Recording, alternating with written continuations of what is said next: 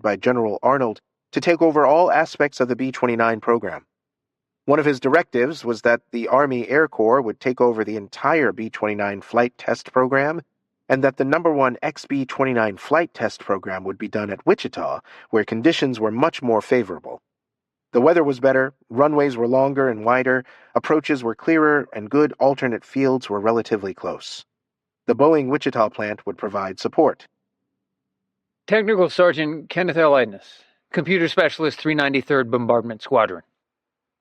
As this aircraft was a new conception, there was much testing to be done, and the Army Air Corps was assigned to do a lot of it. An officer was put in charge of testing and came to Boeing at this time. Paul Tibbets had just returned from England, where he had completed a tour of combat flying B-17s. He flew many hours testing all of the components of the aircraft, the fire control system, recommending changes to be made and testing the changes that were made. It is well known that the biggest problem was the engines. Major Charles W. Sweeney. Once the military had ordered production of 1,600 B-29s, even as the bugs were still being worked out, the need for flight instructors to train the pilots to fly them was pressing. General Armstrong assigned Tibbets to oversee the development of a flight instructor school. I would identify and standardize all procedures for the operation of the aircraft. Colonel Paul W. Tibbets. After the excitement of combat over Europe and North Africa, my assignment in the States had been an emotional letdown. The war, which had been a day-to-day reality, now seemed remote. My contribution to this effort consisted of working 16 hours a day testing B-29s and training crews to fly the big new planes. Because this bomber was being built for action in the Pacific, I was obliged to reorient my thoughts about the priorities in this global war. In Europe, it was easy to conclude that here was the primary theater of action. Vice Admiral William Bull Halsey, Jr. Europe was Washington's darling. The South Pacific was only a stepchild. Major Charles W. Sweeney. The B-29 itself was getting a reputation among some pilots as being unreliable and dangerous. The psychological effect of the pilot's lack of confidence was feeding on itself. Colonel Paul W. Tibbets. I decided it was just another flying machine with characteristics that were not too different from those with which I was familiar. There was plenty of open prairie around Wichita, and I didn't think it possible to get into serious trouble even if the plane developed one of the flaws for which it had already become famous. It would be easy to belly it in and walk back for another one and keep on testing. The flaws diminished during the next few months, and I like to think that my experimental flights helped to spot the troubles. Colonel Samuel R. Harris, Jr., Commander, 499th Bombardment Group. This airplane has more bugs in it than a Tennessee mountain bed. Major General Curtis LeMay. As many bugs as the entomological department of the Smithsonian. Major Charles W. Sweeney. A colonel who commanded a group of B-29s in training at Clovis, New Mexico, had called Tibbets to ask his advice about the growing hesitancy of his pilots to fly the airplane. Engine fires, in particular, had become commonplace. Tibbets had an idea. Colonel Paul W. Tibbets. I was confronted by a man from General Arnold's office in Washington with the fact that they were having trouble at Clovis, New Mexico, trying to get college football heroes to fly the B-29. They said it was unsafe. Well, by that time, I had about 1,000 hours in that thing, and I just couldn't agree with that thesis. They said, "Can you think of any way we could cure it?" Didn't take me long to figure it out. I said, "Train 2 women to fly it." Major Charles W. Sweeney. With the vast majority of men in uniform, most of them either in Europe or in the Pacific, the military had begun to more effectively use the skills of its women, who were not permitted by law to engage in combat. Pilots were needed for stateside duty to ferry aircraft from the plants to airfields and from one field to another. So the Women's Auxiliary Service Pilots, WASPs, was created under the leadership of Jackie Cochran. Jackie, a famous aviatrix before the war and a pioneer in aviation, recruited both experienced women pilots and those who wanted to learn to fly. The WASPs flew in all kinds of conditions to carry out their assignments, and many lost their lives in the line of duty. Their contribution to the war effort has never been fully appreciated, or for that matter, even known, by the public. Tibbets selected 2 Wasps in our unit and took them in a B-29 to an unused airfield in Anniston, Alabama. Although they worked alongside military personnel, flew military planes, and were specifically trained to fly the Army way, WASPs were not technically considered part of the Army Air Forces and were classified as civilians.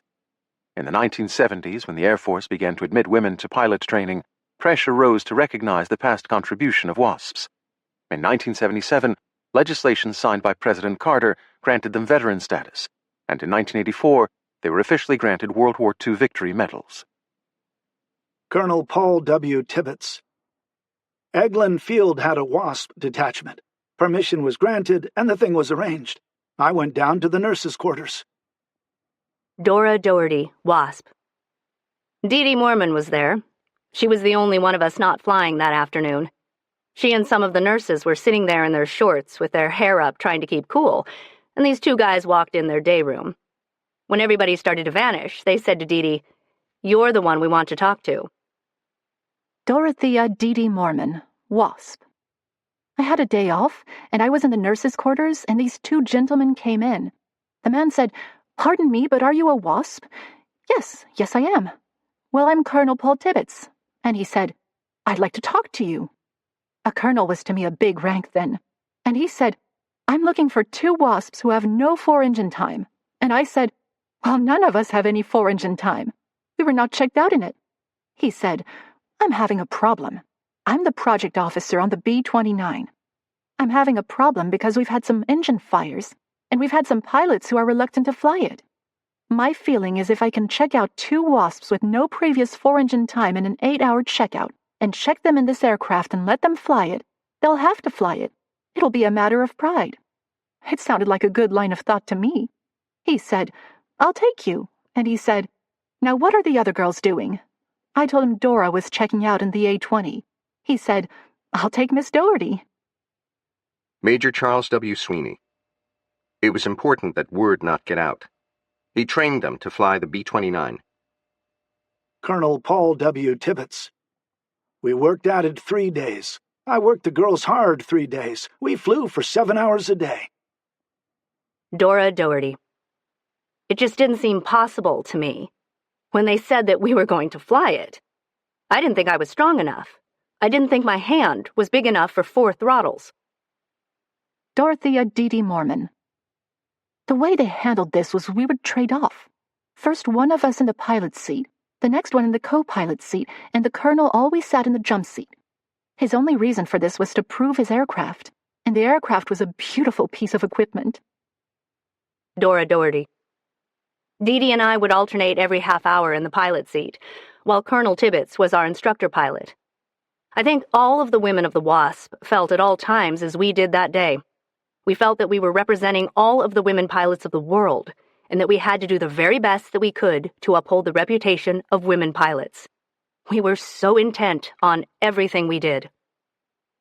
Major Charles W. Sweeney.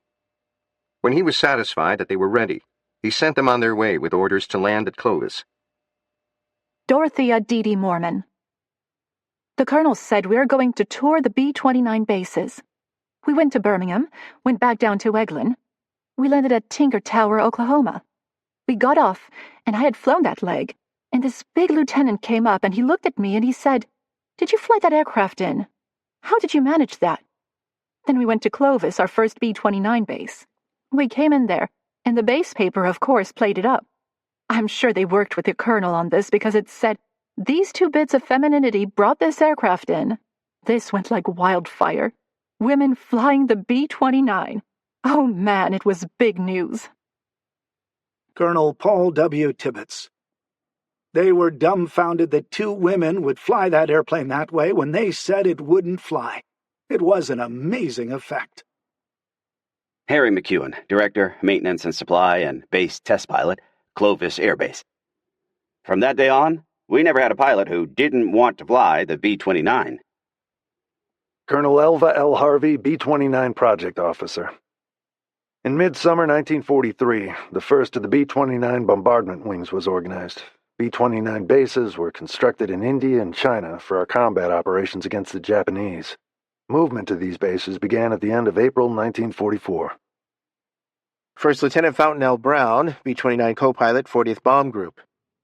On 15 June 1944, we departed Sinqing, China, bombed the Imperial Iron and Steel Works, Yawata, Japan, and returned.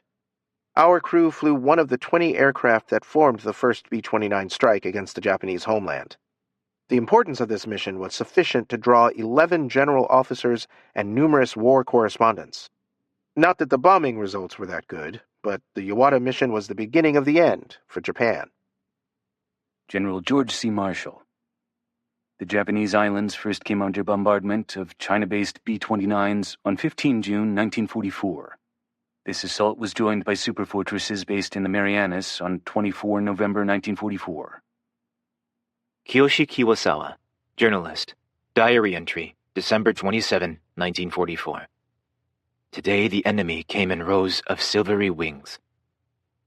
Marshal Admiral Osami Nagano, advisor, Japanese government. Hell is on us. Code name Silverplate.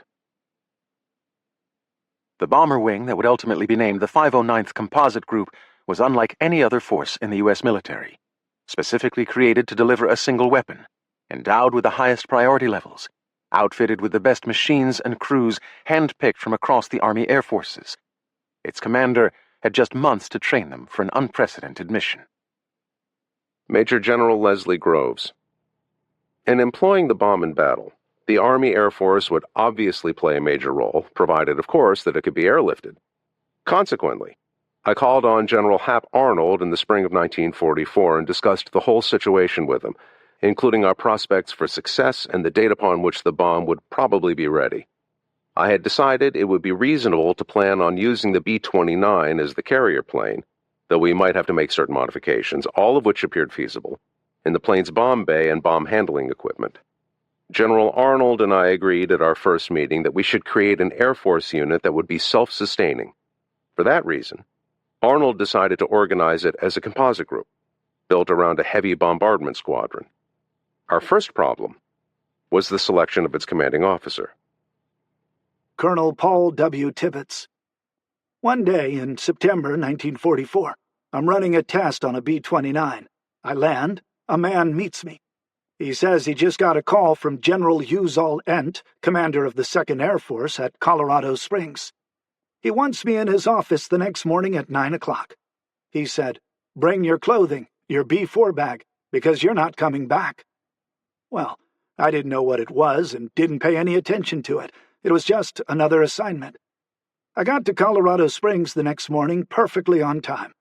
A man named Lansdale met me, walked me to General Ent's office, and closed the door behind me. With him was a man wearing a blue suit, a U.S. Navy captain, that was William Parsons, who flew with me to Hiroshima, and Dr. Norman Ramsey, Columbia University professor in nuclear physics. And Norman said, "Okay, we've got what we call the Manhattan Project. What we're doing is trying to develop an atomic bomb. We've gotten to the point now where we can't go much further till we have airplanes to work with." Major General Leslie Groves. Tibbets had been the operations officer of the 97th Bombardment Group in the North African and European Theater of Operations, where he had flown the usual number of combat missions and had then been returned to the United States. He was a superb pilot of heavy planes, with years of military flying experience, and was probably as familiar with the B-29 as anyone in the service. Colonel Paul W. Tibbets. General Ent laid out what was going on, and it was up to me now to put together an organization and train them to drop atomic weapons on both Europe and the Pacific. My edict was as clear as could be. Drop simultaneously in Europe and the Pacific because of the secrecy problem. You couldn't drop it in one part of the world without dropping it in the other. And so he said, "I don't know what to tell you, but I know you happen to have B-29s to start with. I've got a squadron in training in Nebraska. They have the best record so far of anybody we've got. I want you to go visit them, look at them, talk to them, do whatever you want. If they don't suit you, we'll get you some more." He said, "Paul, be careful how you treat this responsibility, because if you're successful, you'll probably be called a hero. And if you're unsuccessful, you might wind up in prison." Colonel Paul W. Tibbets. Although I came out of General N's office flattered by the importance of my new assignment, it wasn't until the next day that I became fully conscious of the terrible responsibility that was now mine. At the age of 29, I had been entrusted with the successful delivery of the most frightful weapon ever devised, one that had been developed at a cost of $2 billion in a program that involved the nation's best scientific brains and the secret mobilization of its industrial capacity. My first job was to find a home for the outfit that I still had to organize. Of the 3 bases General Ent had offered me, I first flew to Wendover in northwestern Utah on the Nevada border. Captain Thomas L. Carnes, Personnel Officer, Wendover Army Air Base. The Army Air Corps established Wendover Field as an air base in 1940.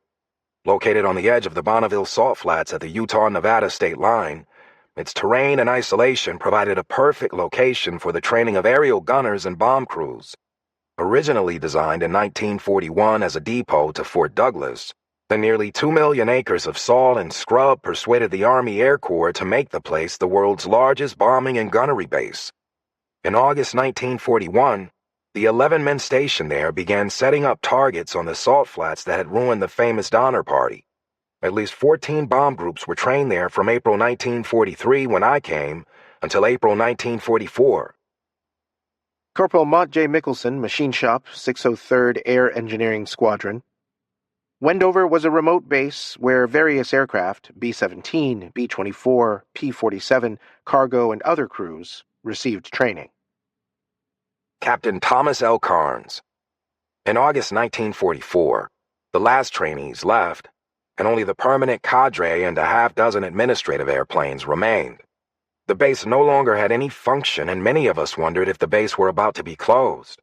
During this strange period, a lone B-29 arrived at the base, and its pilot came to headquarters to declare his desire to inspect the general facilities. Colonel Paul W. Tibbets. As I approached Wendover from the air, I liked what I saw. It was remote in the truest sense. Captain Charles D. Don Albury, Airplane Commander, Crew C-15 393rd Bombardment Squadron. I flew in with Paul Tibbets to inspect the airport to see if it was usable for B-29s. Paul decided we could always take off to the south or the east and maybe use the west runway. On our flight to Wendover, Paul Tibbets asked if I would like to go overseas with the outfit he was going to form. I said yes, of course, because I had a lot of respect for him and his abilities. Captain Thomas L. Carnes. Although only a captain, I was the ranking headquarters officer at the time, so it fell upon me to greet the visitor. He was Paul Tibbets. He asked a few questions, toured the base, thanked me, and left. Colonel Paul W. Tibbets. I was so well satisfied with what I saw that I didn't even examine the other 2 bases. Captain Thomas L. Carnes. I gave the episode no particular thought until a few weeks later when Tibbets returned. He said that he was organizing an unusual bomb group that would have a large number of men with rare qualifications, but he thought many of the base cadre could be utilized as the nucleus of the group. Paul Tibbets and I were about the same age. His air of quiet confidence impressed me immediately, as it must have the generals who selected him to command the 509th, and I was eager to work for him. Corporal Mott J. Mickelson. Suddenly, an air of secrecy filtrated the entire base. B-29 aircraft arrived. 3 of us from the machine shop were asked to volunteer and join the mysterious newly formed group. Corporal Maurice C. Sullivan, criminal investigator, 1395th Military Police Company. Suddenly, the base was flooded with all types of strangers working on various secret surveys. The base intelligence office cooperated closely with the strangers. After a while, I, being an avid science fiction fan, began to form a minuscule idea of the mission of the 509th. To learn more of atomic theory, I checked a book from the base library entitled Atoms in Action. Shortly thereafter, I was visited by a very curious CIC, Counterintelligence Corps agent, in my quarters. I played it cool. Later, I was interviewed by his superior and others. To make a long story short, I realized my hope of transferring into the 509th. The only conditions were to keep quiet and do my job. Colonel Paul W. Tibbets. With the base selected, my next task was to round up the Navy personnel. I went over to Harvard, Nebraska to take a look at the 393rd Bomb Squadron, which General Ent had offered me as the nucleus of my outfit. Major General Leslie Groves. The 393rd Heavy Bombardment Squadron was detached from the 504th Bombardment Group to form the nucleus of the new unit, the 509th Composite Group. The 393rd was picked because of the fine reputation it had gained during its training. The squadron was about to go overseas with its parent organization when the new orders were received. Colonel Paul W. Tibbets. I set up headquarters at Wendover on September 8th, just 1 week after being given my assignment. The 393rd Squadron personnel arrived with their airplanes 3 days later. They consisted of the flight and ground crews for 15 B-29s. Lieutenant Jacob Beezer, Radar Countermeasures Officer, 393rd Bombardment Squadron. On the afternoon of September 10, 1944, the Commandant of Fairmount Army Airfield published General Order No. 254. Paragraph 7 of that order was a bombshell. All personnel of the 393rd Squadron were ordered to depart not later than September 15th to Wendover Field, Utah, for temporary duty, complete with all organizational equipment. The inclusion of all organizational equipment and the statement that no per diem would be paid while at Wendover, and authorization for dependents to accompany, were all clues to the fact that the 393rd was never going to rejoin the 504th. Colonel Paul W. Tibbets. With authority to draw upon the best available men in the Air Force, I set out to surround myself with people whose superior skills I recognized. From my old B-17 crew in Europe, I summoned Tom Farabee, the best bombardier who ever looked through the eyepiece of a Norden bomb sight. Staff Sergeant George Caron, my old tail gunner, Dutch Van Kirk, navigator, and Staff Sergeant Wyatt Dusenberry, flight engineer. They would be assigned to my plane in the squadron and would be in charge of training their counterparts in the other aircraft. I also called on Bob Lewis, who had been involved with me in B-29 testing and would serve as my co-pilot, often becoming commander of my aircraft when other duties prevented me from flying. In fact, he would fly the plane so often that he came to consider it his. Other key people brought into the outfit, on the recommendation of those whose judgment I respected, included Bombardier Kermit Behan, navigator James Van Pelt, radar specialist Jacob Beezer, and pilots Charles Sweeney and Don Albury. Major Charles W. Sweeney. Captain Albury, Master Sergeant John Kuharek, and a few others and I were among a small nucleus who were the first arrivals of a group that was to become 1,500 men. What caught my attention immediately was that security at the base was pervasive. Restricted areas were set up, and military police were posted everywhere. Barbed wire cordoned off sections of the field. Signs were prominently posted warning of the importance of secrecy. At one end of the flight line there was a missile testing project, its missiles similar to the V-2 rockets being used by the Germans. Soon I would learn that this project was a cover.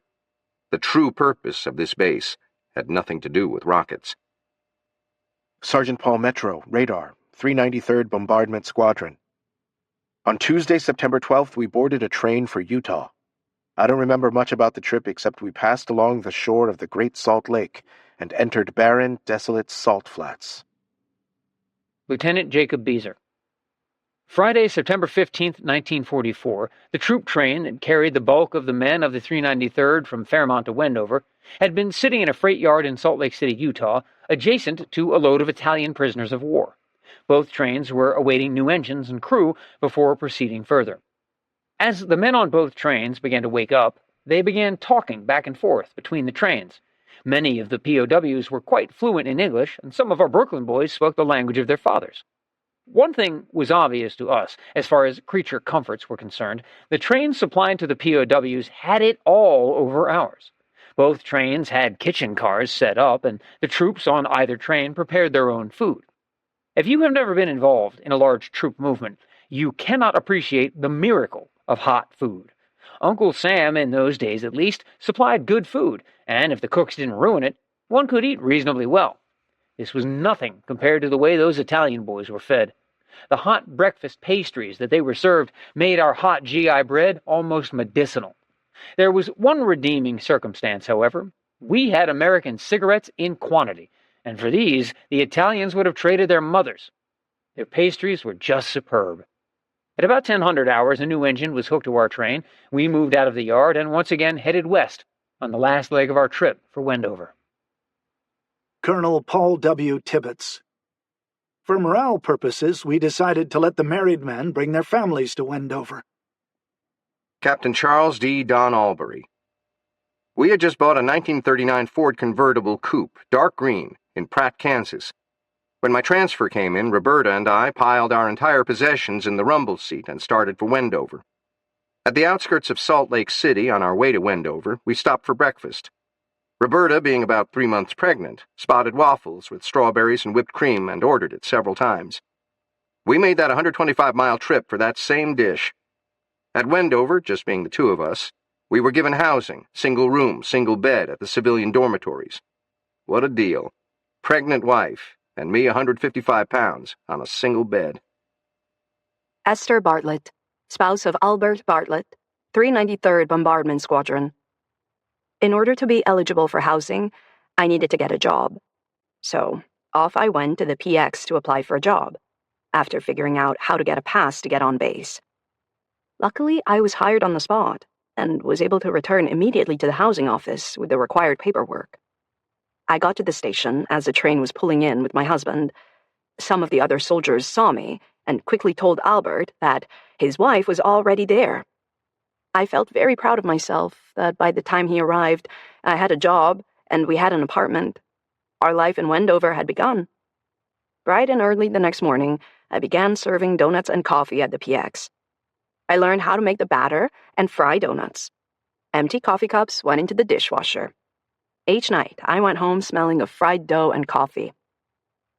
Sergeant Joseph Ross, Radar Countermeasures, 393rd Bombardment Squadron. I remember my first view of Wendover as the troop train arrived at the base.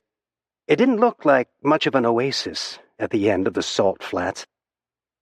Sergeant Paul Metro. This was to be our home for the next 7 to 8 months. Major Charles W. Sweeney.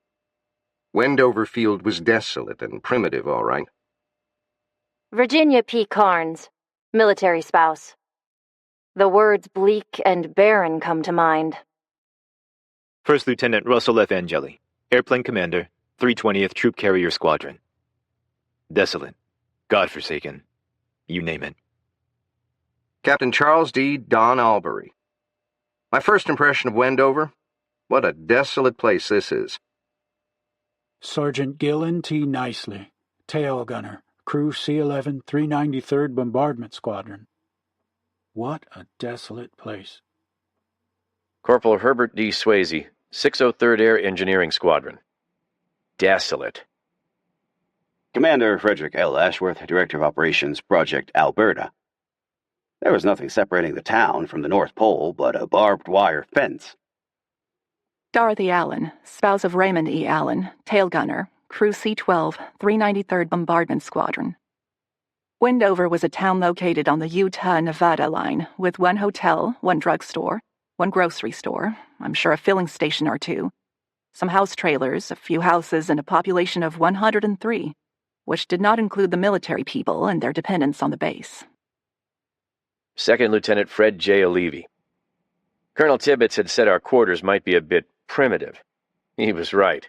Not only were they primitive, they were almost unlivable tar paper shacks, more suited to house cattle or sheep than officers in the United States Army Air Corps. These 10-man, one-story wooden buildings were constructed about a foot off the ground with 2x4 frames sheathed with thin plywood and covered with tar paper. Inside there were 5 small cubicles, 2 men to each. An upper and lower bunk bed filled up most of the space in each cubicle. The ceiling was so low that the man sleeping in the upper bunk could barely sit upright. Pot-bellied stoves burning soft coal stood at each end of these architectural nightmares. An enlisted man was assigned to keep them going 24 hours a day. I soon discovered, however, that the fierce winds blowing across the salt flats regularly blew out the fires, causing soot to fill the shack. I lost track of the number of cold mornings when I had to shake out my bed linen with soot all over the covering blanket. Major Charles W. Sweeney. After I attended an early morning mass on my first Sunday at Wendover, a uniformed security officer, Captain McClanahan, came to my quarters and invited me to take a ride with him. We drove out into the desert. The sun's glare bleached the landscape. The jeep slowed. He stopped. "Did you ever read about Einstein's theory of relativity?" he asked. I answered yes. He reached down and picked up a handful of the brownish, grainy desert dirt and held it as he spoke. He told me that our scientists were working on a new weapon, a weapon using Einstein's theory. The weapon would be 20,000 times more powerful than any existing bomb. He never took his eyes from mine as he spoke. He said, "One bomb will reduce an entire city to this." He tossed the handful of dirt into the air. I watched as it scattered in the wind. There are some moments in life that stay indelibly embedded in your memory. This was one of those moments. I knew I would not forget, not a single detail. One plane, one bomb, one city. I asked my first question. "How heavy is the bomb?" "Colonel Tibbets will brief you on the information you need to know, and never refer to it as a bomb. Call it a gimmick or a gadget, but never a bomb." Colonel Paul W. Tibbets. One of our most important tasks was related to security. It was necessary to impress upon every man as he joined our outfit that he must not discuss the nature of our operation with anyone. We put the screws on very tight. It was awkward to explain to our people that they must not talk to outsiders about our mission. They themselves were in the dark, so how could they give away information they didn't possess? We explained that we didn't want them even to speculate or to give out a hint that our operation was different from any other in the military. Major Charles W. Sweeney. The next day I met with Colonel Tibbets.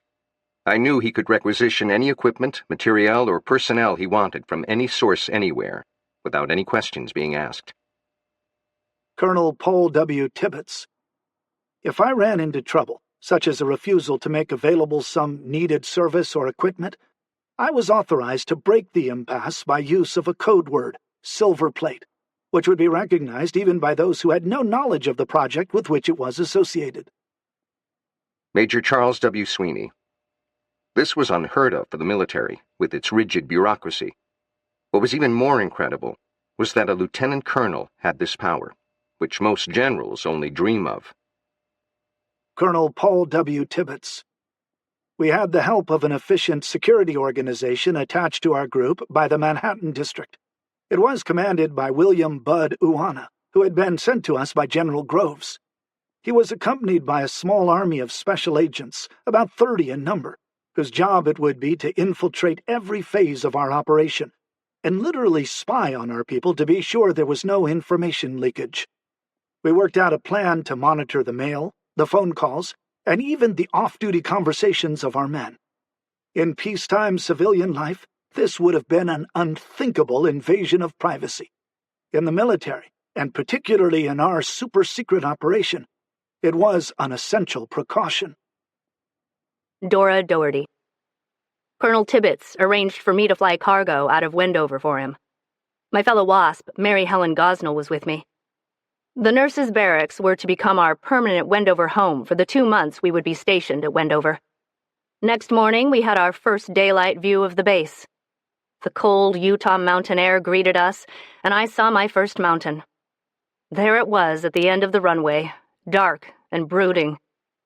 We officially reported in, and as we became acquainted with the base, we saw the warning sign, "What you hear here, what you see here, when you leave here, let it stay here."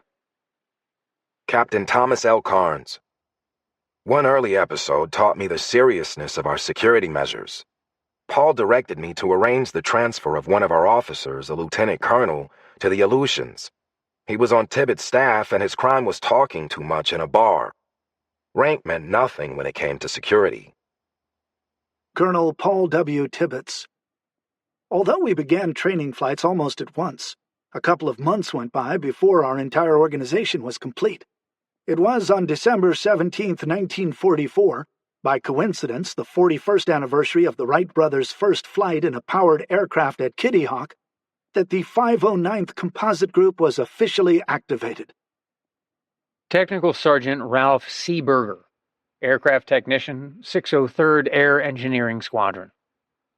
The thing I remember was the midnight Christmas service, December 25, 1944, at the base chapel.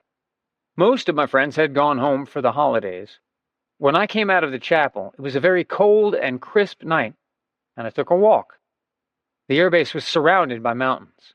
They were playing Christmas carols, and the music was reverberating off of the hills. It was beautiful. But this was one time I was really homesick in the service. Training the 509th.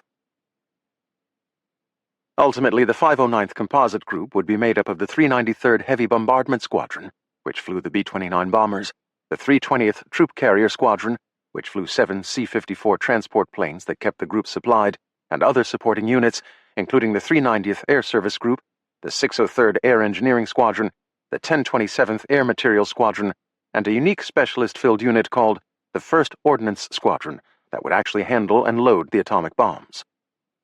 The most pressing task for Paul Tibbets' 509th Composite Group in the beginning of 1945 was that it had to perfect loading, navigating, and dropping an all-new bomb shaped unlike anything any of them had ever seen, all with possibly just months to go before the bomb would be ready for their planes. Major Charles W. Sweeney. Wendover Field was ill-equipped for the massive influx of men and machines that was underway. The field and its ancillary services, designed for a small contingent of fighters, were unsuitable for the demands of a heavy bomber group. By December, over 800 officers and other personnel had crowded into the existing facilities, and by the end of January 1945, the number had ballooned to over 1,500. Colonel Tibbets had to create an entire self-contained and self-sustaining unit overnight. Security, communications, staff support, armament, weather, photography, personnel, intelligence, cooks, bakers, and candlestick makers. Supplies had to be brought in, and maintenance and facility improvements had to be made on an ongoing basis. All of this quickly made getting the 509th into operational shape a monumental challenge. Then, once the organization had been put into motion and staffed, Tibbets had to select the crews, develop unique tactics for delivering an untested weapon that might never come to be, train the crews in the new tactics, and in the B-29, which was still undergoing design changes, develop a strategy to get the weapon to a target, and coordinate with scientists who were unsure if a functioning weapon could be delivered in time. Major General Leslie Groves. The total authorized strength of the 509th Group was set at 225 officers and 1,542 enlisted men. It was a completely self-contained unit. Second Lieutenant Fred J. O'Leary.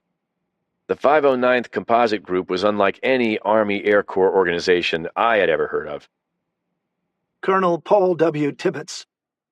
There had been nothing like it in this or any other war. Some were to call it Tibbets' Individual Air Force, because I was given the authority to requisition anything needed to carry out my assignment. Second Lieutenant Fred J. O'Leary. Only 15 B-29s made up the 393rd Squadron, 5 airplanes each in flights designated as A, B, and C. 3 other B-29s were added to the squadron just prior to the time we left for Tinian Island. In addition to the bomber squadron, the self-contained 509th also had its own airline, the 320th Troop Carrier Squadron. This squadron flew 7 C-54 four-engine transport planes and was affectionately called the Green Hornet Airline. Major Charles W. Sweeney. A small group of civilian technicians and scientists, operating under the code name Project Alberta, served as liaison between Silver Plate and the Manhattan Engineer District. Second Lieutenant Fred J. O'Leary. There was a constant stream of strangers at Wendover. These men were inspecting the B-29s, working with the engineering and ordnance people. Exactly who they were and what they were doing was not my business. I figured I would be told in the future, if they wanted me to know. Philip E. Doan, 1st Ordnance Squadron, Special Aviation. We did not question any of the reason for any activity that was occurring, because it was obvious something pretty important was in the works. Colonel Paul W. Tibbets. There were a number of civilian scientists on the base at times. To explain the presence of these people in civilian clothes, I told Lucy they were sanitary engineers. When I came home one day, I found that she had called one of them to unplug a stopped-up bathroom drain. This PhD didn't understand how he came to be asked to do the job, but he was a good sport and took care of the problem, for which his advanced degree in physics did not necessarily qualify him. He and I laughed about it later. Major Charles W. Sweeney. Scientists and our personnel going from Wendover to Los Alamos, or to Wendover from Los Alamos, never traveled directly.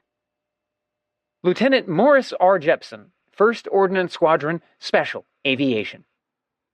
Sometime in the winter of 1944-45, I was ordered to make a trip to a place that proved to be Los Alamos, New Mexico. We arrived at Albuquerque, where a car met us, and drove off somewhere. The driver briefed us, "We will stop in Santa Fe, where you will exchange your Air Force insignia for Army ordnance. Where you are going, people are not to know the Air Force is preparing to use weapons they are developing." Colonel Paul W. Tibbets. Great pains were taken to disguise the fact that Air Force personnel were at Los Alamos. The purpose may have been to keep from ruffling the sensitive feathers of a few scientists who didn't mind making a bomb, but who were appalled by the thought that it might actually be used. I removed all Air Corps insignia from my uniform and substituted the gold castle emblem of the U.S. Army Engineers. Sometimes I would even change shirts so that the pinholes for the wings did not show. Although I always wondered if those PhDs were knowledgeable or interested enough in military matters to make the necessary deductions. Major Charles W. Sweeney.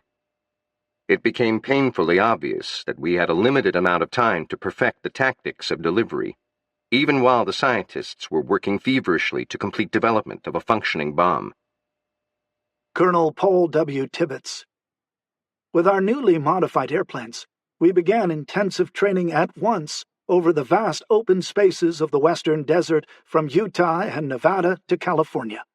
My first concern was for accuracy in dropping the bomb, and my next, for a maneuver that would put us as far as possible from the point of explosion.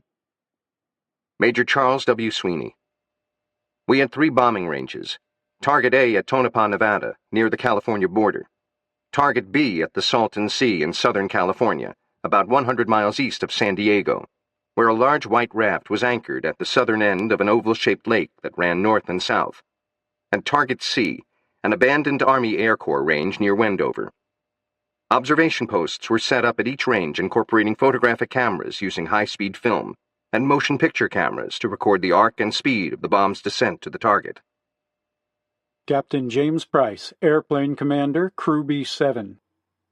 We were dropping 10,000-pound bombs. They were called pumpkins.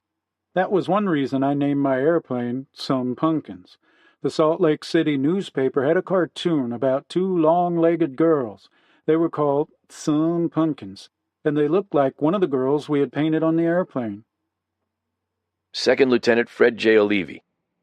It looked like a squat, misshapen pumpkin, and for our practice bomb runs to Muroc Lake, California, it was even painted a mustard yellow. Major Charles W. Sweeney. We learned as we went. We had no ballistic tables for a bomb of this weight and shape, no carrying hooks to hold its 10,000-pound weight, no reliable fuses to trigger the complicated firing mechanism for a plutonium device.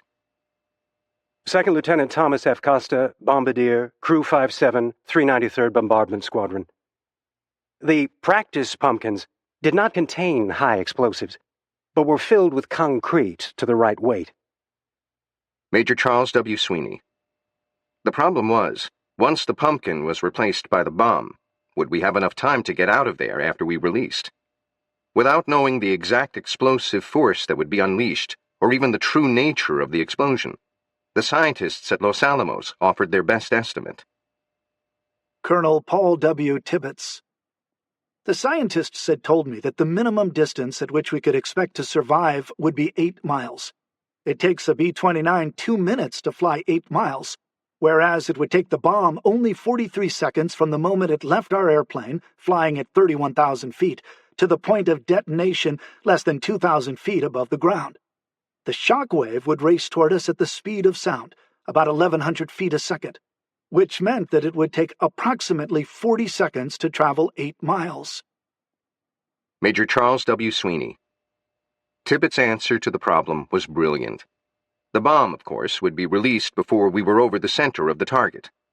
On release, it would initially travel at the same speed as the airplane, approximately 320 miles per hour ground speed, then fall in a trajectory toward the target. If, immediately upon release, we banked the B-29 into a sharp, rapid, diving 155-degree turn, going back in the same direction we came from in a tight arc, we could take the airplane 8 slant-range miles or more away from the blast in 43 seconds, even though the maneuver would reduce our altitude by about 1,700 feet. Colonel Paul W. Tibbetts. I took the airplane up. I got myself to 25,000 feet, and I practiced turning steeper, steeper, steeper, and I got it where I could pull it around in 40 seconds. The tail was shaking dramatically, and I was afraid of it breaking off, but I didn't quit. That was my goal. And I practiced and practiced until, without even thinking about it, I could do it between 40 and 42 seconds all the time. Major Charles W. Sweeney. It was a totally unheard-of tactic for bomber pilots trained to fly in tight formations into and away from the target. But once Tibbetts had devised it, it was up to the pilots to execute it. There were no training schools or manuals on this one. We would have to train ourselves. Second Lieutenant Fred J. O'Leary. Pilot Charles D. Don Albury surprised me by executing this hazardous and tricky maneuver on one of my first training flights, telling me to pay close attention because the 155-degree diving turn he was going to execute was SOP, Standard Operating Procedure, when dropping the pumpkin. He called over the intercom to the rest of the crew, "Hold on, boys, here we go." Albury suddenly dropped the left wing and swung the B-29 into a sharp turn and dive. I felt a centrifugal force push me against the side of the aircraft as it banked and picked up speed. At first I thought, he's banked too hard. This plane wasn't designed to take this kind of stress. He'll kill us all. But as Albury brought the nose of the B-29 up and straightened out the flight path, I saw he was laughing. Crazy maneuver, but this ship can take it, O'Leary, as long as you don't push it too far. It took me quite a few training sessions before I felt comfortable taking the B-29 into this dangerous maneuver. But I soon gained confidence, always remembering not to exceed the 155 degrees. Major Charles W. Sweeney. Our actual B-29 missions could involve a 3,000-mile round-trip flight over water, so navigational training became a high priority. Even a minute miscalculation could result in missing the intended destination by many miles, given the distances to target. By then, it was pretty clear that if the mission were ever flown, it would be flown against the Japanese. The Germans were collapsing on both the western and eastern fronts in Europe. Colonel Paul W. Tibbetts. Classroom work and lectures were helpful, but I was convinced that the crews wouldn't really understand and conquer the problem except by experience. Accordingly, I asked for and received permission to send crews to Batista Field near Havana, Cuba, where we could use the whole Caribbean for flying practice missions.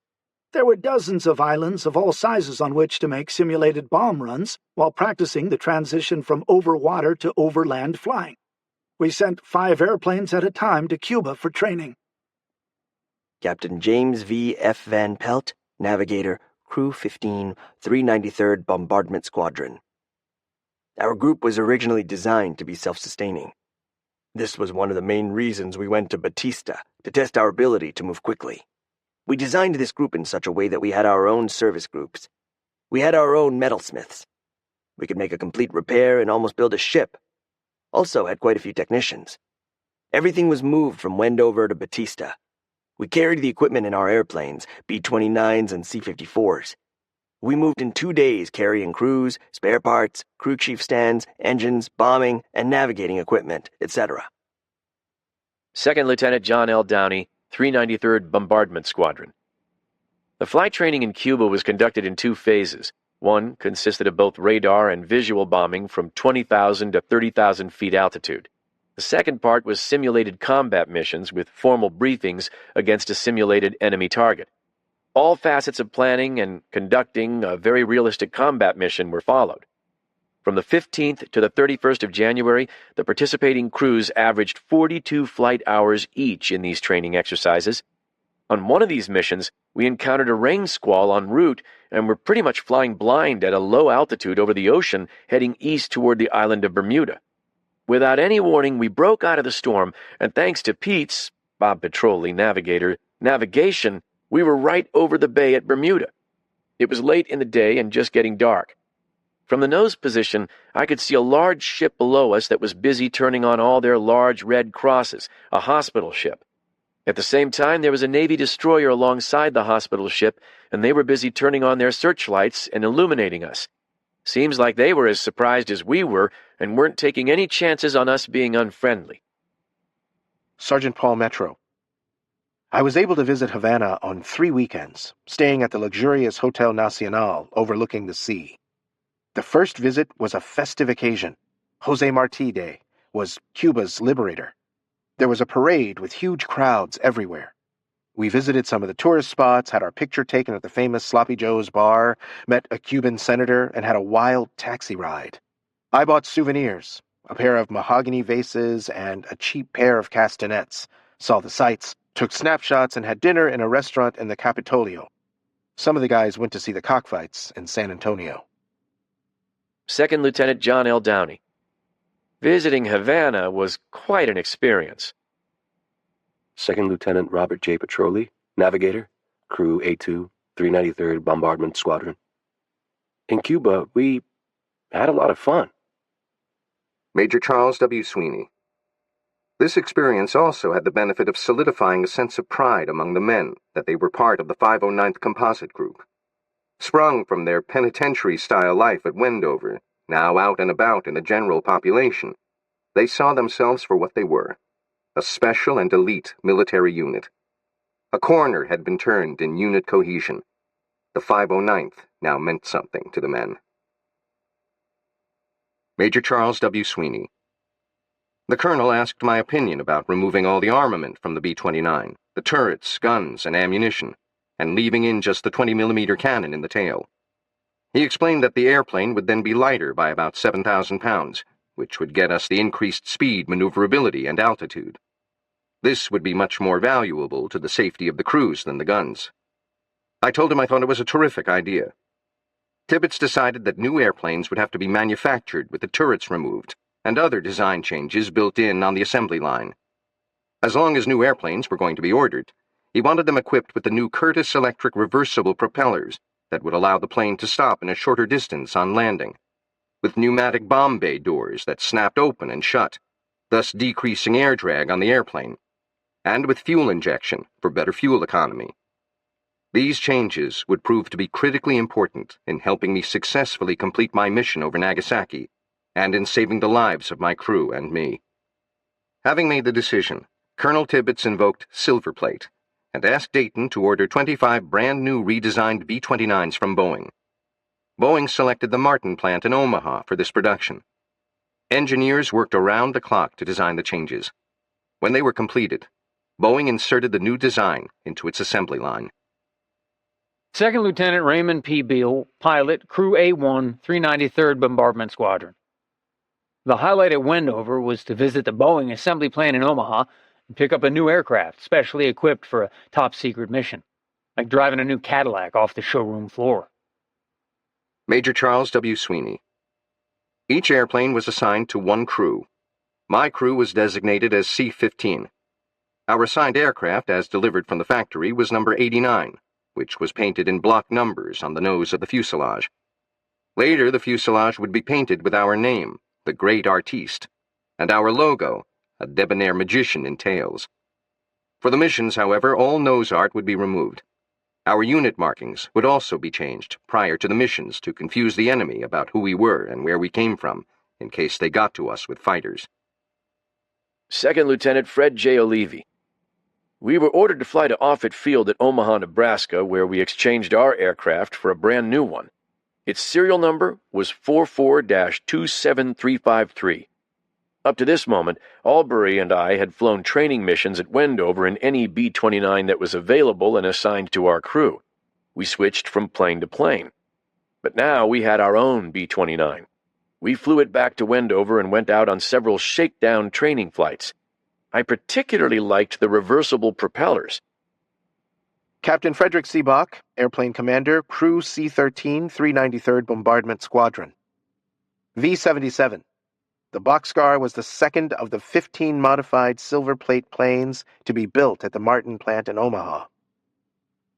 Second Lieutenant Leonard Godfrey, Navigator, Crew C-13, 393rd Bombardment Squadron. Fred Bach was the most methodical, careful, thoughtful pilot you can imagine. We did a test flight in Omaha there as passengers with the factory crew, and then flew it back to Wendover.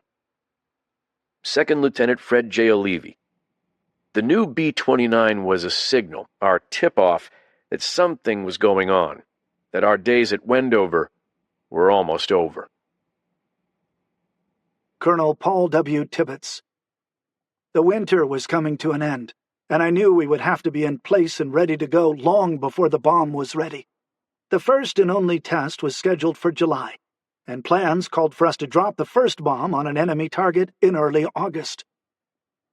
Major Charles W. Sweeney. Colonel Tibbets sensed the stalling of momentum and seized the day. He knew that moving our personnel, equipment, and supplies overseas would be a time-consuming process. Colonel Paul W. Tibbets. I had just passed my 30th birthday, and now wore the eagles of a full colonel on my uniform. A load of responsibility had been thrown on my shoulders, and I decided to exercise the authority that went with it. Without asking anyone's advice or consent, I transmitted to Washington the code word that said, in effect, "Issue the orders for the 509th to be processed for overseas movement." Major Charles W. Sweeney. On May 6, 1945, 1,200 of our support personnel boarded the troop ship SS Cape Victory at Seattle and sailed west. They would arrive 3 weeks later at destination. The C-54 transports would set down on May 18th. Finally, at the beginning of June, our 15 B-29s would touch down to join our fellow comrades. Corporal Mont J. Mickelson. We boarded Cape Victory, a Victory-class troop ship manufactured by Kaiser Steel. Bunks were layered 7 high, canvas roped to steel pipe frames. Needless to say, the environment became extremely smelly and stale. The tranquil trip through Puget Sound was beautiful. Then high Pacific storm seas changed all that. Waves began crashing over the smaller Victory ship's bow. Many personnel became extremely seasick, whether psychological or not. Many relieved stomach contents over the rail for 3 days before subsiding. We docked at Honolulu, Oahu, Hawaii for 3 days. We're not allowed to leave the dock, but those beautiful and handsome local people entertained us with a typical show of music, singing, and dance. Many of us were happy to purchase canned pineapple, to enjoy a delicacy eaten without standing upright with the ship heaving and rolling from side to side. Second Lieutenant Jack Wadowski, Navigator, Crew B-8, 393rd Bombardment Squadron. We were all ready because I think we were tired of the intense training we received the past 8 months. Staff Sergeant William C. Drainer, Radar, 393rd Bombardment Squadron. Leaving Wendover was comparable to the time I left home and family in West Virginia in 1942. I had that same feeling as I looked down at the airfield and thought that life wouldn't be that nice again. Sergeant Major Arthur J. Johnson, 390th Air Service Group Headquarters. I was a member of the advance party. We left Wendover on May 15, 1945, under secret orders and with a security agent through Hamilton, AFB, California. When we left there, well before midnight, each of us was given a sealed envelope containing our secret orders and revealing our destination. We were not permitted to open them until we had passed the point of no return on our way to Hickam Field, Hawaii. At last, we knew we were going to Tinian Island. Spring 1945. As the winter and spring of 1945 unfolded, and the German military collapsed in Europe under unrelenting Allied pressure, the tempo of the Manhattan Project quickened across its various design and production facilities. By January, the Calutrons at Oak Ridge were spinning away. On an average day, about 85% of the 864 alpha calutrons were running and generating about 9 ounces of uranium. There would be enough material for a bomb in about 6 months. Since 1942, U.S. Marines had steadily advanced through the Central Pacific, bloody island by bloody island, fighting the Japanese to the last man. On many islands, less than 1% of the Japanese defenders lived to see the end of the battle, with many committing suicide, sometimes in dramatic banzai charges rather than surrendering. The U.S. Army had advanced through the southern Pacific, up through the northern Solomons, then New Guinea, and finally back to the Philippines, where General Douglas MacArthur had famously promised to return when driven away by Japanese advances in 1942. The fighting was hellish, and supplies had been delivered across thousands of miles of the Pacific Ocean for each landing and resupply. In mid-April, the nation experienced a surprise cataclysm: the death of the commander-in-chief, who had led the U.S. into and through the war, a development that thrust an inexperienced one-time Missouri haberdasher into the role of deciding the ultimate use of the atomic bomb, a development and invention that surprised him, perhaps most of all. Harry Truman, Vice President of the United States. During the first few weeks of Franklin Delano Roosevelt's fourth administration, I saw what the long years in the presidency had done to him. He had occupied the White House during 12 fateful years, years of awful responsibility. He had borne the burdens of the Reconstruction from the Great Depression of the 30s. He shouldered the heavier burdens of his wartime leadership. It is no wonder that the years had left their mark. The very thought that something was happening to him left me troubled and worried. Eleanor Roosevelt, First Lady of the United States. On the 1st of March, Franklin addressed the Congress, and I knew, when he consented to do this sitting down, that he had accepted a certain degree of invalidism. I found him less and less willing to see people for any length of time, needing a rest in the middle of the day. He was anxious to get away, and I was pleased when he decided to go to Warm Springs, where he always gained in health and strength. He invited his cousins, Laura Delano and Margaret Buckley, to go down with him. Admiral William Leahy, Chief of Staff to the President, the White House. It was apparent he needed a longer rest, so he finally heeded his medical advisors and decided to spend 3 weeks at his second home in Warm Springs, Georgia. When he left to take the train for Georgia, I walked with him from the office where we had been talking to the south entrance of the White House. He was cheerful as usual. That was the last time I saw Franklin Roosevelt alive. Eleanor Roosevelt. On April 12th, in the afternoon, Laura Delano called me to say that Franklin had fainted while sitting for his portrait and had been carried to bed. I talked to Dr. McIntyre, who was not alarmed, but we planned to go down to Warm Springs that evening.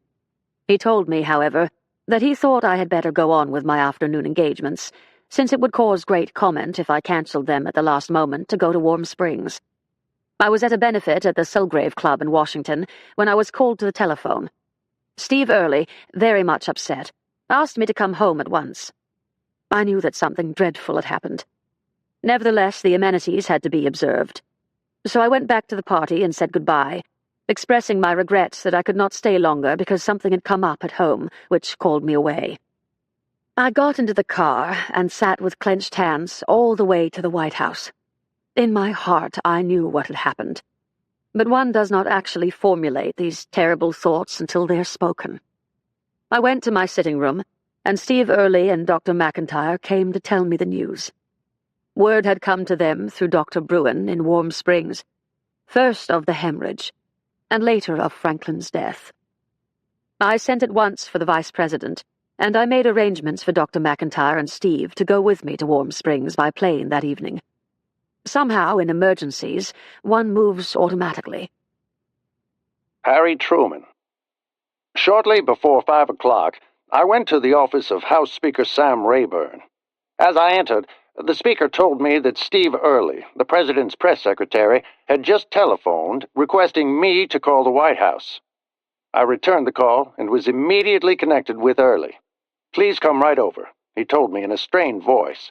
I reached the White House about 5:25 p.m. and was immediately taken in the elevator to the second floor and ushered into Mrs. Roosevelt's study.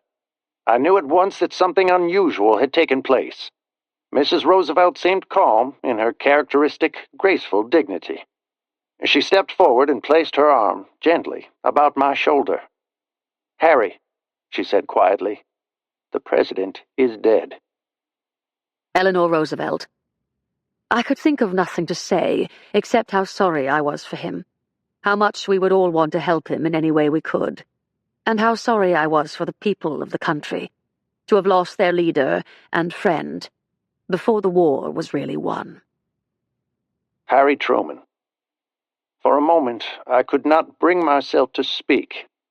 "Is there anything I can do for you?" I asked at last. I shall never forget her deeply understanding reply. "Is there anything we can do for you?" she asked. "For you are the one in trouble now." It seems to me that for a few minutes we stood silent. James C. Forrestal, Secretary of the Navy. I was with the Secretary of State and the Attorney General at 5:45 p.m. when a message came for Mr. Edward Stettinius to go immediately to the White House. At 5:50 p.m., I received a message on the telephone asking Attorney General Francis Biddle and myself to go to the White House. Harry Truman. Secretary of State Stettinius entered in tears, his handsome face sad and drawn. He had been among the first to be notified, for as Secretary of State, who is the keeper of the Great Seal of the United States and all official state papers, it was his official duty to ascertain and to proclaim the passing of the President. I asked Steve Early, Secretary Stettinius, and White House staffer Les Biffy, who now also had joined us, call all the members of the Cabinet to a meeting as quickly as possible. James C. Forrestal. We went to the Cabinet Room of the White House, where there were gathered the Vice President, Secretary Wallace, Secretary Stimson, Secretary Morgenthau, Secretary Perkins, Secretary Wickard, Secretary Ickes, Leo Crowley, and Cap Krug. Admiral William Leahy. The constitutional provisions for succession to the presidency were swiftly carried out. At 7:09 p.m., April 12th, in the Cabinet Room of the White House, flanked by the heads of the executive departments and offices of the government, Truman was administered the oath of office by Chief Justice Harlan Stone. Truman stood at the north end of the big table in the middle of the room. James C. Forrestal. Mr. Truman responded to the oath firmly and clearly. His only act of omission was a failure to raise his right hand when he was repeating the oath with his left hand on the Bible. The Chief Justice had to indicate to him that he should raise his hand. Under the circumstances, it gave dignity and firmness. Harry Truman. We were in the final days of the greatest war in history, a war so vast that few corners of the world had been able to escape being engulfed by it. In that war, the United States had created military forces so enormous as to defy description. Yet, now, when the nation's greatest leader in that war lay dead, and a simple ceremony was about to acknowledge the presence of his successor in the nation's greatest office, only 2 uniforms were present, and these were worn by Admiral of the Fleet Leahy and by General Fleming, who, as Public Works Administrator, had been given duties that were much more civilian in character than military. So far as I know, this passed unnoticed at the time, and the very fact that no thought was given to it demonstrates convincingly how firmly the concept of the supremacy of the civil authority is accepted in our land. Admiral William Leahy. One could hardly see at that time how the complicated, critical business of the war and the peace could be carried forward by a new president who was, in comparison, almost completely inexperienced in international affairs. Senator James F. Burns. The task of the president at that time was unusually heavy. And President Roosevelt had years of experience in the office and had learned to live with his problems as they accumulated. In contrast, President Truman was facing, without warning, unfamiliar hazards, both at home and abroad. Paul Numeroff. In all of the 27 months of the project, work never stopped. Only once was a special announcement made. President Franklin Delano Roosevelt had died. Then came a second announcement. There would be a moment of respectful silence. There was. Then the work continued. Major Charles W. Sweeney. My generation had never known another leader. He had taken us through two back-to-back cataclysmic disasters, unprecedented in American history, the Great Depression and World War II. With my Catholic upbringing, it seemed to me almost biblical that, like Moses, President Roosevelt would not be with his people in their moment of triumph. Later, my feeling of unease was not lifted when I heard the tinny Midwestern twang of a man the nation and I barely knew. J. Robert Oppenheimer. Remarks at Memorial Service for President Roosevelt, Los Alamos. When the world had word of the death of President Roosevelt, many wept who are unaccustomed to tears. Many men and women, little enough accustomed to prayer, prayed to God. Many of us looked with deep trouble to the future. Many of us felt less certain that our works would be to a good end. All of us were reminded of how precious a thing human greatness is. We have been living through years of great evil and of great terror. Roosevelt has been our president, our commander-in-chief, and, in an old and unperverted sense, our leader. All over the world men have looked to him for guidance, and have seen symbolized in him their hope that the evils of this time would not be repeated, that the terrible sacrifices which have been made, and those that are still to be made, would lead to a world more fit for human habitation. It is in such times of evil that men recognize their helplessness and their profound dependence. One is reminded of medieval days, when the death of a good and wise and just king plunged his country into despair and mourning. In the Hindu scripture, in the Bhagavad Gita, it says, "Man is a creature whose substance is faith. What his faith is, he is." The faith of Roosevelt is one that is shared by millions of men and women in every country of the world. For this reason, it is possible to maintain the hope. For this reason, it is right that we should dedicate ourselves to the hope that his good works will not have ended with his death. Harry Truman, President of the United States. That first meeting of the Cabinet was short, and when it adjourned, the members rose and silently made their way from the room, except for Secretary Stimson. He asked to speak to me about a most urgent matter. Stimson told me that he wanted me to know about an immense project that was underway, a project looking to the development of a new explosive of almost unbelievable destructive power. That was all he felt free to say at the time, and his statement left me puzzled. Vannevar Bush. At the close, Mr. Stimson stayed on and told the President of the existence of the vast project from which a new weapon of unprecedented power was forthcoming. He gave President Truman the broad outlines of the endeavor, and said that I could tell him the full story. Harry Truman. It was later, when Vannevar Bush, head of the Office of Scientific Research and Development, came to the White House, that I was given a scientist's version of the atomic bomb. Vannevar Bush. I sat down with President Truman and gave him the detailed fine structure of the affair, a full account of the atomic bomb as it then stood. Subsequently, this report was enriched and amplified by Mr. Stimson and General Groves, with special reference to the probabilities of the future as regarded our then current monopoly of the weapon and the prospect that other nations, notably the Soviet Union, would attain it. My own meeting with President Truman was the first time I had ever seen him. Harry Truman. That so vast an enterprise had been successfully kept secret, even from the members of Congress, was a miracle. I had known, and probably others had, that something that was unusually important was brewing in our war plans. Many months before, as part of the work of the committee to investigate the National Defense Program, of which I was chairman, I had had investigators going into war plants all over the country. I had even sent investigators into Tennessee and the state of Washington with instructions to find out what certain enormous constructions were. and what their purpose was. At that time, when these investigators were sent out, Secretary Stimson had come to see me.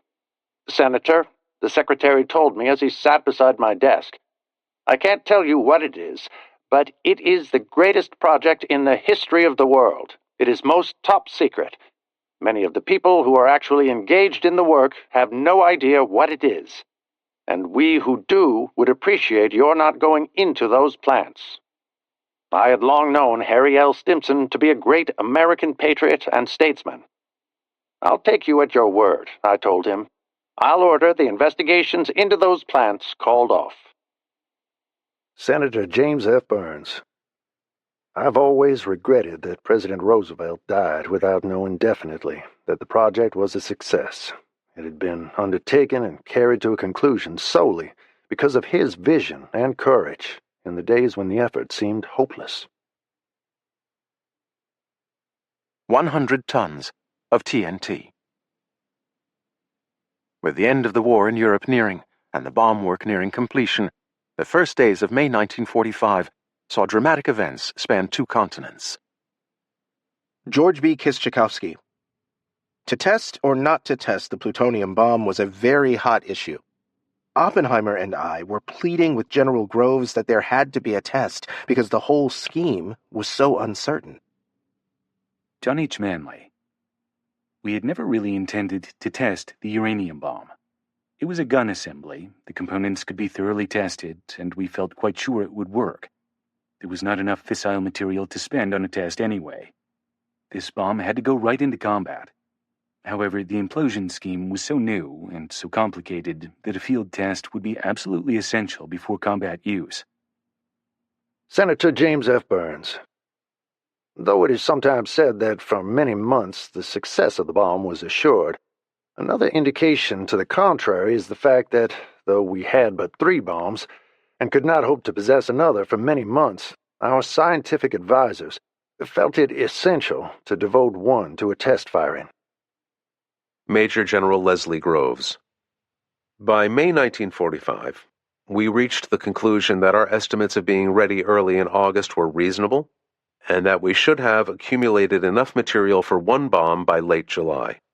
July 24 was finally set as the deadline date, and by the end of that day, enough uranium, and a little bit more, had been shipped to Los Alamos for the manufacture of the first bomb to be dropped on Japan. Herbert L. Anderson. It was recognized that no amount of experimental work would yield as much information as an actual explosion, and plans were made for such a test under a code name of Project Trinity. J. Robert Oppenheimer. Why I chose the name Trinity is not clear, but I know what thoughts were in my mind. There is a poem of John Donne, written just before his death, which I know and love. From it a quotation. "As west and east, in all flat maps, and I am one, are one, so death doth touch the resurrection." That still does not make Trinity. But in another, better-known devotional poem, Donne opens, "Batter my heart, 3-personed God." Beyond this, I have no clues whatever. Kenneth T. Bainbridge. Oppenheimer asked me to be director of the Trinity Project. John Williams was appointed as deputy director to oversee that the installation and construction of facilities for instruments and shelters conformed to the scientific requirements and were completed on time. In succeeding months, increasing numbers of scientists and special engineer detachment soldiers from Los Alamos were assigned to the Trinity Test Project as confidence rose that the implosion method might be practicable and sufficient core material might be available in June or July. Major General Leslie Groves. Bainbridge had the unusual qualification of being a physicist with undergraduate training in electrical engineering. He was quiet and competent, and had the respect and liking of the over 200 enlisted men later on duty at Alamogordo. His first step, with the assistance of Oppenheimer, Major W.A. Stevens, who was in charge of construction activities at Los Alamos, and Major Pierre de Silva, the head of security at Los Alamos, was to select a site. Kenneth T. Bainbridge. The basic requirements for the Trinity test site were a flat area to facilitate measurements, a remote but accessible region, which for security reasons could not easily be associated with Los Alamos, and an area which could be cleared of all inhabitants months before the test date. The area had to be remote from populated areas so that people could be evacuated in the event of a low-order detonation, which would distribute poisonous plutonium, or a high-level explosion, which would be accompanied by dangerous radioactive fallout. Major General Leslie Groves. After looking at several other sites, the committee finally settled on Alamogordo as being entirely satisfactory. It was on an airbase, but was far removed from the airfield itself. Arrangements were promptly made with Major General U.G. Ent, under whose control the base came, for us to use the Alamogordo area. Kenneth T. Bainbridge. I was convinced that a rehearsal was imperative, as there would be only one chance with the main test. A proposal was made to Oppenheimer for a test of 100 tons of explosive, to check out instrumentation and facilities, to calibrate gauges, and to determine weaknesses in the plans and organization. Val L. Fitch. In May, 100 tons of TNT were exploded near the tower site as a calibration of some of the instrumentation. Kenneth T. Bainbridge. The center of the 100-ton pile was 38 feet above the ground to scale effects to conform to the final implosion test bomb on a 100-foot tower on the basis of the then predicted yield. Kistyakovsky's division obtained special fast-acting explosives arrayed in the cylindric cubic structure of TNT to improve the speed and uniformity of the explosion. As Kisty told me, these explosives were not sensitive to mechanical shock, which was proven when some boxes fell off a truck transporting the explosives from the rail. Joseph L. McKibben. It was also to be an exercise in using the cameras and other diagnostic equipment, and for that they needed the timing equipment to be in operation. We only had time to do a small amount of checking up on the operation of our equipment. The 100-ton test presented us with a few failures, but with such a tight schedule, that was not unexpected. Kenneth T. Bainbridge. The 100-ton rehearsal shot was detonated on May 7th. The rehearsal shot had gone off 1/4 second early due to electrical pickup. This would have been costly in the final test, where so many of the results depended on programmed timing, down to the last millisecond. This provided one more reason to rule that after 4 weeks prior to the final test date, no new experiments would be added to avoid new wiring with attendant pickup hazards. Val L. Fitch. I thought that 100 tons made an incredible explosion. Kenneth T. Bainbridge. The night of the successful rehearsal shot was the one and only time at Trinity that I had an alcoholic drink, until a few days after the final bomb test. Lieutenant Bush, John Williams, and I relaxed at a poker game with John H. Anderson, who joined us when he could. Anderson was a civilian security agent, I was told. What his job was I never asked, and he never volunteered to define. We were feeling good, because the explosion had been satisfactory and no one was hurt. Gretchen Heitzler, rancher, 3 Rivers Ranch, Otero County, New Mexico. We retired late one night after returning from a picnic at White Sands. We dumped the sleeping children in their beds and flopped into ours, and it would be hard to say who was snoring the loudest when we were all startled awake by a terrific explosion. We rushed outside. We fruitlessly searched the premises and then retired to the kitchen to make a pot of coffee and talk things over. Sleep was out of the question.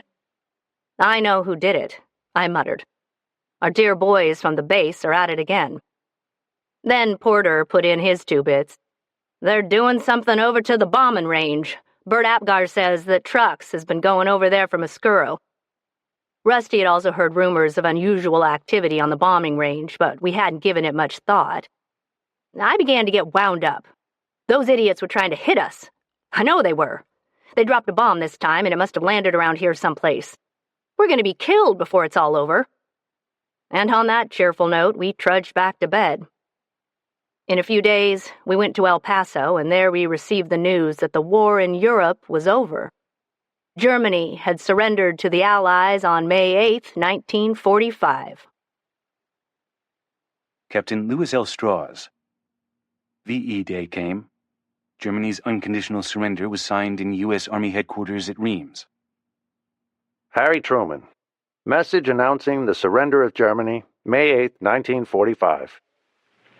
This is a solemn but a glorious hour. I only wish that Franklin D. Roosevelt had lived to witness this day. General Eisenhower informs me that the forces of Germany have surrendered to the United Nations. The flags of freedom fly all over Europe. For this victory, we join in offering our thanks to the Providence which has guided and sustained us through the dark days of adversity. We must work to finish the war. Our victory is but half won. The West is free, but the East is still in bondage to the treacherous tyranny of the Japanese. When the last Japanese division has surrendered unconditionally, then only will our fighting job be done. I call upon every American to stick to his post until the last battle is won. Admiral William Leahy. At 1 p.m. with General Marshall and Admiral King, we made a brief broadcast on a hookup of all radio networks in celebration of the surrender. I concluded, Japan must be beaten into defeat, into unconditional surrender. The reconquest of the Philippines was a step in that direction. The remaining steps must and will be taken. We have no intention of relaxing until the Eastern barbarian shares the fate of his partner. We have not forgotten Pearl Harbor. We know that the American people, with equal devotion and sacrifice, will support their sons and brothers who will be fighting our savage enemies in the far Pacific until the final victory is won. Emilio Segrave. While we were in the desert setting up the experiment, we received news of Hitler's suicide, of the surrender of Germany, and of the end of the war in Europe. One of my reactions was, we have been too late. For me, Hitler was the personification of evil and the primary justification for the atomic bomb work. This feeling was shared by many of my colleagues, especially the Europeans. Selecting the targets. Total war arrived in Japan long before the Manhattan Project finished its work. In the Pacific, the naval noose around Japan was tightening. Submarines, carrier-based bombers, and mines were exacting a crippling toll on Japanese shipping, which was critical to supplying Japan with almost all its oil and industrial supplies, and vast aerial attacks by U.S. bombers began to reduce the country's major cities to ashes.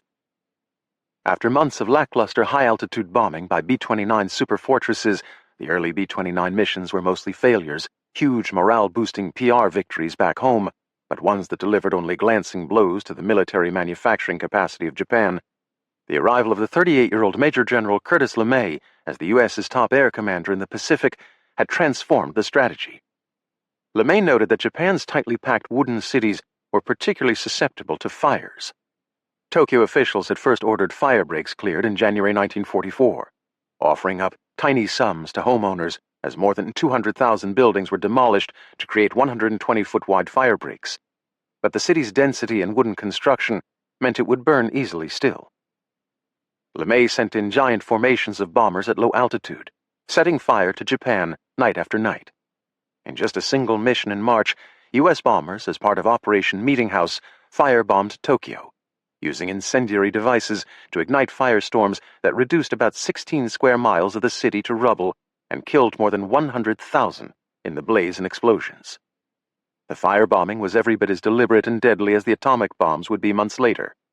The U.S. B-29s dropped 1,665 tons of incendiary explosives into just 10 square miles, each square mile of which was home to more than 100,000 people apiece. It was death on an industrial level never before seen. It was clear that Japan would lose. But U.S. planners still feared the bloody cost of a ground invasion of the home islands, which might cause more than 1 million U.S. casualties. Robert Guérin. The winter of 1944 to 45 was one of the clearest and the coldest Tokyo had experienced in 20 years. In the daylight raids, the beauty of our terrifying liberators made me want to cry out. When they rushed through the blue sky in the frozen light of those glittering afternoons, flying fairly low as they doubled back after their bombing runs, they banked down fast then and flew right over my head. They were translucid, unreal, light as fantastic glass dragonflies. In each of those machines were 12 free fighting men who had come to liberate us. They had flown 1,500 miles over the ocean to get here, or roughly the distance from New York to Chicago, and they had to do it again on the return. In 1944 to 45, such distances seemed fantastic. Then it was March 9, 1945. A date Tokyo will remember as it remembers that of September 1, 1923, the date of the great earthquake. The wind, which had been rising since morning, turned gusty in the afternoon. That night it was almost as violent as a spring typhoon. The wind was to blame for the coming tragedy. A single thought haunted the city. It could be terrible if they come in such a wind. And at 11 o'clock that night, they did come. Brigadier General Thomas S. Power, Commander, 314th Bomb Wing, very heavy, 21st Bomber Command. I watched block after block go up in flames until the Holocaust had spread into a seething, swirling ocean of fire, engulfing the city below for miles in every direction. True, there is no room for emotions in war, but the destruction I witnessed that night over Tokyo was so overwhelming that it left a tremendous and lasting impression with me. Robert Guillain. Inhabitants stayed heroically put as the bombs dropped, faithfully obeying the order that each family defend its own home. But how could they fight the fires with that wind blowing, and when a single house might be hit by 10 or even more of the bombs, each weighing up to 6.6 pounds, that were raining down by the thousands? As they fell, cylinders scattered a kind of flaming dew that skittered along the roofs, setting fire to everything it splashed, and spreading a wash of dancing flames everywhere. The first version of napalm. Hidezo Tsuchikura, factory worker. When the bombers started to pour fire into Tokyo in the mass incendiary raid, I had absolutely no intention of remaining outside in an open space. I wanted something overhead to protect my 2 children and myself. The moment the bombs started to fall, we all ran to the school building. Refugees poured in steadily. I could see from the windows that the fires were advancing rapidly toward the school. Koyo Ishikawa, police photographer, Tokyo. Everywhere I looked, there was only fire. Seiichi Tonozuka, age 28, Tokyo. The fire seemed like a wave crest approaching from beyond the ocean. Hidezo Tsuchikura. With every passing minute, the air became more and more foul. I made the drastic decision to go out to the roof. It meant breaking a lifelong obsession against staying out in the open. Without the children, however, I would have never made the move. On the roof, it was like stepping into hell. Pieces of flaming wood and sparks rained down from the sky or shot horizontally through the air. The night was terribly hot, but even this was a tremendous relief over what we had been forced to breathe. I watched the children inhaling deeply and smiling for the first time in many minutes. It was worth it. We sat down near a water tank. I told the children to stay down and stood up to see what was happening. The rooftop was lit up much brighter than if it were broad daylight. Flames leaped high over the city, and the noise was a continuing crashing roar. The great bombers were still coming over Tokyo in an endless stream. Staff Sergeant Leroy Triplet, Radar Man B-29, Gamecock 504th Bomb Group. As far as the eye could see, to the east and north, there was a sea of flame. A mass of roaring fire that seemed to cover the city like a boiling cauldron. How could this fire ever be put out? How could anyone possibly live through the sea of hell? Martin Sheridan, reporter, observer, Boston Globe, aboard B-29 Patches. I not only saw Tokyo burning furiously in many sections, but I smelled it. Hidezo Tsuchikura. The entire building had become a huge oven 3 stories high. Every human being inside the school was literally baked or boiled alive in heat. Dead bodies were everywhere in grisly heaps. None of them appeared to be badly charred. They looked like mannequins, some of them with a pinkish complexion. The swimming pool was the most horrible sight of all. It was hideous. More than 1,000 people, we estimated, had jammed into the pool. The pool had been filled to its brim when we first arrived. Now there wasn't a drop of water, only the bodies of the adults and children who had died. Captain Shigenori Kubota, Commander, No. 1 Rescue Unit, Imperial Japanese Army Medical School. The entire river surface was black, as far as the eye could see. Black with burned corpses, logs, and who knew what else. But uniformly black from the immense heat that had seared its way through the area as the fire dragon passed. It was impossible to tell the bodies from the logs at a distance. The bodies were all nude, the clothes had been burned away, and there was a dreadful sameness about them. No telling men from women or even children. All that remained were pieces of charred meat. Bodies and parts of bodies were carbonized and absolutely black. Robert Guillon. But what is the point of continuing this catalogue of horrors? Brigadier General Thomas S. Power. The 9 March firebomb raid was the greatest single disaster in military history. In that fire raid, there were more casualties than in any other military action in the history of the world. From both a tactical and strategic point of view, it was a tremendously successful raid. Major General Curtis LeMay. We knew we were going to kill a lot of women and kids when we burned that town. Had to be done. Hirohito, Emperor of Japan. Tokyo has been reduced to ashes. Admiral William Leahy. The best psychological warfare to use on these barbarians is bombs. Matsuo Kado. For more than 3 years, my small nephew Kozo Ishikawa, who was about 5 years old when the war began, held an unshakable faith in Japanese victory. To his small world, it was unthinkable that the Emperor's armies could suffer defeat, or that the Japanese Navy should endure any fate other than glorious victory. After his home was burned to the ground during a B-29 raid, destroying almost every familiar material thing that had made up his existence, he told me with great gravity, "We cannot beat the B-29. In Tokyo, in the 6 days after the raids, officials cremated and buried 77,000 bodies. Then in the weeks and months that followed, LeMay followed the same playbook to destroy city after city. Not just the big cities, like Tokyo, Nagoya, and Osaka, but smaller cities that no one in America had ever heard of. Places like Tsuruga, Hamamatsu, and Toyama, where more than 99% of the city of 128,000 was burned.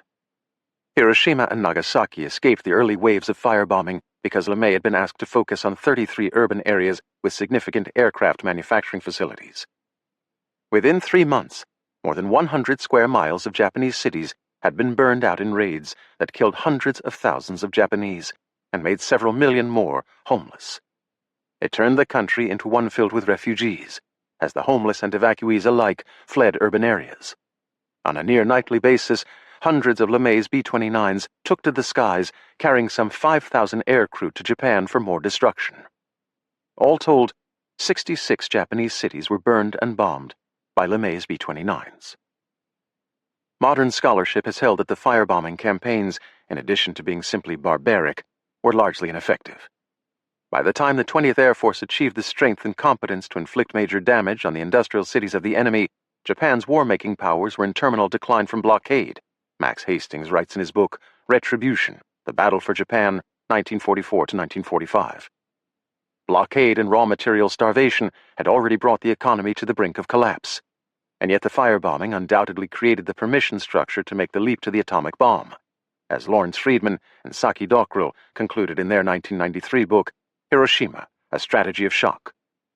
Nobody involved in the decision on the atomic bombs could have seen themselves as setting new precedents for mass destruction in scale, only in efficiency. Major General Curtis LeMay. You've got to kill people, and when you kill enough of them, they stop fighting. General Hap Arnold, March 7th, 1945. We must not get soft. War must be destructive, and to a certain extent, inhuman and ruthless. Major General Curtis LeMay. If we lose, we'll be tried as war criminals. Just 2 days after President Truman and Secretary of War Henry Stimson met to discuss the atomic bomb, the Manhattan Project convened a target committee to help advise the military on where to drop the coming atomic bombs. Given the firebombing and strategic bombing of industrial centers already underway, a key part of the interim committee's work would, ironically, be to save certain Japanese cities from the onslaught of LeMay's bombers so that they could be reserved for the atomic bomb. Major General Leslie Groves. Our most pressing job was to select the bomb targets. I had set as the governing factor that the targets chosen should be places the bombing of which would most adversely affect the will of the Japanese people to continue the war. Beyond that, they should be military in nature, consisting either of important headquarters or troop concentrations or centers of production of military equipment and supplies. To enable us to assess accurately the effects of the bomb, the targets should not have been previously damaged by air raids. It was also desirable that the first target be of such size that the damage would be confined within it, so that we could more definitively determine the power of the bomb. Brigadier General Lawrence Norstad, Chief of Staff, 20th Air Force. The experts felt that the only way we were going to bring this war to a conclusion is by something very dramatic and effective. Even then, it would probably have to be finished by a landing on the home islands, and with the kamikaze attitude, the estimate of the experts was that it would cost us up to 1 million men. Major J.A. Derry and Dr. N.F. Ramsey, Memorandum to General Groves, Summary of Target Committee Meetings, May 10 and 11, 1945, declassified June 4, 1974. Dr. Stearns described the work he had done on target selection. He has surveyed possible targets possessing the following qualifications. 1. They be important targets in a large urban area of more than 3 miles diameter. 2. They be capable of being damaged effectively by a blast. And 3. They are likely to be unattacked by next August. Dr. Stearns had a list of 5 targets which the Air Forces would be willing to reserve for our use unless unforeseen circumstances arise. These targets are 1. Kyoto. This target is an urban industrial area with a population of 1 million. It is the former capital of Japan, and many people and industries are now being moved there as other areas are being destroyed. From the psychological point of view, there is the advantage that Kyoto is an intellectual center for Japan, and the people there are more apt to appreciate the significance of such a weapon as the gadget. 2. Hiroshima. This is an important army depot and port of embarkation in the middle of an urban industrial area. It is a good radar target, and it is such a size that a large part of the city could be extensively damaged. There are adjacent hills, which are likely to produce a focusing effect which would considerably increase the blast damage. Due to rivers, it is not a good incendiary target. 3. Yokohama. This target is an important urban industrial area which has so far been untouched. Industrial activities include aircraft manufacture, machine tools, docks, electrical equipment, and oil refineries. As the damage to Tokyo has increased, additional industries have moved to Yokohama. It has the disadvantage of the most important target areas being separated by a large body of water and of being in the heaviest anti-aircraft concentration in Japan. For us, it has the advantage as an alternative target for use in case of bad weather of being rather far removed from the other targets considered. 4. Kokura Arsenal. This is one of the largest arsenals in Japan and is surrounded by urban industrial structures. The arsenal is important for light ordnance, anti-aircraft, and beachhead defense materials. The dimensions of the arsenal are 4,100 feet by 2,000 feet. The dimensions are such that if the bomb were properly placed, full advantage could be taken of the higher pressures immediately underneath the bomb for destroying the more solid structures, and, at the same time, considerable blast damage could be done to more feeble structures further away. 5. Niigata. This is a port of embarkation on the northwest coast of Honshu. Its importance is increasing as other ports are damaged. Machine tool industries are located there, and it is a potential center for industrial dispersion. It has oil refineries and storage. 6. The possibility of bombing the Emperor's palace was discussed. It was agreed that we should not recommend it, but that any action for this bombing should come from authorities on military policy. it was agreed that we should obtain information from which we could determine the effectiveness of our weapon against this target. It was the recommendation of those present at the meeting that the first 4 choices of targets for our weapon should be the following: A. Kyoto, B. Hiroshima, C. Yokohama, D. Kokura Arsenal. Major General Leslie Groves. With these selections in hand, I prepared a plan of operations for General Marshall, recommending his approval. This report was in my office when I went to see Secretary Stimson about another matter. In the course of our conversation, he asked me whether I had selected the targets yet. I told him that I had, and that my report was ready for submission to General Marshall. I added that I hoped to see the General the next morning. Mr. Stimson was not satisfied with this reply and said he wanted to see my report. I said that I would rather not show it to him without having first discussed it with General Marshall, since this was a military operational matter. He replied, "This is a question I am settling myself. Marshall is not making that decision." Then he told me to have the report brought over. I demurred, on the grounds that it would take some time. He said that he had all morning, and that I should use his phone to get it over right away. Colonel Paul W. Tibbets. Secretary of State Henry Stimson struck Kyoto from the list, although it was the target most favored by General Groves at our previous meeting. Stimson, an expert on the Far East, pointed out that Kyoto was a city of great historical significance, and that it contained many shrines that the Japanese held in deep reverence. By this time, as the result of a more detailed study, Nagata had replaced Kokura on the target list, and finally Nagasaki was substituted for Kyoto. Major General Leslie Groves. I particularly wanted Kyoto as a target because it was large enough in area for us to gain complete knowledge of the effects of an atomic bomb. Hiroshima was not nearly so satisfactory in this respect. I also felt quite strongly, as had all the members of the target committee, that Kyoto was one of the most important military targets in Japan.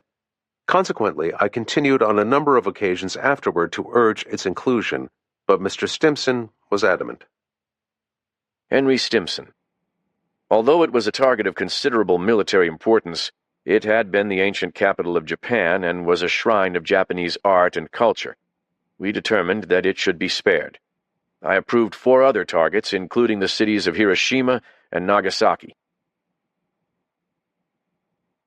The Interim Committee. With the war in Europe over, scientists who had fled Hitler's fascism reckoned with the increasing likelihood that their invention would be used not against the Nazis, but against the Japanese. Whatever objections the scientific community had about the weapon's morality, the U.S.'s military and political leaders believed the weapon was the best path to avoiding a direct assault on the Japanese homeland. By the spring of 1945, it was clear victory against Japan would come. The country's once venerable naval and air forces had been decimated and rendered all but ineffective as a fighting force. Its merchant fleet had been destroyed effectively in its entirety, and its economy and industrial capacity were collapsing as the U.S. Navy strangled Japanese shipping, and supply chains crumpled just as the full might of the U.S. industrial advantage came to bear. For every 4 tons of war supplies the U.S. delivered to the Pacific, Japan mustered just 2 pounds, and by the winter of 1945, the U.S. Navy had more destroyers than Japan did carrier aircraft. At home on the mainland, the population's daily average caloric intake had fallen to just 1,500 or 1,600 calories, barely more than half a healthy diet, with rice often now mixed with seaweed for extra sustenance. The empire's oil reserves had fallen to less than 200,000 barrels, and not a single oil tanker would make it to Japan after March 1945, even though the country relied heavily on oil imports for energy. But even facing such a weakening foe, U.S. leaders still feared the death toll, both U.S. and Japanese, that final victory would surely require. Each battle, as U.S. soldiers and Marines neared the homeland, seemed to get even more brutal. The fight for Okinawa in late June had seen nearly 50,000 casualties, including 12,520 killed or missing, figures that accounted for nearly 1 of 5 of all the casualties sustained by the Navy and Marines in the entire war. Mounting reports of Japanese atrocities against POWs and civilians, including torture, rape, and executions, as well as some ingrained racism, had also led U.S. leaders toward a darker view of their opponent in the Pacific and what it would take to bring them to defeat. U.S. officials threw around casualty figures from 30,000 to 50,000 to 200,000 or more just to take the home island of Kyushu. Major General Leslie Groves. When we first began to develop atomic energy, the United States was in no way committed to employ atomic weapons against any other power. As time went on, and as we poured more and more money and effort into the project, the government became increasingly committed to the ultimate use of the bomb, and while it has often been said that we undertook development of this terrible weapon so that Hitler would not get it first, the fact remains that the original decision to make the project an all-out effort was based upon using it to end the war. Arthur Holly Compton. It became clear to the men working on the project that if the atomic bombs were to be used, it would be not against Germany, but against Japan. Volney Wilson, now doubly troubled in mind, came to me in the earnest hope that we might avoid atomic attack on Japan. His reason was the straightforward one of Christian compassion. Could not some way be found to bring the war to a quick close without the ghastly destruction that we knew the bomb would cause? Victor Weisskopf. Long before the Great Test, the political and moral implications of the bomb were in the foreground of interest.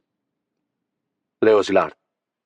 In the spring of 45, it was clear that the war against Germany would soon end, and so I began to ask myself, what is the purpose of continuing the development of the bomb, and how would the bomb be used if the war with Japan has not ended by the time we have the first bombs?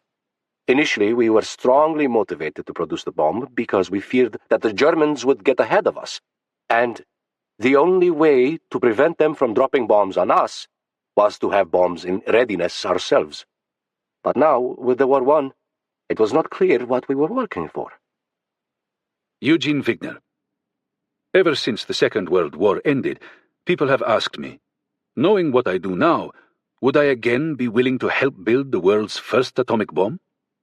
I would like to say that I regret working on the bomb, if only to please most of my questioners. But I cannot honestly say that I do, either intellectually or emotionally. In fact, I wish the bomb had been built sooner. If we had begun serious fission work in 1939, we might have had an atomic bomb ready by late 1943, when Stalin's army was still bottled up in Russia. By August 1945, when we first used the bomb, Russia had begun to overrun much of Central Europe. If we had held an atomic bomb in 1944, the Yalta Conference would have produced a document much less favorable to Russia, and even Communist China might have been set back. So I do not regret helping to make the atomic bomb. On the other hand, I never wanted the bomb dropped on Japan. What a wrenching decision. Once Germany surrendered, I hoped the atomic bomb would be made public.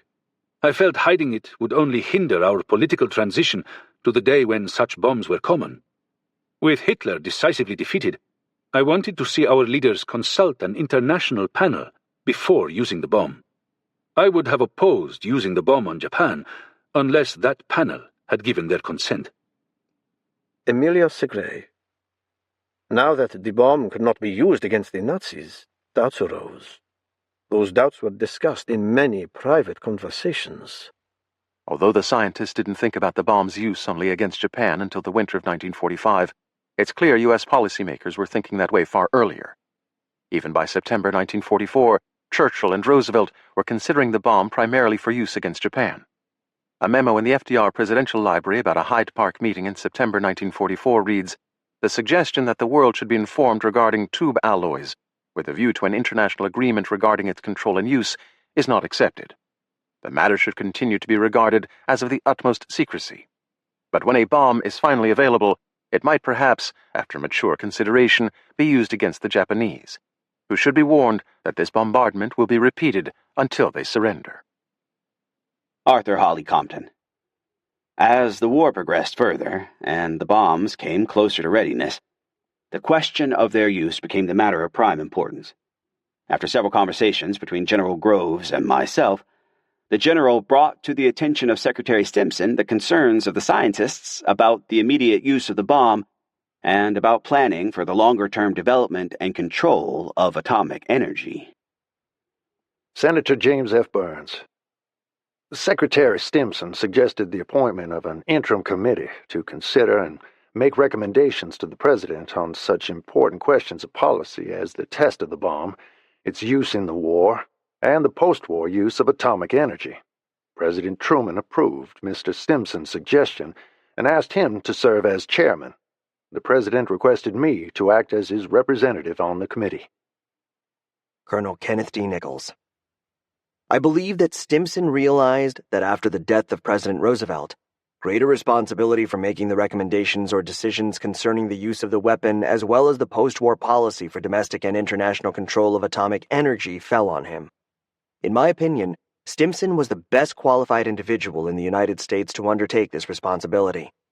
He had the experience of having been Secretary of State as well as the wartime experience of being Secretary of War. He held the respect of the nation.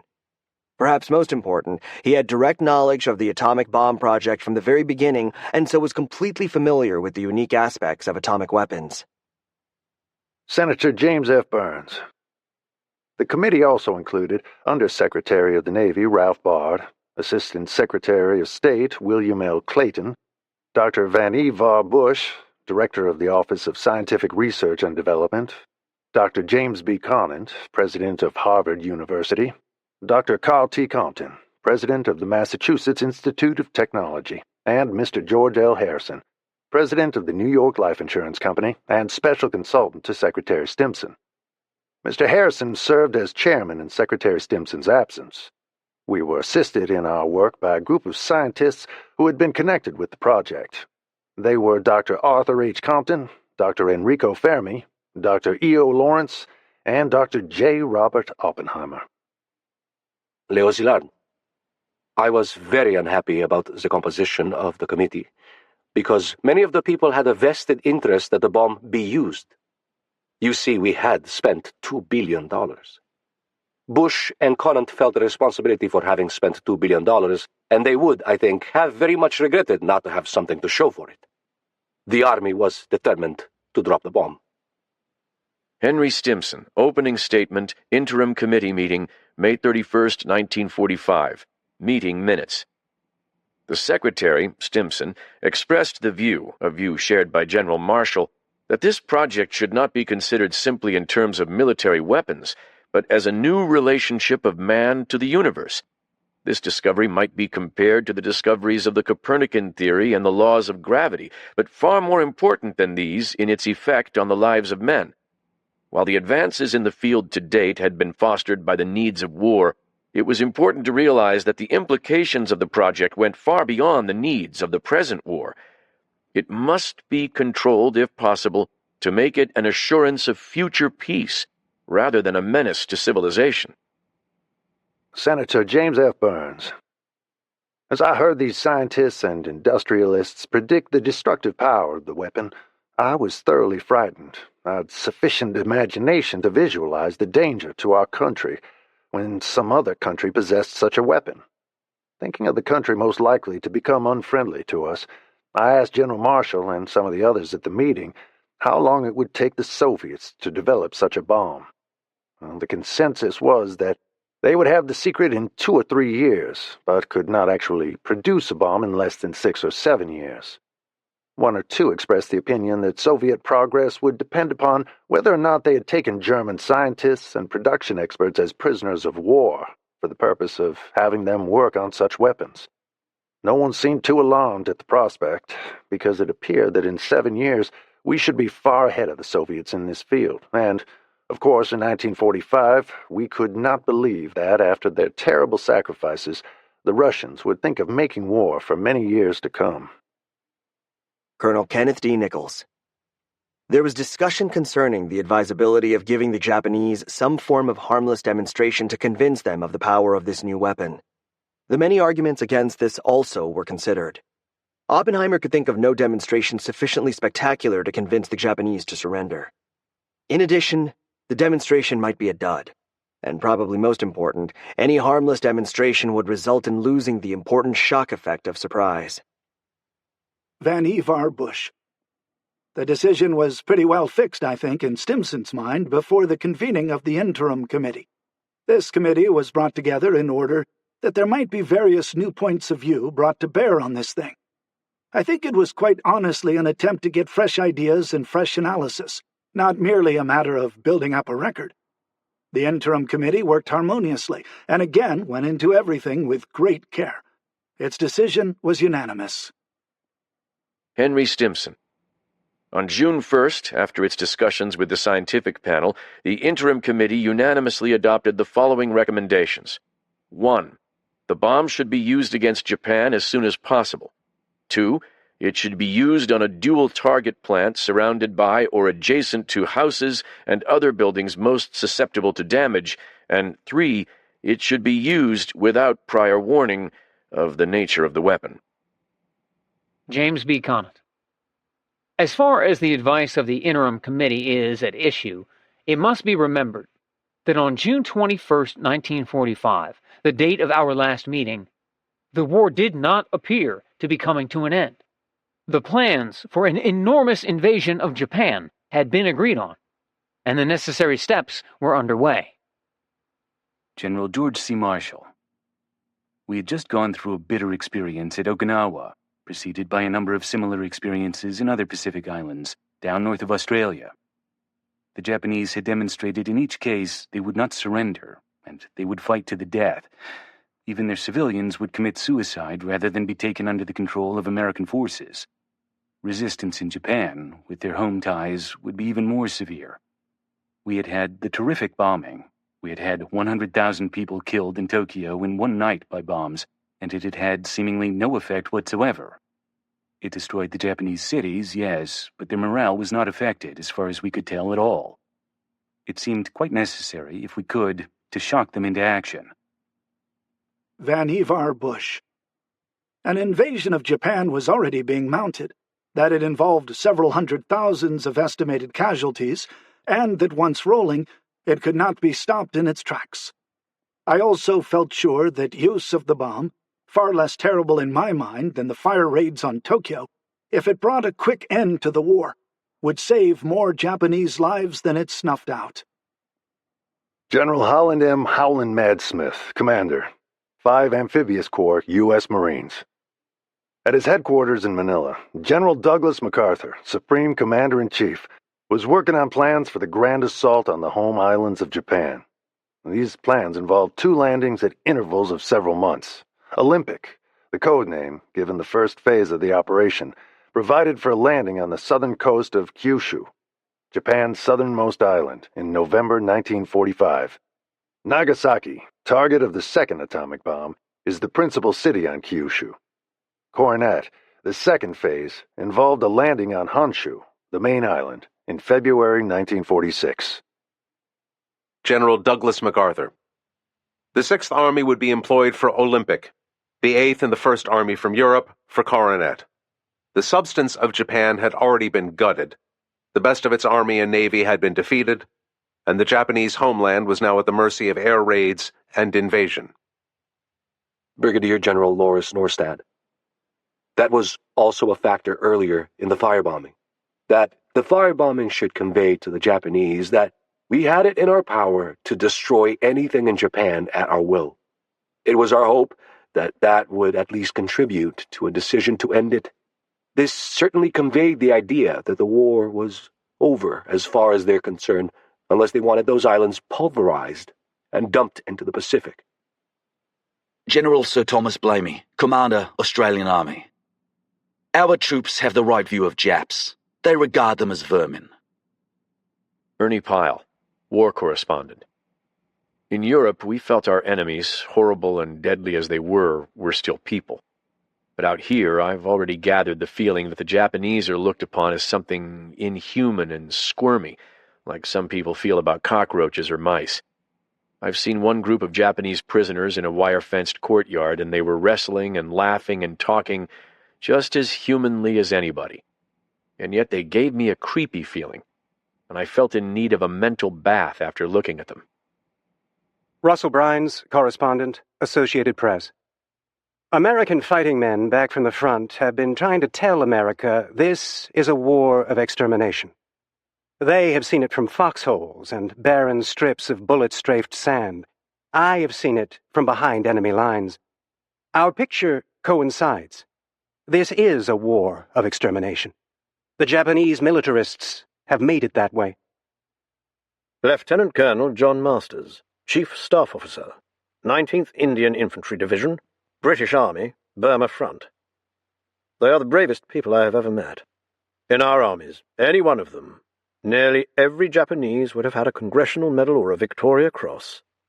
It is the fashion to dismiss their courage as fanaticism. But that only begs the question.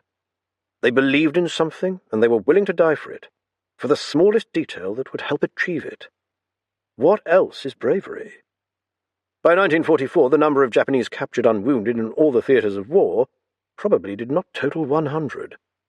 Frugal, bestial, barbarous and brave, artistic and brutal.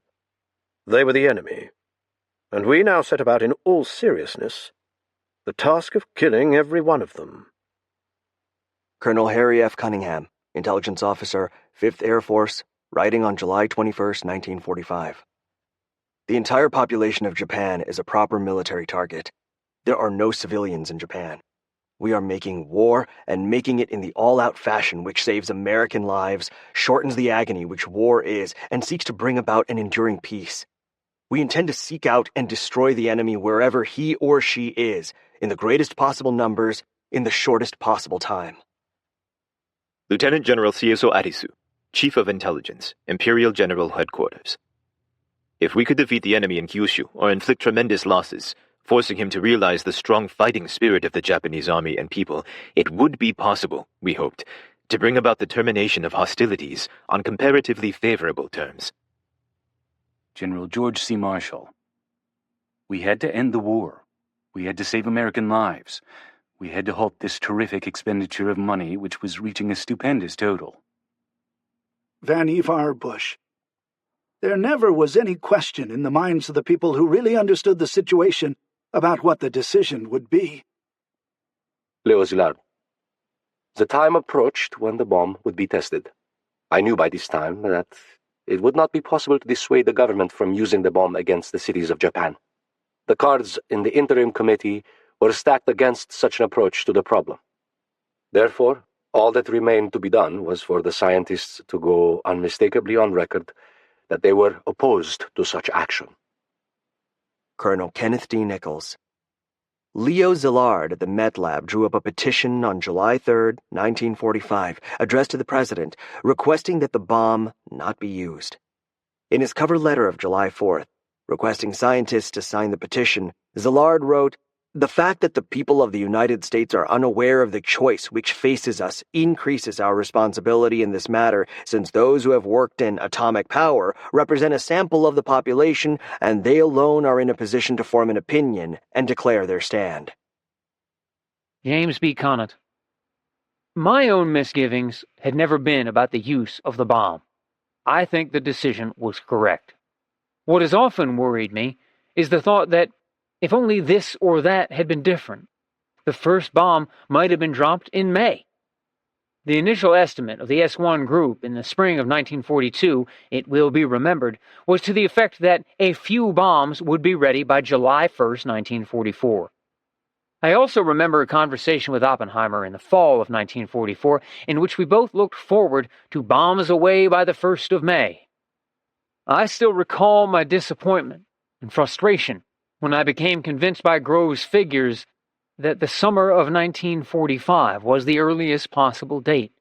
I felt the difference between May 1945 and August 1945 was very large in terms of American casualties. And history proved that I was right. Harry Truman. The final decision of where and when to use the atomic bomb was up to me. Let there be no mistake about it. I regarded the bomb as a military weapon and never had any doubt that it should be used. Trinity. Finally, in mid-July, all of the pieces of the massive Manhattan Project came together. a milestone literally marked by the assembly of the world's first atomic weapon, ready for a test in a remote corner of the New Mexico desert, a moment that the scientists and military hoped would mark the official beginning of the atomic age. Boyce McDaniel. The feverish activities for the detonation of the Alamogordo shot got underway. Val L. Fitch. Between May and the middle of July, we made a number of trips between Los Alamos and Trinity. As little time as possible was spent at Trinity, because the working and living conditions there were highly uncomfortable. Leona H. Woods. People staying there in the living quarters got up at 5 o'clock in the morning, worked outside until the desert heat became intolerable, moved inside, returned to the rest area when the afternoon cooled off, and after supper held planning sessions to report progress and decide on the priorities for the next day's jobs. In the middle of May, on 2 separate nights in the same week, the Air Force mistook the Trinity base for its illuminated practice bombing target and dropped bombs on the carpenter shop and on another building, neither of which was occupied by people after dark. Boyce McDaniel. There were, of course, a lot of rumors floating around Los Alamos about the shot, and some concern about its danger, in particular, the wives, most of whom were in more or less curious ignorance about the whole affair, were very worried about what was likely to happen.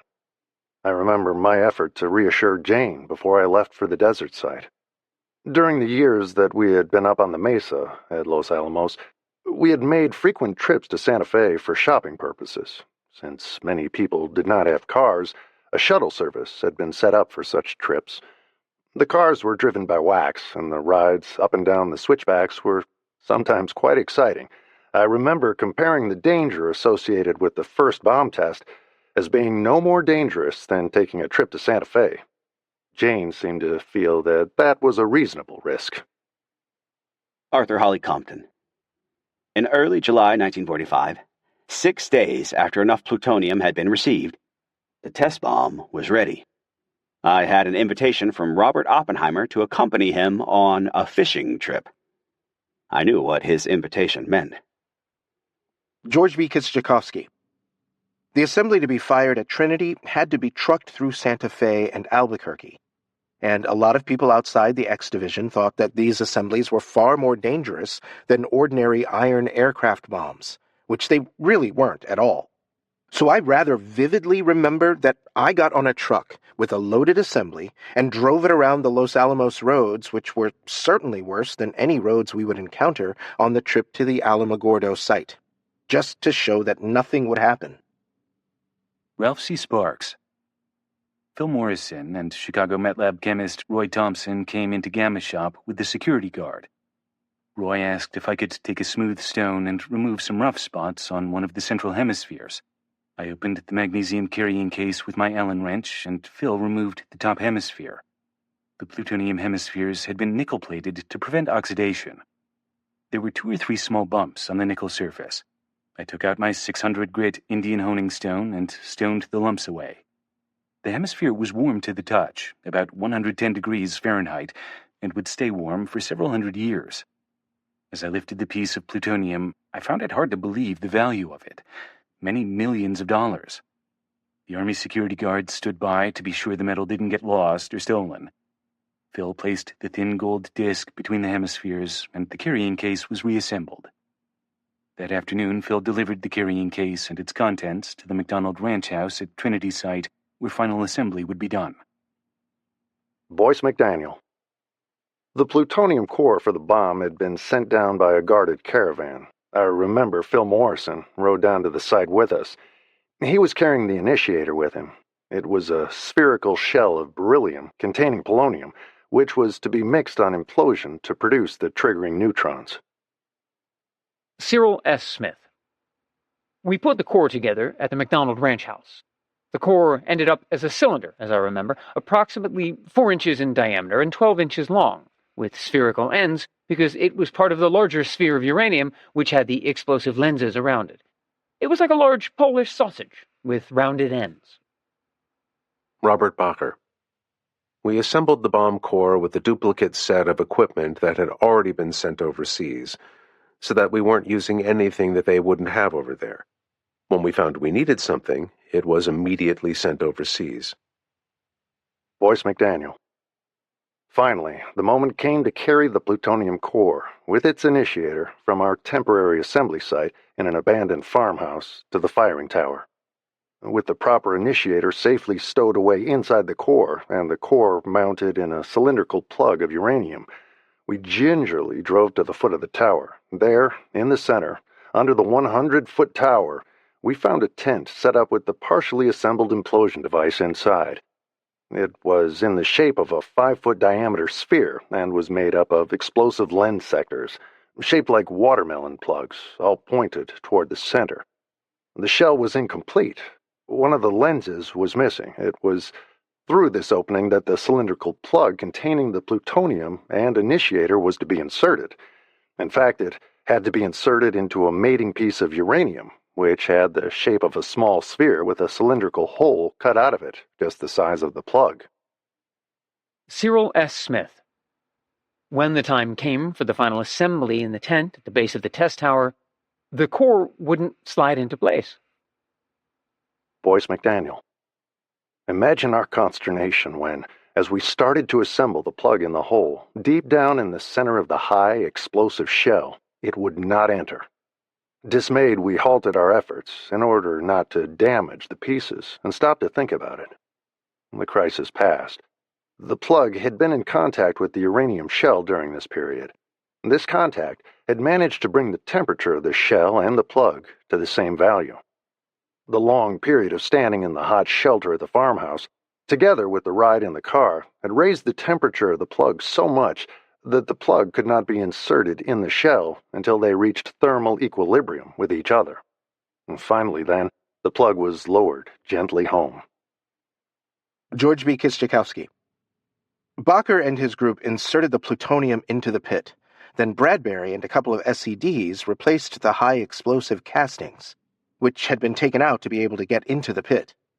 The bomb was hoisted to the top of the 100-foot tower. William L. Lawrence. That the survival of the eyewitness could by no means be taken for granted, even at a distance of 20 miles, became evident to me from the nature of some advanced material I was asked to prepare.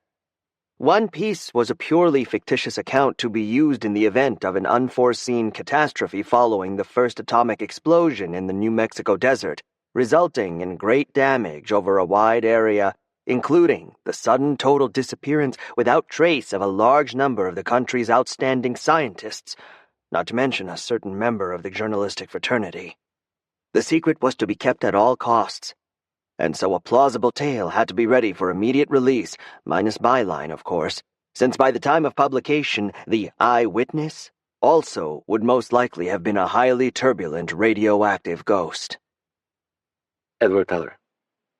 The afternoon before the test, Oppenheimer sent a memorandum to everyone permitted to view the test of the implosion plutonium bomb, which was codenamed Trinity. Because the test would take place before sunrise, we would be driven down in buses the evening before. Oppenheimer's memorandum contained advice about spending the night in the desert. Its most important message was, "Beware of the rattlesnakes." I left the laboratory well after sundown, and as I was trying to find my way in the dark, I literally bumped into Bob Serber. Knowing that he was also going to the test, I asked him how he planned to deal with the danger of rattlesnakes. He said, "I'll take along a bottle of whiskey." Then I remembered that Bob was one of the few people with whom I had not discussed the question of what unknown phenomena might cause a nuclear explosion to propagate in the atmosphere. Because I took that assignment seriously, and even though officially the project had been completed, I proceeded to dish out the arguments and counter-arguments that we had considered. I ended by asking, "What would you do about those possibilities?" Bob replied, "Take a second bottle of whiskey." Later that night, we boarded the bus that took us to the test site near Alamogordo in southern New Mexico. Lawrence H. Johnston. We arranged for our monitoring plane to take off from Kirtland Air Force Base near Albuquerque, but Oppenheimer called Alvarez at the last minute. He had cold feet about how big the explosion might be. If it was 10 times what they had calculated, we might be in danger. He ordered us to be at least 20 miles away from the bomb when it exploded.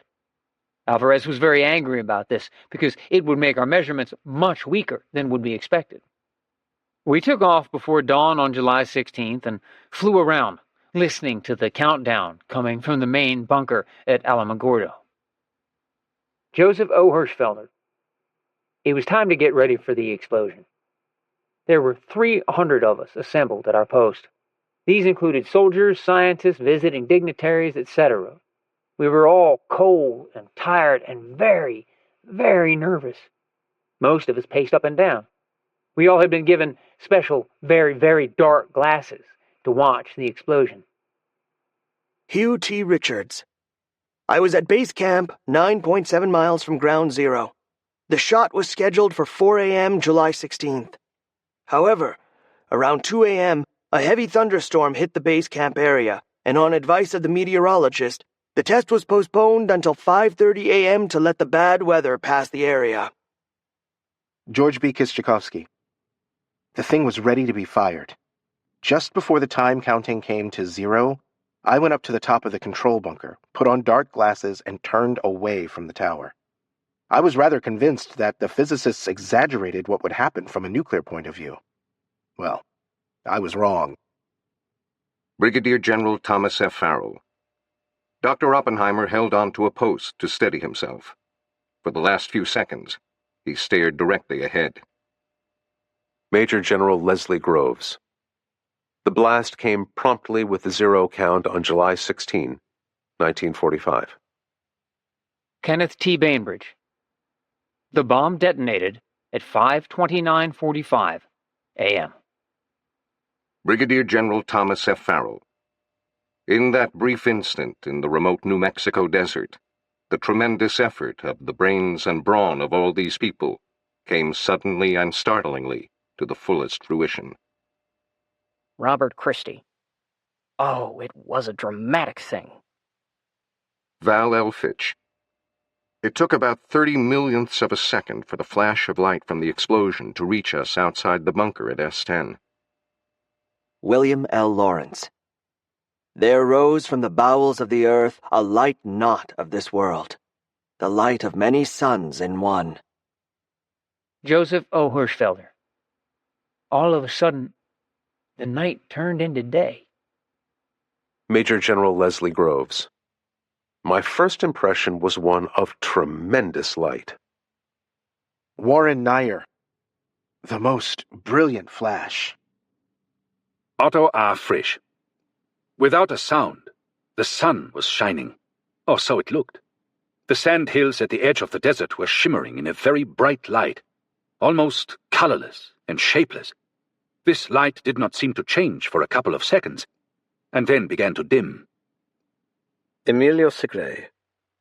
In fact, in a very small fraction of a second, that light, at our distance from the explosion, could give a worse sunburn than exposure for a whole day on a sunny seashore.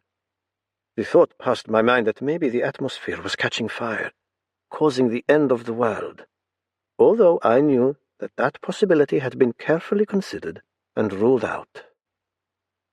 Rudolf Piles. We had known what to expect, but no amount of imagination could have given us a taste of the real thing. Richard P. Feynman. This tremendous flash, so bright that I duck. Joan Hinton, physicist, Los Alamos Lab. It was like being at the bottom of an ocean of light. We were bathed in it from all directions. Hinton, a world-class skier who had been set to be part of the 1940 Olympics, had been studying physics at the University of Wisconsin when she joined Fermi's team at Los Alamos. She was not included in the group allowed to the Trinity test site and instead snuck to a hill about 25 miles away to watch the explosion. After the war, she grew disenchanted with the nuclear arms race. She later told a peace conference she regretted helping build a bicycle when I didn't have control of where it was going to go, and defected to China in 1948, where she lived until she died in 2010 at 88. Marvin H. Wilkening, physicist, Los Alamos Lab. It was like being close to an old-fashioned photo flashbulb. If you were close enough, you could feel warmth because of the intense light, and the light from the explosion scattering from the mountains and the clouds was intense enough to feel. Kenneth T. Bainbridge. I felt the heat on the back of my neck, disturbingly warm. Hugh T. Richards. Although facing away from Ground Zero, it felt like someone had slapped my face. George B. Kistchakowski. I am sure that at the end of the world, in the last millisecond of the Earth's existence, the last man will see what we have just seen. Warren Nair. I knew instantly that the whole thing was a success. Lawrence H. Johnston. At count 0, dropped our parachute gauges. There was a flash as the bomb went off, and we prepared for the shockwave to reach our microphones hanging in the air from the parachutes to be recorded. The flash was pretty bright, even at 20 miles. The white light lit the ceiling of our plane, faded to orange, and disappeared.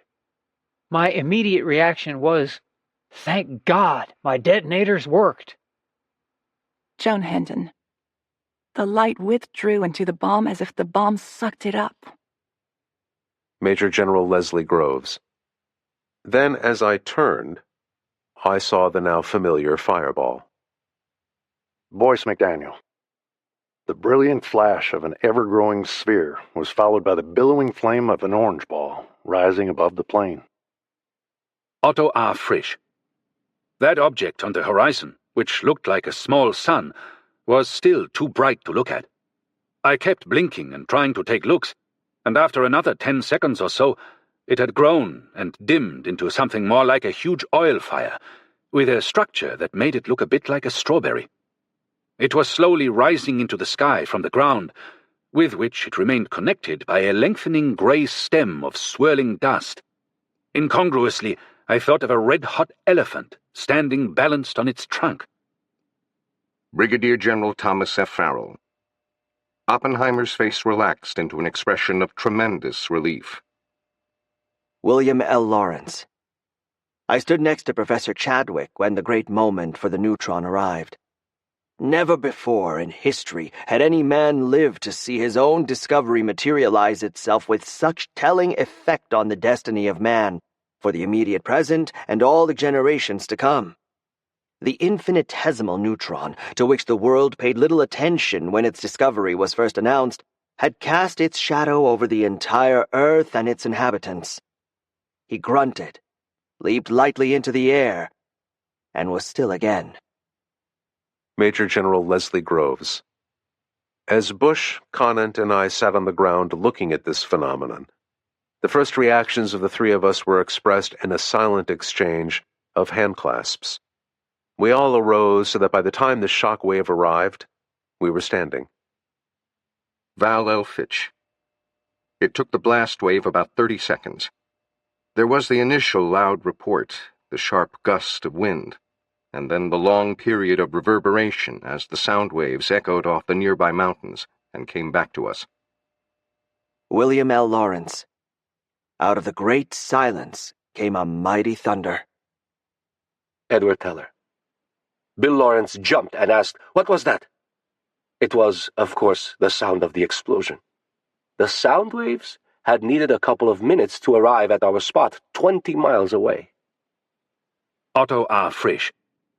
The bang came minutes later, quite loud, though I had plugged my ears, and followed by a long rumble like heavy traffic very far away. I can still hear it. Robert R. Wilson. The memory I do have is when I took the dark glasses away, of seeing all the colors around and the sky lit up by the radiation. It was purple, kind of an aurora borealis light, and this thing, like a big balloon, expanding and going up. But the scale, there was this tremendous desert with the mountains nearby, but it seemed to make the mountains look small. William L. Lawrence. For a fleeting instant the color was unearthly green, such as one sees only in the corona of the sun during a total eclipse. It was as though the earth had opened and the skies had split. Joseph O. Hirschfelder. The fireball gradually turned from white to yellow to red as it grew in size and climbed in the sky. After about 5 seconds, the darkness returned, but with the sky and the air filled with a purple glow, just as though we were surrounded by an aurora borealis. For a matter of minutes, we could follow the clouds containing radioactivity, which continued to glow with stria of this ethereal purple. Robert Christie. It was awe-inspiring. It just grew bigger and bigger, and it turned purple. Joan Hinton. It turned purple and blue and went up and up and up. We were still talking in whispers when the cloud reached the level where it was struck by the rising sunlight, so it cleared out the natural clouds. We saw a cloud that was dark and red at the bottom and daylight on the top. Then suddenly the sound reached us. It was very sharp and rumbled, and all the mountains were rumbling with it. We suddenly started talking out loud and felt exposed to the whole world. Joseph O. Hirschfelder. There weren't any agnostics watching this stupendous demonstration. Each, in his own way, knew that God had spoken. Major General Leslie Groves. Unknown to me, and I think everyone, Fermi was prepared to measure the blast by a very simple device. Herbert L. Anderson. Fermi later related that he did not hear the sound of the explosion, so great was his concentration on the simple experiment he was performing. He dropped small pieces of paper and watched them fall. Major General Leslie Groves. There was no ground wind, so that when the shock wave hit, it knocked some of the scraps several feet away. Herbert L. Anderson. When the blast of the explosion hit them, it dragged them along, and they fell to the ground at some distance. He measured this distance and used the result to calculate the power of the explosion. Major General Leslie Groves. He was remarkably close to the calculations that were made later from the data accumulated by our complicated instruments. Joseph O. Hirschfelder. Fermi's paper strip showed that, in agreement with the expectation of the theoretical division, the energy yield of the atom bomb was equivalent to 20,000 tons of TNT. Professor Robbie, a frequent visitor to Los Alamos, won the pool on what the energy yield would be. He bet on the calculations of the theoretical division. None of us dared to make such a guess because we all knew of the guesstimates that went into the calculations and the tremendous precision which was required in the fabrication of the bomb. Berlin Brixner. The bomb had exceeded our greatest expectations. Kenneth T. Bainbridge. I had a feeling of exhilaration that the gadget had gone off properly, followed by one of deep relief. I got up from the ground to congratulate Oppenheimer and others on the success of the implosion method. I finished by saying to Robert, "Now we are all sons of bitches." Years later, he recalled my words and wrote me, "We do not have to explain them to anyone." I think that I will always respect his statement, although there have been some imaginative people who somehow can't or won't put the statement in context and get the whole interpretation. Oppenheimer told my younger daughter in 1966 that it was the best thing anyone said after the test. Leona H. Woods. The light from Trinity was seen in towns as far as 180 miles away. Luis Alvarez. Arthur Compton told of a lady who visited him after the war to thank him for restoring her family's confidence in her sanity. She had visited her daughter in Los Angeles and was driving home across New Mexico early one morning to avoid the midday heat. She told her family that she saw the sun come up in the east, set, and then reappear at the normal time for sunrise. Everyone was sure that Grandma had lost her marbles, until the story of the Trinity shot was reported in the newspapers on August 7th, 1945. Elsie McMillan. At home in Los Alamos, I had to try to get some more sleep. There was a light tap on my door. There stood Lois Bradbury, my friend and neighbor. She knew. Her husband Norris was out there too. She said her children were asleep and would be all right since she was so close and could check on them every so often. "Please, can't we stay together this long night?" she said. We talked of many things, of our men whom we loved so much, of the children, their futures, of the war with all its horrors. Lois watched out of the window.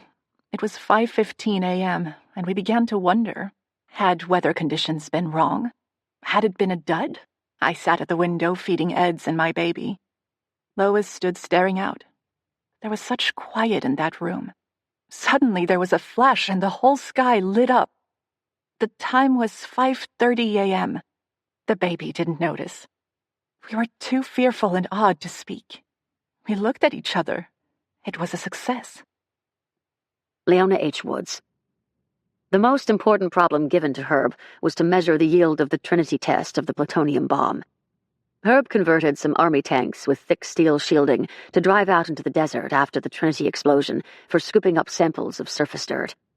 After the successful firing at Trinity, the tanks scooped up desert sand now melted to glass, containing and also covered with fallout. Herbert L. Anderson. The method worked well. The result was important. It helped decide at what height the bomb should be exploded. Brigadier General Thomas F. Farrell. All seemed to feel that they had been present at the birth of a new age. J. Robert Oppenheimer. We knew the world would not be the same. A few people laughed, a few people cried. Most people were silent. I remembered the line from the Hindu scripture, the Bhagavad Gita. Vishnu, a principal Hindu deity, is trying to persuade the prince that he should do his duty. And to impress him, takes on his multi-armed form and says, "Now I have become death, the destroyer of the worlds." I suppose we all thought that, one way or another. George B. Kistchakowski. I slapped Oppenheimer on the back and said, "Oppie, you owe me $10. Because in that desperate period when I was being accused as the world's worst villain, who would be forever damned by the physicists for failing the project, I said to Oppenheimer, I bet you my whole month's salary against $10 that implosion will work." I still have that bill with Oppenheimer's signature. Major General Leslie Groves. Shortly after the explosion, Farrell and Oppenheimer returned by jeep to the base camp, with a number of the others who had been at the dugout. When Farrell came up to me, his first words were, "The war is over." My reply was, "Yes, after we dropped 2 bombs on Japan." I congratulated Oppenheimer quietly with, "I am proud of all of you." And he replied with a simple, "Thank you." We were both, I am sure, already thinking of the future. J. Robert Oppenheimer. It was a success. Joseph O. Hirschfelder. If atom bombs were feasible, then we were glad that it was we and not our enemy who had succeeded. Edward Teller. As the sun rose on July 16th, some of the worst horrors of modern history, the Holocaust and its extermination camps, the destruction of Hamburg, Dresden, and Tokyo by firebombing, and all the personal savagery of the fighting throughout the world, were already common knowledge. Even without an atomic bomb, 1945 would have provided the capstone for a period of the worst inhumanities in modern history. People still ask, with the wisdom of hindsight, didn't you realize what you were doing when you worked on the atomic bomb? My reply is that I do not believe that any of us who worked on the bomb were without some thoughts about its possible consequences. But I would add, how could anyone who lived through that year look at the question of the atomic bomb's effects without looking at many other questions? The year 1945 was a melange of events and questions, many of great emotional intensity, few directly related, all juxtaposed. Where is the person who can draw a reasonable lesson or a moral conclusion from the disparate events that took place around the end of World War II? Commander Norris Bradbury. Some people claim to have wondered at the time about the future of mankind. I didn't. We were at war, and the damned thing worked. Major General Leslie Groves. We had prepared for an official release weeks before. Lieutenant W.A. Parrish, Jr. had been provided with a release to be issued by the commanding officer at Alamogordo Base. Every word in this release was numbered, so that it was a simple matter to alter it without disclosing any secrets to an unauthorized listener in. I telephoned Parrish and made the necessary deletions and insertions in the release, and told him to have it given out at once. Colonel William O. Erickson, Commander, Alamogordo Army Air Base, Statement, July 16, 1945. Several inquiries have been received concerning a heavy explosion which occurred on the Alamogordo Air Base reservation this morning. A remotely located ammunition magazine containing a considerable amount of high explosives and pyrotechnics exploded. There was no loss of life or injury to anyone, and the property damage outside of the explosives magazine itself was negligible. Weather conditions affecting the content of gas shells exploded by the blast may make it desirable for the Army to evacuate temporarily a few civilians from their homes. Arthur Holly Compton. The Chicago newspapers carried an item telling of the explosion of a munitions dump in New Mexico with remarkable light effects. That evening, a phone call came from Oppie. "You'll be interested to know," he said, "that we caught a very big fish." Edward Teller. The sun was well up in the sky when our bus rolled up the slopes of the Los Alamos Mesa. Michi, smiling, received me at the door. "Did you hear the news? A big ammunition dump in southern New Mexico exploded with considerable pyrotechnics, but no one was hurt." She obviously knew what had gone on, even though I had not been allowed to tell her anything. Phyllis K. Fisher. Later in the day, those who had witnessed the detonation at Alamogordo returned exhausted and drained.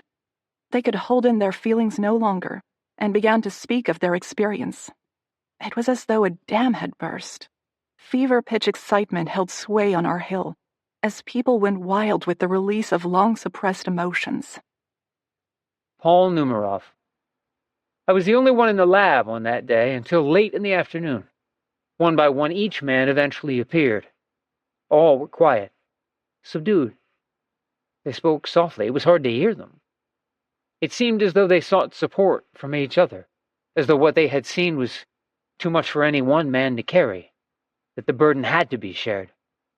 One man described his feelings as having seen the devil come up out of the earth and reach toward the sky as though to pull the heavens down.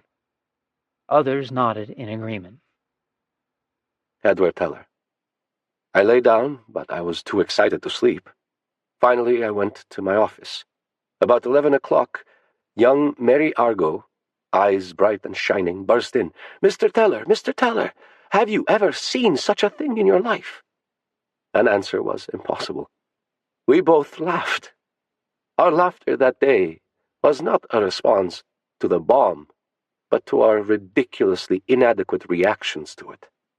Mary Argo, a physicist on Teller's theoretical team working on the development of the super, a fusion or hydrogen bomb, and the spouse of fellow physicist Harold Argo, was the only woman formally invited to attend the Trinity test. Major General Leslie Groves. My thoughts were now completely wrapped up with the preparations for the coming climax in Japan. Luis Alvarez. After the test, we drove back to Los Alamos, packed our footlockers, and flew to San Francisco, from which we staged for the B-29 base on Tinian, 1,500 miles from Japan. Charles L. Critchfield. That famous saying that Oppenheimer made when the bomb finally went off, "I have become death, the shatterer of worlds." It's always said that it's a quotation from the Gita, but of course it isn't, because it's in English. I looked through these 3 volumes of Gitas for that line, and it's there, but it's very different from the way Robert says it. Chapter 11 is called The Book of the Manifesting of the One and Manifold. In verse 12 of that chapter it says, "If 1,000 suns should at once blaze up in the sky, the light of that mighty soul would be all their brightness." The mighty soul being God, of course. In verse 31 of that chapter, the soldier Arjuna says, "Tell me, you awful form, who are you?" Krishna says, "I am time, destroyer of worlds." The word time is the Sanskrit word karma, which is used in a sense that means father time, and therefore can be associated with death and with the supreme deity. I suspect Robert made up his own translation because he read Sanskrit. I wouldn't put it past him to have rehearsed this saying so that he'd be prepared to be dramatic, because he liked to be dramatic. Oppenheimer's own copy of the Gita, now in the collection of the Los Alamos National Laboratory, is a 1929 translation by Arthur W. Ryder. That particular verse, verse 31 of the 11th canto, is presented as, "Death am I, and my present task, destruction." Potsdam with Truman.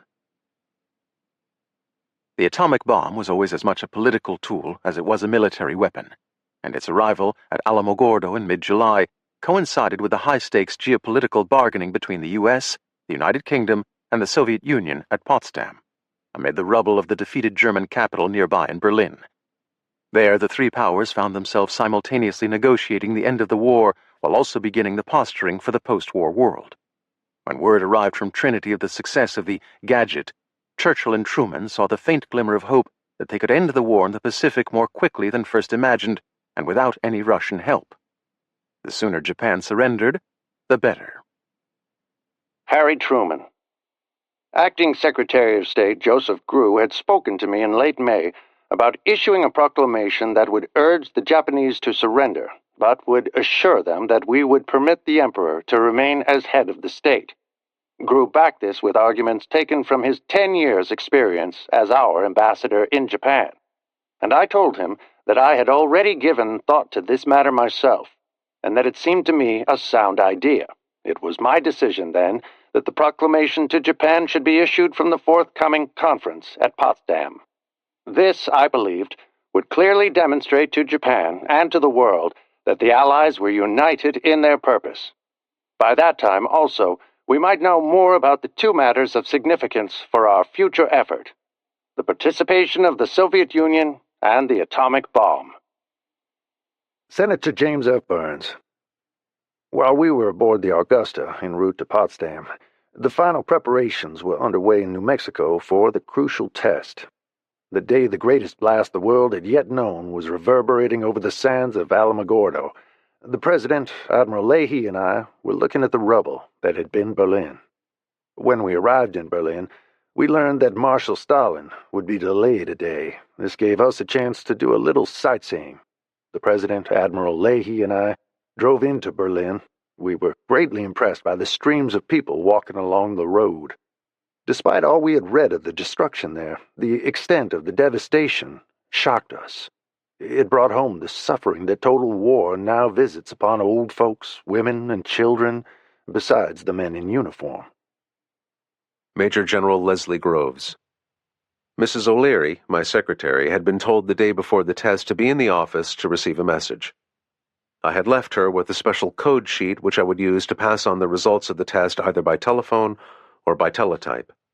In addition, I made use of another code, of which only she and I had copies, so that I could safely talk to her over the telephone. In my message to her, I gave her the salient facts which should be reported by cable to the Secretary of War at Potsdam. Harry Truman. The historic message of the first explosion of an atomic bomb was flashed to me on the morning of July 16th. As I read the message from Stimson, I realized that the test not only met the most optimistic expectation of the scientists, but that the United States had in its possession an explosive force of unparalleled power. Winston Churchill.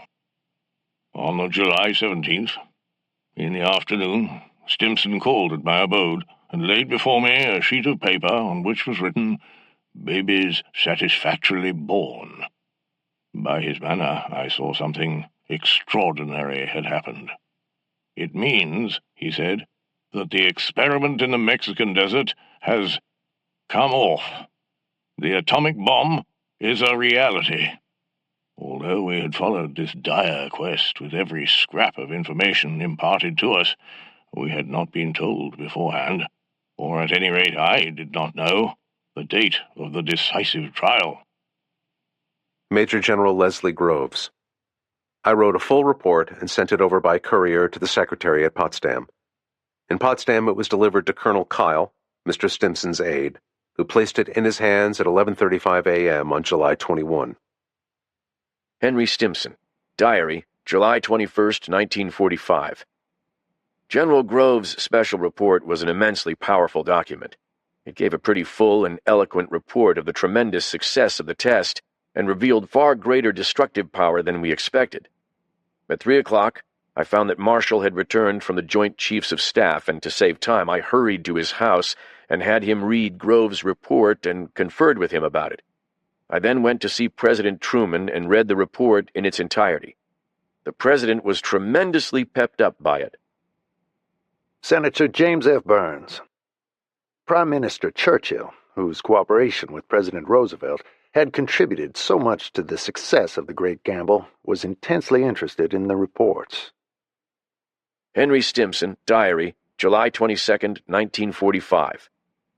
Churchill told me that he had noticed at the meeting of the three yesterday that Truman was much fortified by something that had happened, that he had stood up to the Russians in a most emphatic and decisive manner, telling them as to certain demands that they could not have, and that the United States was entirely against them. He said, "Now I know what happened to Truman yesterday. I couldn't understand it. When he got to the meeting after having read this report, he was a changed man. He told the Russians just where they got on and off, and generally bossed the whole meeting." Churchill said he now understood how this pepping up had taken place, and he felt the same way. Winston Churchill. Up to this moment, we had shaped our ideas towards an assault upon the homeland of Japan by terrific air bombing and by the invasion of very large armies. We had contemplated a desperate resistance of the Japanese fighting to the death with samurai devotion, not only in pitched battles, but in every cave and dugout. I had in my mind the spectacle of Okinawa Island, where many thousands of Japanese, rather than surrender, had drawn up in line and destroyed themselves by hand grenades after their leaders had solemnly performed the rite of harakiri. Harry Truman. In all, it had been estimated that it would require until the late fall of 1946 to bring Japan to her knees. This was a formidable conception, and all of us realized fully that the fighting would be fierce and the losses heavy. Winston Churchill. Now all this nightmare picture had vanished. In its place was the vision, fair and bright indeed it seemed, of the end of the whole war in one or two violent shocks. There never was a moment's discussion as to whether the atomic bomb should be used or not. To avert a vast, indefinite butchery, to bring the war to an end, to give peace to the world, to lay healing hands upon its tortured peoples by a manifestation of overwhelming power at the cost of a few explosions, seemed, after all our toils and perils, a miracle of deliverance. Senator James F. Burns. As soon as we had studied all the reports from New Mexico, the President and I concluded that we should tell Generalissimo Stalin that we had developed the bomb and proposed to use it unless Japan acceded promptly to our demand for surrender. The Soviet government was not at war with Japan, but we had been informed of their intention to enter the war and felt, therefore, that Stalin should know. Winston Churchill. An intricate question was what to tell Stalin. Senator James F. Burns. At the close of the meeting of the Big Three on the afternoon of July 24th, the President walked around the large circular table to talk to Stalin. Harry Truman. I casually mentioned to Stalin that we had a new weapon of special destructive force. The Russian premier showed no unusual interest. All he said was that he was glad to hear it and hoped we would make good use of it against the Japanese. Senator James F. Burns. I was surprised at Stalin's lack of interest. I concluded that he had not grasped the importance of the discovery. I thought that the following day he would ask for more information about it. He did not. Later, I concluded that because the Russians kept secret their developments in military weapons, they thought it improper to ask us about ours. Winston Churchill.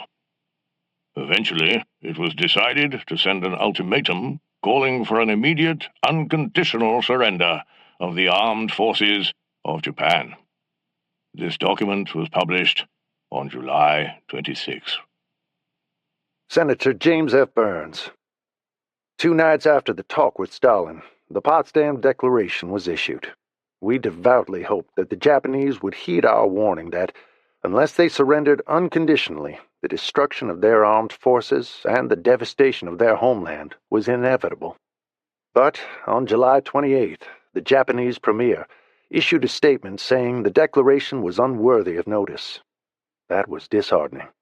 There was nothing left to do but use the bomb.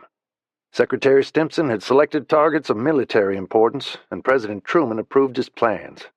Shortly thereafter, Secretary Stimson left for the United States.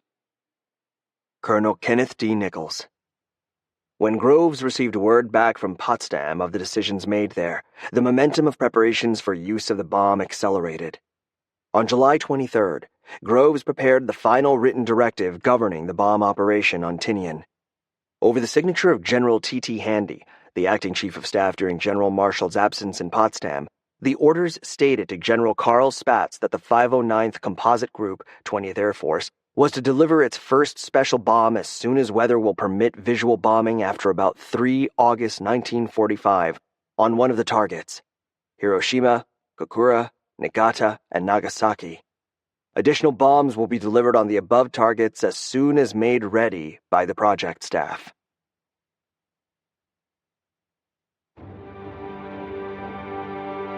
Part 5. Unleashing the Bomb. July to August 1945.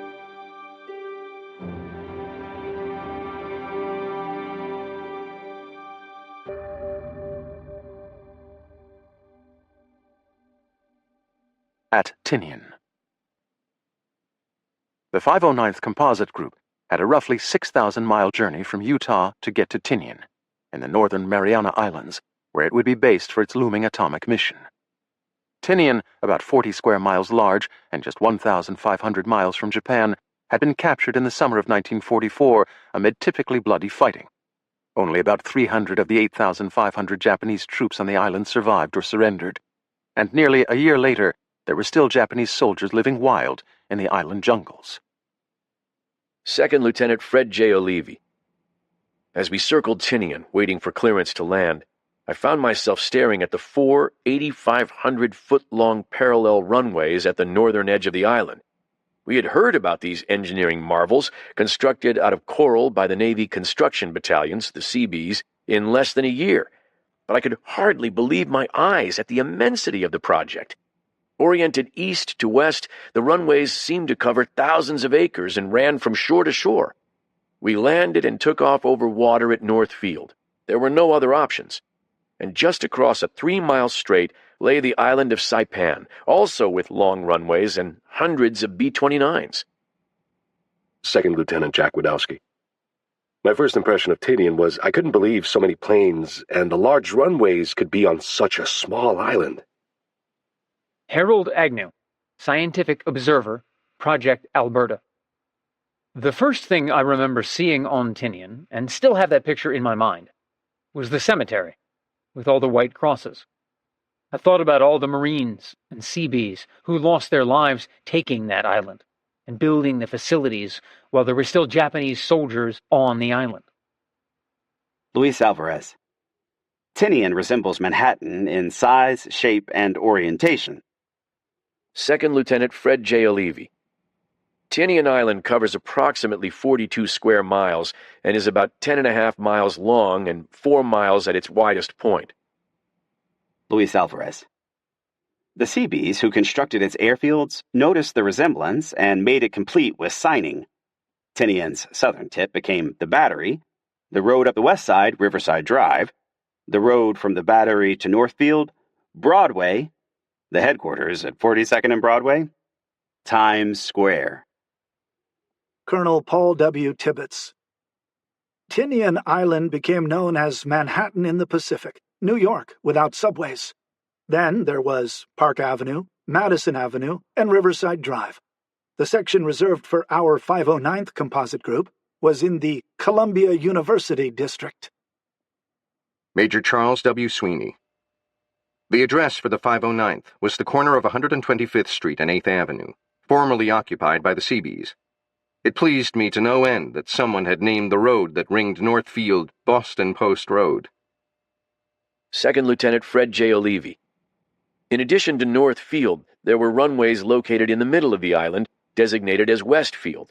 The whole island was alive with B-29 bombers, and Northfield had become the largest and busiest airfield in the world.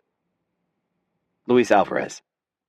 In the last year of the war, flights of up to 500 bombers departed 2 or 3 times a week from Northfield, a second field to the southwest, another on Saipan, and a fourth on Guam, to drop thousands of tons of incendiary and high-explosive bombs on Japan. Second Lieutenant Alberto Felchlia, Navigator, 320th Troop Carrier Squadron. Prior to starting overseas flights for 509th support, the 320th C-54s were decorated and received the nickname Green Hornet Line. A green stripe was painted on each side of the fuselage, starting aft near the tail as a point, growing to a width a little wider than the windows, continuing the length of the fuselage just past the front window. From this point was drawn a large wing that terminated in a circle containing a Walt Disney-type winged burrow with saddlebags flying between 2 Pacific atolls under the pilot's window. These decorations were unusual for the time and received considerable notice wherever our planes flew. A small black replica of the burrow was painted just forward of the logo each time the plane flew to Tinian and returned to Wendover. In addition, a small green winged circle with a white numeral was painted on the tail. Luis Alvarez. When we arrived at Tinian, Larry Langer, one of my Los Alamos poker partners, met our Green Hornet transport plane and delivered us to the tents that would be our bedrooms for the next 2 months.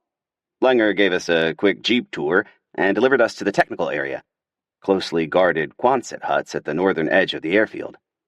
Los Alamos had supplied our large Quonset hut with a primitive air conditioner, really a dehumidifier, which kept us comfortable even though the outside temperature was often over 80 degrees Fahrenheit, and preserved our equipment from deteriorating in the salty, humid air. Major Charles W. Sweeney. The compound was enclosed by a high fence with a main gate that was guarded around the clock by armed sentries. The perimeter of the fence was patrolled by heavily armed MPs. This area contained the only windowless air-conditioned buildings in the Pacific, where the Alberta and Manhattan scientists and technicians and the First Ordnance personnel were laboring. Here the various components of the bombs would be assembled. The actual bombs' casings and electrical circuits were also kept in this area, awaiting the internal workings that would breathe life into the weapons, uranium and plutonium firing mechanisms and cores. Sergeant Robert L. Shade, 1st Ordnance Squadron, Special Aviation. Upon arrival, I was assigned a 6x6 truck containing a welder, compressor, drill press, lathe, and shaper as my portable machine shop. Then I was assigned to fence in the work area with barbed wire. The Seabees had erected a large Quonset hut to house a central machine shop and assembly building. I welded the steel girders and I-beams forming rails in the ceiling center to hold the traveling crane that moved the heavy bomb parts. Major General Leslie Groves. Because of the shipping jam, each vessel was required to wait its turn for unloading. This could mean a delay of as much as 3 months in the unloading of some of our vital equipment. It was a simple matter, through Purnell, to have Chief of Naval Operations Admiral Ernest King cable Nimitz that all of our material must be unloaded immediately upon its arrival at Tinian. This was quite upsetting to the normal operations on the island, but it was typical of the support that we unfailingly received from Admiral King, Admiral Purnell, and the entire Navy at all times. Ensign John L. Tucker, U.S. Naval Reserve, Project Alberta. We could not find our tools, inspection and test equipment sent by ship, but the tools I had sent by Green Hornet were there, and that is what we used. After Trinity, the rest of the Alberta people jumped on a plane and came to Tinian. We then did our thing and subsequently came home. After VJ Day, the lost tools and equipment were found very neatly packaged and cosmolined. They were beautiful kits, but our job was over and we had no use for them then. Before we went home, we loaded these kits and most of the other tools and equipment we had brought over into a landing ship tank, took it out to sea, and dumped it overboard. Major Charles W. Sweeney. 1 year earlier, as Marines stormed ashore and eventually took Tinian, hundreds of Japanese soldiers went into hiding in the caves, jungles, and hills around this tiny island. They continued to radio reports of our activities to neighboring islands still held by Japanese forces. We were warned not to venture too far out after dark. Not long after our arrival, in spite of the tight security surrounding our group, the Japanese propaganda radio station Tokyo Rose welcomed the 509th to Tinian and encouraged us to go home to our loved ones before we were killed. In later broadcasts, she assured us that Japanese fighter planes and anti-aircraft gunners would take special aim at the mark on the tails of our airplanes, our distinctive arrowhead inside a circle. Although none of us would admit it, her broadcasts were a little unsettling. William F. Roos, construction engineer, Army Corps of Engineers. One time, an armed guard who was protecting a tank farm erection crew saw a chicken running out of the underbrush. Thinking it would look good in a stew pot, the guard gave the fowl a burst from his submachine gun. He completely missed the chicken, but to his surprise, a white flag appeared above the bush, and out came 5 gaunt and frightened enemy soldiers. Second Lieutenant Fred J. Olivi.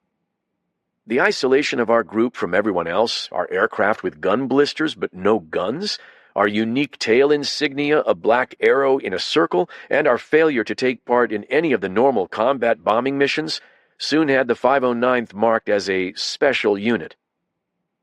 Corporal Ralph Fry, 603rd Air Engineering Squadron.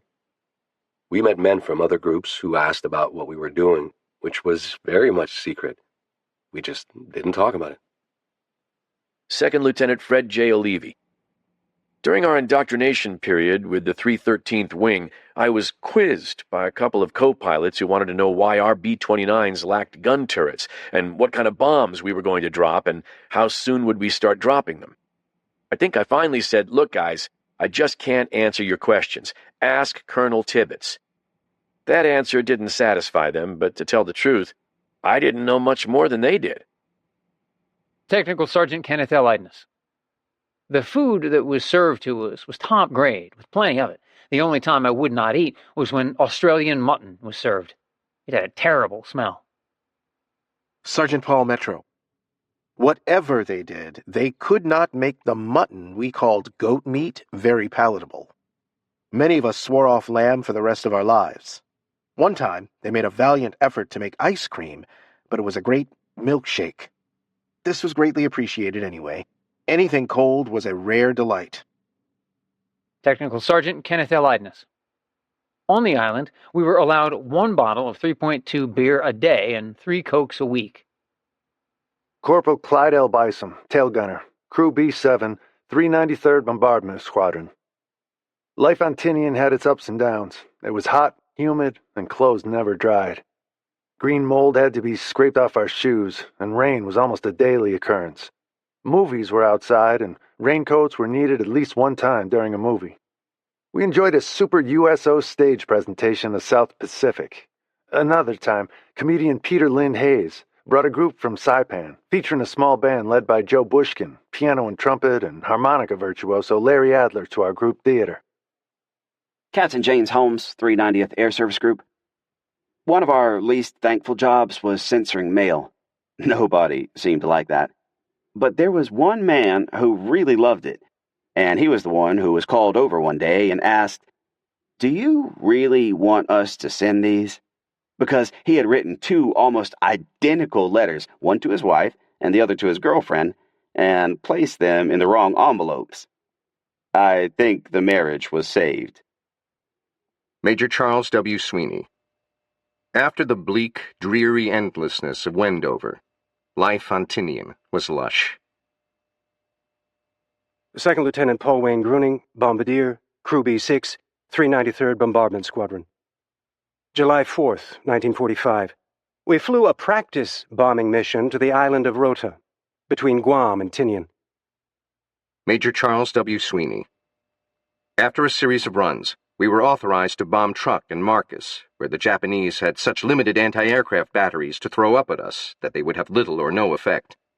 This provided our first combat conditions, even though these runs were still recorded as practice missions by the Air Force. Second Lieutenant Fred J. O'Leary. Since it was only 4 hours away from Tinian, Truk became the target of choice for our B-29 crews. Truk was bombed daily almost around the clock, and surprisingly, they fired back at us. This was my first experience with ACAC, which didn't even come close as we made our bomb run. Major Charles W. Sweeney. On July 20th, we were finally cleared to fly missions over Japan.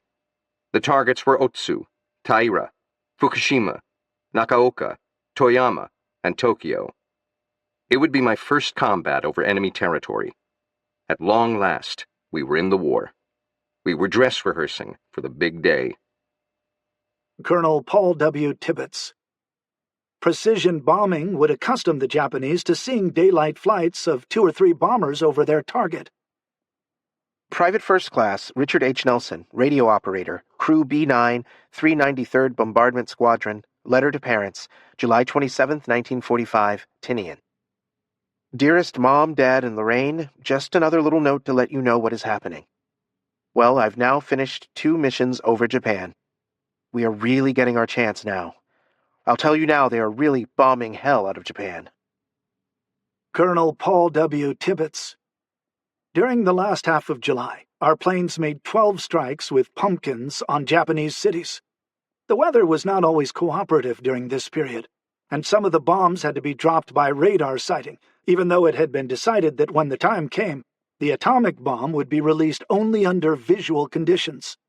We learned that cloudy weather was typical for the Japanese islands during July, but long-range forecasts led us to expect some clear days soon after the 1st of August. Moving the bomb. The vastness of the Pacific is hard to imagine. It represents nearly a third of the Earth's surface, 32.4% to be exact, and is larger than all the land across the entire world put together. Supplying the U.S. front lines as the war progressed swallowed up the vast resources U.S. shipyards provided. The journey to Okinawa from California usually took between 26 to 30 days, and hundreds of Liberty and Victory-class supply and troop ships were in constant motion back and forth. Altogether, the U.S. manufactured 2,700 Liberty ships and 1,000 Victory ships. The transportation of the atomic bomb's most valuable piece, the uranium core, to the front lines of the Pacific War occasioned its own drama, and forever linked the Manhattan Project with the greatest U.S. naval tragedy in its history. The bomb's carefully shaped core at Los Alamos represented nearly all the uranium produced by the U.S. government up until that moment. The end product of all the work at Oak Ridge and so many other places across the country, the cost of billions of dollars, and the labor of more than 100,000 people over more than 3 years, weighed a grand total of about 140 pounds, the size of a modest single person.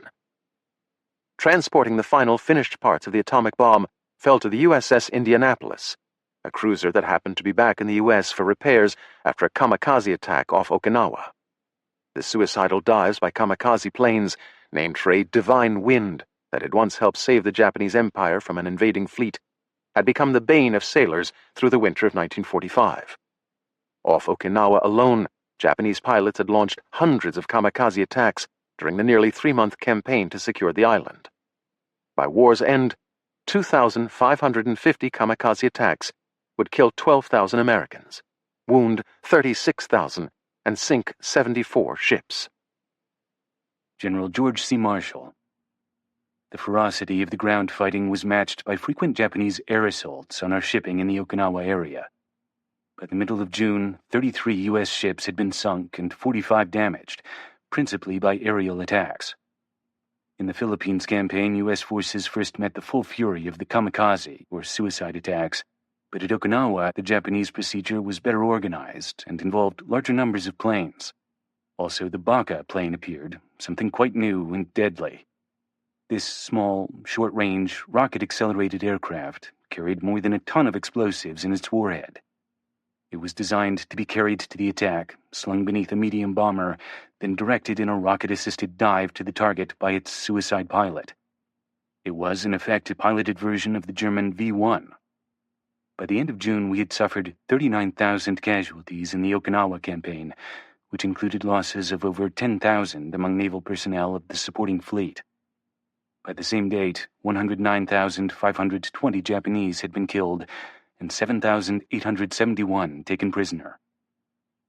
Colonel Kenneth D. Nichols. From the Trinity test onward, events moved rapidly. Major General Leslie Groves. We could now establish firmly that the first atomic bomb drop on Japan would be sometime around the 1st of August. Luis Alvarez. The question of how to transport that extremely scarce nuclear material to Tinian had occasioned serious debate. The U-235 bullet came out by sea, along with the non-nuclear components of the Little Boy bomb. The 3 target rings were flown out on Green Hornets. Major General Leslie Groves. The major portion of the U-235 component for this bomb began its journey overseas on July 14, when a convoy consisting of a closed black truck, accompanied by 7 cars with security agents, left Santa Fe for Albuquerque. From Albuquerque, the bomb was flown in an Air Force plane to Hamilton Field just outside San Francisco, where it was picked up and carried to Hunters Point. The parts of the bomb, which were packed in a large crate and a small metal cylinder, were in the custody of Major Furman from my office and Captain Nolan, radiologist at the Los Alamos Base Hospital. Dr. James F. Nolan, Project Alberta. I was assigned to accompany the active material on the cruiser Indianapolis after accompanying the material from Los Alamos to Kirtland Air Force Base by motor vehicle and then its transshipment by air to San Francisco, where it was loaded at Hunters Point. The Indianapolis debarked on the morning of July 17th when the Trinity test was carried out. I did not hear any news concerning the test until arriving at Tinian Island. Paul Murphy, crew, USS Indianapolis, CA-35. Because we were fast, and because we were available, we were chosen to make a speed run to the island of Tinian carrying a secret weapon. We didn't know what it was. Corporal Edgar Harrell, U.S. Marines Detachment, USS Indianapolis. The big USS Indianapolis was my home for the duration of the war. We were right in the middle of the conflict in the Pacific.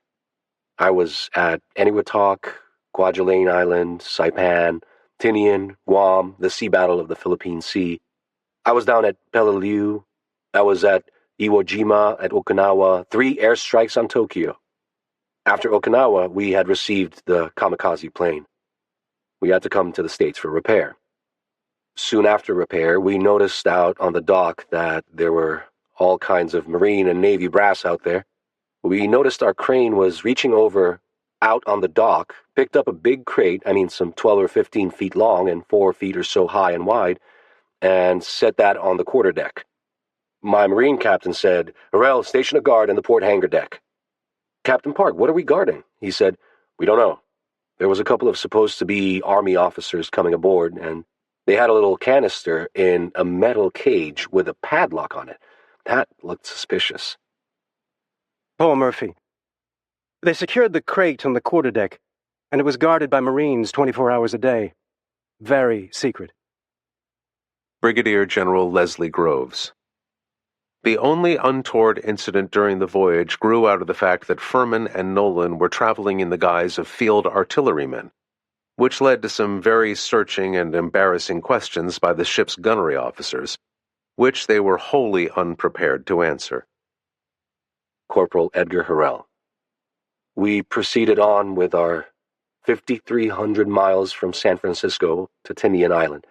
We made that in 10 days. All we knew was every day we could save going to Tinian, we might shorten the war that much. Scuttlebutt is rapid. We sailors made up stories of what we're carrying.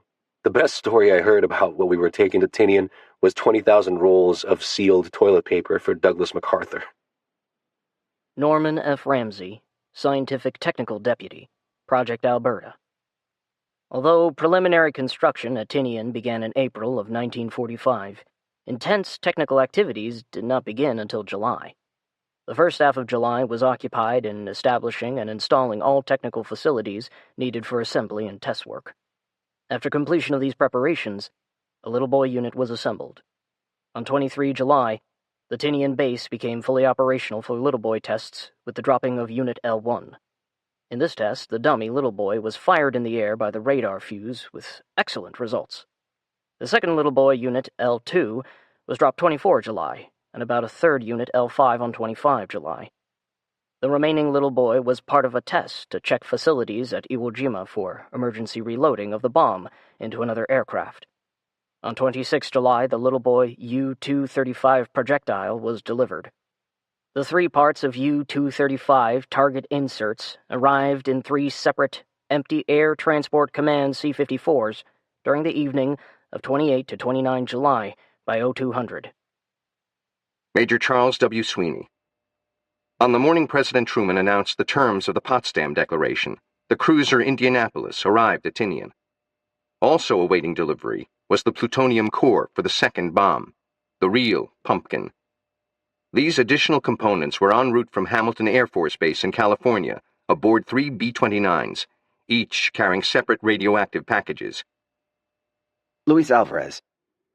The plutonium core of Fat Man, the Nagasaki bomb, occupied a shelf a few feet from where I worked once it arrived. A small sphere plated with 1/1000th of an inch of nickel to absorb alpha particles. It was stored in an aluminum box with cooling fins to dissipate the heat generated by its alpha decay. Each of us, on several occasions, held this ball in our bare hands, feeling its warmth. An army guard stationed beside the core protected it with his life. He obviously didn't know what he was guarding. It was good duty, sitting all day in an air-conditioned Quonset hut. Frank Tarkington, U.S. Navy. My group ran the Navy communications from Tinian. One of the physical points on the island was a small mountain called Mount Lasso. The Seabees had installed towers on top. I was put the chief in charge of the Navy radio station in a small Quonset hut on top of Mount Lasso. The transmitter site overlooked North Field, where the bulk of the B-29s were. You could see everything going on. The Indianapolis had come into Tinian, and everybody knew something big was going to happen. Otherwise, why would we have had a big, heavy Navy cruiser in a little place like Tinian? We didn't know anything about what was going on. Russ Harlow, Project Alberta. The Indianapolis arrived in the afternoon, July 26, 1945 Tinian time. There was no dock, so it was anchored inside the anti-submarine net in the harbor area.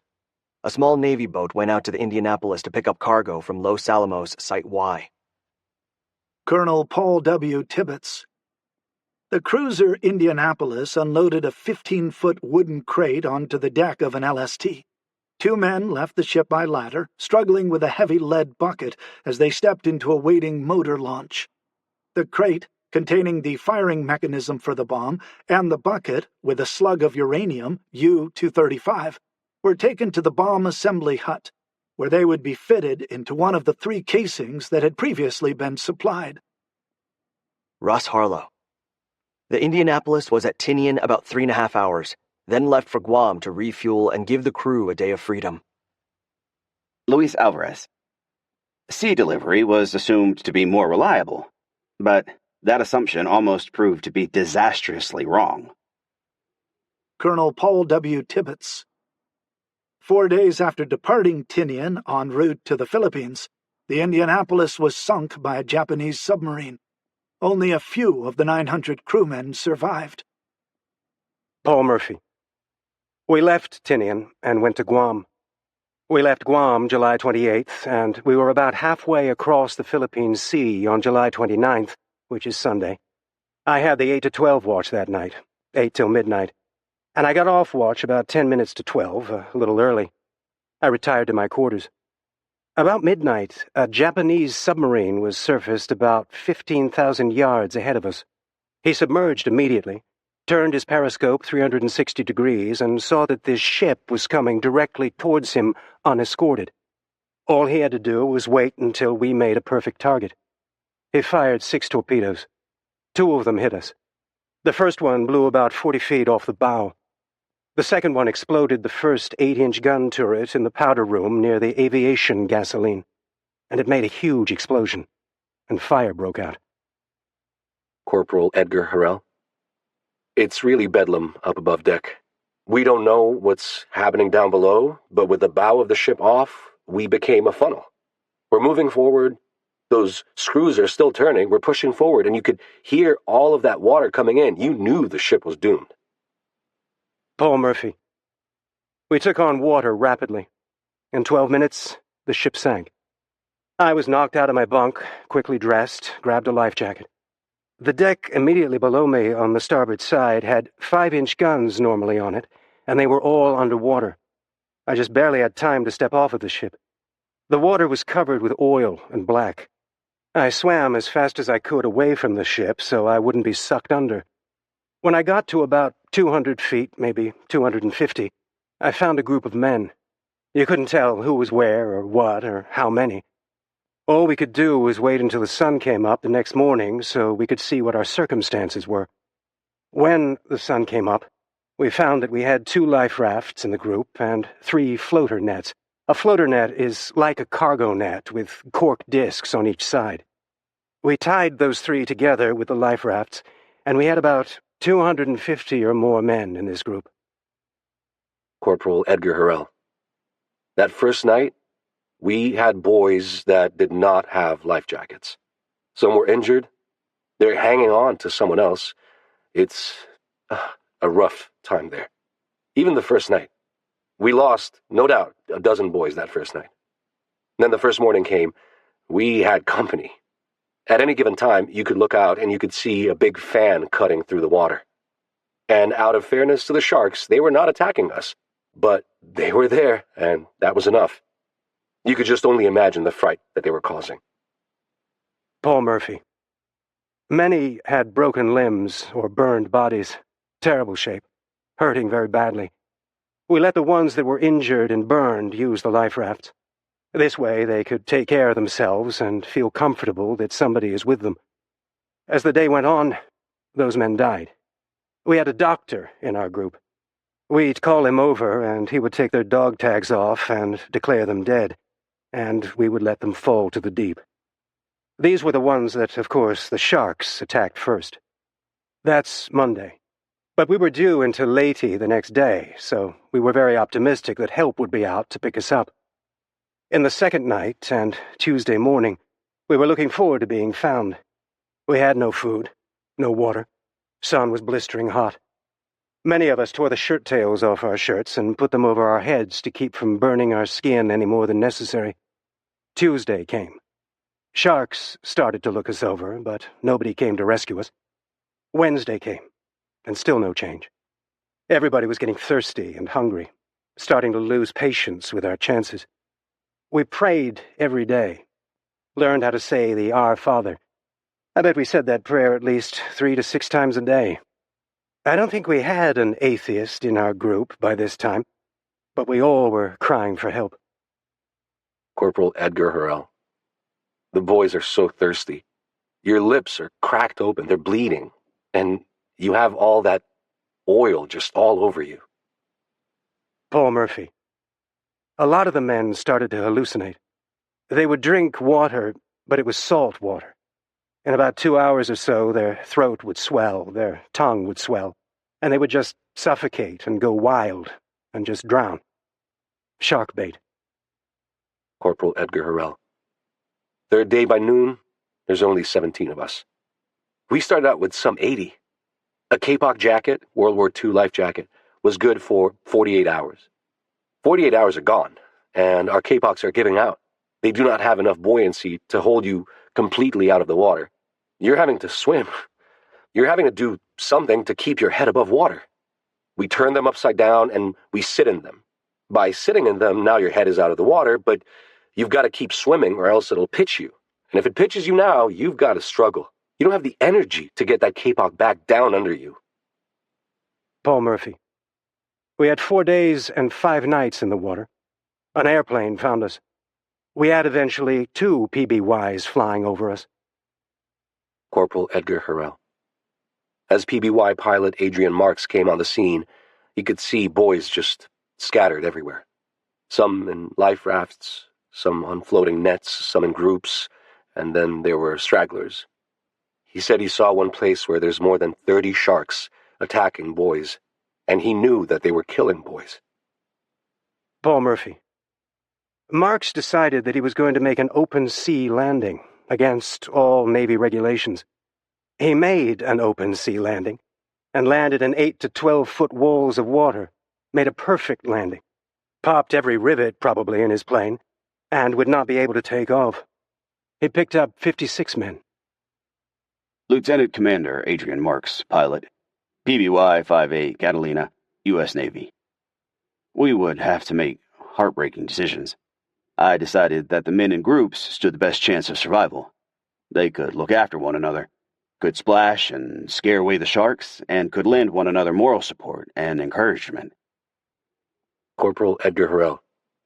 They pulled me over and pulled me in the plane, and they stacked us just like sacks of feed against each other. Paul Murphy. He and the crew tied the men on the wings, and tied them with parachute shrouds so they wouldn't fall off.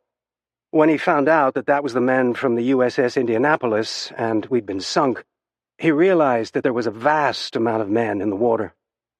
He broke another regulation and contacted all ships in the area, gave them his exact location, and told them to proceed to pick up survivors. The first ship that came into the area was the USS Doyle. It was commanded by a man by the name of Graham Claytor. Graham Claytor was later the Secretary of the Navy under Jimmy Carter. He proceeded towards our location. When he got close, he shined his 24-inch searchlights against the bottom of the clouds so that the other ships could see it for a beam to head towards, and also to let the survivors know that help was on the way. Lieutenant Adrian Marks. Even though we were near the equator, the wind whipped up. We had long since dispensed the last drop of water, and scores of badly injured men were softly crying with thirst and with pain. And then, far out on the horizon, there was a light. Paul Murphy. The Bassett was the second ship that came in. It was my favorite ship because it's the one that picked me up. They picked up 152 men out of the water, almost half of the survivors. When we later had reunions and invited crews of the rescue ships to visit us, we really found out how bad a condition we really were in. Many of us never had any idea. Colonel Kenneth D. Nichols. The Indianapolis was the last major U.S. ship to be lost during the war and the greatest single disaster in the history of the Navy. Luis Alvarez. If the Indianapolis had been sunk with little boy aboard, the war could have been seriously prolonged. The day before. With the weather clear above Japan, and the bomb pieces all safely arrived in Tinian at the start of August 1945, Generals Groves, LeMay, and Spatz were ready to launch the 509th Composite Group on its inaugural atomic mission. Admiral William Leahy. No one could foresee on the first day of August 1945 that Japan would be out of the war in less than 2 weeks. Luis Alvarez. Time passed quickly for us. Little Boy was ready on July 31 and would have flown August 1 if a typhoon approaching Japan hadn't delayed it.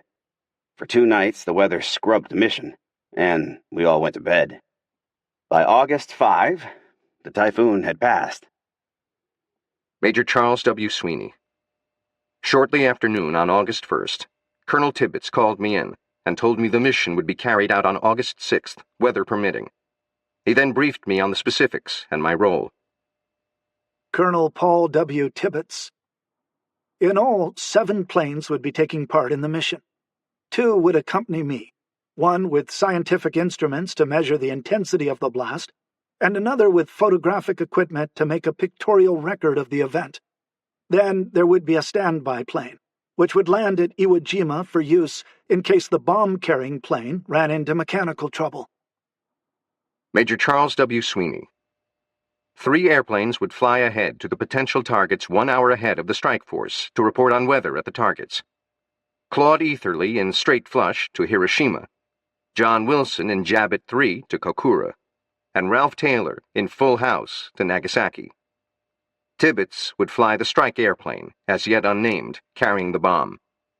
After rendezvous over Iwo Jima, I would fly the great artiste in formation with him to the target and drop the instruments that would measure heat, blast, and radiation.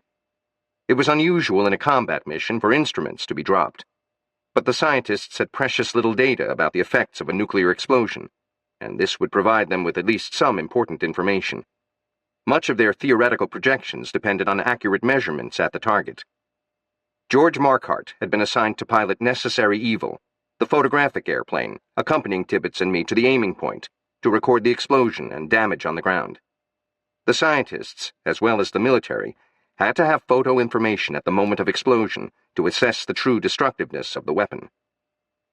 Colonel Paul W. Tibbets. Ever since examining aerial photos of the 4 cities on the reserved list, I had favored Hiroshima as the primary target. It was important industrially and militarily, and had been spared from previous attack only because it was one of several that were being saved for atomic destruction. Several additional considerations went into the final decision. One was the report that prisoner-of-war camps might be located in 2 or 3 of the cities, but none was known to exist at Hiroshima.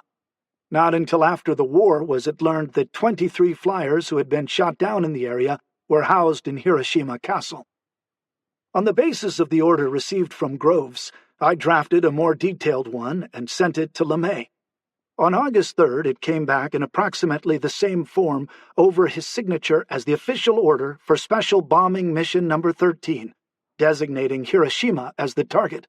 In case the primary was clouded over, the secondary target was to be Kokura, the third, Nagasaki. The 12 previous special missions had been our flights to Japan with the non-atomic pumpkins. With the decision now made, Tom Farabee and I studied a huge air photo of the city and surrounding area. From this, he chose a geographical feature east of the city as the initial point from which we would start our bomb run. As the aiming point, he put his finger on a T-shaped bridge near the heart of the city. There were many bridges across the deltaic branches of the Ota River, which divided the city into many sections. But this one stood out because of a ramp in the center that gave it the shape of the letter T. To Hiroshimans, it was known as the Aioi Bridge. Major Charles W. Sweeney. The code name for our mission was Centerboard. Sergeant Raymond Gallagher. About 3 o'clock on August 4th, we were sitting in our Quonset hut, just playing cards. A runner came along and opened the door to inform the crews that were in this Quonset that there would be a briefing at 5 o'clock that afternoon. This particular briefing seemed to be a little different from normal. In order to get into the Quonset, which held the briefing, there was an MP at the door. Even though we knew him personally by name, he would not allow anyone inside unless they showed proper identification. There were 6 crews that were allowed, along with top brass from Washington and also, if you want to call it that, top brass from the Navy. Major Charles W. Sweeney. The Quonset hut had been cordoned off by armed MPs. Everyone entering was carefully checked by security. Inside, each crew sat together on rows of straight-backed wooden benches on either side of an aisle leading to the front of the long, narrow hut. Captain Theodore Dutch Van Kirk. You knew it was going to be a big one. There are guys out there with Tommy guns and everything guarding you. Sergeant Raymond Gallagher. When you got inside that Quonset, there was complete quiet. Major Charles W. Sweeney. At the front, on a slightly elevated podium, were 2 large blackboards draped with white cloths. The rest of the area resembled any other briefing room, with maps of Japan and adjacent islands covering the walls. Tibbets explained that we were going to drop a bomb of unimaginable destructive force. The word atomic or nuclear was never uttered by him or any of the others who would shortly brief us. He told us this single bomb would be the equivalent of 20,000 tons of TNT. That got everyone's attention. He then introduced Captain William Deke Parsons, who motioned to a projectionist at the back of the room. The room went dark. In the 35 years that I have served in the military, I have never been at one briefing where they didn't screw up the projector. This briefing was no different. The film was not feeding onto the projector's sprockets. A single beam of light divided the darkness in the center aisle. Dust and insects fluttered in the beam. After some fumbling in the dark, the images started to flicker onto the screen before us. An intense flash erupted out of the darkness, and from the desert floor, an angry, seething fireball exploded upward, blossoming into a mushroom-shaped cloud.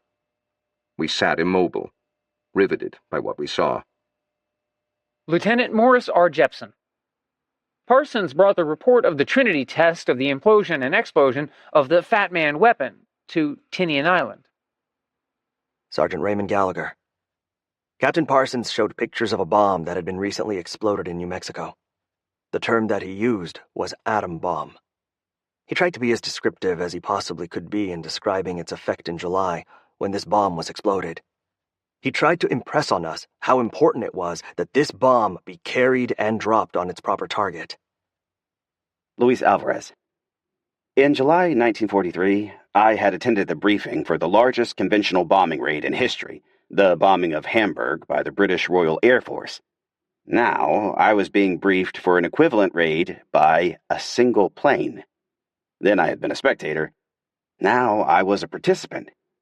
The difference occasioned very different feelings. Sergeant Raymond Gallagher. The lights flickered on. Tibbets resumed the briefing as Payette and Boucher unveiled the blackboards. Displayed were high-resolution reconnaissance photographs of Hiroshima, Kokura, and Nagasaki. These were the targets in order of priority. Luis Alvarez. We, for the first time, learned the name of our target. Hiroshima. Major Charles W. Sweeney. He explained the assignments for each of the 7 aircraft and details on the flight plan.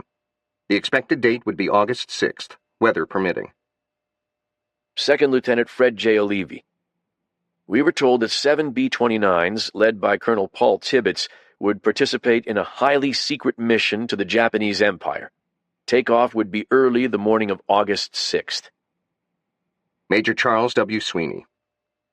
The group meteorologist briefed us on the weather. He expected a clearing trend, and that the targets should be improved by the 6th. Tibbets then closed the briefing by telling us that this bomb would end the war. He reminded us that the mission was still top secret. We were not to talk about it even to each other. He offered that anyone who did not want to take part could leave, and there would be no questions asked. No one responded. The briefing was over, leaving each of us to his thoughts. Colonel Paul W. Tibbets. The word came Sunday morning, August 5th. After 3 days of uncertainty, the clouds that had hung over the Japanese islands for the past week were beginning to break up. Conditions were go, and tomorrow was the day. Major Charles W. Sweeney. In the sterile bureaucratic language of the military, our operational orders were officially designated Field Order Number 13, Special Bombing Mission Number 13, Operations Order Number 35 of the 509th Composite Group. Second Lieutenant Fred J. O'Leary. Our playtime was over. The 509th was about to change the course of the war. Codename Centerboard. Throughout August 5th, preparations were underway on Tinian for the inaugural mission, and the crews selected for the historic mission readied themselves. As they flew the mission ahead, the crews aboard the strike aircraft recorded their logbook and notes in Tinian time, known as Chamorro Standard Time, which was 1 hour ahead of Japanese Standard Time. Thus, their target drop time of about 9:15 a.m. was 8:15 a.m. in Hiroshima. Colonel Paul W. Tibbets.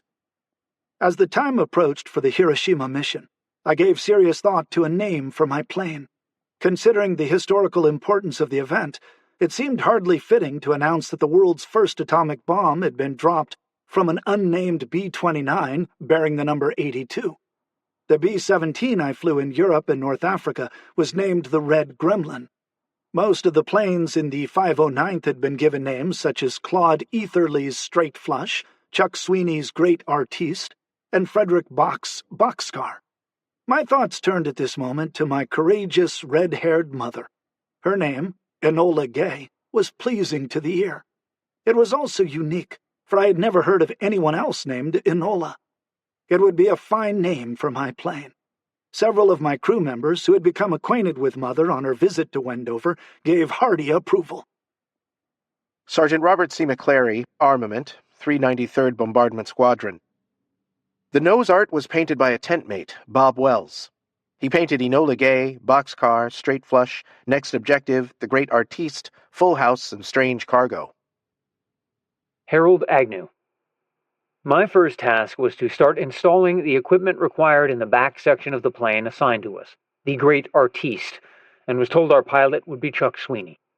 Installing the equipment in the daytime inside that aluminum fuselage was a very, very sweaty job. Our plan was to follow alongside the Enola Gay, and when the bomb was dropped, release our blast gauges, which were suspended by parachutes, and receive a signal of the blast pulse and its duration, and record it on film using standard gun cameras hooked up to an oscilloscope. Lieutenant Morris R. Jepson. Navy Captain Parsons was second in command of the military in the Manhattan Project. The little boy weapon was Parsons' design. He was greatly concerned that B-29s loaded with conventional bombs were crashing at the ends of runways on Tinian during takeoff, and that such an event could cause the U-235 projectile in the gun of the little boy to fly down the barrel and into the U-235 target. This could have caused a low-level nuclear explosion on Tinian. Colonel Paul W. Tibbets.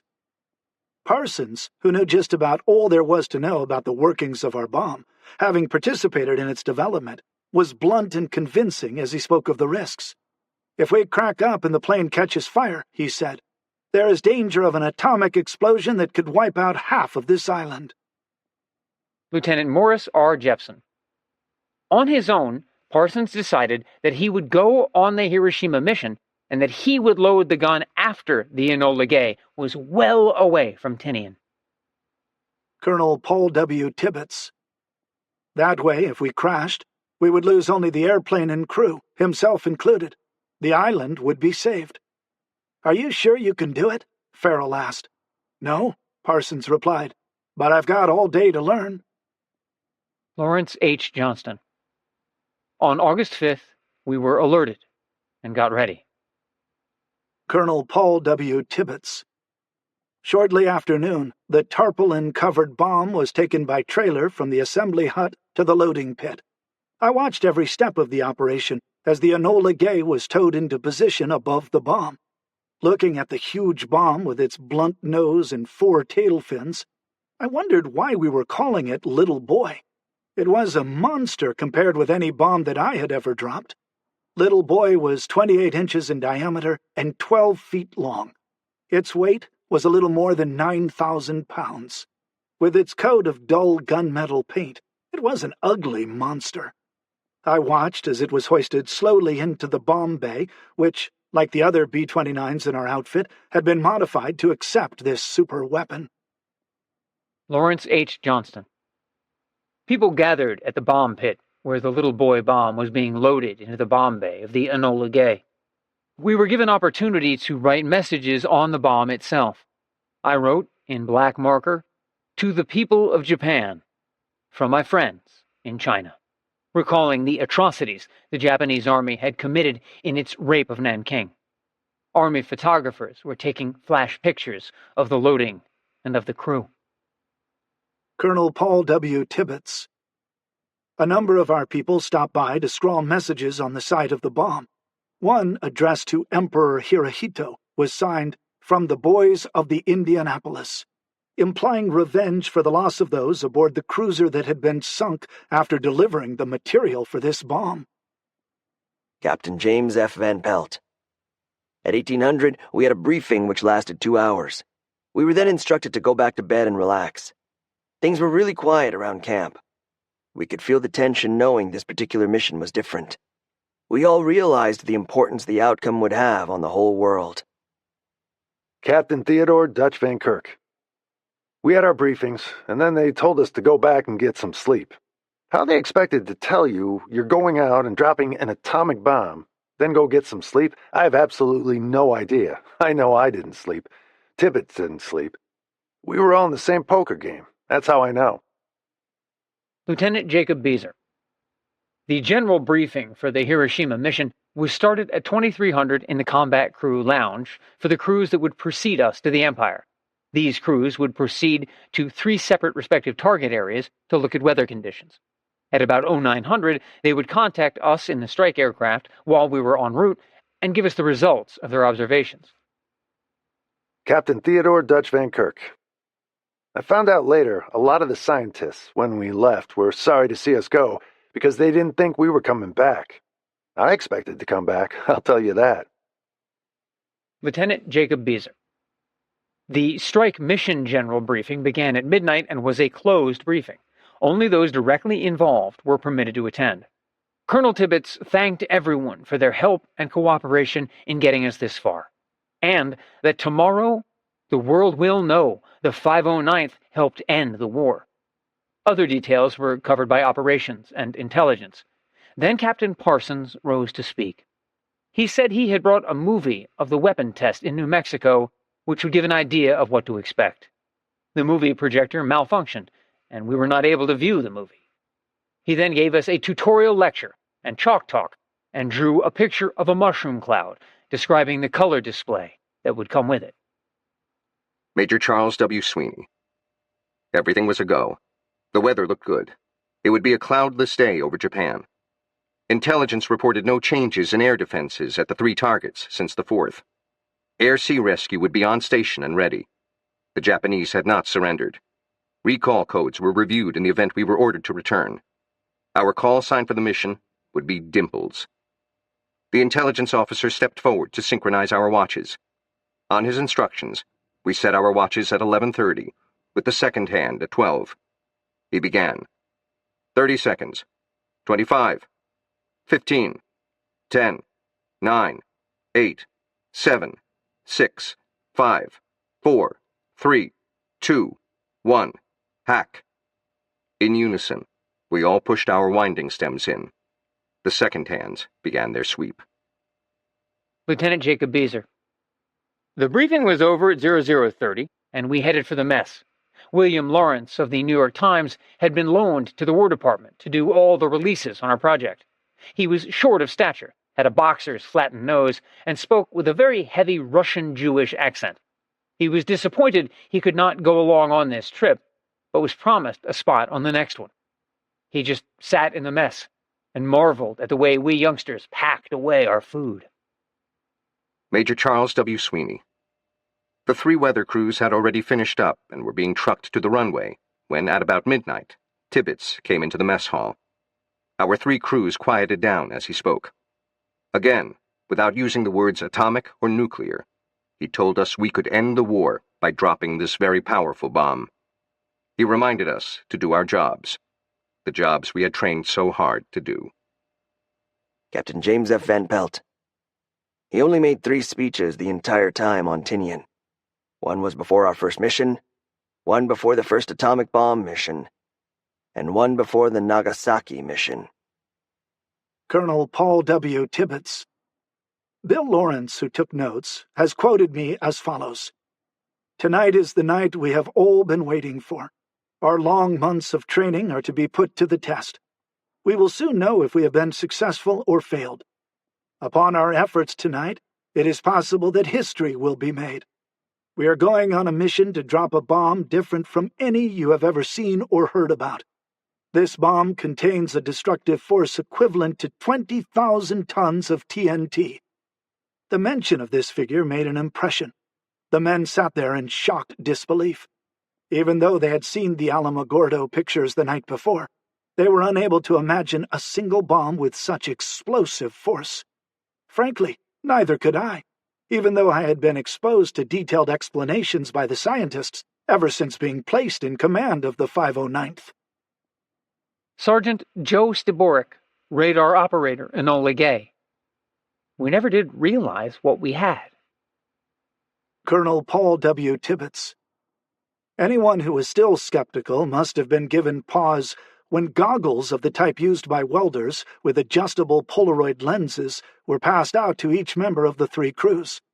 All were warned to have the goggles ready for use as soon as the bomb was released in order to protect their eyes from a flash far brighter than the sun. Major Charles W. Sweeney. Our heads bowed. The 509th's chaplain's deep, rich voice invoked the Lord's blessing for us and our mission. He beseeched Almighty God to deliver us safely so that we might bring the war to a speedy end.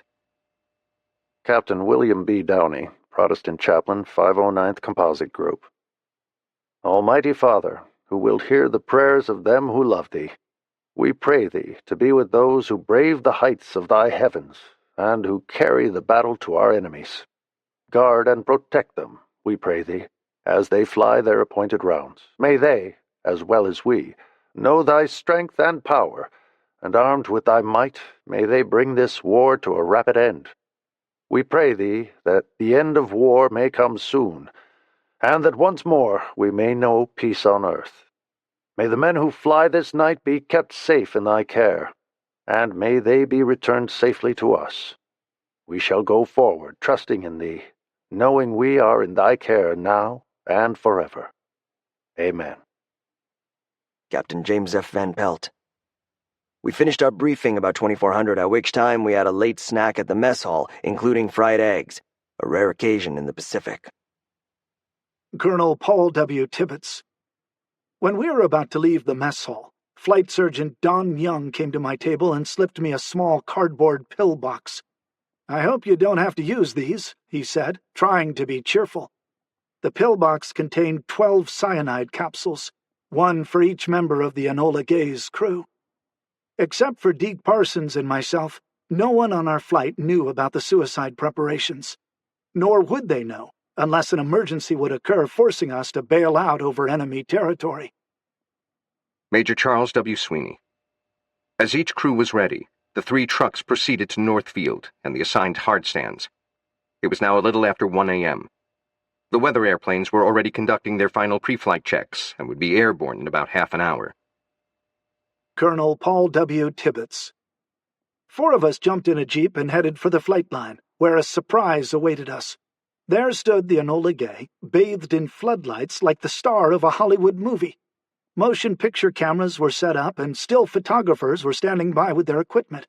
Any Japanese lurking in the surrounding hills, and there were still some who had escaped capture, had to know that something very special was going on. Captain James F. Van Pelt. They had 2 big sets of Hollywood studio lights consisting of a steel rack with about 30 lights on wheels, so it could be moved around. Captain Theodore Dutch Van Kirk. I looked at it and said, "It looks like a Hollywood premiere." Dick Nelson, our radio operator, who came from Southern California, looked at it and he says, "It looks like a supermarket opening to me." Corporal Armin Shamlian, photographer, 390th Air Service Group. I took photos of the crew, with the final shot being Colonel Tibbets looking out the window from the cockpit. I called out to him, "Colonel, please wave." So he did with a smile, and the plane started rolling away to take off for Hiroshima. Colonel Paul W. Tibbets. I think the picture-taking would have continued all night if I hadn't called a halt shortly before 2 o'clock in order to complete preparations for takeoff. Lawrence H. Johnston. Then we were told to pick up our protective gear: a parachute, an inflatable rubber life raft, a steel helmet, a vest with emergency supplies, eating rations, shark repellent, fishing line, and a very heavy flak suit loaded with steel plates. We climbed up the ladder into our back compartment of the plane. We had Alvarez, Harold Agnew, and myself back there. Second Lieutenant Franklin K. Kenway, Bombardier, Straight Flush, Crew C-11, 393rd Bombardment Squadron. On the August 6th mission, the ground crew, as usual, loaded a case of beer on the catwalk in the bomb bay so it would be cold when the plane returned. Fred Krug was a weatherman from the briefing team and a close friend to Buck and me. He wasn't scheduled to fly a mission, and since we weren't carrying a bomb, we smuggled him aboard so he could tell his grandchildren he flew a mission over Japan. Lieutenant Jacob Beezer. Just prior to boarding the airplane for takeoff, Ed Dahl handed me a small piece of rice paper, not much larger than a postage stamp, that had 4 radio frequencies on it. His instructions were to eat it before you bail out. These frequencies were the measured operating frequencies of the modified APS-13s that were being used as proximity devices on the weapon, which was in the region of 400 to 420 megahertz. Colonel Paul W. Tibbets. 12 of us climbed into the B-29 for the historic flight. The others were Captain Robert A. Lewis of Ridgefield Park, New Jersey, the co-pilot. Major Thomas W. Farabee, Mocksville, North Carolina, bombardier. Captain Theodore J. Van Kirk, Northumberland, Pennsylvania, navigator.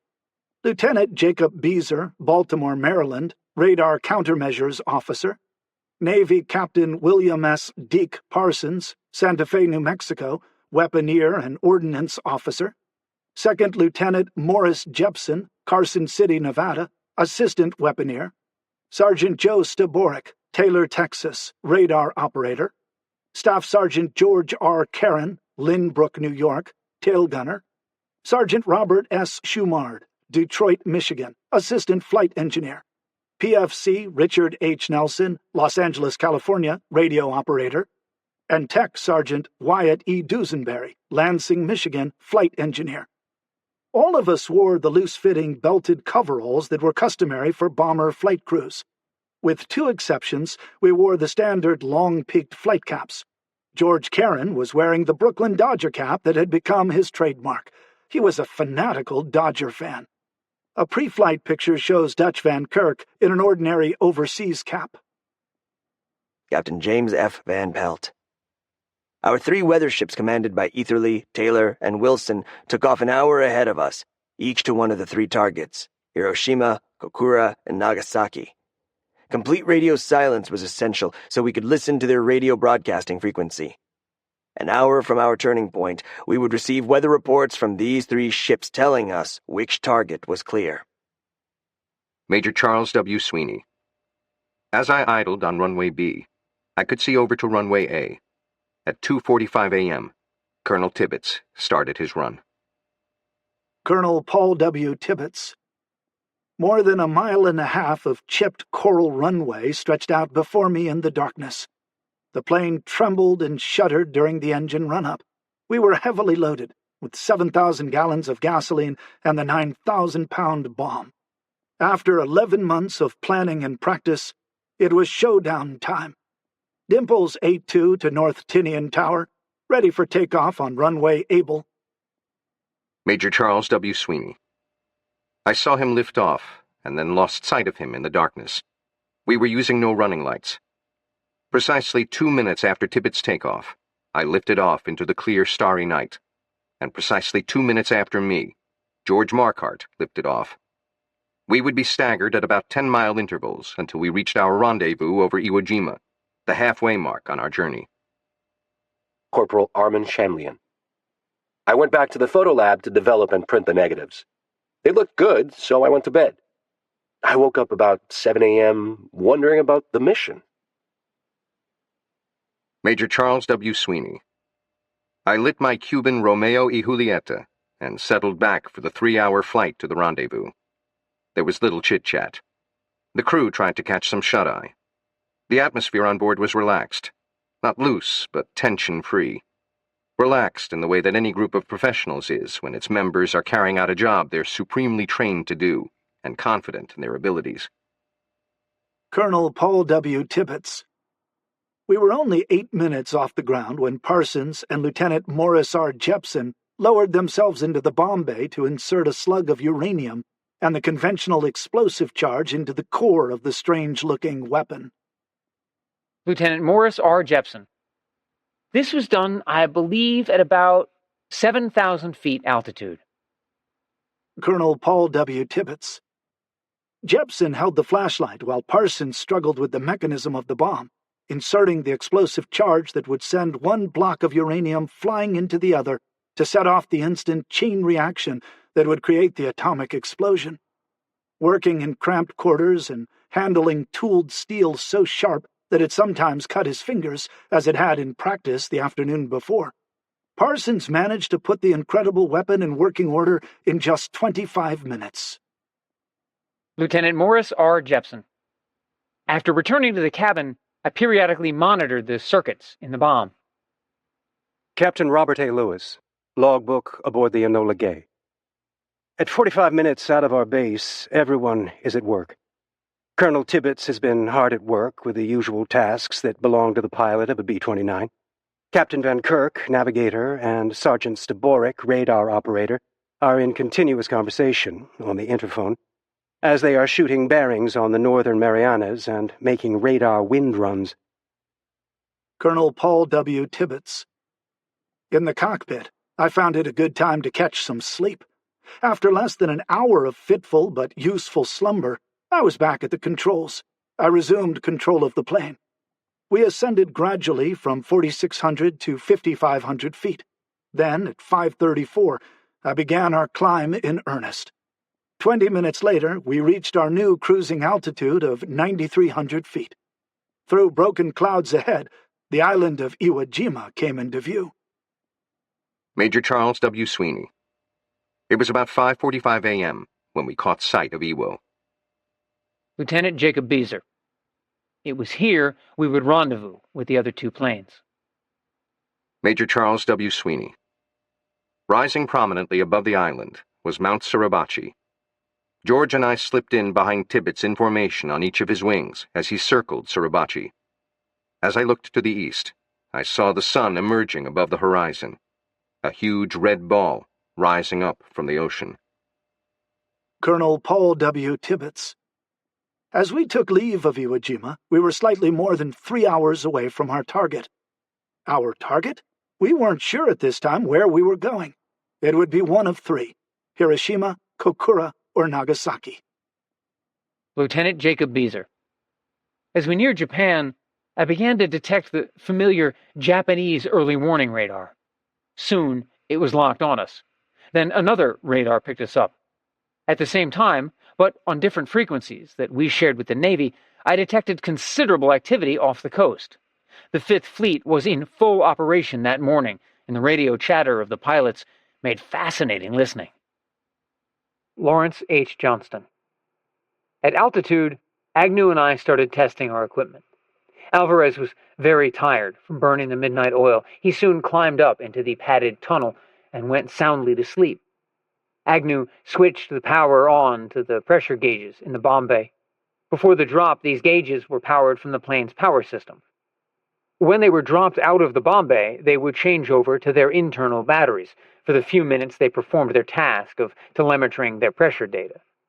I picked up the telemetering signals on the 3 FM receivers and tuned the receivers to the signals. I loaded film into the 3 movie cameras and checked their focus. Luis Alvarez. That done, we watched our progress up the island chain on the radar repeater screen. By the time we saw the coast of Shikoku 100 miles ahead, we had checked our radio transmitters and were seeing signals on our oscilloscopes. Approaching the coast, we donned flak suits and arranged flak mattresses to sit on. I decided not to wear a parachute.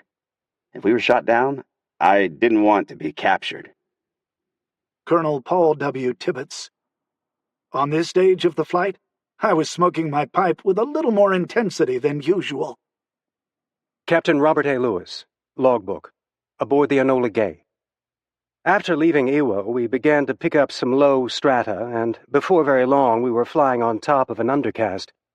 At 7:10, the undercast began to break up just a little, but outside of a high, thin cirrus and the low stuff, it is a very beautiful day. We are now about 2 hours from bombs away. Captain Theodore Dutch Van Kirk. I could see the weather is perfect. Major Charles W. Sweeney. The sky was crystal clear. Captain James F. Van Pelt. It looked to be a beautiful day. The weather was almost perfect. There were a few clouds over the water, but I can't remember any day I spent in the Pacific when it was more perfect for flying than it was on August 6th. Captain Theodore Dutch Van Kirk. I could look out and see the coastline of Japan from probably 100 miles away at that altitude. I could pick out the city of Hiroshima from 75 miles away at least. Captain James F. Van Pelt. We could see boats around Iwo with their hulls sticking out of the water. Airplanes were taking off and landing. Chuck was still in radio contact with the colonel, submitting position reports to aid the operator every hour and a half in case of a ditching. We could see a few ships we had to classify, record their position, speed, and direction of travel in the navigator's log. Second Lieutenant Franklin K. Ken Way. I made 2 bomb runs over the target on the same heading they would fly to drop the bomb to make sure cloud cover would not interfere with the sighting My message to the Enola Gay was 2/10 cloud cover at 15,000 feet bomb primary. It was coded and radioed. We had been ordered beforehand not to stay. Colonel Paul W. Tibbets. The next hour was one of suspense as we droned toward the enemy homeland. Without waiting for the weather word, I climbed slowly toward what was to be our bombing altitude of 30,700 feet. We were almost at this level when at 8:30 the awaited message came in code from Etherly's Straight Flush high over Hiroshima. As tapped out by Sergeant Pasquale Baldessaro aboard that plane and taken down on his pad by our radio operator Dick Nelson, the message consisted of these cryptic letter-figure combinations: Y3, Q3, B2, C1.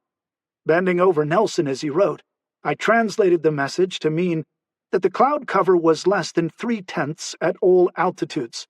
C1 was advice, quite unnecessary under the circumstances, to bomb the primary target. Lieutenant Jacob Beezer. The decision was made, then and there, on the Enola Gay, to go to Hiroshima. Sergeant Gillen T. Nicely. On our trip to and from Hiroshima, we mostly listened to Tokyo Rose, discussed the mission, and I, being in the tail, watched for enemy planes or anything that didn't seem natural. Colonel Paul W. Tibbets. At 7:30, Deke Parsons made some adjustments on the console that controlled the bomb's intricate circuitry. He informed us that the bomb was armed and ready. Lieutenant Morris R. Jepson. There were 3 green electrical safety plugs inserted in the casing of the weapon. These prevented improper voltages going to the detonators of the gun charge. I reported to Parsons and Colonel Tibbets that everything was operating properly. I then returned to the bomb bay, removed the green safety plugs, and replaced them with 3 red plugs that had connections to enable the detonation of the gun by the fusing mechanism. The bomb was now armed. Captain Robert A. Lewis, logbook, aboard the Enola Gay. The bomb is now alive. It is a funny feeling knowing it is right in back of you. Knock wood. Captain Theodore Dutch Van Kirk. We went in across the island Shikoku, across the inland sea to just west of Hiroshima, where he turned on the IP, the initial point. We were supposed to drop at 9:15, so I thought, well, I'm going to try to get as close as possible. I extended the IP a little bit to use up a little more time. Captain Robert A. Lewis, logbook, aboard the Enola Gay. It is 8:50. Not long now, folks. Captain James F. Van Pelt. The colonel turned on course for a bomb run on Hiroshima. We were all getting very tense. The minutes seemed like hours. Colonel Paul W. Tibbets. Although I was sure this was our target, there were other cities in the area, and I wanted my judgment corroborated. I remembered a pharmacist of my acquaintance who always required an assistant to verify the label on every bottle before mixing a prescription. Do you all agree that's Hiroshima? I asked the other crewmen. They promptly concurred. Captain James F. Van Pelt. Finally, the colonel opened his bomb bay doors. We could see Hiroshima ahead and below us. It is located on the waterfront of Honshu Island with 7 rivers and an old castle in the center very near our target. Colonel Paul W. Tibbets. The T-shaped bridge was easy to spot. Even though there were many other bridges in this sprawling city, there was no other bridge that even slightly resembled it. Captain James F. Van Pelt. A bombardier could not ask for a more perfect day. Captain Theodore Dutch Van Kirk. It's one of the easiest missions that I ever flew in my life. Much easier than flying over Germany, because the Japanese weren't shooting at us. Captain Robert A. Lewis, logbook, aboard the Enola Gay. There will be a short intermission in the logbook while we bomb our target. Colonel Paul W. Tibbets. At 17 seconds after 9:14 a.m., just 60 seconds before the scheduled bomb release, he flicked a toggle switch that activated a high-pitched radio tone. This tone, ominous under the circumstances, sounded in the headphones of the men aboard our plane and the 2 airplanes that were with us.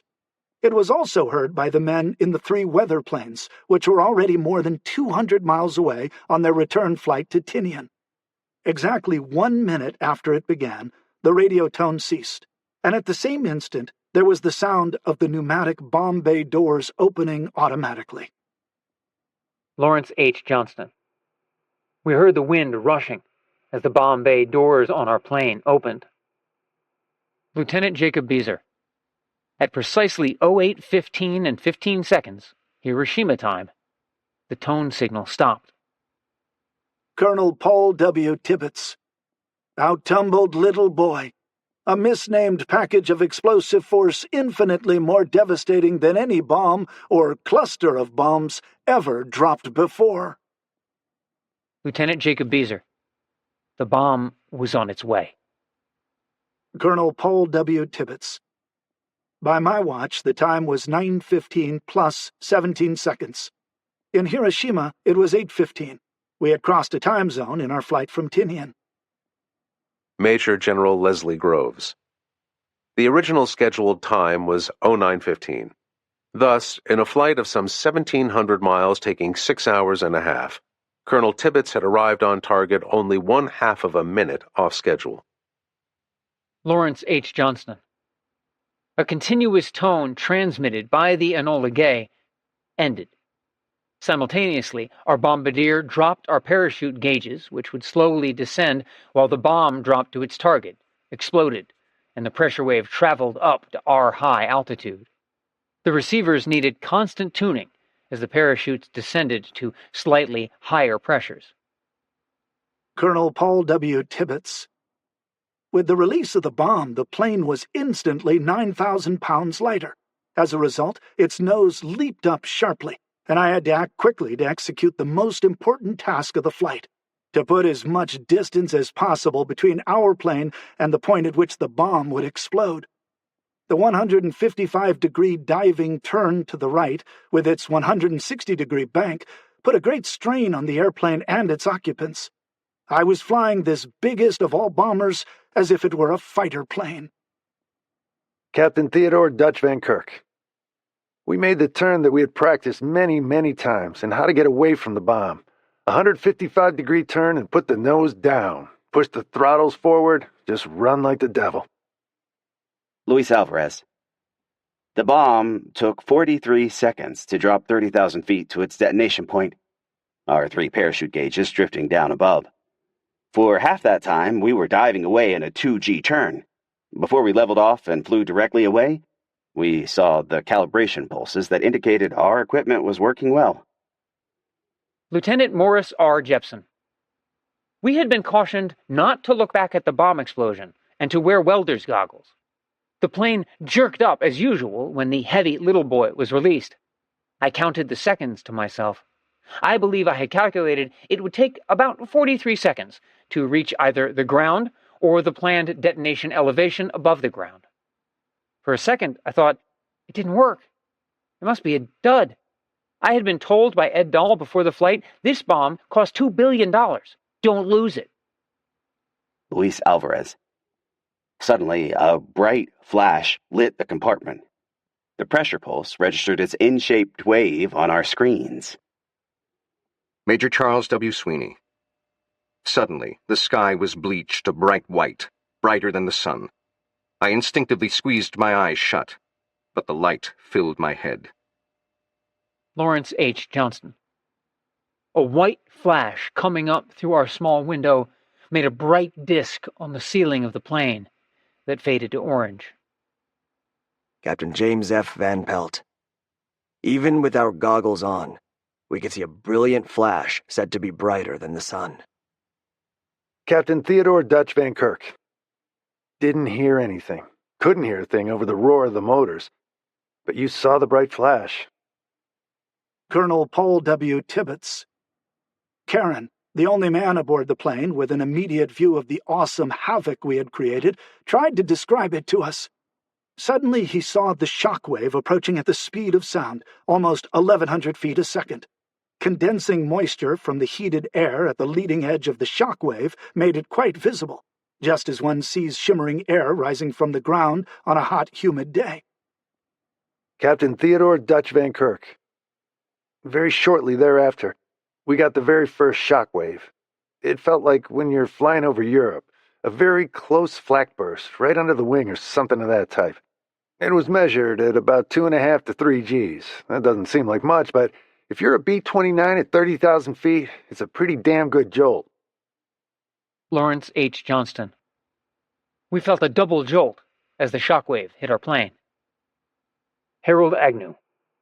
We realized the second slap was the reflection of the shock from the ground. Colonel Paul W. Tibbets. There was a startling sensation that I remember quite vividly to this day. My teeth told me more emphatically than my eyes of the Hiroshima explosion. At the moment of the blast, there was a tingling sensation in my mouth, and the very definite taste of lead upon my tongue. This, I was told later by scientists, was the result of electrolysis, an interaction between the fillings in my teeth and the radioactive forces that were loosed by the bomb. Major Charles W. Sweeney. My tail gunner, Pappy Dehart, began uttering gibberish over the intercom.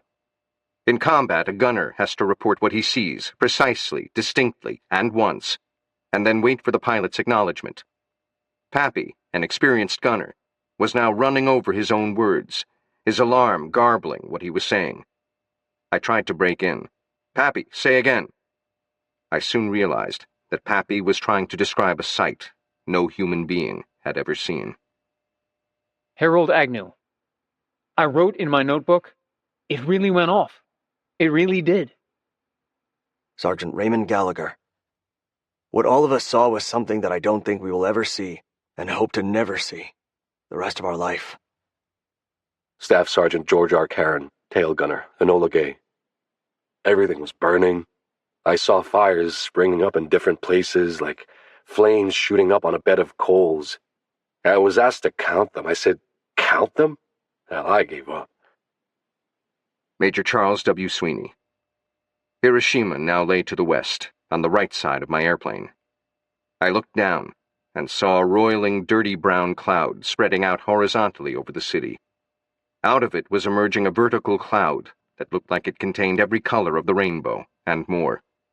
The colors were vivid, hard to describe. Some I had never seen before. Colonel Paul W. Tibbets. The giant purple mushroom had already risen to a height of 45,000 feet, 3 miles above our own altitude, and was still boiling upward like something terribly alive. It was a frightening sight, and even though we were several miles away, it gave the appearance of something that was about to engulf us. Major Charles W. Sweeney. As it gained altitude, a huge white mushroom shape formed at the top. Colonel Paul W. Tibbets. Even more fearsome was the sight on the ground below. At the base of the cloud, fires were springing up everywhere amid a turbulent mass of smoke that had the appearance of bubbling hot tar. Captain Robert A. Lewis. My God, what have we done? Captain Theodore Dutch Van Kirk. All we could see at the city of Hiroshima was black smoke, dust, looked like a pot of boiling oil covering a city.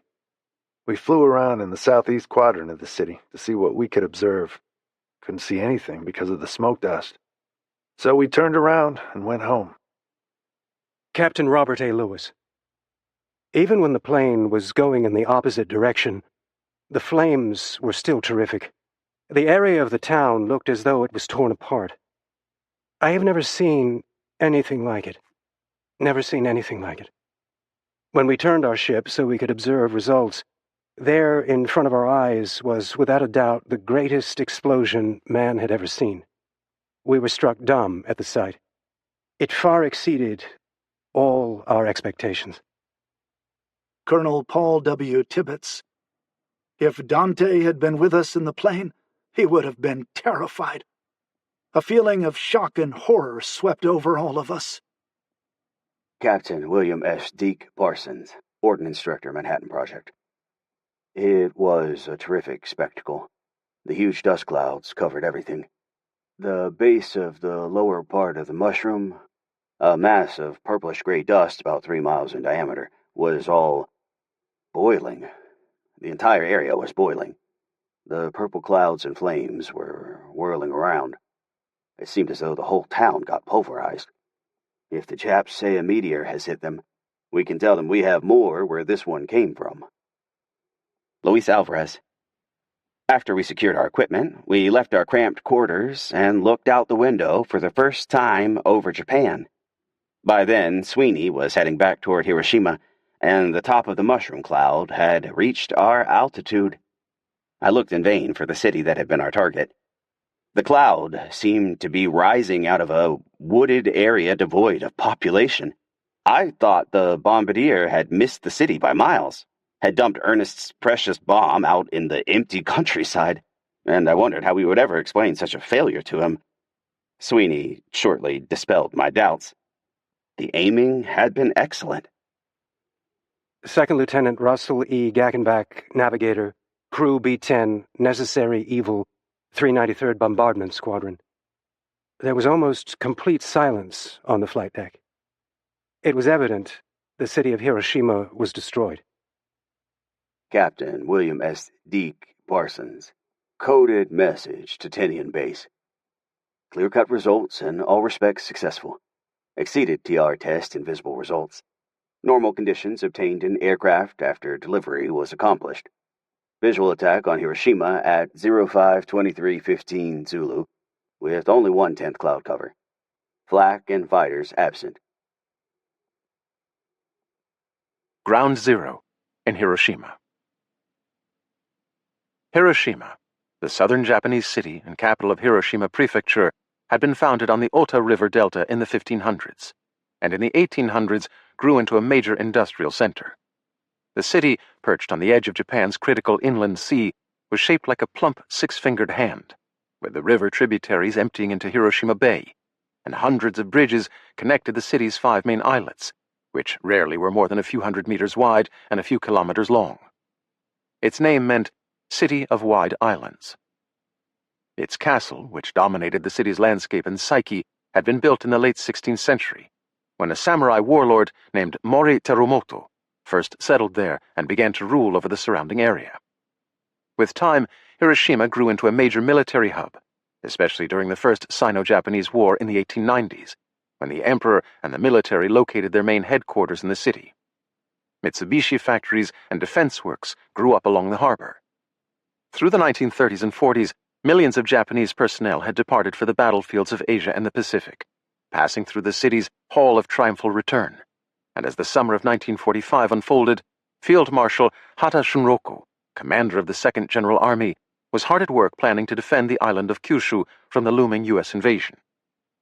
By August 1945, local leaders anticipated that the city of about 350,000 residents, still mostly untouched by U.S. bombing, would become a target imminently, and had pressed thousands, including upward of 7,000 enthusiastic schoolchildren, primarily pulled from the 7th and 8th grade, into tearing down long stretches of the city's mostly wooden buildings to form large fire breaks that they hoped would save it from the fate of the vast burning experienced by cities like Tokyo. Even though the city had mostly escaped bombing damage, its air raid sirens sounded whenever U.S. bombers were nearby. And that night of August 5th, into the morning of the 6th, the city's sleep had been interrupted twice by U.S. air raids on neighboring regions. Ironically, when the Enola Gay arrived overhead, the city's air defense team failed to send an alert amid some confusion in the command center. Many residents noticed the sound of Colonel Tibbets powering the Enola Gay through its steep post-drop turn, and the bomb armed itself at around 6,000 feet before detonating at about 1,800 feet. The explosion of Little Boy unfolded in about 1/10 of a second. In fact, by the time the residents of Hiroshima first perceived the explosion, all the interesting atomic science that had so consumed the scientists and physicists at the Manhattan Project was over. Effectively, all humans registered was the bomb's aftershocks, which hit the ground at about twice the speed of sound. The Enola Gay crew had aimed the bomb at the city's T-shaped Aioi Bridge, and it missed that target by the length of 3 football fields, falling about 240 meters away.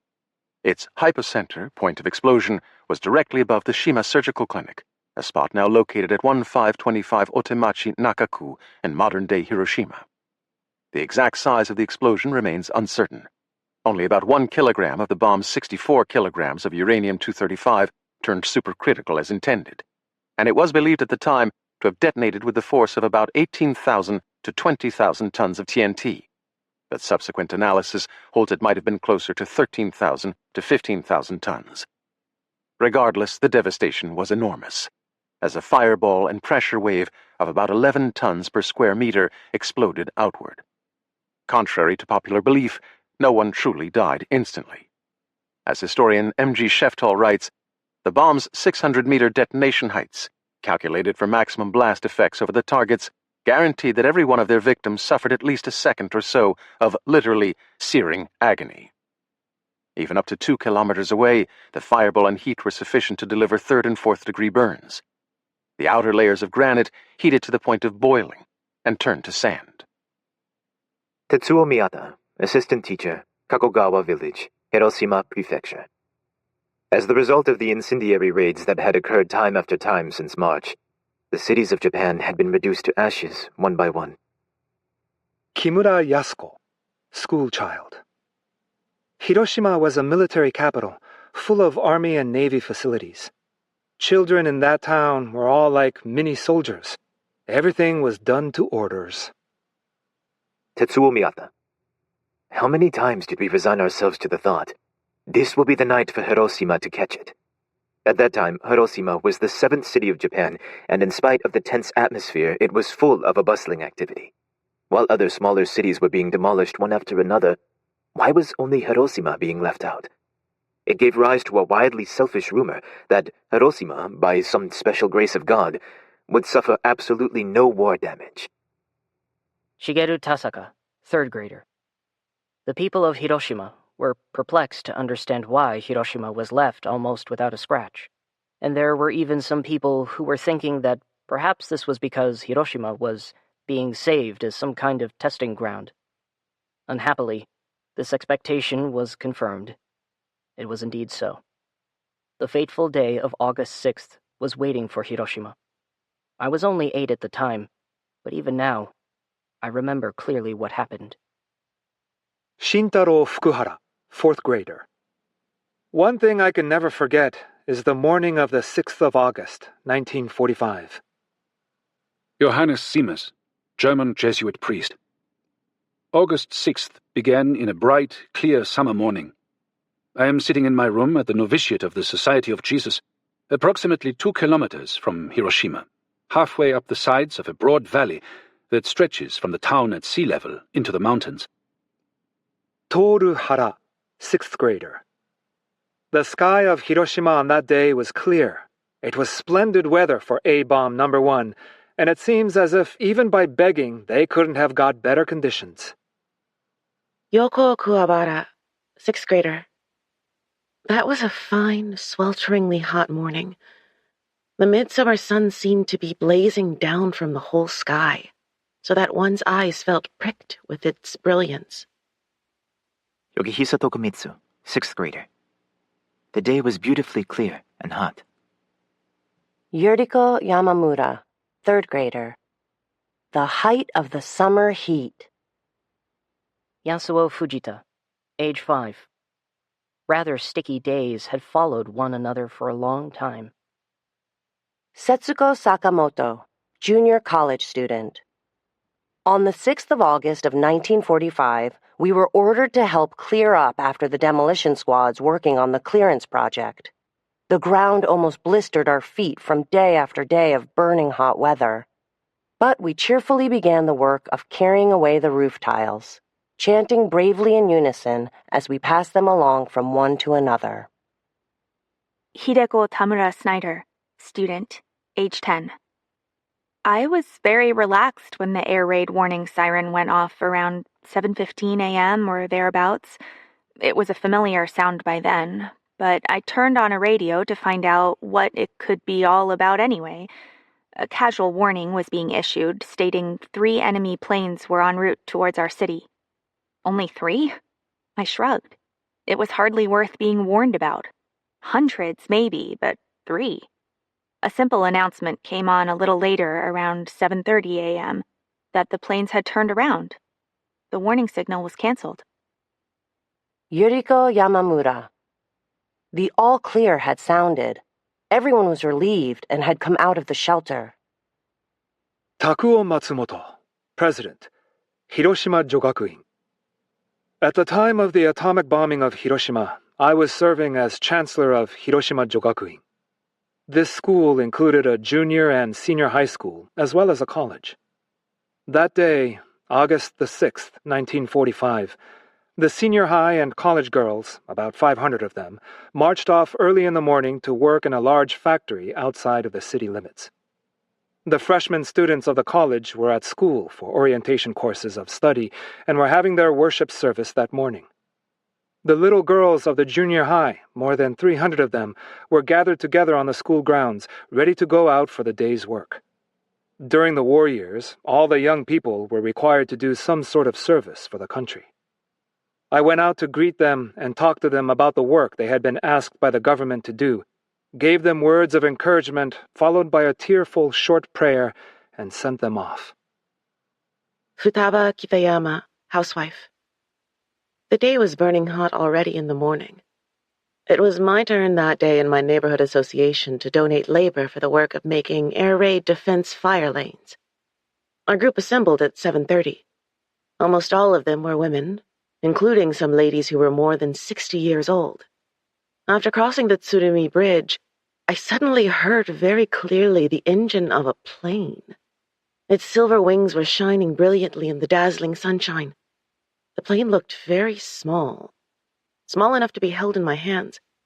Then someone shouted, "Oh, that's a parachute! A parachute is coming down!" I responded by turning in the direction she pointed. Yamaoka Michiko, schoolchild, age 15. I heard the faint sound of planes as I approached the river. I put my right hand above my eyes and looked up to see if I could spot them. Setsuko Sakamoto. The rolling drone of a B-29 engine came echoing from a distant part of the sky. Shortly after, the voice of our teacher saying, "Oh, there's a bee, made us look up at the sky. Toru Hara. And then it was 8:15. Yamaoka Michiko. That was the moment. Shijihiro Naito, age 6. I and mother and my little sister Naoko were eating breakfast together. Tokiko Wada, age 5. I was just about to eat breakfast. Kyoko Tsuga, age 3. At that time, I was eating breakfast. Sanai Kanai, age 4. We were just about to put our chopsticks into our mouths. Iwao Nakamura, 5th grader. It was just as I was putting my chopsticks to my second bowl of rice. Eiko Matsunaga, 5th grader. I was eating breakfast facing my mother. I was holding my rice bowl in my left hand and my chopsticks in my right, and was just about to put some rice in my mouth when, at that second, it became suddenly bright before my eyes, and an indescribable orange light came thrusting in. Automatically, I put the rice into my mouth, laid down my rice bowl and chopsticks, and ran 4 or 5 steps. I don't know what happened after that. Kiyoharu Koike, age 4. Just as I was eating some little clams, there was a flash, and in that instant the house broke apart, the glass broke, the kitchen cabinet fell over, and everything was in a mess. Yukihara Suzuki, age 5. I was eating some canned tangerines when there was a great flash and a bang, and my Uncle Saito went flying outside.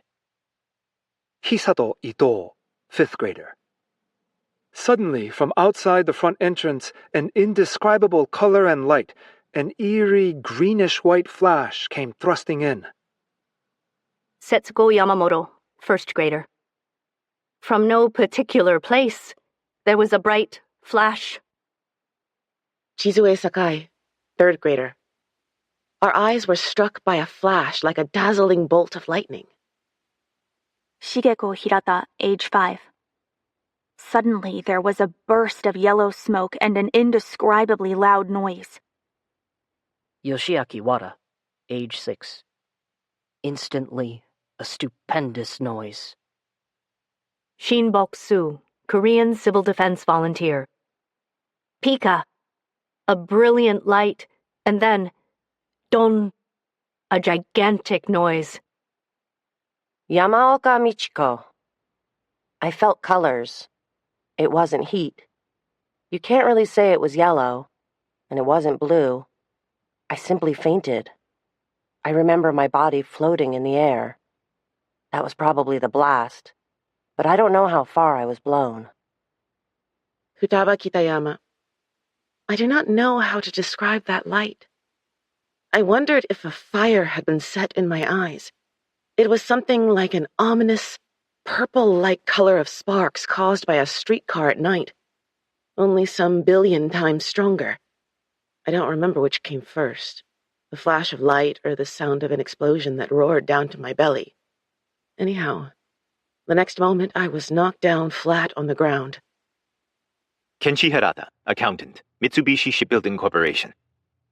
As I was about to enter the office, I saw through an open window what looked like a golden lightning flash that had blown up out of the earth. The weird light was everywhere. I immediately thought of an air raid and hurled myself prostrate in the passage. Junko Fujimoto. I was a student worker just transferred from Toyo Kogyo, where they manufactured guns, to the 2nd General Army Headquarters Secret Code Team. After breakfast, I picked Soseki Natsume's work, Kusamakura, out of my bookshelf, and went to the veranda. Just at that moment, the garden turned bright with abnormal white, and I was covered with broken wall, ceiling panels, and pieces of broken glass. And I was screaming, "Mother!" clinging to a pole. Even now, I still remember the noise of the wall falling. Hideko Tamura Snyder. Without any warning, an immensely blinding flash crossed my eyes, riveting my attention.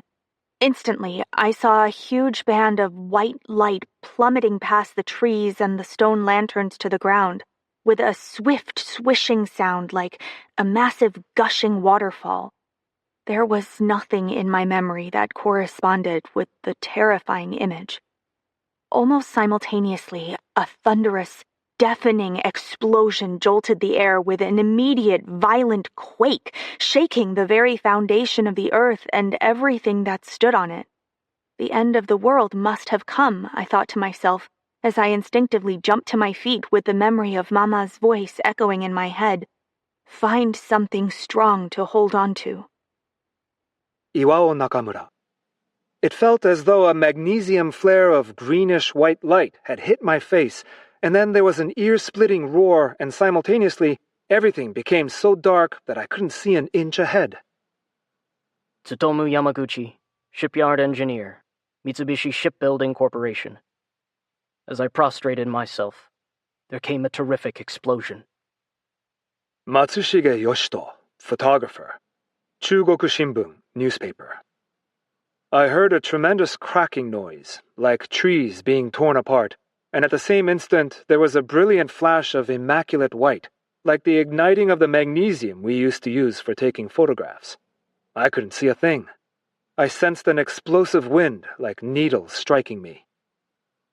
Yasu Tsuchida, elementary school teacher.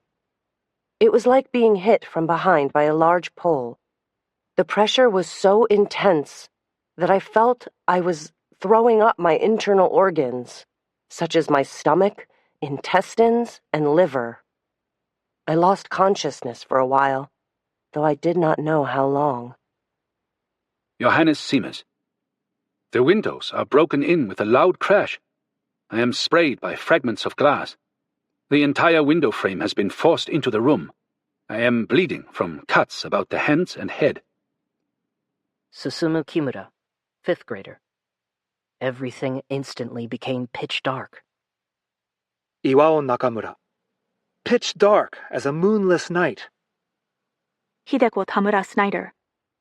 It was dark all around me, as if the sun itself had disappeared, and the exploding earth raged in the thick black air and swirling wind.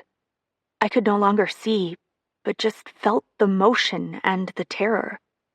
So this is dying in the war. I didn't know how it would happen or what would happen next, but I expected to be broken in pieces and blown up in bits along with my house. Shinboksu. I couldn't see anything. It was pitch black. I heard Grandma's voice shouting, "Help! Help! Where are you?" I called. "I'm in the living room. I'm suffocating." Tsutomu Yamaguchi. I looked toward the city and saw a huge, mushroom-shaped cloud rising high into the sky. It was an immense, evil-looking pillar. It seemed to be reflecting every shade in the spectrum, turning first one color and then another. Yoko Ota, writer. I just could not understand why our surroundings had changed so greatly in an instant. I thought it might have been something which had nothing to do with the war. The collapse of the earth, which it was said would take place at the end of the world, and which I had read about as a child. In the minutes after the bomb's detonation, the occupants of Hiroshima tried to make sense of what had happened to them. Nearly everything within a kilometer of the bomb's hypocenter had been instantly vaporized, with temperatures reaching approximately 3,000 to 4,000 degrees Celsius, and the blast's wind speed is estimated to have neared 1,000 miles per hour across the inner city. Only a small handful of people are known to have survived within a radius of 1,000 meters. Across the city, as much as 60% of all of Hiroshima's buildings were destroyed, and about 4 square miles of the city were aflame. A later official count held that the devastation was even worse for the residential areas. 70,147 of the city's 76,327 homes were destroyed. Black rain fell as water vaporized in the explosion across the city, rose in the mushroom cloud in the stratosphere, cooled, and collected soot and debris from the boiling cloud as it dropped back to Earth. For hours and days afterward, fires raged in the city, all but unstoppable. Just 3 of the city's firefighters survived the blast. Early casualty figures estimated about 66,000 died in the initial blast, and about 140,000 died by the end of the year, meaning roughly half the city's residents perished from the bomb. The precise toll remains unknown. Kazu Shibama, schoolteacher, Hiroshima Jogakuin. I sat in the darkness for about 10 minutes, and then I heard somebody moving near me. It was my neighbor. He had been standing in his garden about 50 yards away. Instantly, the blast threw him down and buried him in the same place where I was, under my broken house. He was strong enough to make his way out, and he pulled me out. I was saved before the fire came. Many, many people were not killed instantly, but buried under their houses and burned to death, burned alive. My neighbor went back to his house. All the houses were burning. He tried to save his wife and 2 daughters, but he was unable to save any of them. He stayed there for about a week. We did not know anything about the poison that spread in the air. My neighbor drank the poisoned water and breathed the poison air. He died after 2 weeks, so all his family was lost. Dr. Michihiko Hachiya. Moving instinctively, I tried to escape, but rubble and fallen timbers barred the way. By picking my way cautiously, I managed to reach the porch and step down into my garden. A profound weakness overcame me, so I stopped to regain my strength. In my surprise, I discovered that I was completely naked. How odd. Where were my drawers and undershirt? What had happened? All over the right side of my body, I was cut and bleeding. A large splinter was protruding from a mangled wound in my thigh, and something warm trickled into my mouth. My cheek was torn, I discovered as I felt it gingerly, with the lower lip laid wide open. Embedded in my neck was a sizable fragment of glass, which I matter-of-factly dislodged, and with the detachment of one stunned and shocked, I studied it and my blood-stained hand. Where was my wife? I began to yell for her. "Yako-san! Yako-san! Where are you?" Yako-san, pale and frightened, her clothes torn and blood-stained, emerged from the ruins of our house, holding her elbow. Seeing her, I was reassured. My own panic assuaged, I tried to reassure her. "We'll be all right," I exclaimed. "Only let's get out of here as fast as we can." Hiromu Morishita, 9th grader. It was just like being thrown into an iron melting pot. My face was burned, and I jumped into the river. One of my friends found me and asked me how his face looked. The skin was hanging down from his face like a rag. I was too scared to ask him about my own face. Hideko Tamura Snyder. Along the river, we saw a young schoolgirl slowly walking, with pieces of skin hanging from her arms. Someone said that she was trying to cool her burned skin, but as she rubbed the water on, her skin came off. She was crying out in pain. A Catholic sister who ran a nursery school in the same area told me that some of the small children had been so burned that it was difficult to tell which side of their faces were which. She said that the way she could tell, finally, was to look down to their shoes and see which direction the shoes were pointing in. The little children were crying and wandering around. We could not stop. We moved on like a herd with a will of its own. Yamaoka Michiko. Nobody there looked like human beings. Dr. Michihiko Hachiya. We stood in the street, uncertain and afraid, until a house across from us began to sway, and then with a rending motion fell almost at our feet. Our own house began to sway, and in a minute it too collapsed in a cloud of dust. Other buildings caved in or toppled. Fires sprang up, and whipped by a vicious wind began to spread. It finally dawned on us that we could not stay there in the street, so we turned our steps toward the hospital. I was still naked, and although I did not feel the least bit of shame, I was disturbed to realize that modesty had deserted me. Yasu Tsuchida. When I was in first grade, the Great Kanto earthquake of 1923 hit the Tokyo region when I was there. During the earthquake, which measured 7.8, the ground had shaken vertically and violently. Wooden houses collapsed easily by such a large earthquake. However, in an earthquake, some people like me could save oneself because there was a little time to escape before the house collapsed. When the A-bomb had exploded, the houses collapsed in a different manner. The houses were crushed with immense pressure from above. It was tremendous pressure, as if a dinosaur had flattened a city with his feet. Hideko Tamura Snyder. The houses were caved in, crooked, and barely standing. Small flames were starting to spread like torches, and the wind fanned them swiftly into larger fireballs, terrorizing the fleeing people. I thought I heard cries of people asking for help, perhaps help pulling someone out of a crumbled house, someone who was still trapped. But there was no more time nor power in my body. Takuo Matsumoto. How utterly amazed I was to see the entire city reduced to flat piles of demolished houses and broken branches of trees everywhere. Fires were already spreading in many parts of the city, and mobs of half-naked, burned, bleeding, groaning people were wandering aimlessly, being utterly lost as to what to do or where to go. Fire soon overtook our shattered high school building and reduced it to a pile of ashes, only 15 minutes after I had crawled out of it. Fire overtook the college building, too, and over 100 of the girls who could not be pulled out were burnt to death. Hirokuni Dazai, Chief of Police. The city was afire, and the mountains were in flames. Everything was scorched to the ground. Every living thing was blackened and dead, or waiting to die. Kazuo Chujo, high school student and military truck driver, age 19. Those who were outdoors within 1 kilometer of the hypocenter died instantly. The heat all but incinerated their internal organs, and on top of that there was the effect of the bomb blast. Some people within the 2-kilometer area managed to get to riverbanks, parks, air raid shelters, and schoolyards, which had been turned into temporary rescue stations. But almost all of those who had not been under some sort of cover died within a few days. Matsushige Yoshito.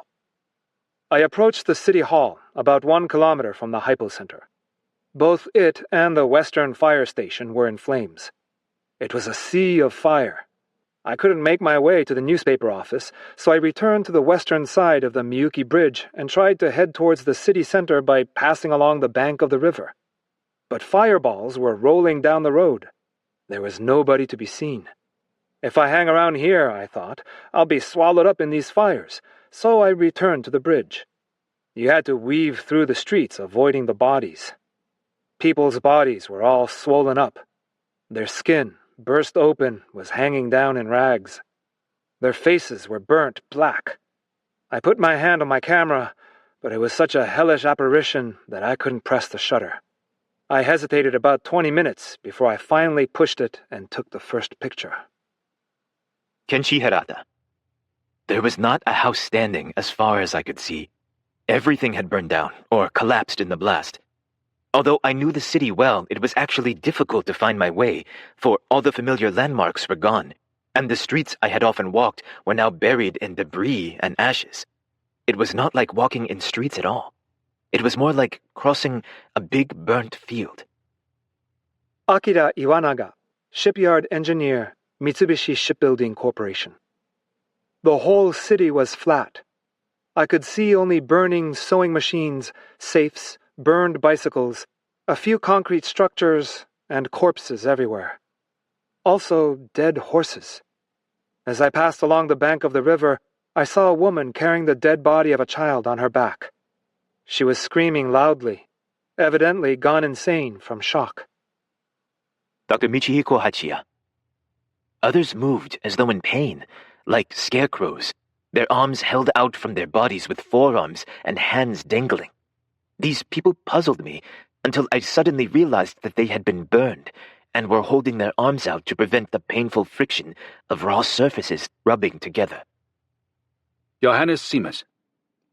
The procession of people begins to stream up the valley. The crowd thickens continuously. Many are bleeding or have suffered burns. We give them first aid and bring them into the chapel. A few display horrible wounds.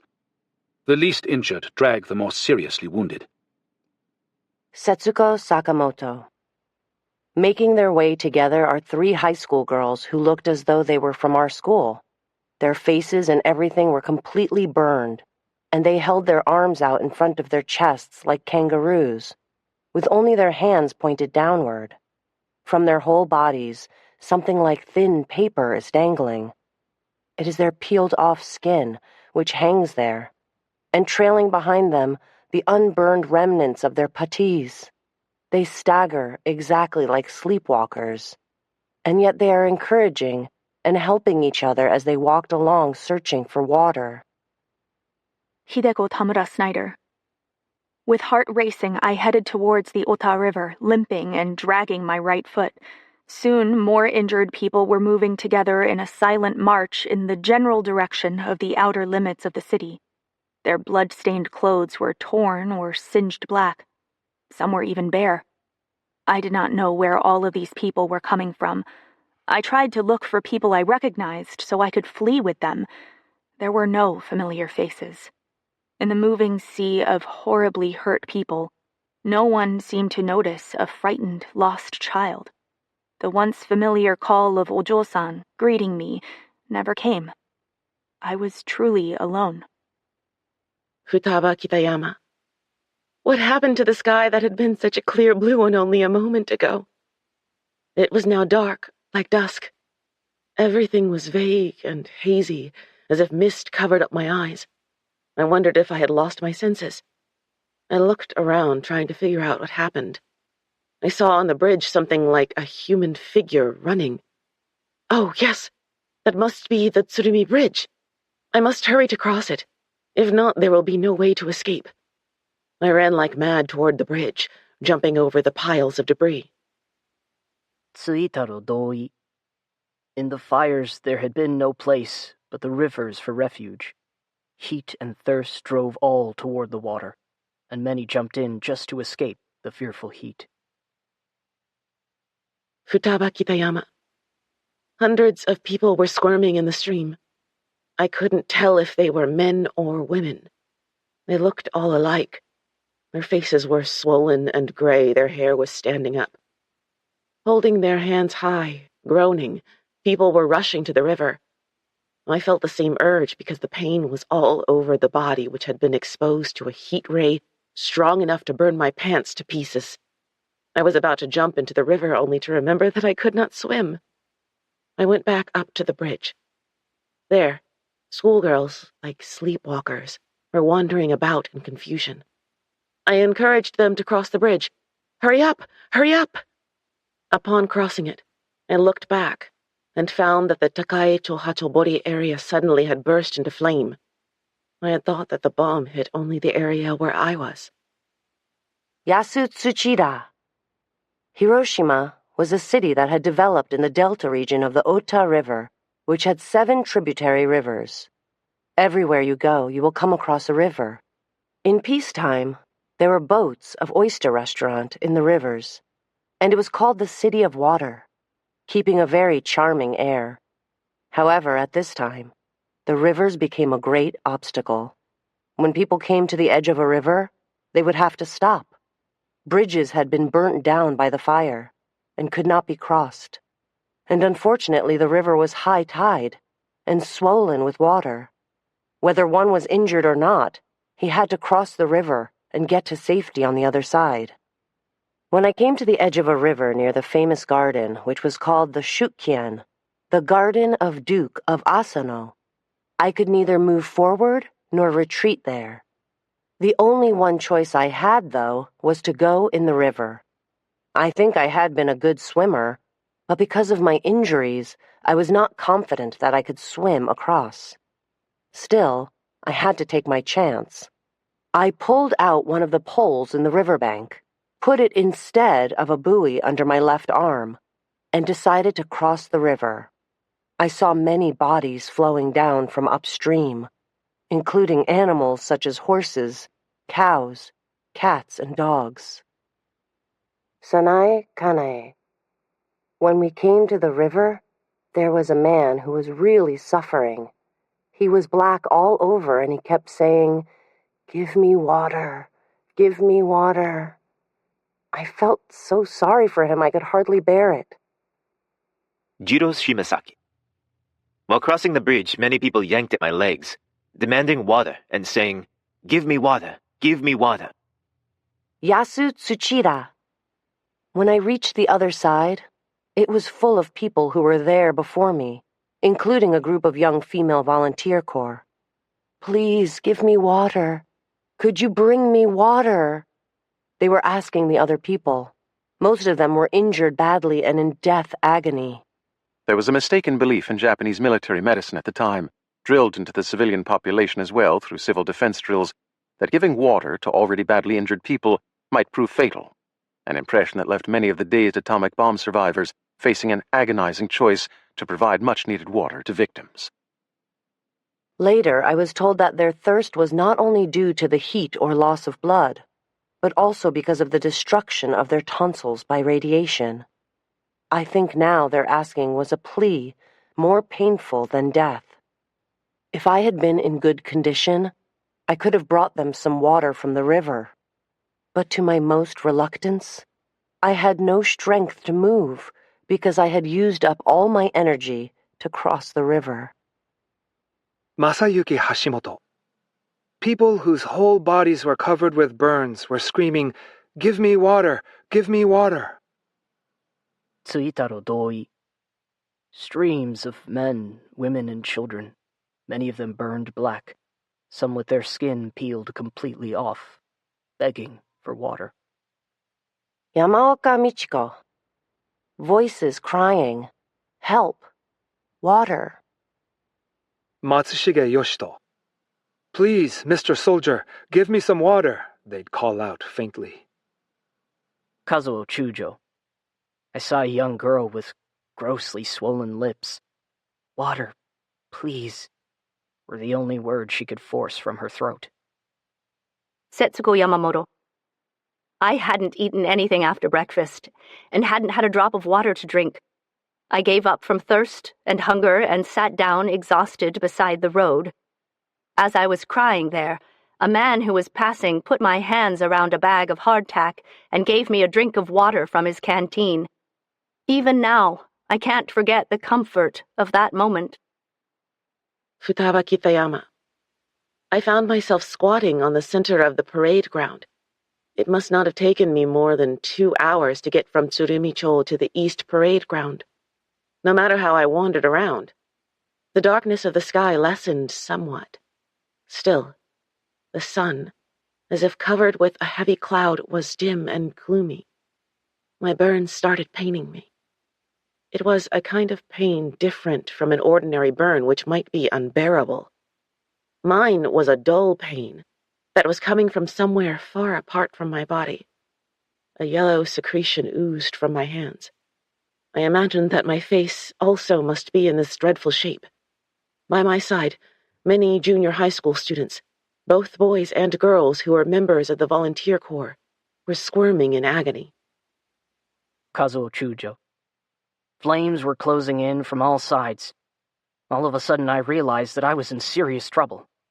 The grounds of Hiroshima College were a few hundred meters away, and I knew that once there I would be safe from the blaze, no matter how fierce. There was nobody around. Not a voice was to be heard.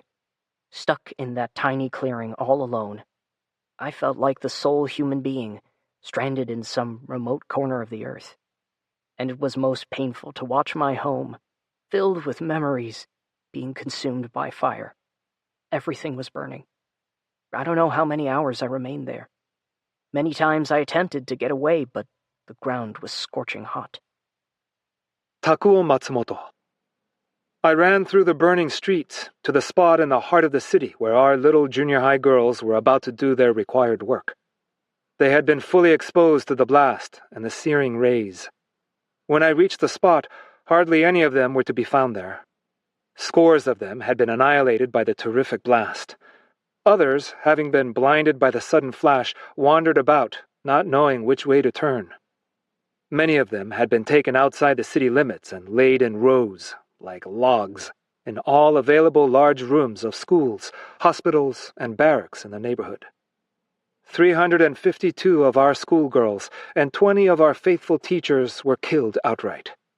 Not a single building in the heart of the city remained intact. Matsushige Yoshito.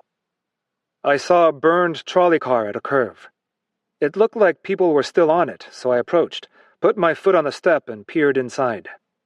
15 or 16 people were there, all dead. Kamiyacho had been only 250 meters from the hypocenter.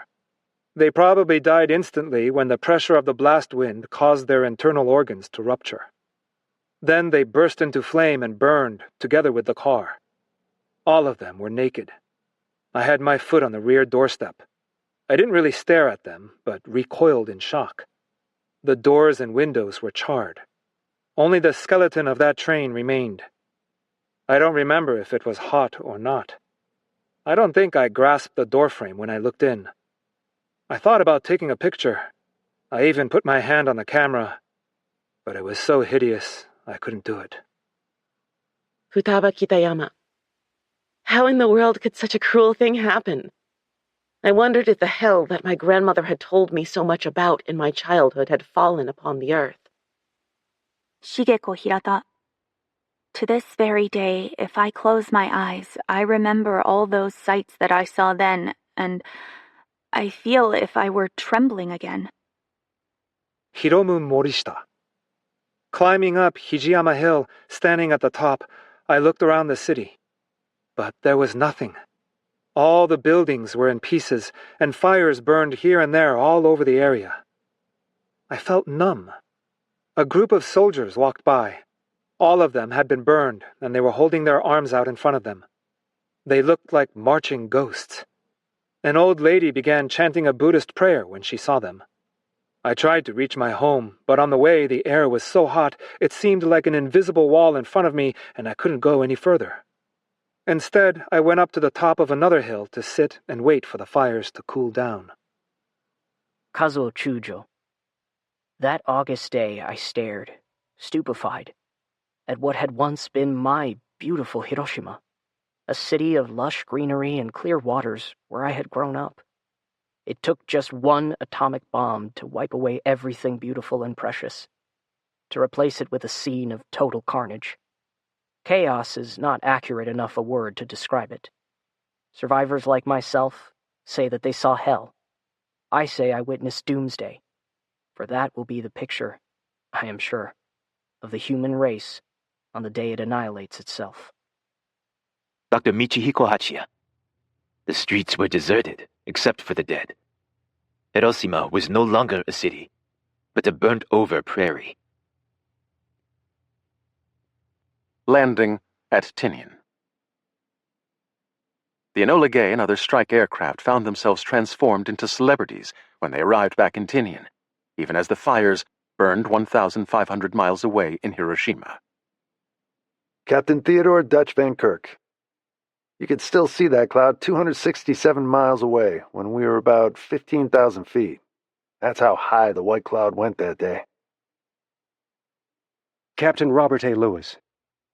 It kept changing its weird colors until we lost sight of it.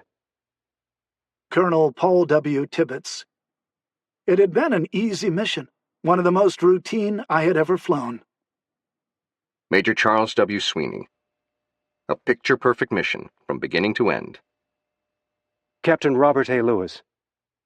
I had a strong conviction that it was possible, by the time we landed, that the Japs would have thrown in the sponge. Because of the total destruction, I didn't feel there was room for anything but complete surrender. Luis Alvarez. I used the time to write a long letter to my 4-year-old son, Walt, for him to read when he was older. I was thinking about the consequences of the bombing I had just witnessed. The days of large bombing raids, with several hundred planes, are finished. A single plane disguised as a friendly transport can now wipe out a city. That means to me that nations will have to get along together in a friendly fashion, or suffer the consequences of sudden sneak attacks which can cripple them overnight. What regrets I have about being a party to killing and maiming thousands of Japanese civilians this morning are tempered with the hope that this terrible weapon we have created may bring the countries of the world together and prevent further wars. Alfred Nobel thought his invention of high explosives would have that effect by making wars too terrible, but unfortunately it had just the opposite reaction. Our new destructive force is so many thousands of times worse that it may realize Nobel's dream. Colonel Paul W. Tibbets. It was 2:58 p.m. when we touched down on the long runway from which we had taken off with such apparent effort 12 hours before. Major Charles W. Sweeney. While we made our final approach to Northfield, Colonel Tibbets had already landed and was taxiing in. As I touched down on runway B, I saw a throng of people who had massed on the area near Tibbets' hardstand. The hundreds of cheering men was a sight to behold. As we rolled down the taxiway past Tibbets' airplane, it was clear that a full-scale celebration was underway. Lenny R. Morrison, 1395th Military Police Company. I was an MP guarding the planes at the airport. When they returned, Brigadier General Davies, wing commander, called him to attention. Close behind was General Carl Spaatz, commander of the USA Army Strategic Air Forces. There was a huge crowd. It became still. General Spaatz faced Colonel Tibbets and said a few words of congratulations. Then he pinned the Distinguished Service Cross on his chest, giving special recognition of the great job he and his men had done.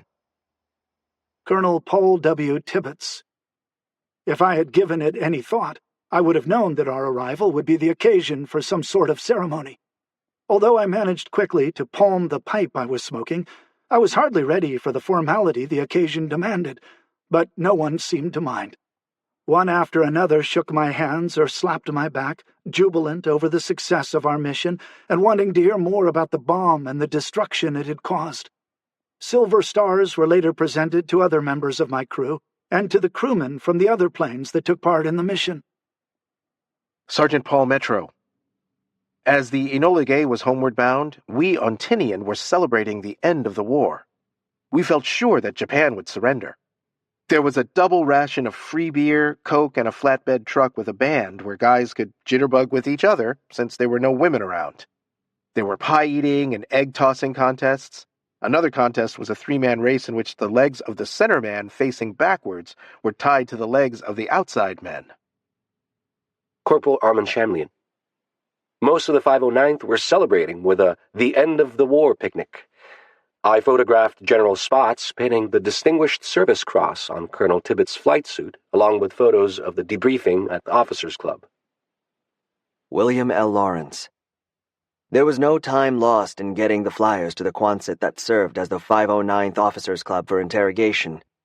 As the flyers were questioned one by one, The story sounded more and more fantastic and awesome, more terrifying than any horror tale in fiction. Colonel Paul W. Tibbets. It was soon apparent that the interviewers were skeptical of our descriptions.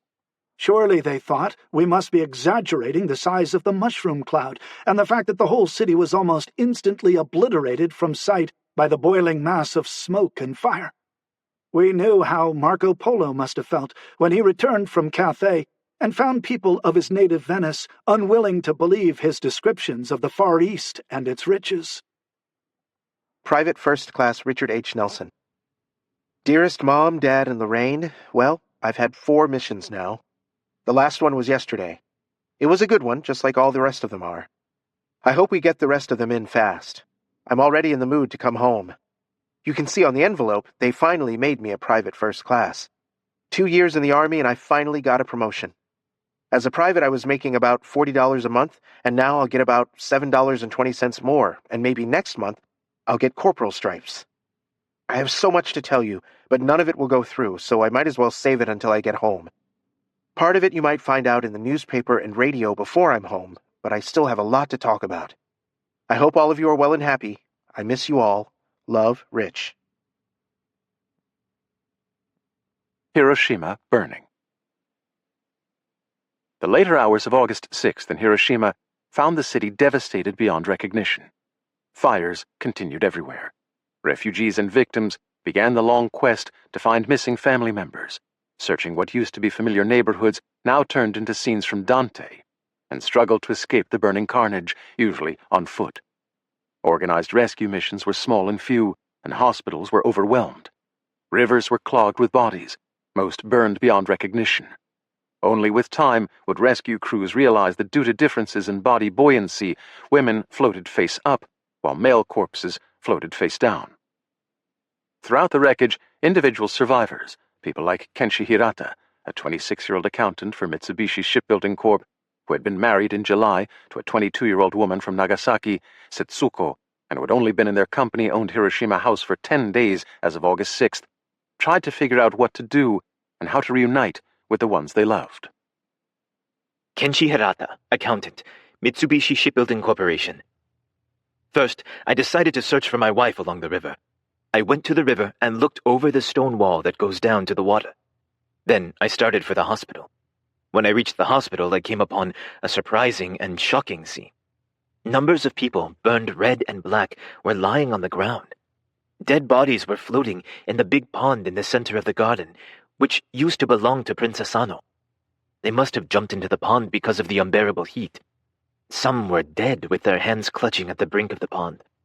Some were half sunken in the water. I could see that there were many more bodies sunk at the bottom of the pond. I walked from one corner of the garden to the other, looking at every woman who seemed to be about the age of my wife. I searched in the pond and in the trees, but I was unable to find her.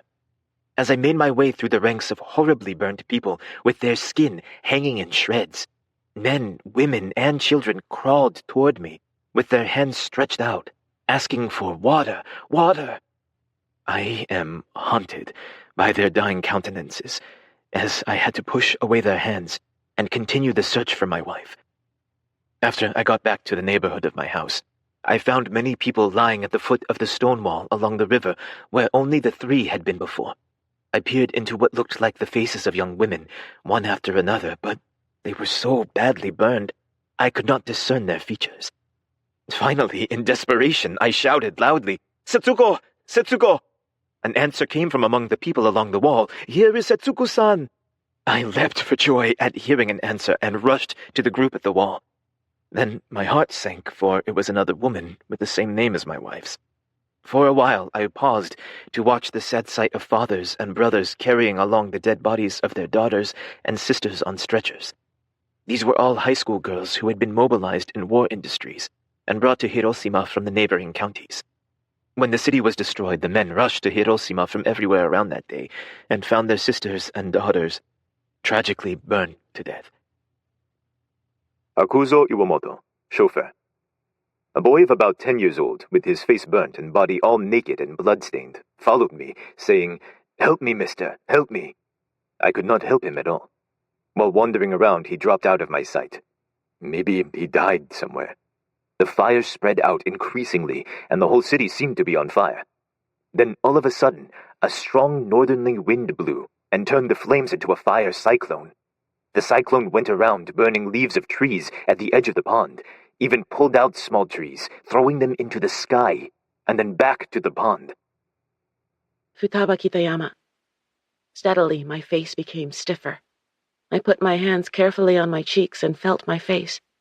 It seemed to have swollen to twice its size. Now I could see less and less. Alas, I would not be able to see it all soon. After all the effort, was I destined to die? I kept walking and, by following the hill footpath, reached Hesaka village. I saw on the street many victims being carried away by stretcher. Hakuzo Iwamoto. I came to the place where my house was supposed to be standing. I found my wife lying down on the street, almost without breath. She barely managed to tell me. She was hit by the falling house and could not walk. She had crawled into a water hole dug out near our house and stayed in the water until the house was completely burnt up. As far as I could see, it was nothing but a devastating scene of destruction. I felt an utter loneliness. I looked into the water tank and found that a half-dozen burned bodies were floating. I pulled myself up and set out carrying my wife, who was almost dead. I headed toward the old public auditorium and had to rest 3 times to walk only 300 meters. She asked me every time for water. I found a broken cup on the street and gave her water with it from the hand fire pump. I finally got to the auditorium and laid her down on the stone step. While we were resting, the city official brought hard biscuits in a bucket. We were given a handful and ate them there. Kazu Kishimoto, mother of Taiko Kishimoto, 8th grader at Hiroshima Jogakuin. I began to worry about my daughter in the late afternoon and left for Zakobacho about 3 p.m. to find her. Black smoke covered the sky over the station, which had burst into flames. I took a roundabout way to the foot of Mount Futaba and went across Tokiwa Bridge to come out to the streetcar road of Hakushima. I prayed for many college students who had been burned to death in front of Kirin Beer Hall in Shintenchi by a big water tank while holding out their hands for help. As far as the eye could see, Hiroshima City had turned into a burned, barren field. I finally reached Zakobacho by aiming at the Chugoku Electric Power Supply Company. There, I examined each dead body lying one after another in the narrow street, but I couldn't find my daughter, Taiko.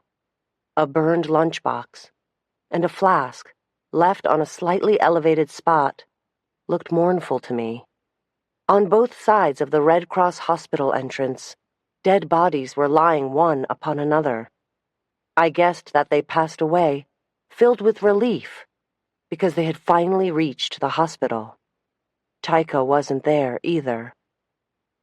Sunao Kanazaki, factory worker. I came to Asahi Bridge. My hometown was just on the other side.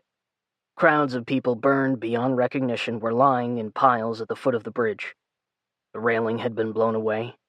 Lots of boards were missing and flames were licking up all over it. In desperation, I jumped and ducked my way to the other side. My house was flattened completely. Calling their names over and over, I searched for my wife and children, tossing aside whatever debris came to hand, but I couldn't find them. The riverbank was covered with people so totally transformed that I couldn't tell who was who. Still, I went from one to the next, checking. The survivors wandered throughout the city. We ate anything we could put in our mouths, unaware that it was poisoned by radiation. Most of us came down with high fevers and diarrhea. Some died. Truly living or dying made no difference. It was all hell. Toyoko Sugano, factory worker.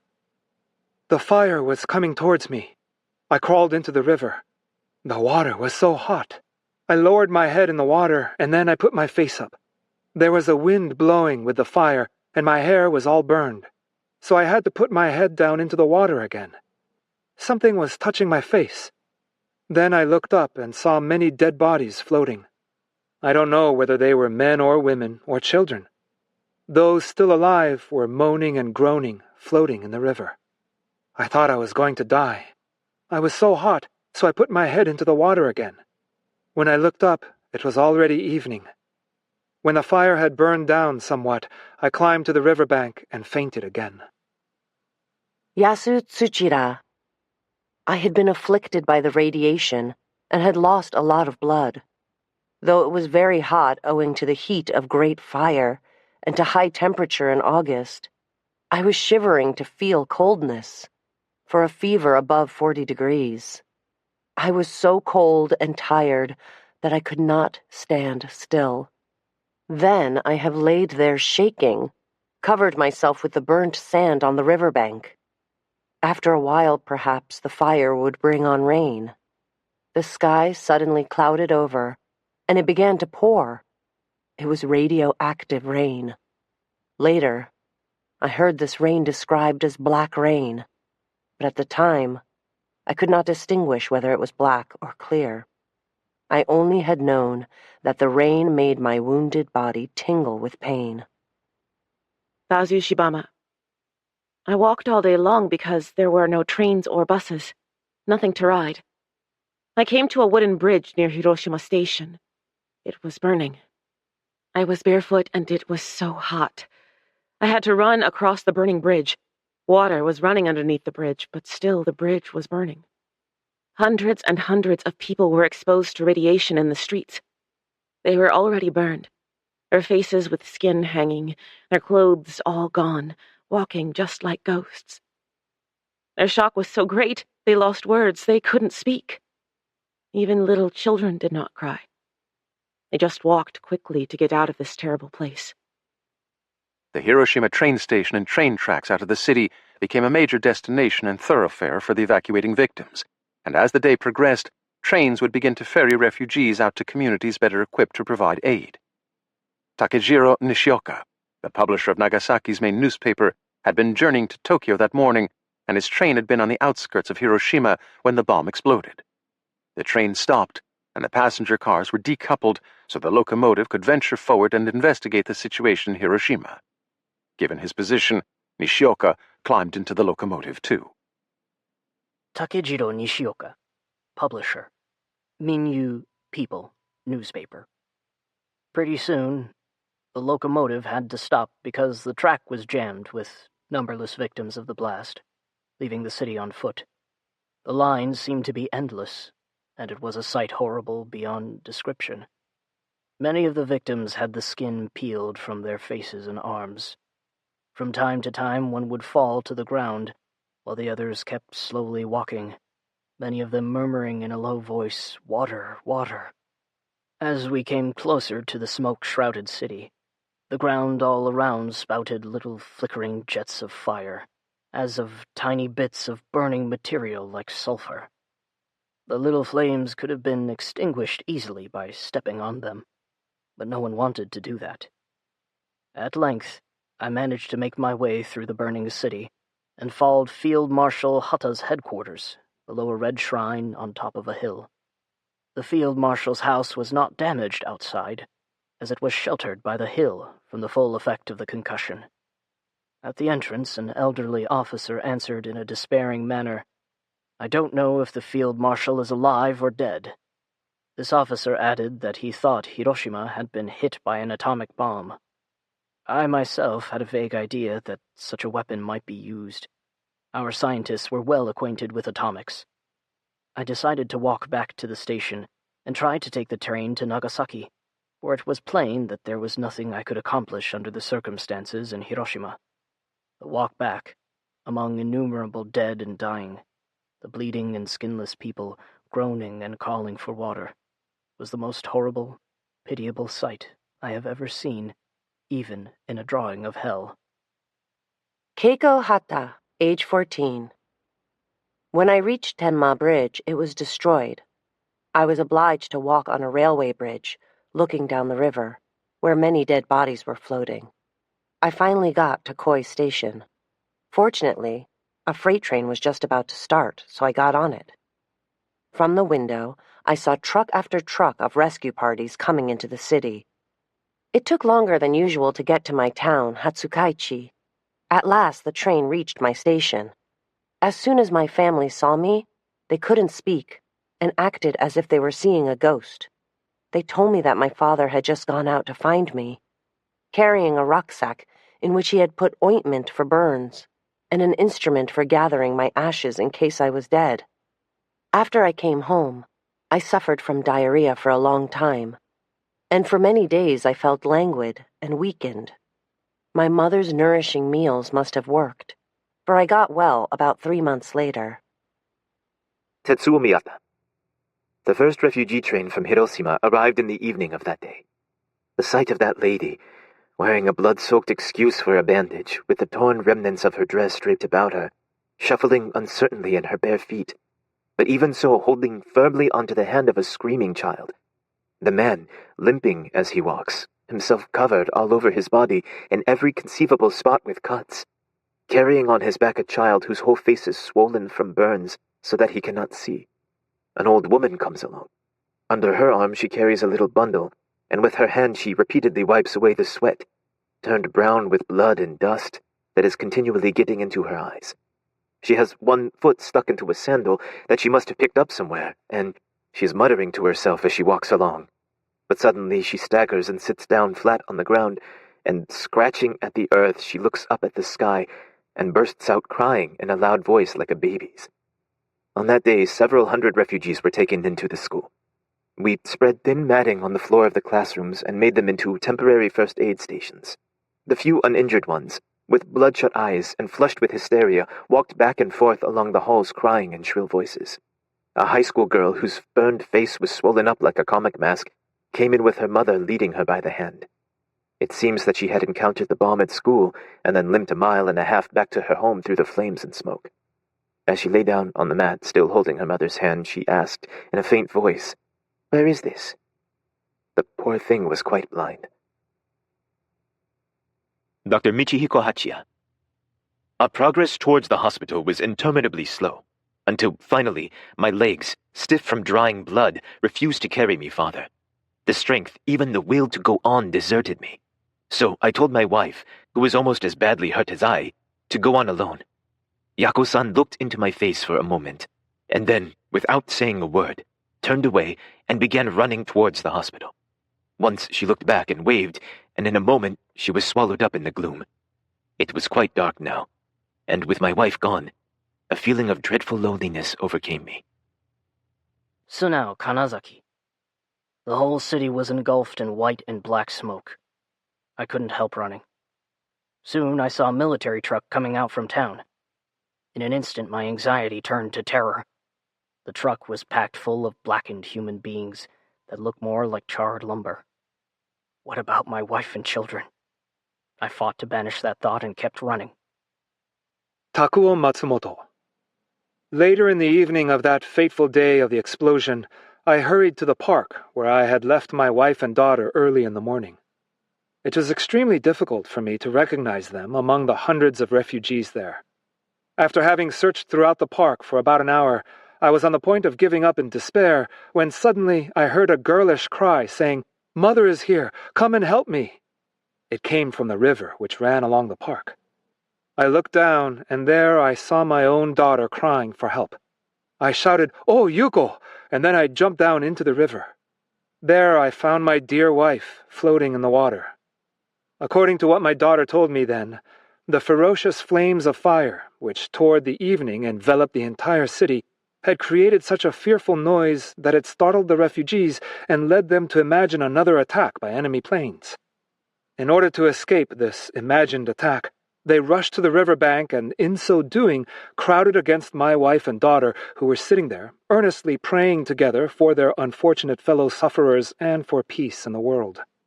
Thus my wife and daughter were pushed down into the river 7 feet below, and that was enough to kill my wife, whose weak heart had been strained beyond endurance by the successive tragic events of the day. Dr. Michihiko Hachiya. All who could were moving in the direction of the hospital. I joined in the dismal parade when my strength was somewhat recovered, and at last reached the gates of the Communications Bureau. Familiar surroundings, familiar faces. There was Mr. Iguchi and Mr. Yoshihiro, and my old friend Mr. Sera, the head of the business office. They hastened to give me a hand. My friends passed me through an open window into a janitor's room recently converted to an emergency first aid station. The room was a shambles. Fallen plaster, broken furniture. Yasu Tsuchira. I walked and rested for a while, and then started to walk again. In this way, I could make my escape from the flames. I spent the night in a forest of pine tree in the training field.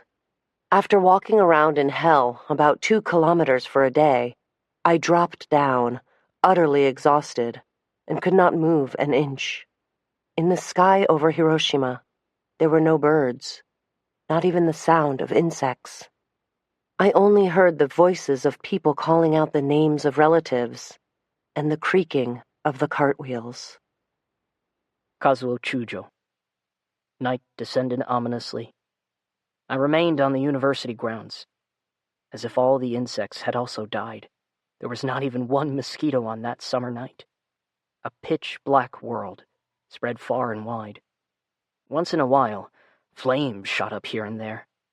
I could not even doze off. Sleep refused to come. Kazuo Chujo. Occasionally, human shadows moved in the darkness. They were searching for their relatives, apparently reluctant to give up the search and leave. Nobody spoke a word, too numb from the sudden blow dealt by fate. Kenshi Hirata. Finally, about 9 o'clock, I again turned my feet back toward my house, completely exhausted. Even in midsummer, night fell before 9 o'clock. Though the whole city of Hiroshima was burned down now, a large part of the ruins was still blazing. The sky had turned red, reflecting the flames below. I thought, if she is dead, she may feel lonely by herself. I will sleep together with her overnight here. As I lay alone on the ashes of my home, I felt neither sorrow nor loneliness. Finally, because of the fatigue from the day's labor, I fell into deep slumber. It might have been around 4 in the morning when I was awakened by somebody poking me with what seemed like a bar. As I opened my eyes, I saw 5 or 6 soldiers surrounding me. They were carrying stretchers. One of the soldiers said, "Look, he is still alive." He continued, "How do you feel?" I answered, "This is the site of my house. When I got back from the company, I found that everything was gone, as you see here now. I thought my wife was probably dead underground here, and I decided to sleep with her overnight here. Therefore, I have been sleeping here." Hearing this, the soldier said, "We are very sorry," and went away. Teiichi Teramura, Field Officer, 52nd Ship Construction Battalion, Murotsu, 45 miles from Hiroshima. I was at the battalion headquarters in the early afternoon of August 6, when a telegram arrived from our commander informing us that a bomb of an unknown type had fallen on Hiroshima that morning and caused great destruction. I was ordered to the stricken city to provide emergency relief. Tormented by an ominous foreboding, I set out by a fast boat. Night had fallen by the time I reached the port of Ujina in Hiroshima. As I stepped onto the jetty, I involuntarily came to a halt. I could see nothing clearly in the darkness, but the air around me reeked of blood and death. Then moaning assaulted my ears and made them ring as if a vast number of scales were being played together. I realized to my horror that all around me were thousands of wounded people, lying on the cold concrete waiting for death. They had been placed there because there was nowhere for them to go, and none of them were receiving any medical attention. They were living corpses in a hell on earth, with the only peace of death to hope for. Though I wanted to do something for them, I realized bitterly that nothing could help them now. Naoko Masuoka, junior college student. I was loaded into the car of a rescue squad that happened to come along just then and taken to Ujina, where I was given careful first aid treatment and then sent by boat to Ninoshima. In the boat, there was one woman who was completely naked and burned all over, and she was writhing her body around in agony as if she were out of her mind. We arrived at Ninoshima, and there began 5 days of life that I shall never be able to forget as long as I live. We lie on a blanket spread over a straw mat on the board floor. On this side and on that, the people who see dying every day can hardly be distinguished from the living. A person who was talking cheerfully yesterday is a cold, dead body this morning. Can the dying of a person be such an ephemeral thing? Nakaichi Nakamura. I was with one of the first relief teams to enter Hiroshima. Fires were raging, and the earth was as hot as if it had been baked. A scene terrible beyond description spread before my eyes. It was hell recreated on earth. Our work began with aid to the injured. As dawn approached, appeals for protection against the cold rose from all sides. We covered people with all the blankets we had, but even so, when morning came at last, we discovered that half were already dead. Smeared with blood and dirt, we picked up the bodies that lay wherever we looked, hoisted them on our backs, and loaded them onto whatever boards we could find that had escaped the fires. The collection of corpses continued until late at night. When we found a suitable vacant lot, we dug a huge hole and lined the bottom with pieces of wood. Onto these we gently lowered about 50 bodies, swollen, stomachs gaping open, eyeballs gone, many the torn bodies of young children, and set fire to them. We stood around them as they burned and did not move until the flames had died away. Yasu Tsuchira. The red blazing fires in the sky at night, and the faint breathing of people who would be hovering crisis between life and death, seem to represent the last day of the earth. Reaction to the bomb. Word of the bomb's use and the devastation of Hiroshima remained under wraps until President Truman officially announced the news to a country and a world that was, for the most part, simply confused and unable to grasp the awesome size of the new weapon. Harry Truman. On August 6th, the fourth day of the journey home from Potsdam, came the historic news that shook the world. I was eating lunch with members of the Augustus crew when Captain Frank Graham, White House Map Room Watch Officer, handed me the following message. Following info regarding Manhattan received. Hiroshima bombed visually with only 1/10 cover at 05:23:15 Zulu. There was no fighter opposition and no flak. Captain William S. Deke Parsons reports 15 minutes after drop as follows. Results clear-cut successful in all respects. Visible effects greater than in any test. Conditions normal in airplane following delivery. I was greatly moved. I said to the group of sailors around me, "This is the greatest thing in history. It's time for us to get home." Senator James F. Burns. 10 minutes later, Captain Graham was back with a second message, this time from Secretary Stimson. His report indicated that the results of the bomb were even more successful than the test had led us to expect. The President read the message aloud to me, and then stood and asked the crew to listen for a moment. Harry Truman. I then told the crew of the dropping of a powerful new bomb, which used an explosive 20,000 times as powerful as a ton of TNT. I went to the wardroom, where I told the officers, who were at lunch, what had happened. I could not keep back my expectation that the Pacific War might now be brought to a speedy end. A few minutes later, the ship's radio receivers began to carry news bulletins from Washington about the atomic bomb, as well as a broadcast of the statement I had authorized just before leaving Germany. Shortly afterwards, I called a press conference of the correspondents on board and told them something of the long program of research and development that lay behind this successful assault. Colonel Paul W. Tibbets. The best-kept secret of the war was no longer a secret. Over the radio came word that President Truman, then on his way home from Potsdam, had announced the dropping of an atomic bomb. It was electrifying news in all corners of the world. Major General Leslie Groves. At the White House, everything was rather humdrum that morning. The press had been informed that there would be an important announcement by the President at 11 o'clock. White House correspondents are accustomed to such notices, and this one did not particularly arouse their interest. Many of them did not bother to go themselves, but sent assistants. Everything changed, however, when the President's press secretary arose and read the first few sentences. As the words, "more than 20,000 tons of TNT," came out of his mouth, There was a tremendous rush of reporters. Harry Truman. Prepared statement announcing the bomb, released from Washington by Henry Stimson. 16 hours ago, an American airplane dropped one bomb on Hiroshima, an important Japanese Army base. That bomb had more than 20,000 tons of TNT. It is an atomic bomb. It is a harnessing of the basic power of the universe. The force from which the sun draws its power has been loosed against those who brought war to the Far East.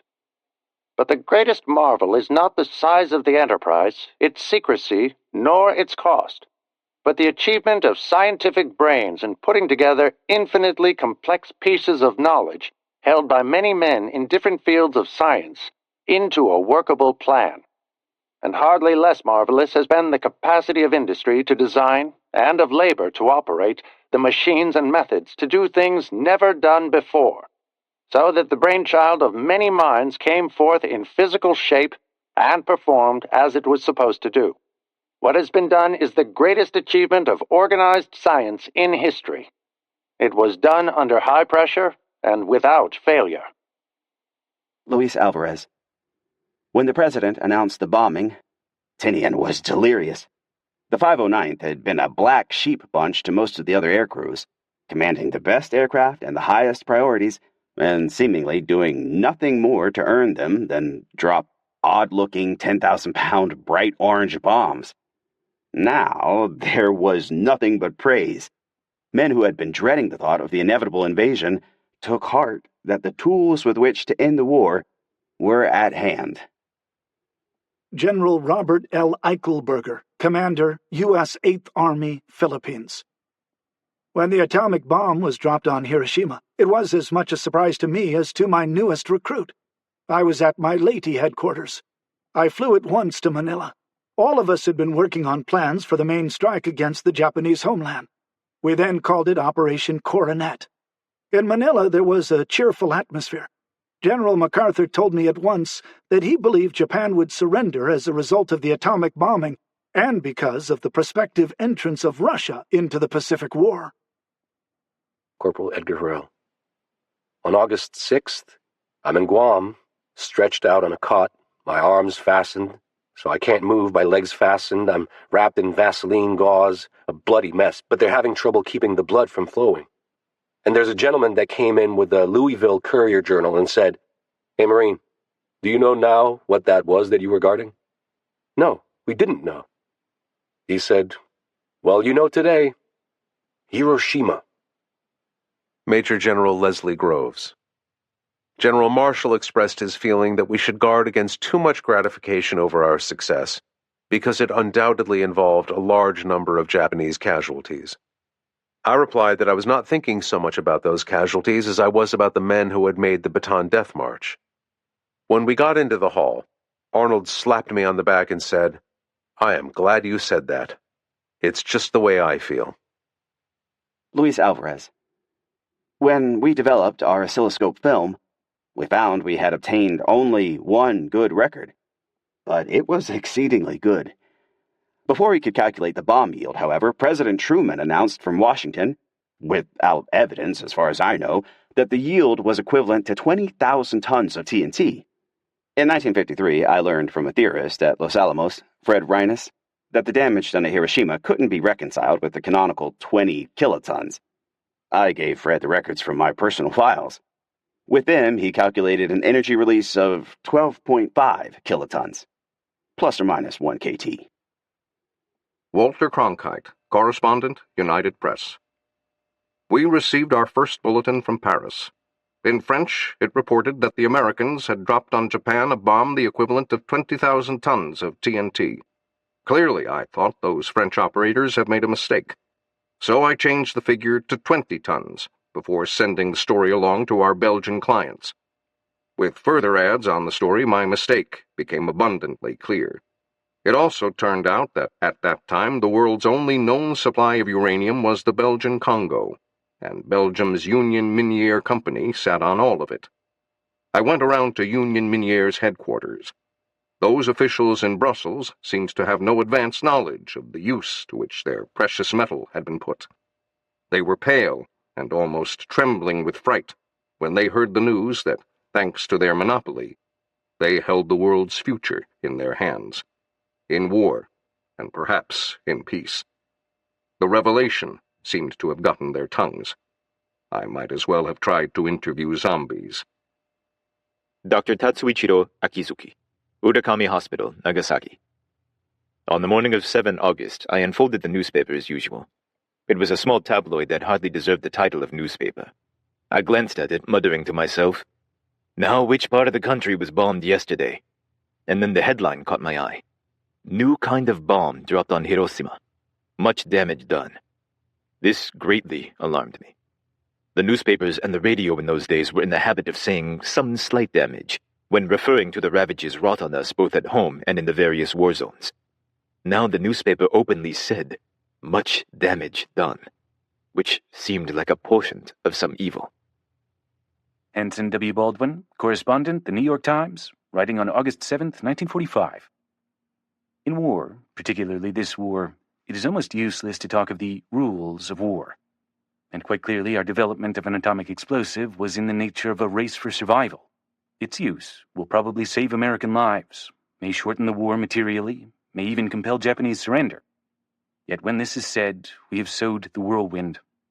Much of our bombing throughout this war, like the enemy's, has been directed against cities, and hence against civilians. Because our bombing has been more effective and hence more devastating, Americans have become a synonym for destruction. And now we have been the first to introduce a new weapon of unknowable effects, which may bring us victory quickly, but which will sow the seeds of hate more widely than ever. We may yet reap the whirlwind. Certainly, with such godlike power under man's imperfect control, we face a frightful responsibility. Atomic energy may well lead to a bright new world in which man shares a common brotherhood, or we shall become, beneath the bombs and rockets, a world of troglodytes. Word of the gadget's use against Japan spread quickly through the labs and facilities of the Manhattan Project in Chicago, Oak Ridge, Hanford, and Los Alamos, where the presidential announcement marked an end to years of secrecy and obfuscation and came as a surprise to many of the participating personnel and the families who had lived alongside the work for years. Doris Reynolds, project spouse, Oak Ridge. My husband was just finishing taking a shower, and this news came, and he had a radio on. Suddenly he came flying out of the bathroom with nothing on but his shorts, like a lunatic, and he said, "We did it! We did it! We did it!" And I said, "What did we do?" He said, "We dropped the bomb." I said, "What bomb?" William Reynolds, worker, Oak Ridge. That was the first she knew. Doris Reynolds. I didn't know what we were doing here, and we did it, we did it. I won't forget that day. Then we began to hear the whistles and the bells ringing. My neighbor down the street came running up into the yard, and everyone was just hugging and kissing. We were just so darn glad to find out what we were here for. Waldo E. Cohn. Immediately, it was a plant-wide holiday. Charmian Cohn, project spouse, Oak Ridge. It was fantastic. Waldo E. Cohn. We all took off. We drove around the town, randomly around town. Charmian Cohn. Open car, screaming words. Waldo E. Cohn. Uranium! Plutonium! All these words that we kept down here for all these years. Charmian Cohn. 237. Waldo E. Cohn. We were like a bunch of school kids. It was really, really funny. I remember we had a chemistry section group leaders meeting up that night, and we got drunk. Good Lord. The wives this time could come along, and we could tell them about it. Charmian Cohn. We were all going, now we know what this is all about, you know? What a relief. Waldo E. Cohn. Now we could talk about what we were doing and communicate with the outside world about it because we were real pleased. I mean, we had hundreds of papers ready to write. We couldn't break any of them loose. Tom Dunnigan, Army Intelligence. I think for Oak Ridgers, it was a more exciting day than even the end of the war. Edward S. Bettis. Yes, it was. Everyone felt that their efforts had finally amounted to something, and I think without exception the general feeling was, well, now the war will end. This will be the end of the war.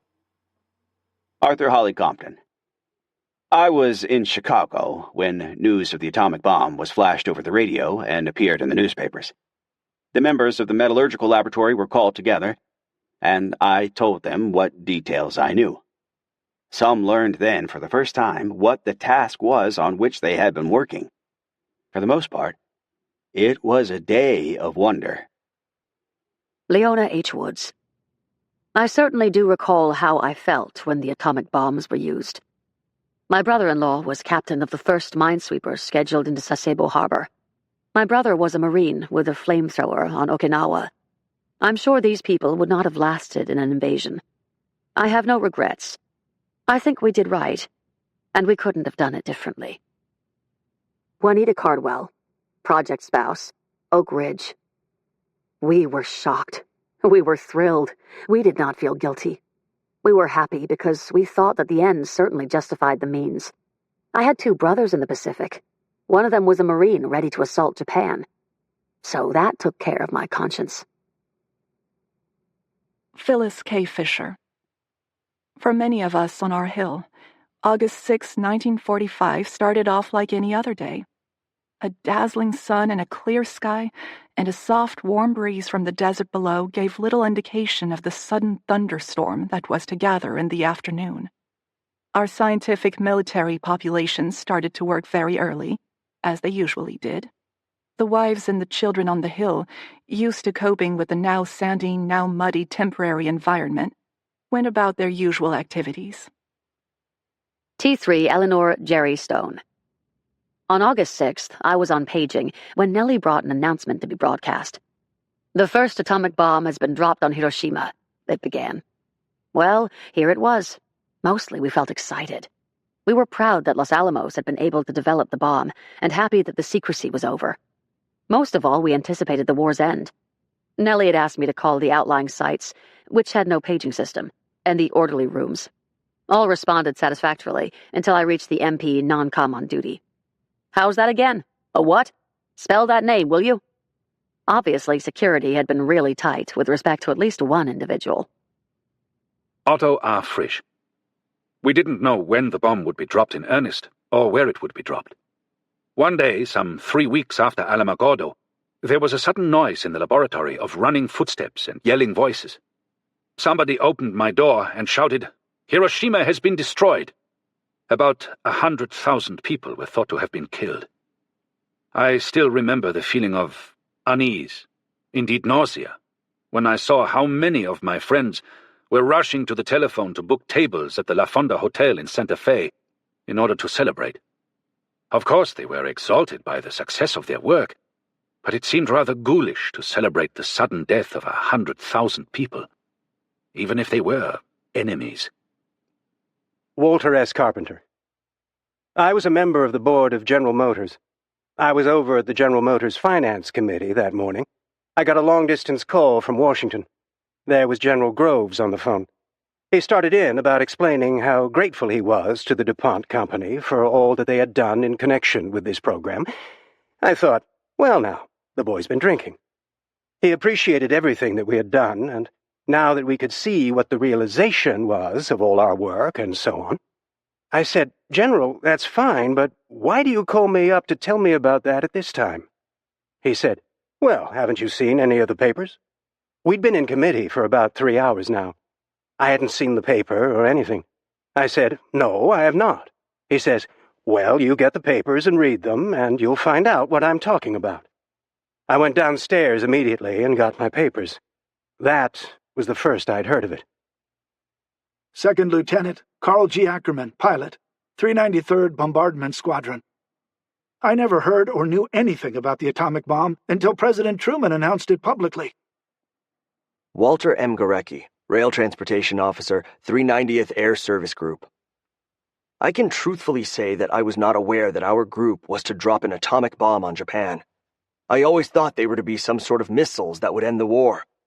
This was the best-kept secret. James M. Duggar, 1st Ordnance Squadron, Special Aviation. I did not know we had an atomic bomb until after the first one was dropped. Bernice Broad. My boys and I were boarding a Navy bus in Pasadena to visit the China Lake Naval Weapons Center in California when we read the headlines. Bill, my older boy, said very quietly, "This is Papa's bomb, you know, Mama." My eyes quickly caught the words from the paper. Atomic bomb, Hiroshima, Los Alamos.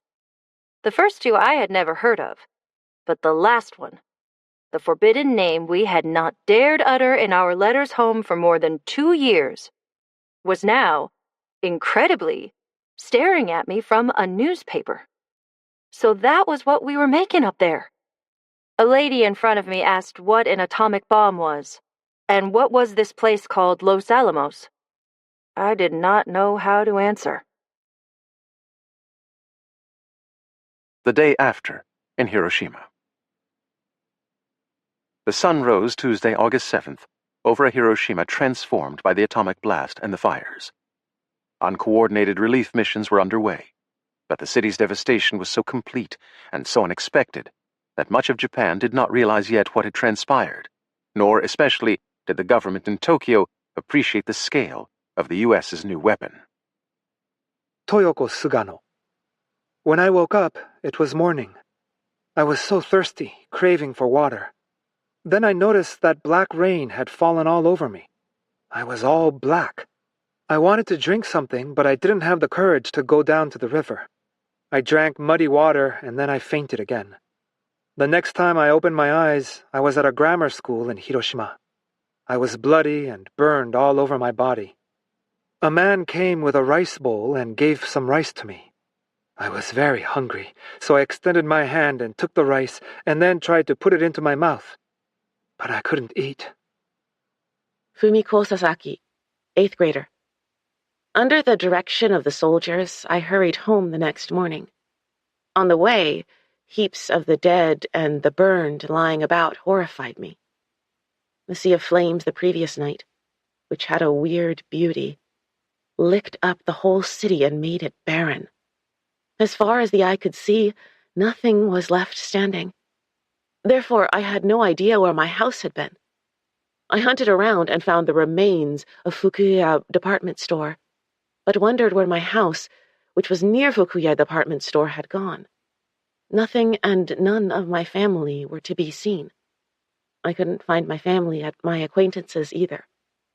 2 days later, I went back to the place again where my house had been, and found the site had been cleared out by my relatives. They had dug up some dead bodies there, which were just bleached bones. I didn't want to believe these were my father's and mother's bodies. 4 dead bodies were lying there like baked potatoes. Everyone in my family died, leaving me behind. I stood there alone, speechless in surprise. Toru Hara. Hiroshima, burning steadily for a day and a night, presently became a city of death. All that was left was a hell. People who had lost the last energy to live were lying with the railroad tracks for their pillow. Dr. Michihiko Hachiya. In the space of one night, patients had become packed like the rice in sushi into every nook and cranny of the hospital. The majority were badly burned, a few severely injured. All were critically ill. Many had been near the heart of the city, and in their efforts to flee managed to get only as far as the communications hospital before their strength failed. Others, from nearby, came deliberately to seek treatment, or because this building, standing alone where all else was destroyed, represented shelter and a place of refuge. They came as an avalanche and overran the hospital. There was no friend or relative to minister to their needs, no one to prepare their food. Everything was in disorder. And to make matters worse was the vomiting and diarrhea. Patients who could not walk urinated and defecated where they lay. Those who could walk would feel their way to the exits and relieve themselves there. Persons entering or leaving the hospital could not avoid stepping in the filth, so closely was it spread. The front entrance became covered with feces overnight, and nothing could be done, for there were no bedpans, and even if there had been, no one to carry them to the patients. Kazu Kishimoto. The next day, I heard there were lots of students taken to Ninosima Island. So my older brother, a second lieutenant at that time, went to Ninosima Island to find my sister. There, he found Taiko's teacher and 3 of her classmates, but no Taiko. They were seriously wounded, but their memory was good. They told him that when they had been carrying roofing tile, there was a big flash and a sound. The house was completely crushed. They didn't see Taiko when they were taken almost naked to Ninosima Island by car. Maybe Taiko couldn't run away, having been blinded while on the roof, and died there suffering, and calling to her mother for help. Imagining a scene like that breaks my heart. Still, I looked for her for another week in vain, hoping and praying that she took refuge somewhere. Setsuko Tanaka, mother of Etsuko Tanaka, 7th grader at Hiroshima Girls' School. My husband searched for her for 3 or 4 days in the summer heat.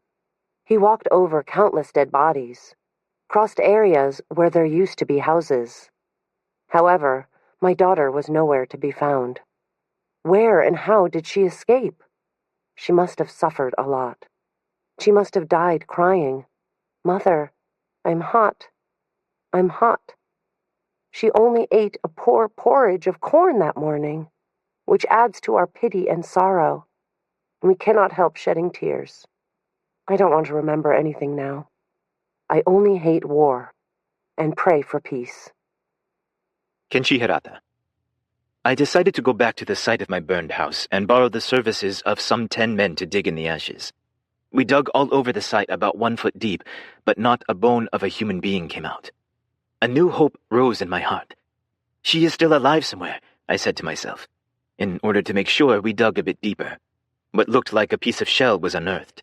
I said it was a bit of shell, but the workers insisted it was a section of human bone. Suppressing my uneasy feeling, I helped dig around the place from where the bone was unearthed. At the spot upon which our living room had stood, the diggers found white bones and pieces, in a form that indicated that she was sitting. It was such a terrific shock to me that I was unable to shed a drop of tears.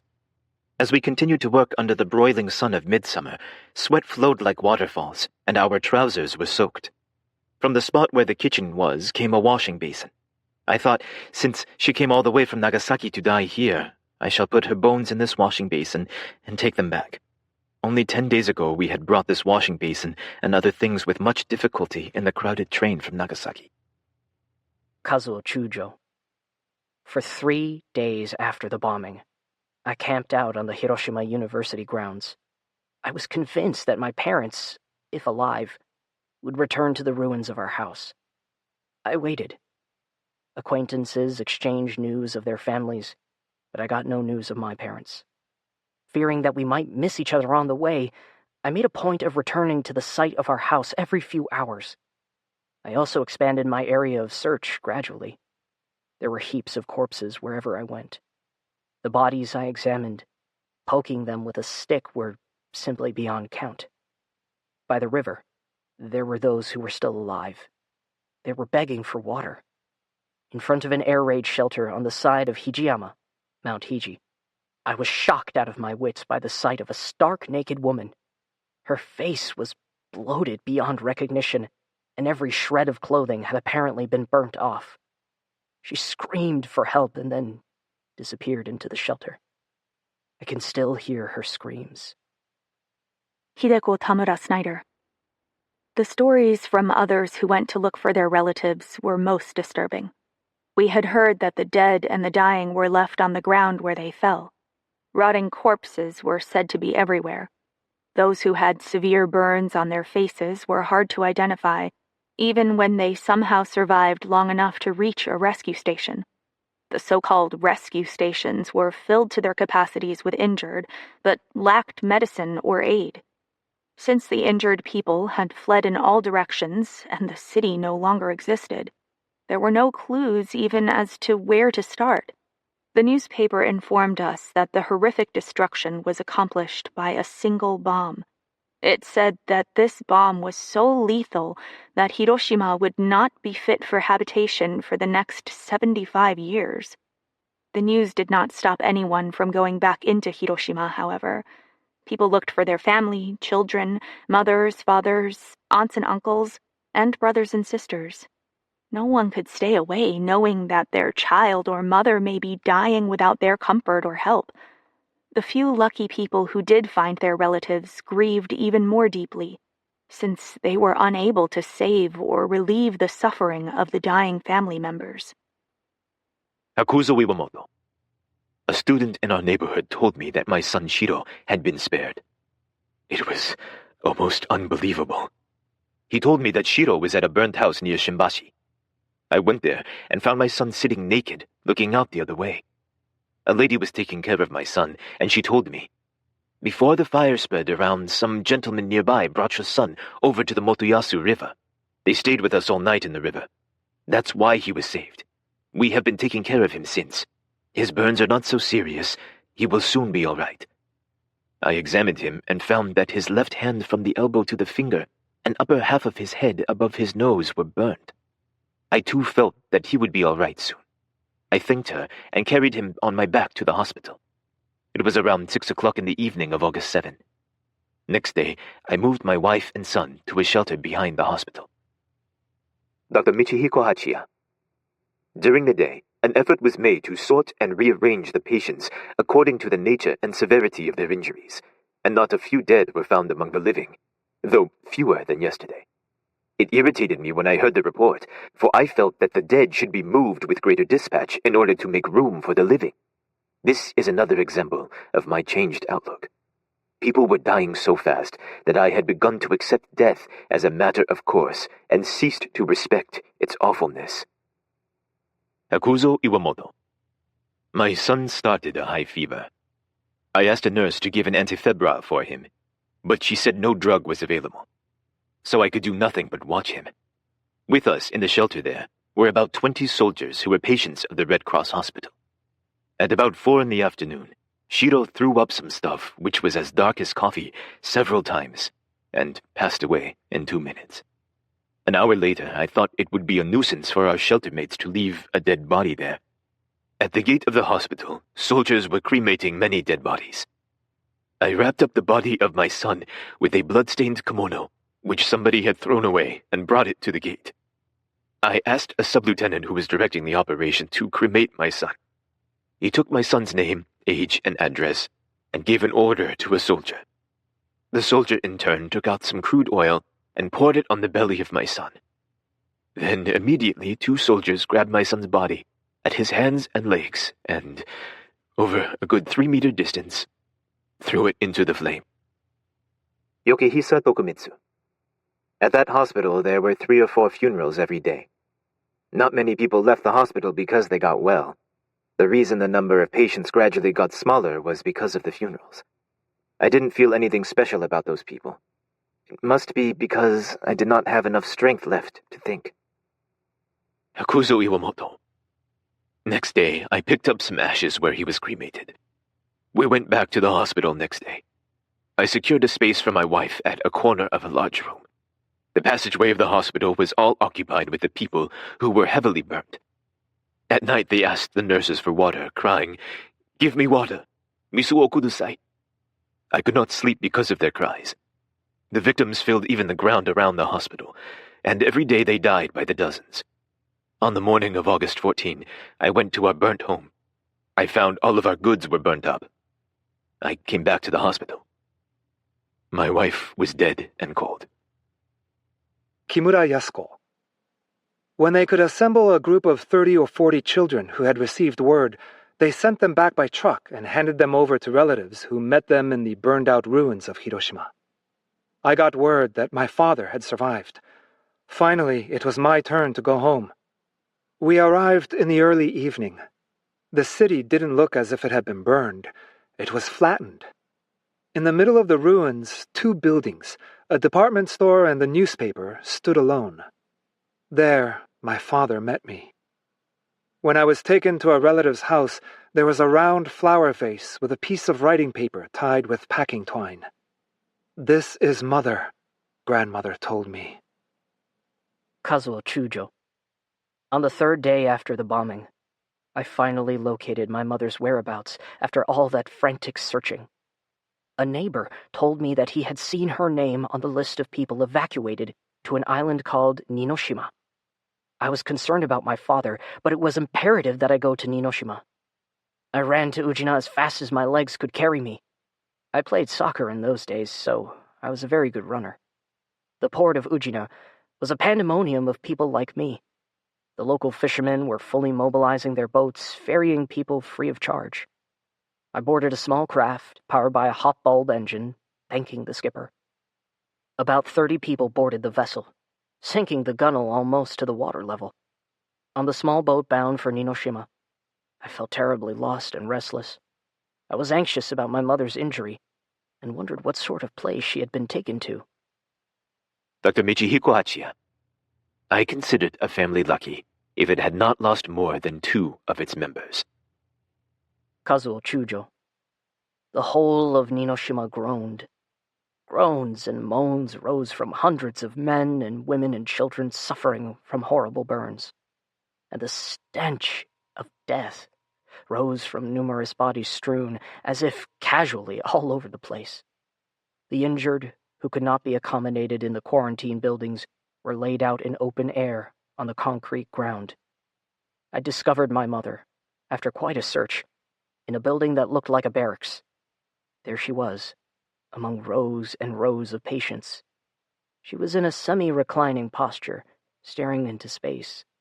I called to her, but she did not recognize me at first. In fact, both of us were caked with mud and quite disheveled, hardly any resemblance to what we used to look like. Distressingly, I have no memory whatsoever of my conversation with my mother, no matter how hard I try to recall it. When I saw her back, one glance was enough.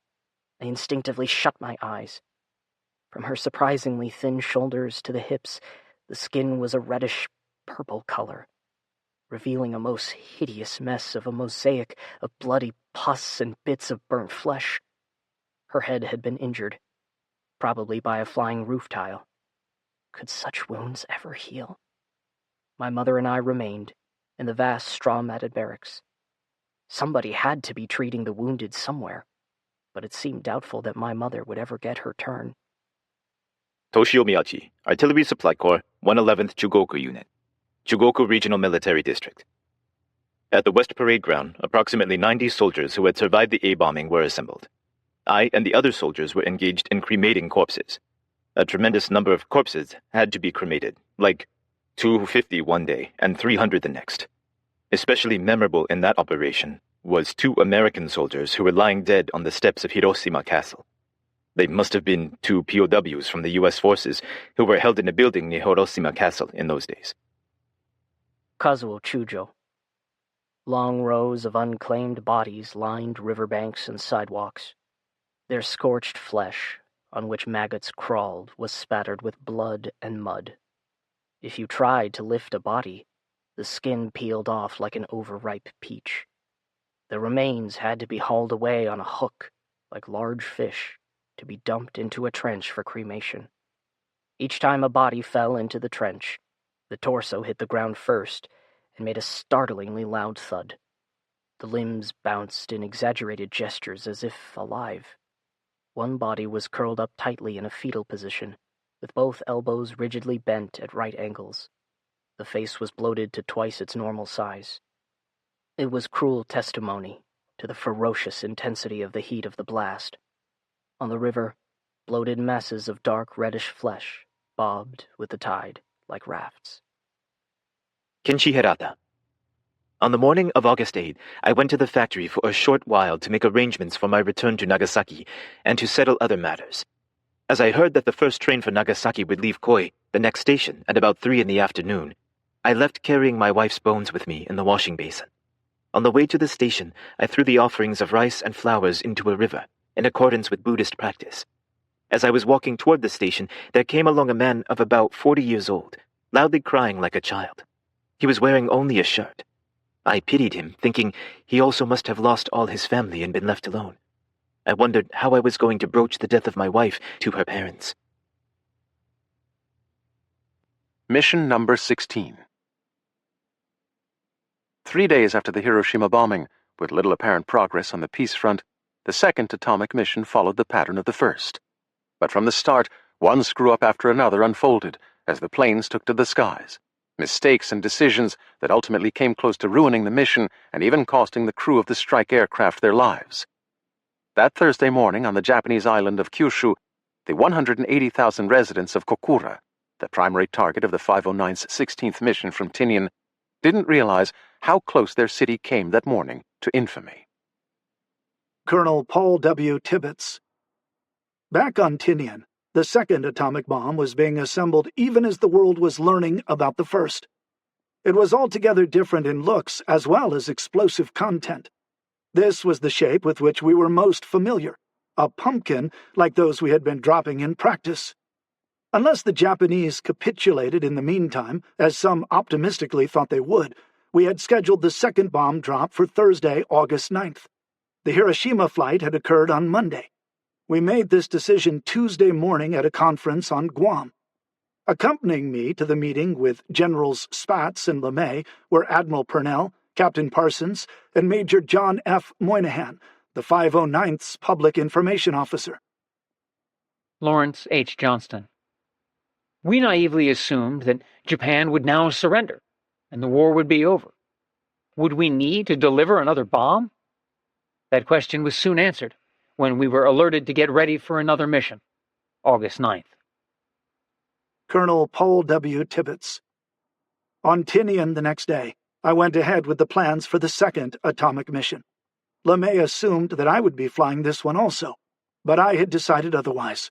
I told him that Chuck Sweeney would drop the second bomb. Major Charles W. Sweeney.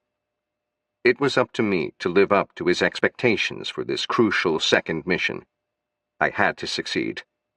We must make the Japanese believe we can keep them coming every few days until they surrender, the colonel had told me.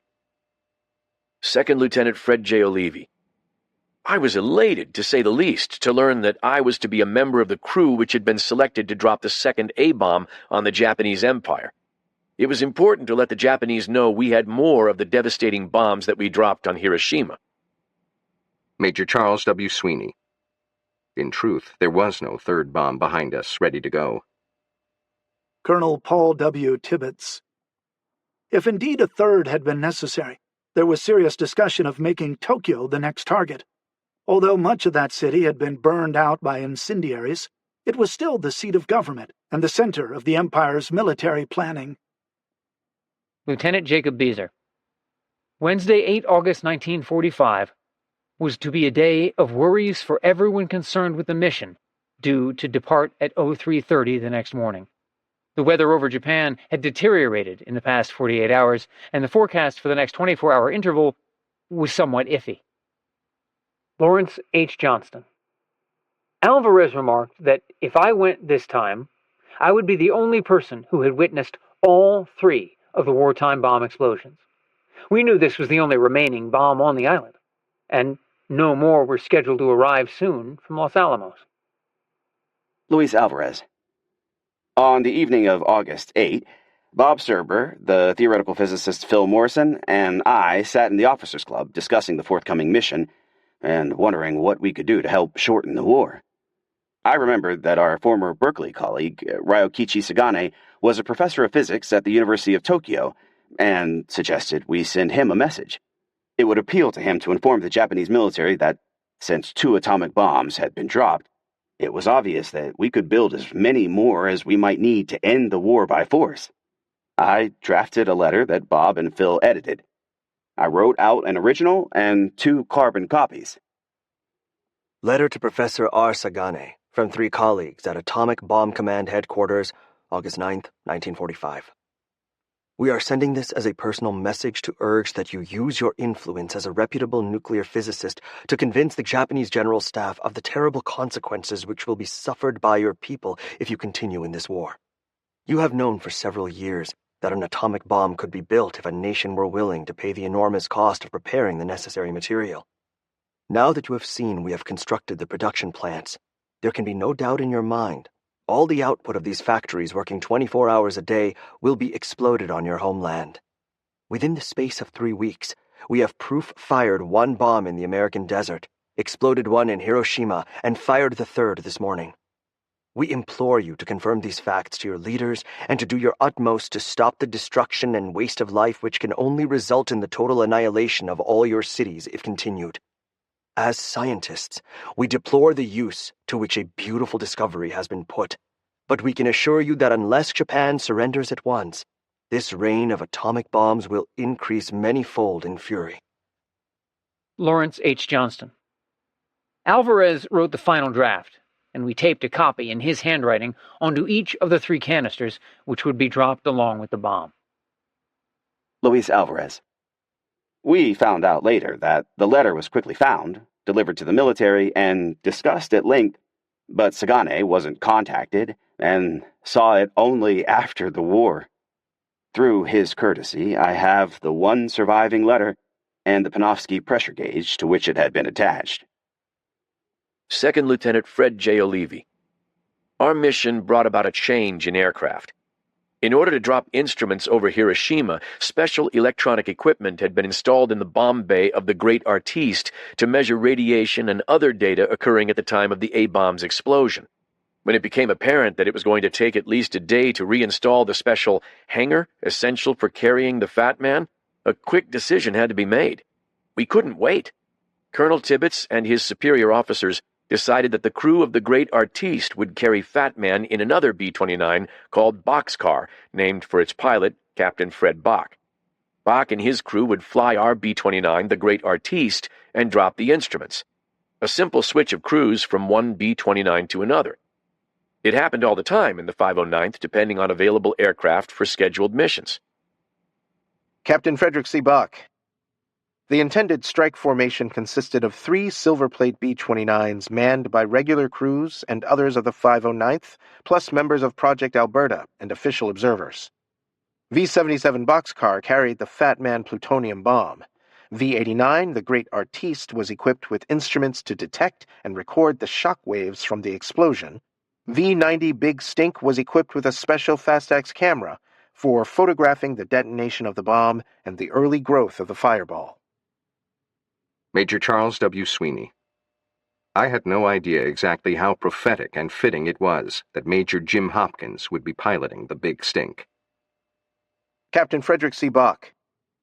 On board with us were Lawrence Johnston and Walter Goodman of Project A, also William Lawrence, science writer for the New York Times and special consultant to the Manhattan Project. There were 3 instrument canisters containing pressure gauges and radio transmitters in the bomb bay of V-89 to be dropped with deployable parachutes at the same time as the Fat Man bomb. Lawrence H. Johnston. For this mission, there was no lack of important people who wanted to fly on the 3rd plane, the observation plane, since things had gone so smoothly on the Hiroshima flight. On board were 2 distinguished Britons, Sir William Penny and Group Captain Leonard Cheshire of the Royal Air Force. Major Charles W. Sweeney. Hours before the bomb was to be transported to the loading area, the assembly crew encountered a snag that would have been comical except for the circumstances. It was discovered that holes on the bomb casing and the tail section had been improperly drilled, making it impossible to align the 2 components and bolt them together. Many a father had confronted similar problems on Christmas Eve when trying to assemble cheaply made toys for his children. However, this was no toy, and it had cost $2 billion. Without missing a beat, a technician with a metal file labored to scrape away enough of the aluminum plating on the fins to enlarge the holes so that the sections could be joined by the bolts. Ensign Donald F. Mastick. I recall seeing Art Mackin, Project A, sitting on the back of the Nagasaki bomb late at night with a rat tail file to align a bolt hole to get a secure fitting of the tail assembly. Major Charles W. Sweeney. Because the entire assembly was so complicated, the plutonium bomb would have to be armed and live when it was loaded onto the airplane. There would be no way to arm it in flight, as Captain Parsons had armed Little Boy on the Hiroshima mission. Thus, my crew and I would be rolling down the runway with a live 10,300-pound plutonium bomb, and because of its weight, there would be just barely enough runway to gain the proper airspeed. If we crashed on takeoff, we could obliterate the island. Second Lieutenant Fred J. O'Leary. I got my first close look at America's second atom bomb when members of the flight crew were invited to sign our names or some sort of personal message on Fat Man. The huge bomb had just been pulled out of the highly guarded assembly area and was ready to be slowly moved to the special loading pit. I had seen pumpkins up close before, but this one somehow looked different. It was painted a dull mustard yellow and looked ominous as it sat on its cradle. Major Charles W. Sweeney. We were reminded in no uncertain terms to drop only visually, which was a natural introduction to the weather report. Because of the bad weather at lower altitudes and our proximity to the Japanese mainland, the rendezvous would be at 30,000 feet instead of at 8,000, as on the Hiroshima mission. This meant we would be flying through some turbulent weather for about 5 hours in complete radio silence. Sergeant Raymond Gallagher. We were instructed to go to a small island off the coast of Japan, about 25 miles off the coast, and its name was Yakushima. At that point, we would rendezvous with the other two ships. Major Charles W. Sweeney. The final briefing commenced at midnight. Our weather airplanes would precede us by an hour to the two possible targets. Charlie McKnight would fly number 95 to Nagasaki, and George Marquardt would fly number 88 to Kokura. Weather forecasts remained the same, clear at each target. Added to my crew for this mission were 3 more officers, specialists in their fields. Lieutenant Jake Beezer, who had been aboard the Enola Gay, and would be responsible for monitoring radar frequencies in the event the Japanese tried to jam our radar and possibly detonate the radar fuse on Fat Man. Navy Commander Fred Ashworth, the weaponeer in charge of the bomb itself, and Lieutenant Philip Barnes, who would assist Commander Ashworth in monitoring a device connected to the bomb's fuses. Chaplain Downey offered a prayer, beseeching the Lord to see us safely through the mission. Captain William B. Downey. Almighty God, Father of all mercies, we pray Thee to be gracious with those who fly this night. Guard and protect those of us who venture out into the darkness of Thy heaven. Uphold them on Thy wings. Keep them safe both in body and soul, and bring them back to us. Give to us all courage and strength for the hours that are ahead. Give to them rewards according to their efforts. Above all else, our Father, bring peace to Thy world. May we go forward trusting in Thee and knowing we are in Thy presence now and forever. Amen. Major Charles W. Sweeney. I settled down into the leather seat, strapped myself in, and began my checklist with my co-pilot Don Albury. We were at the point of start engines. I prepared to give John Kuharik, the flight engineer, the command, when he leaned around toward me and said, "Major, we have a problem. The fuel in our reserve tank in the rear bomb bay bladder isn't pumping.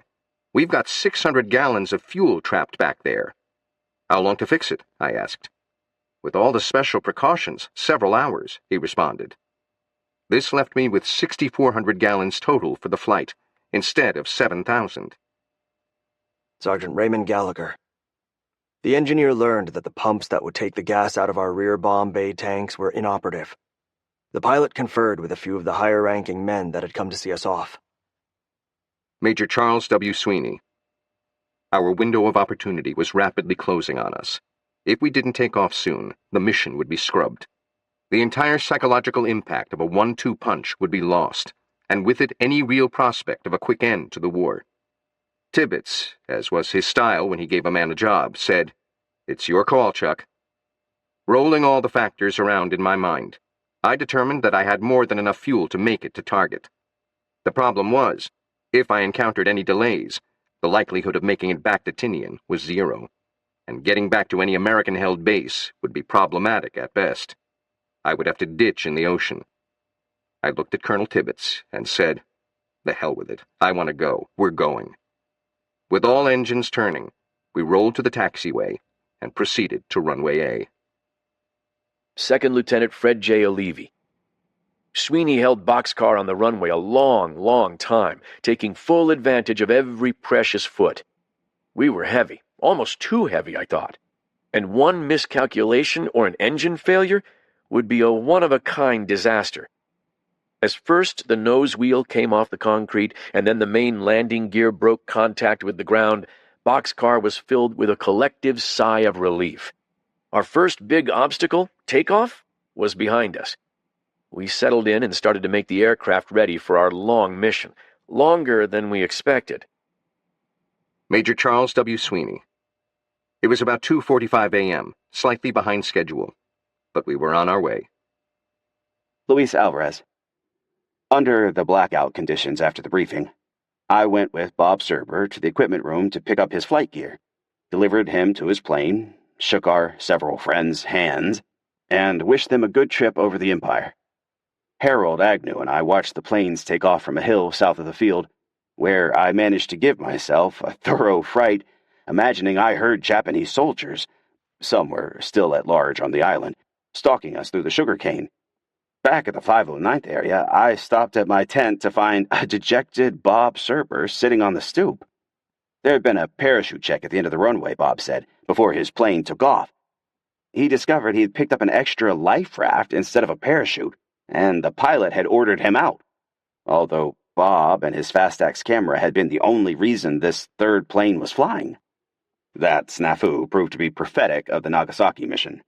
As abominably run a raid as any in the history of strategic warfare. Everyone connected with it must have been horrified by its confusion. Second Lieutenant Fred J. O'Leary. It was about 4 a.m. that Commander Ashworth opened the small hatch to the bomb bay and crawled inside. I recall that he was in the bomb bay about 15 or 20 minutes. Lieutenant Barnes stood by but poked his head inside several times to talk with Ashworth. I asked Barnes what they were doing, and Barnes replied that they were changing the green plugs to red before the B-29 was pressurized. I wondered aloud if this meant that Fat Man was now set to explode, and I recall either Ashworth or Barnes replied, "Yes, if it goes below 5,000 feet, it'll detonate." Lieutenant Jacob Beezer. The weather en route to Japan was somewhat worse than forecast, although expected to clear by the time we reached our target area. We reached our rendezvous at 0900. Major Charles W. Sweeney. Yakushima was visible through breaks in the clouds. We had been flying for almost 5 hours through bad weather and complete radio silence. Within moments, Fred Bach appeared on my right wing. A few minutes passed, but there was no sign of Hopkins. Lieutenant Jacob Beezer. Yet to arrive was Major James Hopkins in V-90. Major Charles W. Sweeney. My orders were to wait 15 minutes and then leave for the target, but the mission brief also called for 3 airplanes to proceed to target. The photographic airplane was vital to fulfill the mission plan. I decided to give Hopkins a little more time. William L. Lawrence. We kept on circling, waiting for the third ship in our formation. Commander Frederick L. Ashworth. It doesn't take much imagination to see that there was something definitely wrong here. We were using up precious fuel, and after all the facts were in, it was clear that this nearly caused us to lose the mission. Sergeant Raymond Gallagher. At 9:45, because of our gas situation and waiting around for 45 minutes, the pilot tipped his wing, which indicated to the ship on our right that we are going to head on in. Lieutenant Jacob Beezer. The weather reports had been received from Charles McKnight and George Marquardt and were about the same from both Kokura and Nagasaki. Since the industrial center at Kokura was briefed as our primary target, we proceeded there. Major Charles W. Sweeney. Also unknown to me until after my return to Tinian was that when Hopkins failed to make the rendezvous and couldn't find us, for some inexplicable reason, he broke radio silence and radioed back to Tinian. Has Sweeney aborted? The message got garbled in transmission and was received on Tinian as Sweeney aborted. This inexcusable break in procedure not only could have given away our position to the Japanese, it also panicked the command on Tinian about the status of the mission. A consequence of Hopkins' transmission was that the air-sea rescue operation intended to pluck us out of the ocean if necessary was cancelled. If we had to ditch in the ocean, no one would be there to pick us up. Walter Goodman, engineer, Special Engineer Detachment. Something that stays with me, that I still remember so clearly. For anyone who has any thought that we did something wrong, or that another alternative was available to us, as we're crossing the ocean to Japan, we could look down on the sea around Japan and see the extent of our preparation for landing. It was breathtaking. As far as you can see in every direction were ships. I didn't think there were that many ships in the whole world. There were aircraft carriers and battleships and cargo vessels and troop vessels. From that altitude, it looked so dense that you could probably walk from one ship to another without getting your feet wet. If this was going to be the intent or the difference between using the weapon and not using the weapon, there wasn't any question. Lieutenant Jacob Beezer. When we arrived in the target area, it was obvious that visual bombing was going to be a problem. Yawata, the steel industry center for Japan, had been firebombed the night before and was still burning. Situated a few miles west of Kokura, it was sending smoke and haze over our target. Captain Kermit B. Behan, Bombardier, Crew C-15, Boxcar 393rd Bombardment Squadron. Kokura, site of the largest arsenal in Japan, was completely obscured by clouds and industrial haze. We had strict orders: the bomb must be released visually. That is, the bombardier must be able to sight the target through his bomb sight. Second Lieutenant Fred J. O'Leary. As we got into our first run, bomb bay doors open, Bombardier Kermit Behan kept muttering about not being able to see the ground. Sergeant Raymond Gallagher. Behan opened the bomb bay doors. The ship on the right, who had the scientists, they immediately opened their bomb bay doors. Their jobs were to drop 3 instruments into the blast, which would come off of the bomb, which we would drop on Kokura. Lieutenant Jacob Beezer. We heard Kermit say no drop. He could not get a clear sight of his briefed aiming point. We circled the area to try a second run. Captain James F. Van Pelt. We went back to our IP and made another run without success in seeing the target. Lieutenant Jacob Beezer. This time, we not only didn't drop, but we were now receiving anti-aircraft fire. Sergeant Raymond Gallagher. We began to get flak from the ground from a town called Urata, which would be similar to our steel mills here in Gary. They have very good gun emplacements by their Navy. William L. Lawrence. We noticed black puffs of smoke coming through the white clouds directly at us. Major Charles W. Sweeney. Tail Gunner Pappy Dehart yelled, "Flak! Wide, but altitude is perfect." Lieutenant Jacob Beezer. There was considerable conversation on the flight deck concerning fuel remaining and alternate flight plans. It seemed to me that Chuck and the flight engineer had a difference of opinion as to what the alternatives should be. Second Lieutenant Fred J. O'Leary. As Sweeney once again began to circle our B-29, there was a great deal of animated conversation in the cockpit area regarding what to do next. Our flight engineer Kaharik seemed to disagree with what Sweeney was planning, and even Navy Commander Ashworth got into the discussion. Lieutenant Jacob Beezer. But a cool head prevailed. I heard Fred Ashworth very clearly enunciate what he felt we should be doing and especially not doing. There was no time for lengthy debate. Captain Kermit B. Behan. We made 3 approaches from different directions, hoping to sight the target from a different angle of view. Commander Frederick L. Ashworth. Again, no success. 55 minutes of precious fuel had been expended. Major Charles W. Sweeney. Kuharik reported that our fuel situation was very critical. We had enough to get to our secondary target, Nagasaki, and make 1 run, but we wouldn't make it back to Okinawa, the closest American base. We would fall short by about 50 miles. Second Lieutenant Fred J. O'Leary. The hour we spent over Kokuru trying to drop Fat Man seemed to last an eternity. Major Charles W. Sweeney. I again banked sharply to set us on a southerly direction toward our secondary target. The quick maneuver caught Fred Bach by surprise. By the time I completed my turn, he was on my left wing. Not seeing the great artiste on my right, I asked, "Where's Bach?" Unknown to me, my elbow had hit the selector button, changing the intercom function to the transmit command function, sending my words spilling out over the Empire. To my disbelief, Hopkins, somewhere out there, replied excitedly, Chuck? Is that you, Chuck? Where the hell are you? I don't know whether I was more upset by my carelessness or at hearing from the long-lost Major Hopkins. What did he want me to do, broadcast my position? I flipped the selector back to intercom, bit my lip, regained my composure, and calmly directed our navigator. Jim, give me the heading for Nagasaki.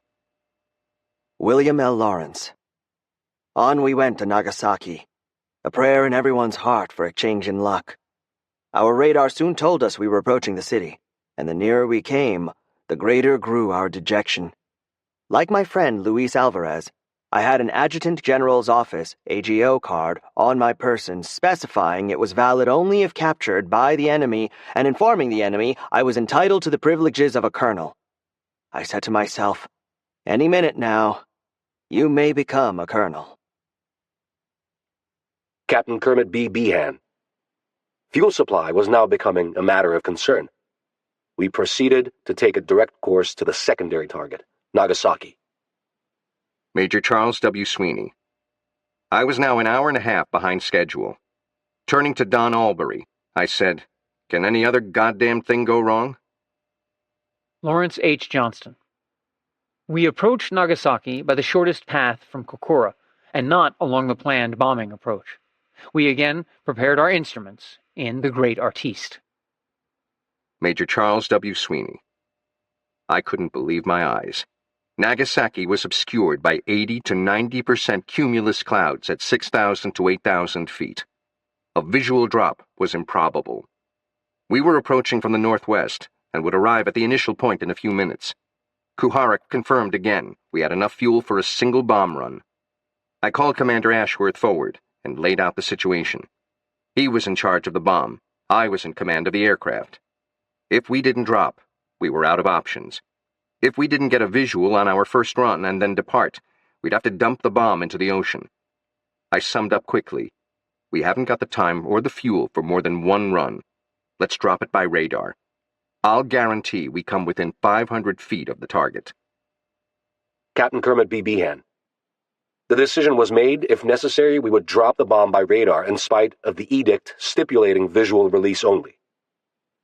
Walter Goodman. They made one pass. Again, it was about 8/10 covered. Major Charles W. Sweeney. From the IP, Van Pelt and Buckley started to coordinate the approach to the aiming point. The outline of the city appeared on the scopes in front of Van Pelt and Buckley.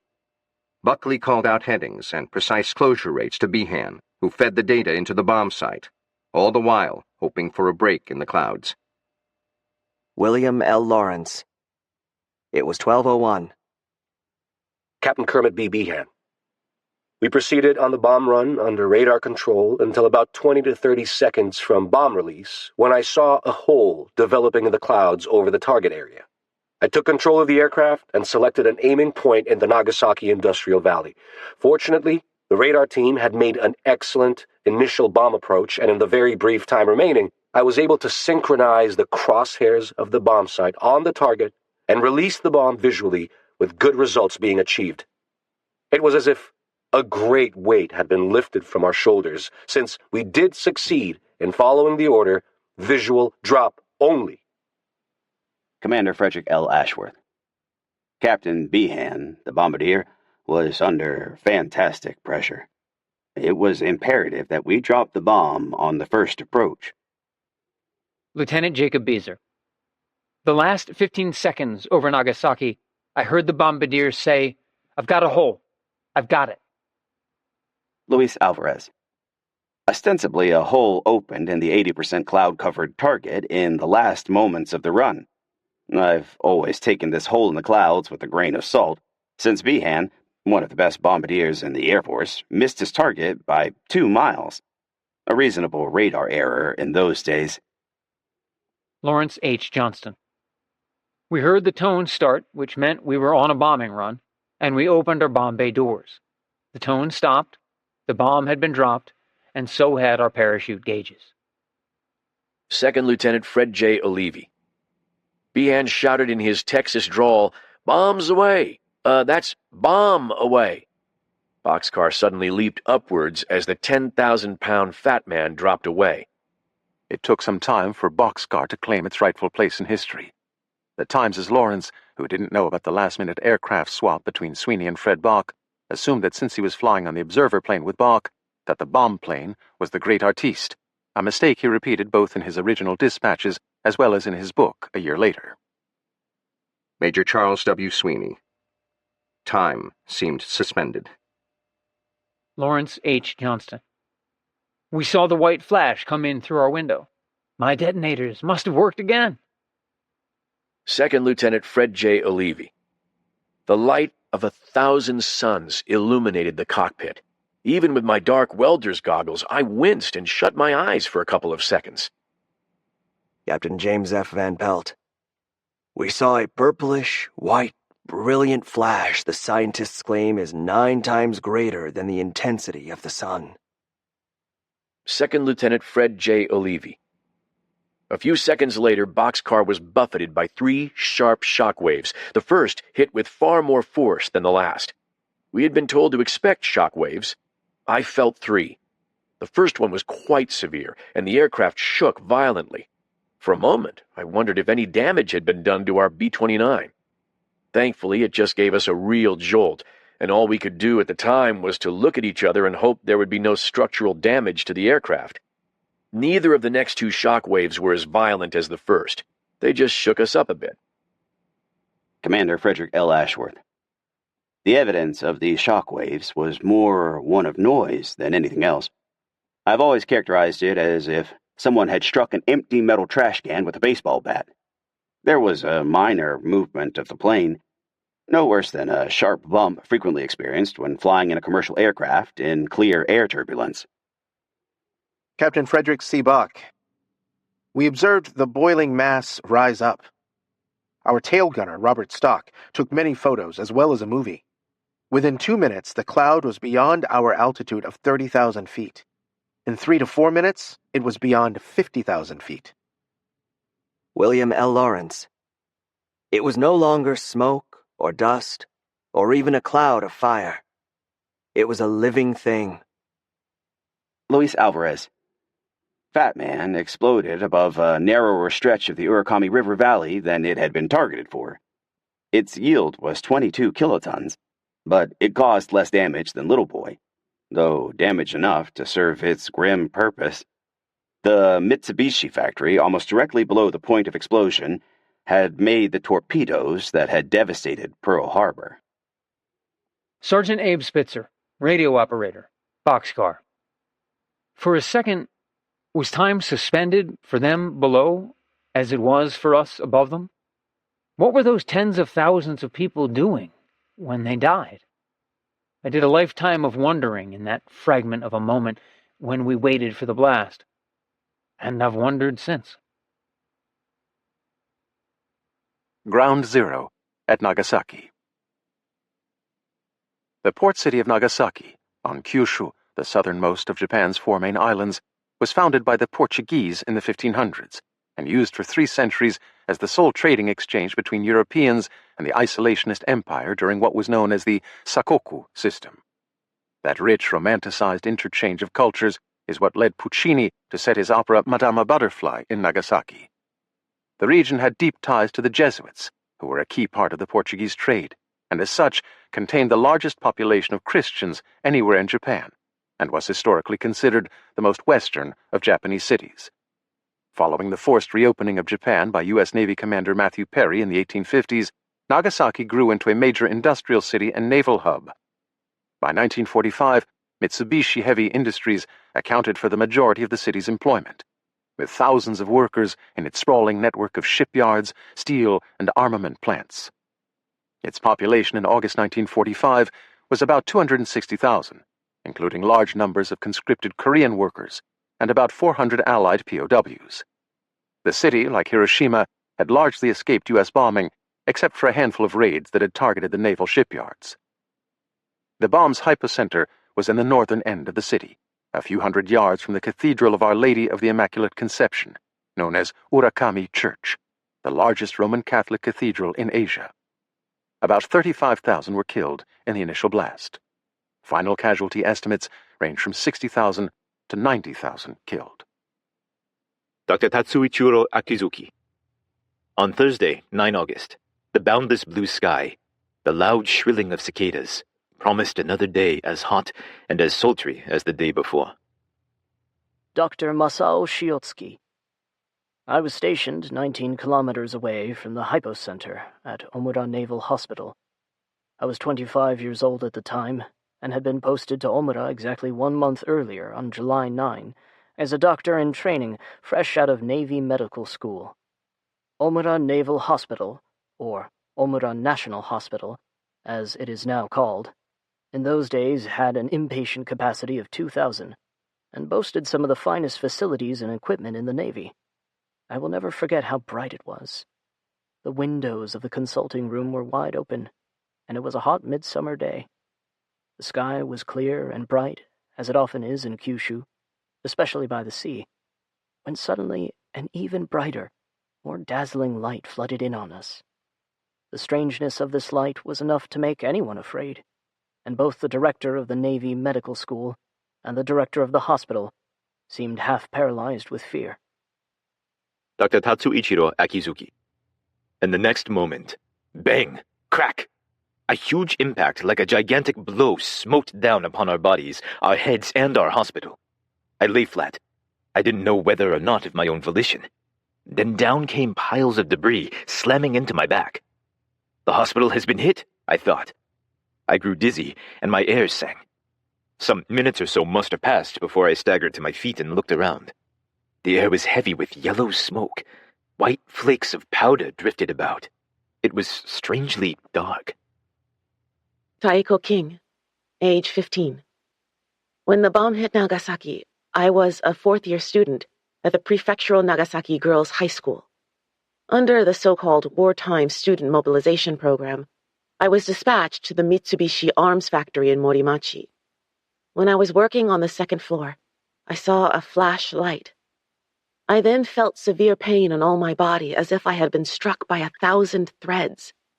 After a while, I came to myself and found me under the collapsed factory building. I managed to creep out of the debris, pulled out a friend lying nearby, and left there in a hurry with her. I took her to her home in Inasa. After I left her there, I then began going to Shiroyama, where my home was.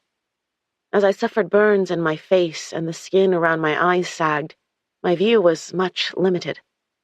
I went forward to the direction of my home as if creeping. When I managed to return to my home, which was located below the Shiroyama Primary School, all area around the house was burnt down. Or, I'd say, it looked gray all over. There was nothing there. Etsuko Nagano, age 16. At around 11 o'clock on the morning of August 9th, we saw a flash, and it became dark a split second later. We heard tin roofs and roofing tiles fly through the air outside. The windows of the gym were blown out with the blast, and clouds of dust came in. I covered my eyes and ears with my hands, but I felt dust in my mouth. I lay down on the floor. The blast was so strong I couldn't open my eyes. After a while, I fled to an air raid shelter nearby. I stayed there for a few hours, and then a factory worker came to me and asked if I was from the Urakami district. He heard that the whole town was destroyed, so I should go check on my family. The factory that I was working in at that time was behind some hills, so we didn't have such severe damage there. I hurried to check on my family, who were all much closer to the explosion. When I got to Nagasaki train station, I could look out over the neighborhood, and I saw scorched fields, burnt-out ruins, debris everywhere. All the buildings and houses were burned down or destroyed. I couldn't walk straight to my house, so I decided to follow a railroad track to get home. I walked about a mile following the railroad track, and then I came to a point where I should make a right turn. My house was 10 minutes away.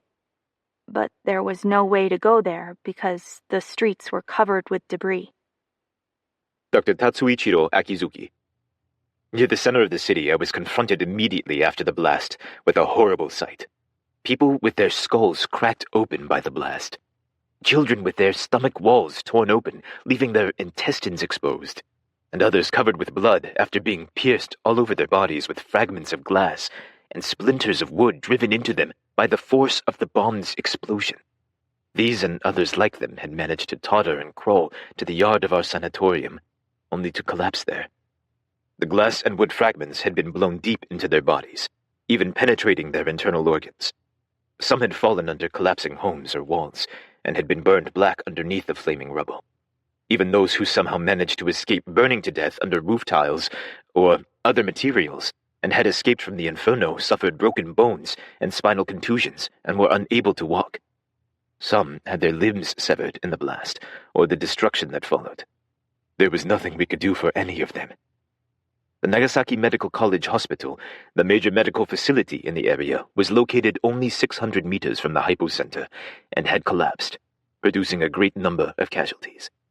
As a result, no treatment was available to most of the atomic bomb victims. Relief squads arrived in the city from other parts of the prefecture and other prefectures, and they set up temporary headquarters in elementary schools throughout the city that had escaped destruction. Though they did their best to offer treatment to the victims, they were overwhelmed by the number of patients and the severity of their injuries. Hideo Matsuno, reporter. I remember a house where the sole survivor was a child who was watching the dead bodies of his parents and crying. The child was holding a rice ball given by a passerby. The grains of rice stuck to his hand really made an impression on me. I wonder what happened to that poor kid. Etsuko Nagano. Humans and animals were dead everywhere. Many people roamed the streets.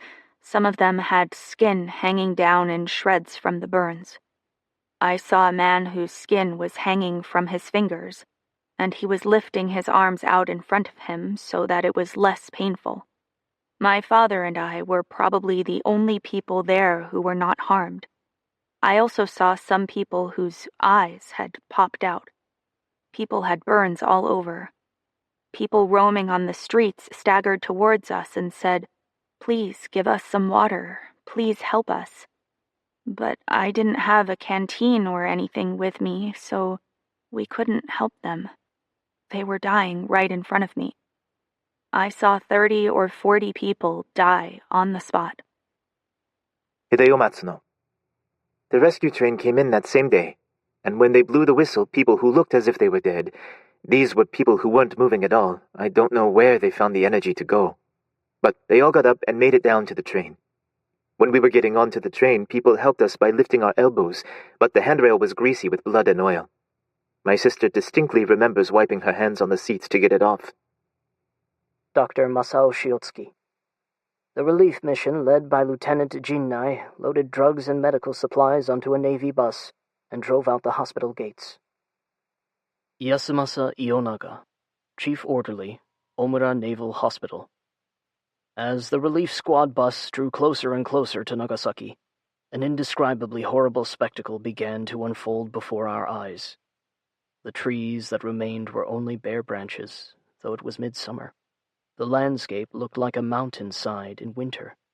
Those buildings, still standing, had all tumbled over to one side, but as we approached the center of the explosion, they had been pressed down from above and crushed completely out of shape.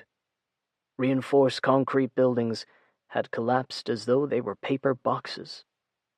Everywhere one looked were bare trees, piles of debris, and splinters of wood. The landscape of hell. The area had met with truly formidable bombardment. That was obvious. I do not know how many dead bodies we saw along the way. Most of them were charred black, almost carbonized. We repeatedly encountered long lines of people fleeing the city. Their clothes were in rags and had turned completely black, as though painted with coal tar, and their hair had burned off, so it was difficult to tell the men from the women. I do not know whether they were searching for aid stations or looking for water, but they all plodded wearily forward. They did not hold their arms by their sides, but let them dangle in front of them like ghosts. None of them said a word. Akira Nagasaka, age 16. All the trees on the hillside had been uprooted and were lying flat on the ground, facing in the same direction. I picked my way through the fallen trees in a daze. A woman, probably in her mid-30s, was lying on the ground, her hair wild, her clothes in tatters, her face red with blood. She was putting all the strength that remained in her to raise her head and murmur, "Water, water." I scooped some dirty water out of a nearby ditch and gave it to her. She drank it as if it were the most delicious thing ever to pass her lips, but most of it merely trickled down her chin onto her breast. "More, please," she begged, but she could do no more than gasp for breath when I brought it, having no strength left to drink. A few moments passed in silence. Then she looked up at me and asked me to take her home. I did not know what to do. I desperately wanted to find my mother. I did not see how I could cope with an unknown woman on my back. I spun around and ran away. As I fled, I told myself that there was nothing else I could do.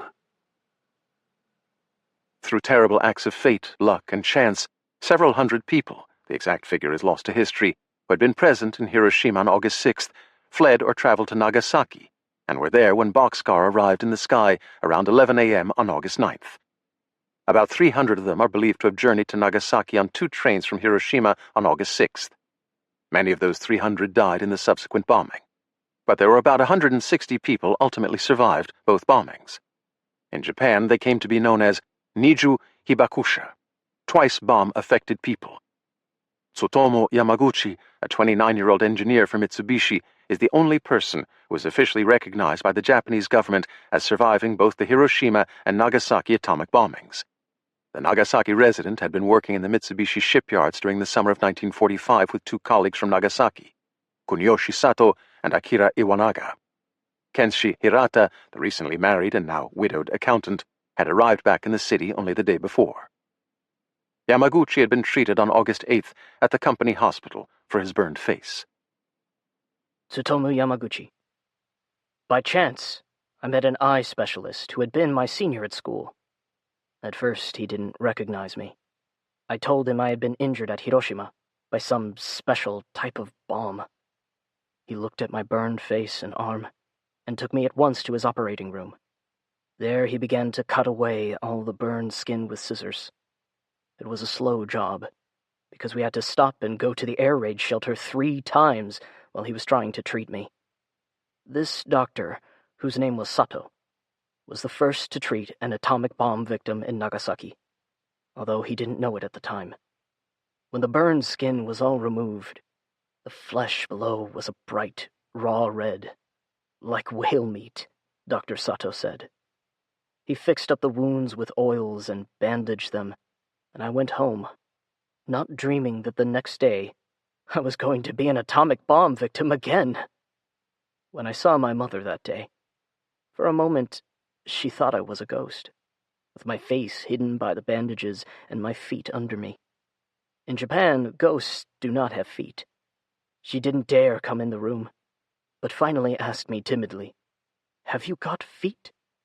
I showed her my feet to reassure her that I was alive and not just the ghost of her son, before she would come in. My family knew about what had happened to Hiroshima. They said there had been an announcement on the radio that Hiroshima had suffered heavily from a new type of bomb. My mother and father thought I must surely be dead when they heard this, since I had sent them a telegram very early on the 6th, before the bomb fell, saying I would be home the next day. When I didn't appear, there was a great family discussion. Mother said someone should go to Hiroshima to recover my ashes, but my father argued, how could my ashes be recovered when no one knew just where I was? And then I appeared, looking like a ghost. The next morning, promptly, Yamaguchi appeared back at work at Mitsubishi in Nagasaki. He and many of the others soon-to-be Niju Hibakusha faced disbelief from people in Nagasaki when they recounted the horror they'd seen in Hiroshima. Tsutomu Yamaguchi. I reported to the director who had sent me to Hiroshima, and he asked me what was going on there. I said that I didn't know what kind of bomb it was, but that a single one had destroyed the entire city. I told him that I had come back with Iwanaga, but that I failed to come back with Sato, although I knew he was alive. Well, the director was angry. He reproached me for losing Sato.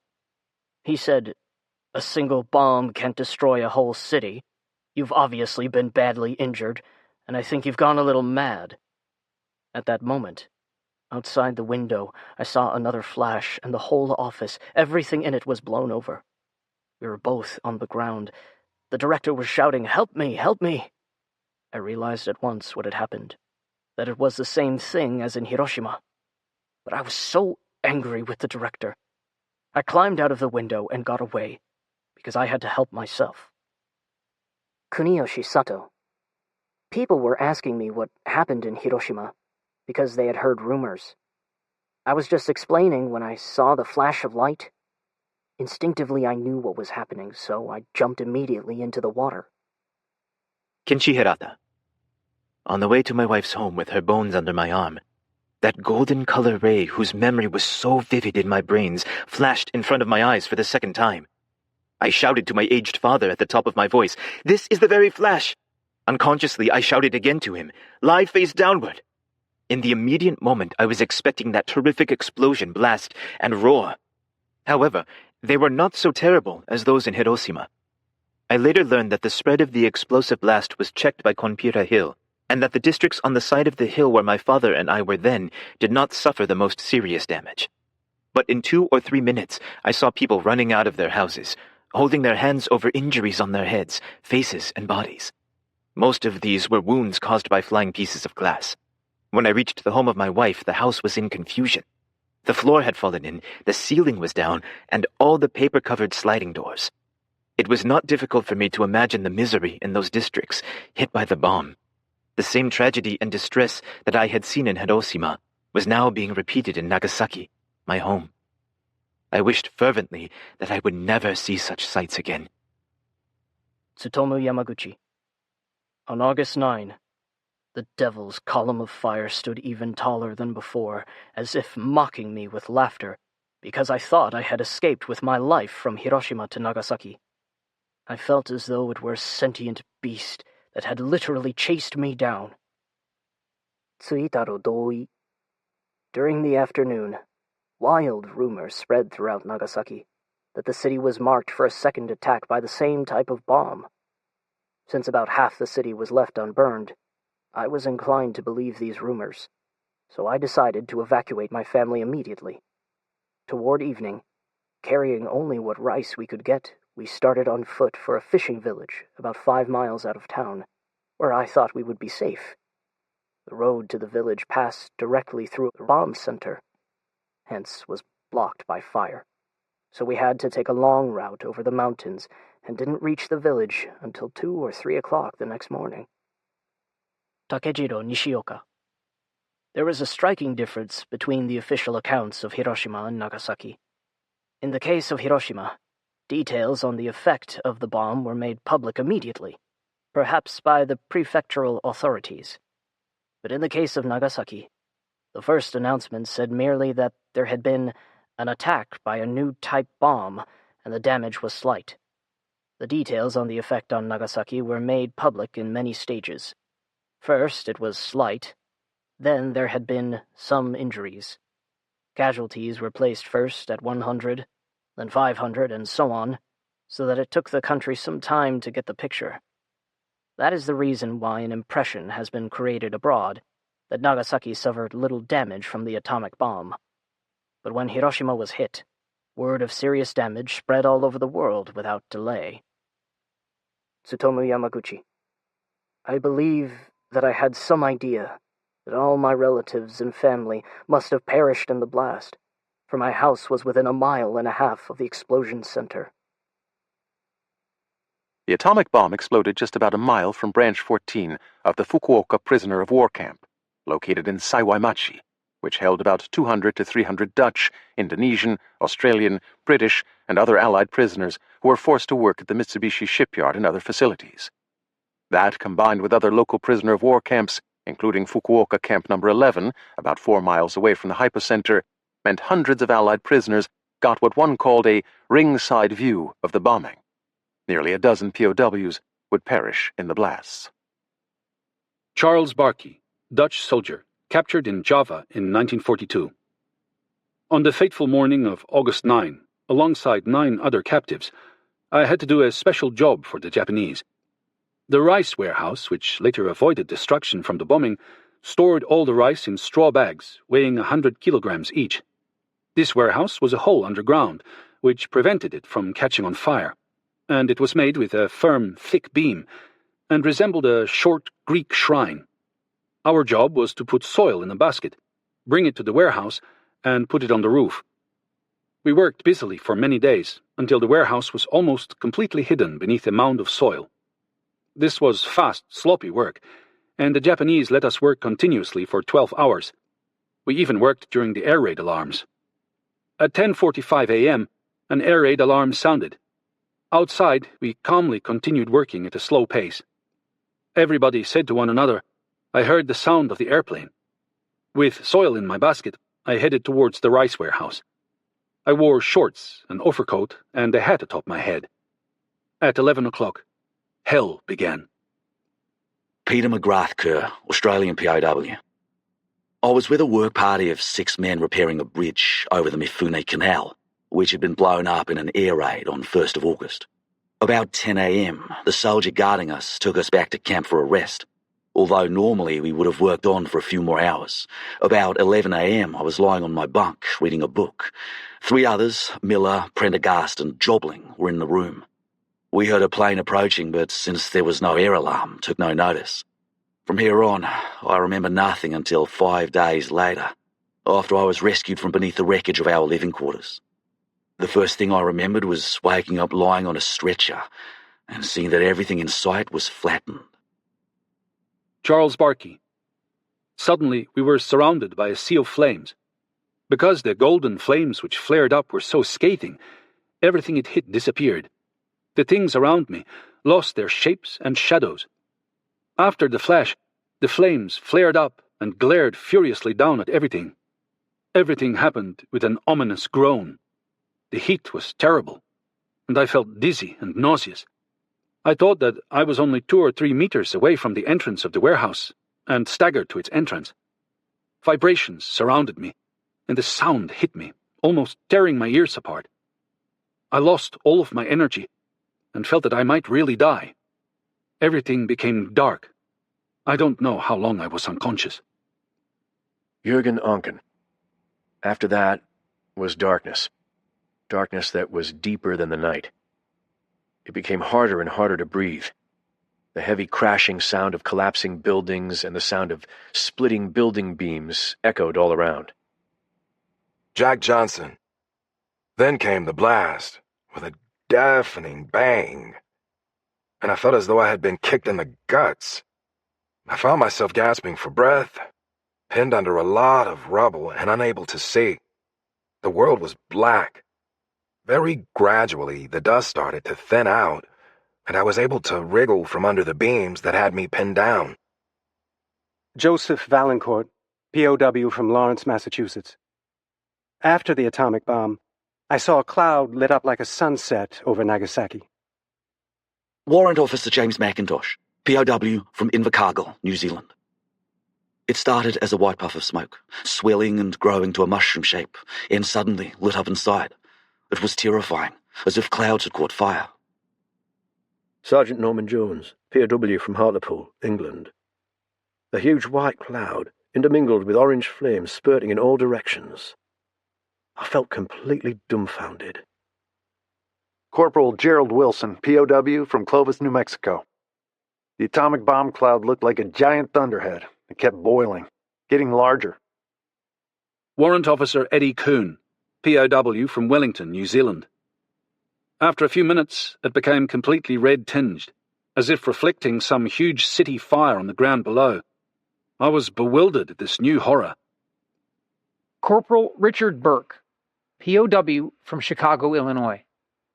The atomic bomb cloud seemed to me like the dying embers of a sunset, but all in one spot. Captain Douglas Wilkie, POW from Fairlight, England.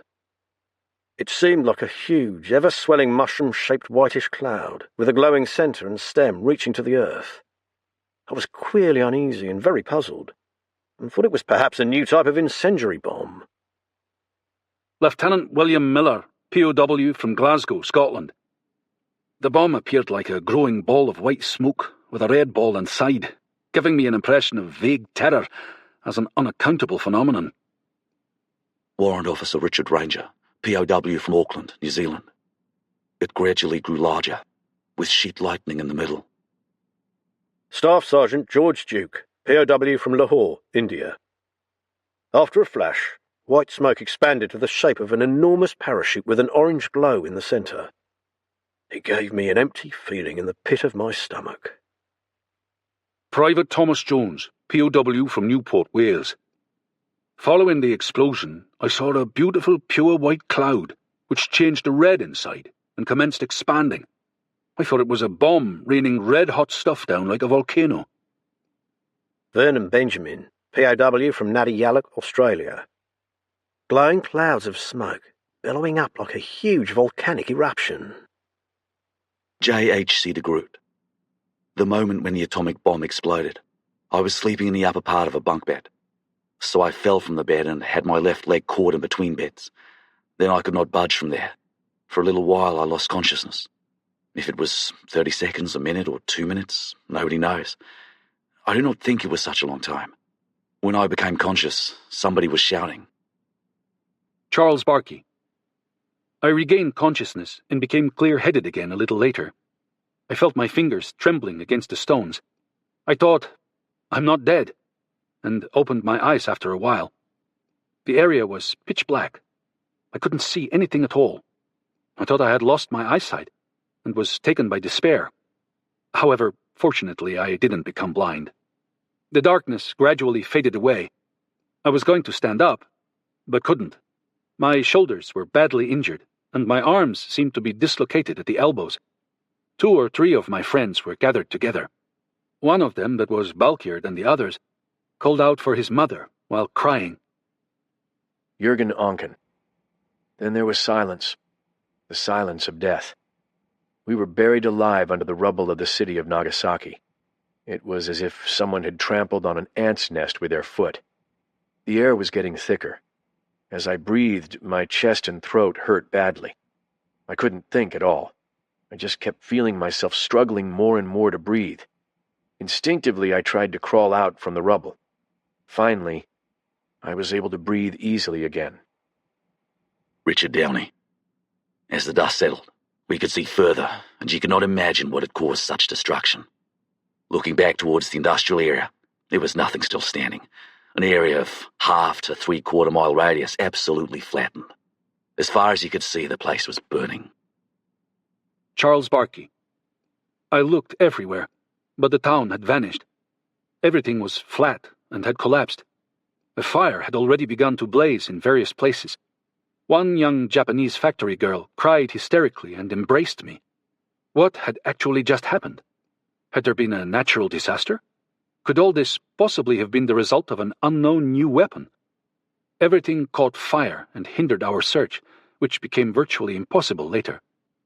Our Dutch captain, Commander Alders, suffered a serious wound, and amid mountains of debris, fell to the ground.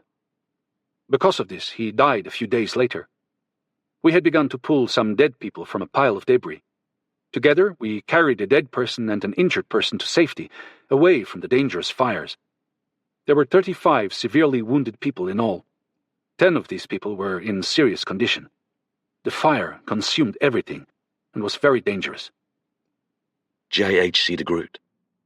Besides Captain Alders, 8 more people died. 192 people survived. Jack Johnson. After emerging from beneath the debris, I joined some others of our group to search along the section we had occupied, and there I found Peter McGrath Kerr buried under a lot of fallen timber. He had been knocked out and apparently concussed. We freed him and took him to a clear area where a Dutch medical orderly was attending to some others who had been injured. We left him there and continued to search through the ruins until it seemed that further searching was useless. Small fires were starting in the area, and everyone in sight was heading toward the hills. Charles Barkey. Finally, the time came when we had no choice but to escape. Having a hard time, We advanced slowly and saw what had happened to people along the way. There were dead people in addition to people who'd been injured and burnt a crisp shade of black. People were dying everywhere. We followed one steep, rocky pathway alongside the edge of the valley. JHC to Groot. We went across roads and the railroad and crossed a bridge. Then we ran away towards Mount Compira. Charles Barkey. We climbed to the top while panting and drenched in sweat. Because the injured people had to be carried to the top, it took a long time and was difficult. The plants on the slope's field died due to severe heat and had already become a yellowish-brown. The houses built along the hillside had all been flattened. We looked, and there were victims there as well. We arrived at a cool clump of bamboo, where we were able to take refuge, and decided to sleep there. Jürgen Onken. The city had disappeared. As far as I could see around me, there were only vast ruins of former towns. The hill that used to be covered with pine trees was barren. The shipyard, the harbor, a munitions factory, everything had been destroyed to death. The metal electric poles for the train were twisted and bent by the extreme heat. I was flabbergasted. I don't remember how long I stood there. I began to panic and screamed out of sheer terror. Charles Barkey. We overlooked the city district from our position. The fire had not yet subsided. The reason is because most of the buildings in Nagasaki were made of wood. I thought about Nero. He'd set fire to Rome and burned it. I looked down at the now burning city of Nagasaki and couldn't deny that I felt it was a beautiful scene. I truly felt that way. At last, I'd been freed from my life of servitude after falling into enemy hands almost 4 years prior. Unfortunately, it was too late for some of the injured people. They died on the verge of liberation. Jürgen Onken. Other friends looked for food. It was a very smart thing to look for food, and we were more than lucky to be able to find some. For the next several days, we had to catch and eat small birds or seagulls to survive. We could catch them easily because their wings were burnt, and they couldn't fly. In both Hiroshima and Nagasaki, thousands of Koreans had been brought from occupied Korea as conscripts or forced laborers. Like the POWs, their own misery and injury amid the destruction was mixed with joy that the war might be coming to an end, and that Japan was losing. Ki-song Lee, age 29. At that time, there were 5,000 or 6,000 Koreans housed in temporary bunkhouses in Nagasaki City alone, including those taken from Korea by force and those drafted in Japan, like myself.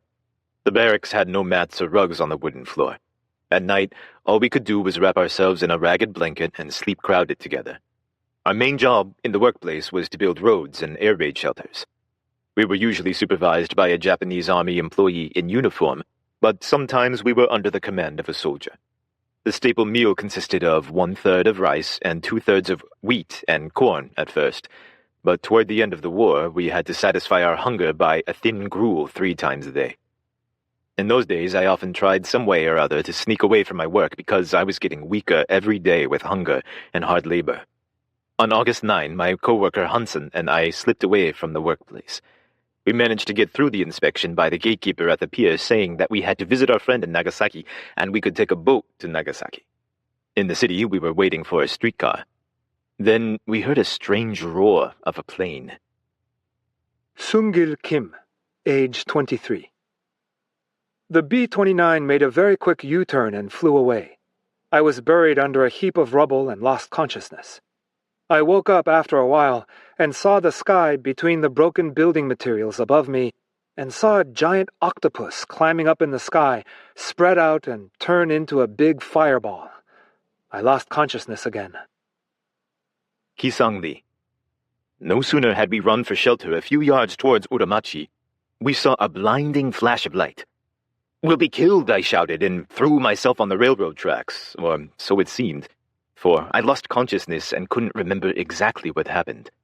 10 minutes or so later, Hansan was calling my name, trying to shake me awake. Lee-san, Lee-san, what's the matter? What's the matter with you?"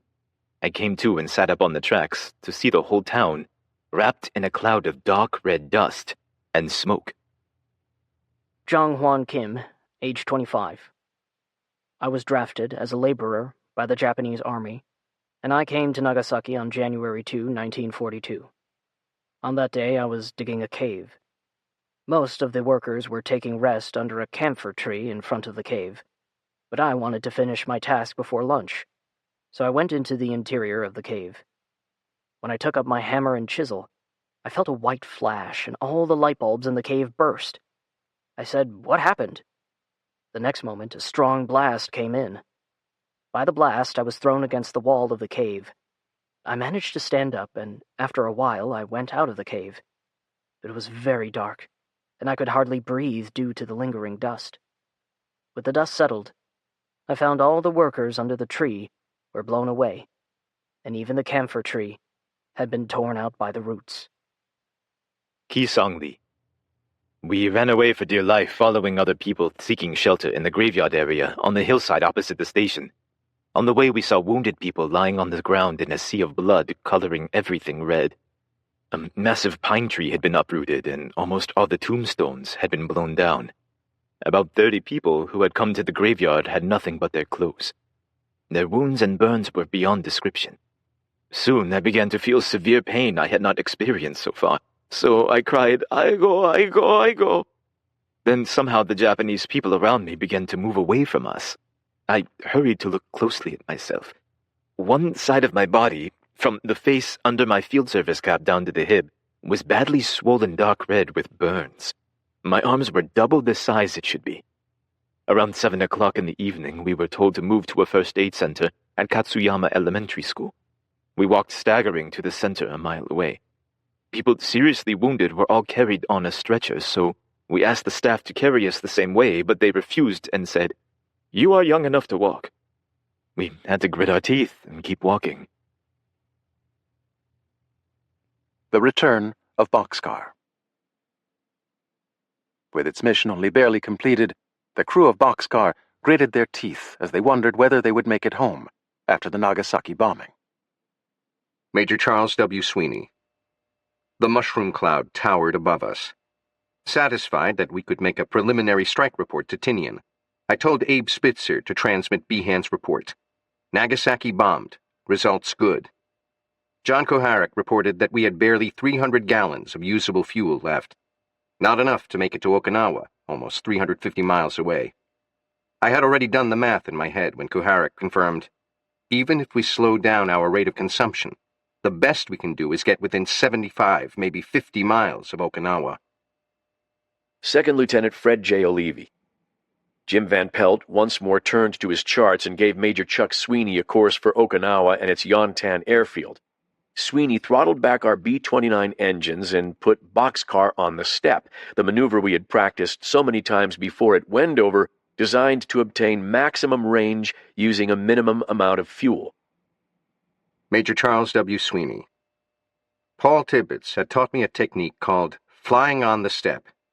If you kept the power settings steady and took the aircraft into a gradual descent, the airplane would pick up a fraction more airspeed without using more power and fuel. The pilot would then level off. To retain that increased airspeed and perhaps even supplement it a bit more, you would start down another step, and then another step, and so on. You could milk only a little bit more speed and fly a little farther without consuming more fuel. But that was all I needed. A little bit more. I had the advantage of being at 30,000 feet. So I started my way down the staircase. Captain James F. Van Pelt.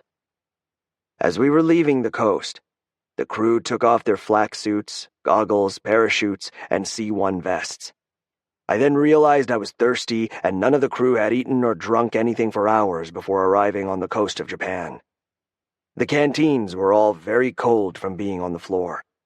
Then the crew went into a relieved, happy, carefree mood, laughing and congratulating everyone else. Major Charles W. Sweeney. I told Spitzer to call for air-sea rescue. Spitzer reported, "Major, I'm getting no response." None of us, of course, knew that after Hopkins' transmission to Tinian, the brass had thought the mission had been aborted. Everyone in the air-sea rescue system resumed normal posture. If we dropped into the ocean, there was no guarantee that anyone would be there to get us. Second Lieutenant Fred J. O'Leary. As we neared Okinawa, Sweeney radioed Yontan Airfield asking for emergency clearance to land. I only heard his end of the conversation, but his actions told me what was happening at the other end. There was no reply. He kept trying time after time to contact the Yontan Tower before our gas was used up. Our situation was critical. Kaharik told Sweeney, "Major, we're just about out. There's nothing left in the tanks." I think everyone in Boxcar started to sweat. This was a real emergency, and far more frightening than anything that had happened thus far on the mission. Lieutenant Jacob Beezer.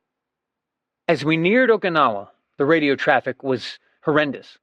They had a raid of B-24s returning from Japan along with their fighter escorts. Chuck broadcast a Mayday distress signal, which theoretically should have cleared the air, but it didn't. Major Charles W. Sweeney. No answer from the field. The air traffic continued to come and go. They were either ignoring us completely, or plain didn't see us, which was remarkable, as this massive silver B-29 lumbered toward them. "Mayday! Mayday! Yontan! Dimples 77! I yelled. I could hear the tower talking to other airplanes, but not to me. Lieutenant Jacob Beezer. He told the navigator to fire the appropriate flare with the very pistol. Second Lieutenant Fred J. O'Leary. Suddenly, Sweeney turned to me and yelled, "O'Leary, start firing the flares." I grabbed the flare gun and took out a flare marked red. It meant wounded on board. The procedure for firing a flare out of a B-29 was something we had all been trained to do back at Wendover. However, we had just practiced opening up the small round hatch in the ceiling behind the pilot and co-pilot. We had practiced opening the flare gun, inserting a flare into the barrel, and finally pushing the gun up into the hole, but we never fired a real flare. It was considered too dangerous. We just rehearsed the procedure. But this was no rehearsal. Lieutenant Jacob Beezer. This brought no results either. In desperation, he told the navigator to fire everything. Second Lieutenant Fred J. O'Leary. To this day, I have no idea, other than that first one, which colors I fired. It was stick the gun in the hole, fire, remove, reload as fast as I could. Red, blue, pink, green, yellow, white, all the colors of the rainbow, one after the other. Major Charles W. Sweeney. We must have looked like the 4th of July, but it sure as hell got their attention. The multiple flares signaled not only aircraft out of fuel, but prepare for crash, heavy damage, dead and wounded on board, and aircraft on fire. It was a potpourri of disaster warnings. On reflection, any one or all could have been true, depending on what happened next. The smell of gunpowder from the very pistol that fired the flares filled the forward compartment. Lieutenant Jacob Beezer. This had two results. In the back of the plane, we thought a major fire had broken out from the amount of smoke coming out of every duct, and two, some pilot in the traffic pattern sensed we were in trouble and peeled off. Those in the pattern behind him followed suit, and we were able to land. Captain Kermit B. Behan. We made a beeline to our emergency landing site in Okinawa. We landed okay, and as we taxied to the airfield ramp, both outboard engines sputtered to a stop. Fuel starvation. It was really a sweat job. Second Lieutenant Fred J. O'Leary. Before we left the aircraft, I distinctly remember Sweeney saying, "Let's not mention where we came from or anything about what we did. They're not supposed to know anything about it. We're just a B-29 looking for gas to get home after a mission." Those may not have been his exact words, but he was very specific about maintaining security. Sergeant Raymond Gallagher. We stayed on the island for 2 hours. We fueled up, topped our tanks off. Crews went and had chow, came back, loaded up, and we headed on back to Tinian. Second Lieutenant Fred J. O'Leary. I don't recall much in the way of chit-chat on our flight back to Tinian. I'm sure each of us was deep in his own thoughts. I don't think any of us had any regrets. We had done the job we were trained to do. Fly an atomic bomb nicknamed Fat Man to a targeted city in the Japanese Empire, drop it, then return to our home base on Tinian. It had been a very long day and a very long and harrowing mission. Afterward, in Nagasaki. Nagasaki reeled from the bombing for days. And then, just as it happened in Hiroshima, a strange new disease started to take its toll. Dr. Masao Shiotsuki. About 5 o'clock that evening, a telephone call came in from the mayor of Omura, asking the head of the naval hospital for his assistance in treating bomb casualties. The number of dead and wounded in Nagasaki was beyond calculation. Nagasaki Medical College and all the treatment centers both within the city and on its periphery had been demolished. The mayor was asking us at Omura Naval Hospital to accept at least 1,000 casualties. They would be put on board a specially prepared train at Urakami, then carried by trucks and other available transport from Omura Station to the hospital. The first train was scheduled to arrive at 8 or 9 that evening. Finally, automobile horns sounded in the darkness, and the truck and military transports arrived. The military transports were filled to capacity with patients, but the truck was even worse. In the open loading compartment, people had been stacked until there was no space left, and the living were indistinguishable from the dead. The sight was so horrifying that, unthinkingly, I cried out in dismay. Ayako Okumura, third-year primary school student. I knew that the most important thing was to find my mother. I went to the places where I thought she might be, like the fields where she helped out with the farming work, but I didn't come across her. I spent the night of August 9th in the air raid shelter with my brother and my neighbors. People from other families were rejoicing, happy to be reunited with each other and saying things like, "It's so good to see you survived," and, "After all that, you still look well." I kept waiting for my mother and father to return, but they never did. None of my siblings came back either. I remember what happened up until that point, but from then on my memory is a blank.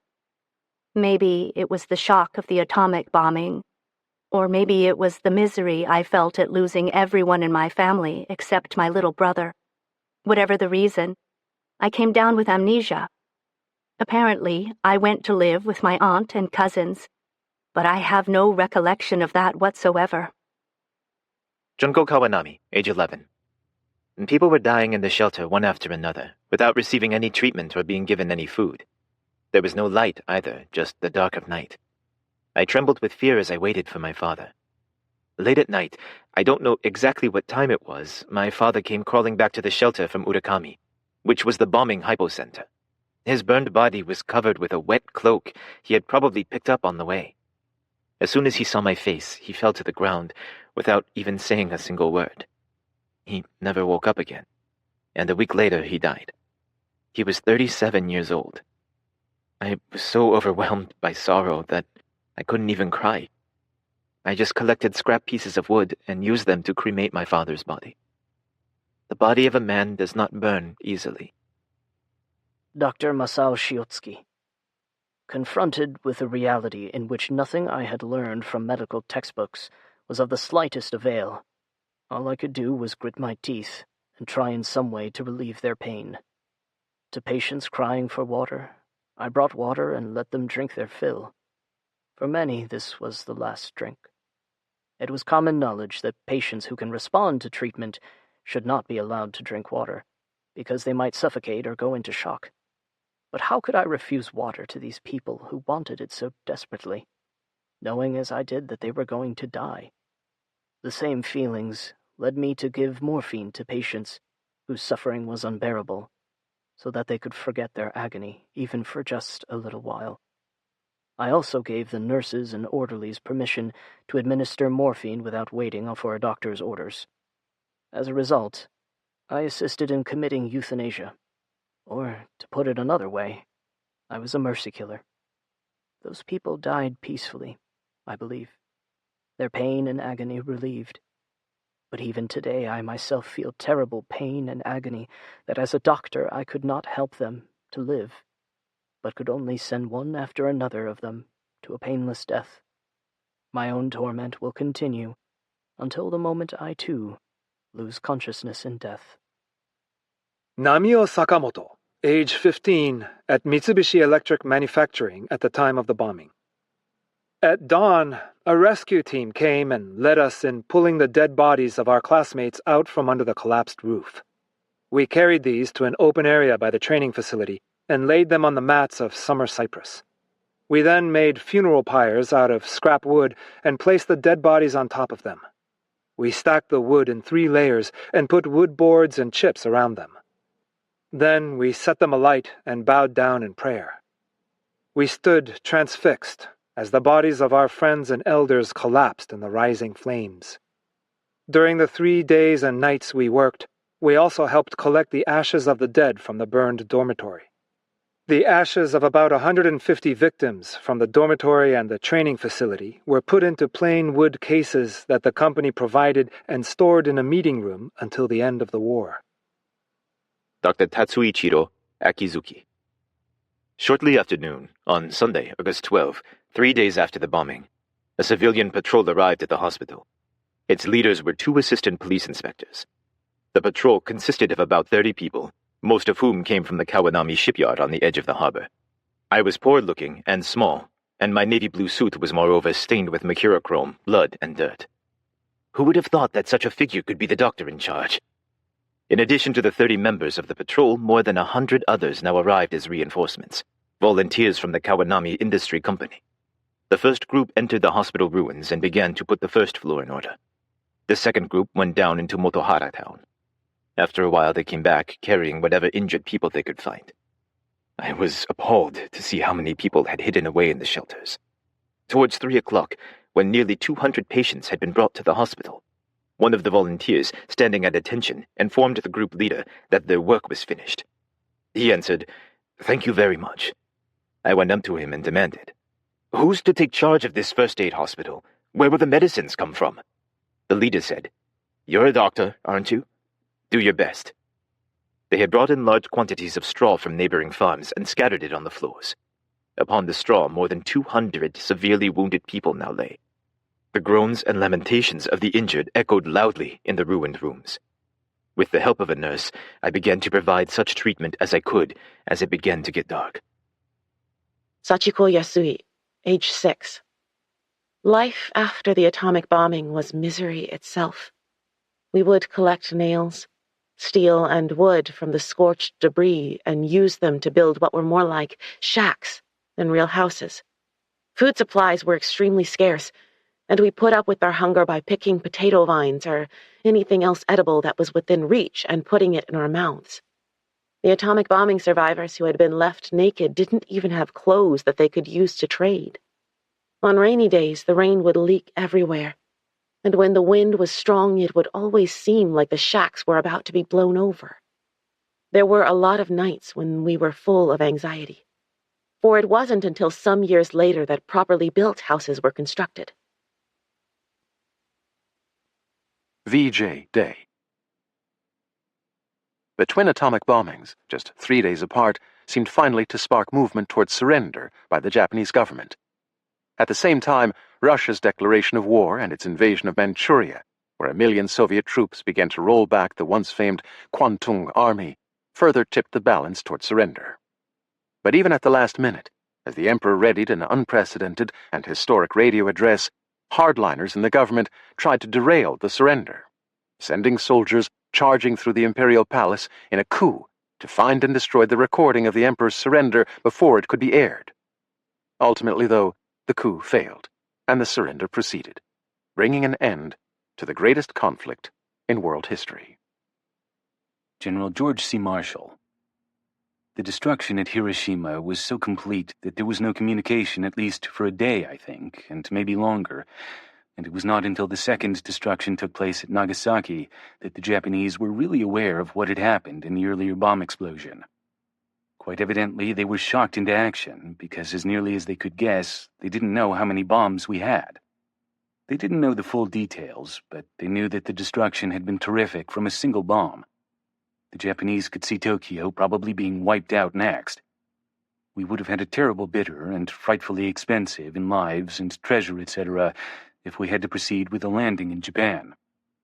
There were supposed to be 9 more bombs completed in time for the first landing in the southern tip of Japan.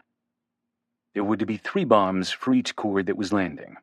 1 as a preliminary, then the landing, then another one further inland against the immediate supports, and then the third one against any troops that might try to come through the mountains from up on the inland sea. That was the rough idea in our minds. Major General Curtis LeMay.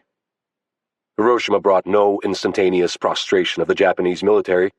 Nevertheless, it was a startlingly rapid disintegration. Meanwhile, we were still piling on the incendiaries. Our B-29s went to Iwata on August 8th and burnt up 21% of the town. And on the same day, some other 29s went to Fukuyama and burnt up 73.3%. We kept on flying.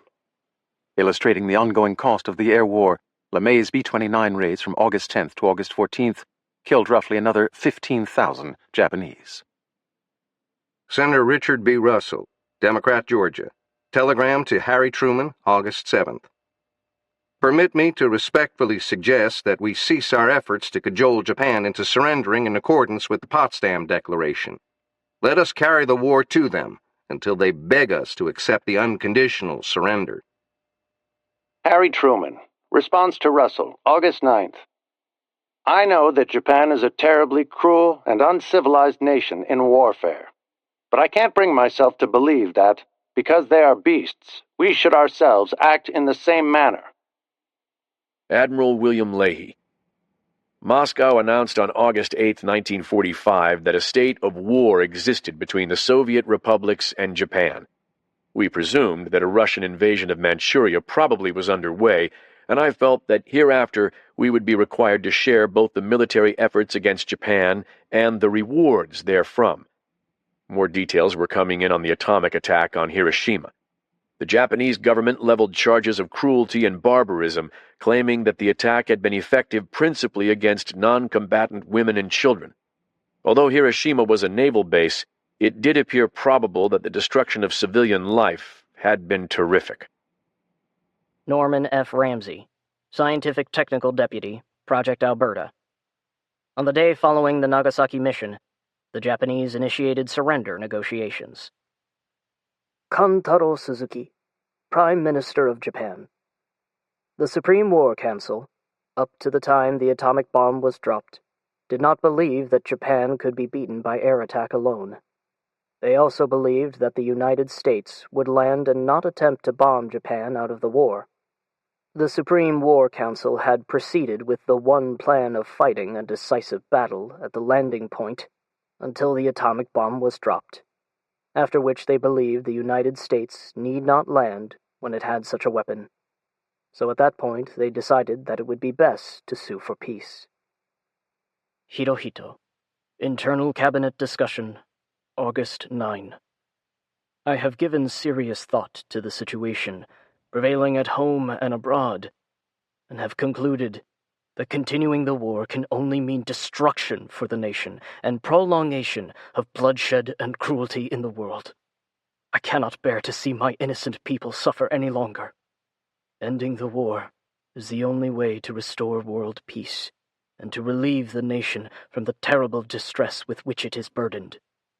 The time has come when we must bear the unbearable. I swallow my own tears and give my sanction to the proposal to accept the Allied proclamation on the basis outlined by the Foreign Minister. Major Charles W. Sweeney. The days immediately following our mission were mixed with hopeful anticipation and nagging dread. Colonel Kenneth D. Nichols. Even after we had dropped the plutonium bomb on Nagasaki, we received no immediate indication that Japan would accept our peace terms.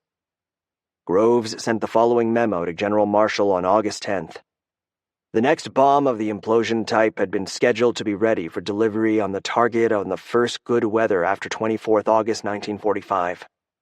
We have gained 4 days in manufacture and expected to ship from New Mexico on 12th or 13th August the final components. Providing there are no unforeseen difficulties in manufacture, in transportation to the theater, or after arrival in the theater, the bomb should be ready for delivery on the first suitable weather after 17th or 18th August. Anticipating Japanese acceptance of peace terms, Marshall wrote on the memo, "It is not to be released over Japan without express authority from the President." Meanwhile, Los Alamos was preparing for their next shipment. Robert Bacher. This work on checking out the cores of the bomb was done in a room across from my office, because I was directly responsible for it, and I darn well wanted to see that I went over some of these things myself. We had just finished the checkout of another core of a bomb, and there was a car waiting out front to take it down to the Albuquerque airport, and a plane was ready to fly it over to Tinian, when Robert Oppenheimer came running down the hall and said he had a hold order from Washington. We knew that meant this was the end. Admiral William Leahy. Japan announced over their government radio in Tokyo early in the morning of August 10, 1945, in plain language, that they were prepared to accept the proposal of the United States, the United Kingdom, and China issued at Potsdam. They were ready to surrender in accordance with the terms of that declaration on one condition, that no demand be made for the end of the authority of the Emperor to rule Japan. It appeared certain that the Great World War was about to come to an end. While waiting for the Japanese government to make its decision, the war against Japan was pressed with all possible vigor. Second Lieutenant Fred J. Olivi. On August 14th, we were informed there was to be yet another mission to the Japanese Empire. Peace had not yet come to the Pacific, and apparently it was decided to let the Japanese know we still had a lot of bombs left. Major Charles W. Sweeney. On August 14th, General Spaatz ordered into the air just about every aircraft in the theater. Bombers, fighters, B-29s, B-24s, B-25s, B-26s, B-38s, you name it, anything that could fly and carry ordnance, strafe a target, or fire a rocket, for one massive show of force to push the Japanese to surrender. 8 of our airplanes would take part in this final assault. Admiral William Leahy. Early Tuesday morning, August 14, 1945, there was a radio report from Japan, unofficial, that the Allied demand for surrender had been accepted by the Japanese government. Hirohito, thinking of the people dying endlessly in the air raids, I ended the war, having no thought of my own fate. Commander Tadashi Nakajima, Imperial Navy. Japanese forces everywhere had been alerted for a noon broadcast from the Emperor. It had been sadly rumored that the subject would be a rescript of surrender. Reception was very poor, and many parts of what was said were not clear. Enough came through, however, to make it plain that we had been told to surrender. Imperial Rescript of the Termination of the War, August 15th, 1945. To our good and loyal subjects. After pondering deeply the general conditions of the world and the actual conditions obtaining in our empire today, we have decided to effect a settlement of the present situation by resorting to an extraordinary measure. We declared war on America and Britain out of our sincere desire to assure Japan's self-preservation and the stabilization of East Asia, it being far from our thought either to infringe upon the sovereignty of other nations or to embark upon territorial aggrandizement. But now the war has lasted for nearly 4 years. Despite the best that has been done by everyone, the gallant fighting of military and naval forces, the diligence and assiduity of our servants of the state, and the devoted service of our 100 million people, the war situation has developed not necessarily to Japan's advantage, while the general trends of the world have all turned against her interest. Moreover, the enemy has begun to employ a new and most cruel bomb, the power of which to do damage is indeed incalculable, taking the toll of many innocent lives. Should we continue to fight, it would not only result in the ultimate collapse and obliteration of the Japanese nation, but also it would lead to the total extinction of human civilization. Corporal Uno Shintaro, Intelligence Officer, 41st Regiment. I never dreamed the Emperor would throw in the towel. Radio reception was poor, so that all we caught were snatches from the Imperial announcement of surrender. I'd heard that an unprecedentedly powerful bomb had been dropped, but I still believed that in the battle on the beaches, Japan would be strong. We would hit back then.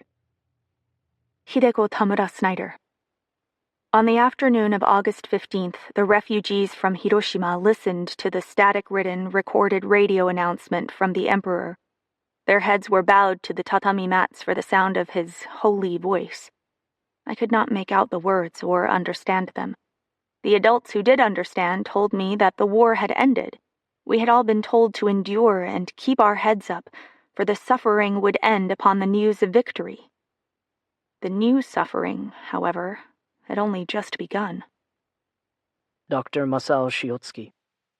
We were informed of the war's end, as were most civilians, by the Emperor's radio broadcast, but I felt no emotion whatsoever as I listened. When I had seen the piles of bomb victims carried in by truck on that first night, I had thought to myself, the war is over. Taiko King. I stayed in the shelter in my hometown for a while. A teacher at my school came to the shelter to look for school students and spotted me. But the teacher probably thought I was hopeless, so left me behind again. I couldn't move. It was hot. No water and food. Nobody to talk with. I thought I'd rather die at the time. Later, fortunately, I was rescued by an acquaintance of my family and sent to the hospital of Kawanami Shipyard, where my sister was sent earlier. I was laid next to her bed. She had already been unconscious. On August 15th, the day the war was over, she died with her hand held by me. Many people died at the hospital, one after another. They all mustered their last bit of strength and hailed to the Emperor. Kazuo Chujo. Japan was defeated. My parents were dead. Yet the sun continued to rise and set. Far Elhurst, machinist, 603rd Air Engineering Squadron. We were watching a movie from pillow to post. The film stopped and the operator announced over the loudspeaker the Japanese had unconditionally surrendered. Boy, everything on the island broke loose. Everyone was celebrating. People were running, driving jeeps around, drinking, and shooting flares all over the beachfronts. It was finally over. Sergeant Abe Spitzer. It wasn't until the Japs sued for peace that I knew we really had shortened the war by 6 months or more with our gimmick. And it wasn't for about 2 weeks when I began seeing the photos of the atomic bomb damage at Hiroshima and Nagasaki and began reading the newspaper accounts of what those 2 bombs had done that I realized what kind of history we'd made. George B. Kistchikowski. It was a big bash after VJ Day when I got fairly soused at the party given by Robert Bacher. Those around me egged me on, and so I went to the explosive stores and got out 21 50-pound boxes of TNT, and with the help of a young man, since I was rather far gone, fired them off in a field and came back. The bastards told me I fired 22, and then I went to sleep in my little house, which was across the street from Bacher's house. And then, as a last thing, they created a fantastic pile of empty bottles, beer, whiskey, tequila, in front of my only door. So I was really stuck for a while. Herbert Pomerantz, research associate, Met Lab, Chicago. VJ Day was, I think it was the only time I ever threw up from drinking liquor. That's when you went around to everybody's house, and I don't know what, and rang the siren in the dorm and worked the fire extinguishers. I don't know, did anything you wanted to. That was VJ Day. That was the big celebration. General Robert L. Eichelberger. The formal Japanese surrender took place on September 2, Tokyo time. From the very moment my plane left Luzon, I had the eerie feeling that all of us were walking through the pages of history. The ceremony aboard the battleship Missouri surely did nothing to dispel this compelling sense of drama. From the steel deck of the Missouri, as hot in the sunlight as the top side of a kitchen range, I could see in Tokyo Bay the gleaming might of the greatest armada of all time. Commander Edwin Layton. Gray clouds swirled over the long lines of Allied naval vessels that crowded Tokyo Bay. The waters of the Great Bay were eerily still and black, dancing with reflections of the lean hulls of 260 assembled warships, an awesome demonstration of the military might that had been marshaled to defeat Japan. At the appointed hour of 0900, An American destroyer bearing the 11-man Japanese delegation closed the battleship's starboard side. The Emperor's burden of capitulation appeared to weigh heavily on the shoulders of the foreign minister. Toshikazu Kase, Foreign Minister, Japan. The Supreme Commander invited the Japanese delegates to sign the instrument of surrender. Commander Edwin Layton. The final surrender document had been laid out before the Japanese delegation on an old mess table. Toshikazu Kase. It was 8 minutes past 9 when MacArthur put his signature to the documents. Other representatives of the Allied powers followed suit in the order of the United States, China, the United Kingdom, the Soviet Union, Australia, Canada, France, the Netherlands, and New Zealand. When all the representatives had finished signing, MacArthur announced slowly, "Let us pray that peace be now restored to the world and that God will preserve it always. These proceedings are closed." At that moment, the skies parted and the sun shone brightly through the layers of clouds. There was a steady drone above, and now it became a deafening roar, and an armada of airplanes paraded into sight, sweeping over the warships. 400 B-29s and 1,500 carrier planes joined in the aerial pageant in a final salute. It was over. General Douglas MacArthur, broadcast to the American people. Today the guns are silent. A great tragedy has ended. A great victory has been won. The skies no longer rain death. The seas bear only commerce. Men everywhere walk upright in the sunlight. The entire world lies quietly at peace. The holy mission has been completed. And in reporting this to you, the people, I speak for the thousands of silent lips forever stilled among the jungles and the beaches and in the deep waters of the Pacific, which mark the way. I speak for the unnamed brave millions homeward bound to take up the challenge of that future which they did so much to salvage from the brink of disaster. A new era is upon us. Even the lesson of victory itself brings it profound concern, both for our future security and the survival of civilization. The destructiveness of the war potential through progressive advances in scientific discovery has, in fact, now reached a point which revises the traditional concept of war. Colonel Paul W. Tibbets. After the signing of the peace treaty aboard the battleship Missouri in Tokyo Harbor on September 2nd, scientists from the Manhattan Project were anxious to get into Japan to check on the result of our bomb drops on Hiroshima and Nagasaki. Robert R. Furman, engineer, Manhattan Engineer District. After the 2 bombs were dropped and the Emperor of Japan declared the war was over, General Groves ordered 3 investigative teams be formed principally from the personnel already on Tinian. 1 team went to Hiroshima, 1 team to Nagasaki, and the 3rd team to visit all universities, government bureaus, and corporations that might be engaged in nuclear research in Japan or Korea. I headed up the 3rd team consisting of scientists and interpreters. Colonel Paul W. Tibbets.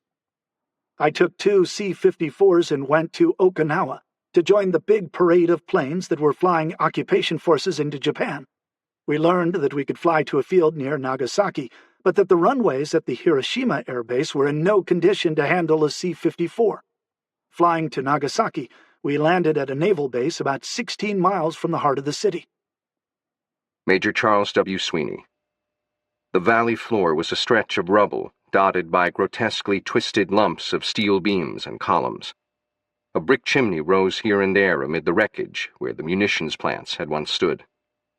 From a distance, the destroyed armaments plants looked like erector sets a child had twisted and bent and carelessly tossed away. I walked alone along a brick sidewalk to a point I estimated was where Ground Zero would have been. On one corner, I peered down into the cellar of what had been a fire station. It was then that I was struck by the significance of our weapon. In the cellar, was a fire truck that had been crushed flat, as if a giant had stepped on it. In fact, the entire infrastructure of the city was flat. No water, no emergency facilities, no firefighters. Everything was gone. Colonel Paul W. Tibbets. Farabee, Van Kirk, and I walked around the city during the 3 days we spent there and were amazed at the extent of the destruction. Block after block had been flattened as if by a tornado. All of us were deeply impressed by what we saw at Nagasaki and what we knew had occurred at Hiroshima. Chuck Sweeney went on a lecture tour after returning home, describing the bombings. He sent the profits to an orphanage in Hiroshima. Bob Lewis helped raise money to provide medical treatment for the so-called Hiroshima maidens, girls who were disfigured by the blistering heat from the bomb. J. Robert Oppenheimer. During the week when Hiroshima and Nagasaki were being bombed, we met at Los Alamos to sketch out a prospectus of what the technical future in atomic energy might look like. Atomic warheads for guided missiles, improvements in bomb designs, the thermonuclear program, power, propulsion, and the new tools available from atomic technology for research in science, medicine, and technology. This work absorbed much of my time during September and October, and in connection with it I was asked to consult with the War and State Departments on atomic energy legislation and in a preliminary way on the international control of atomic energy. I resigned as director of Los Alamos on October 16, 1945. Major General Leslie Groves. We had solved the immediate problem of ending the war, but in so doing we had raised up many unknowns.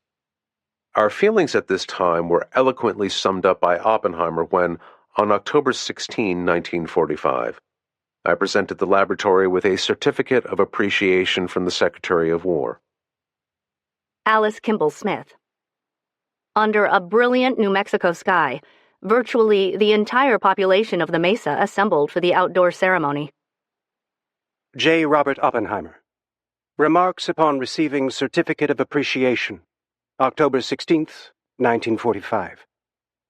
It is with appreciation and gratitude that I accept from you this scroll for the Los Alamos Laboratory, for the men and women whose work and whose hearts have made it. It is our hope that in years to come we may look at this scroll and all that it signifies with pride. Today, that pride must be tempered with profound concern.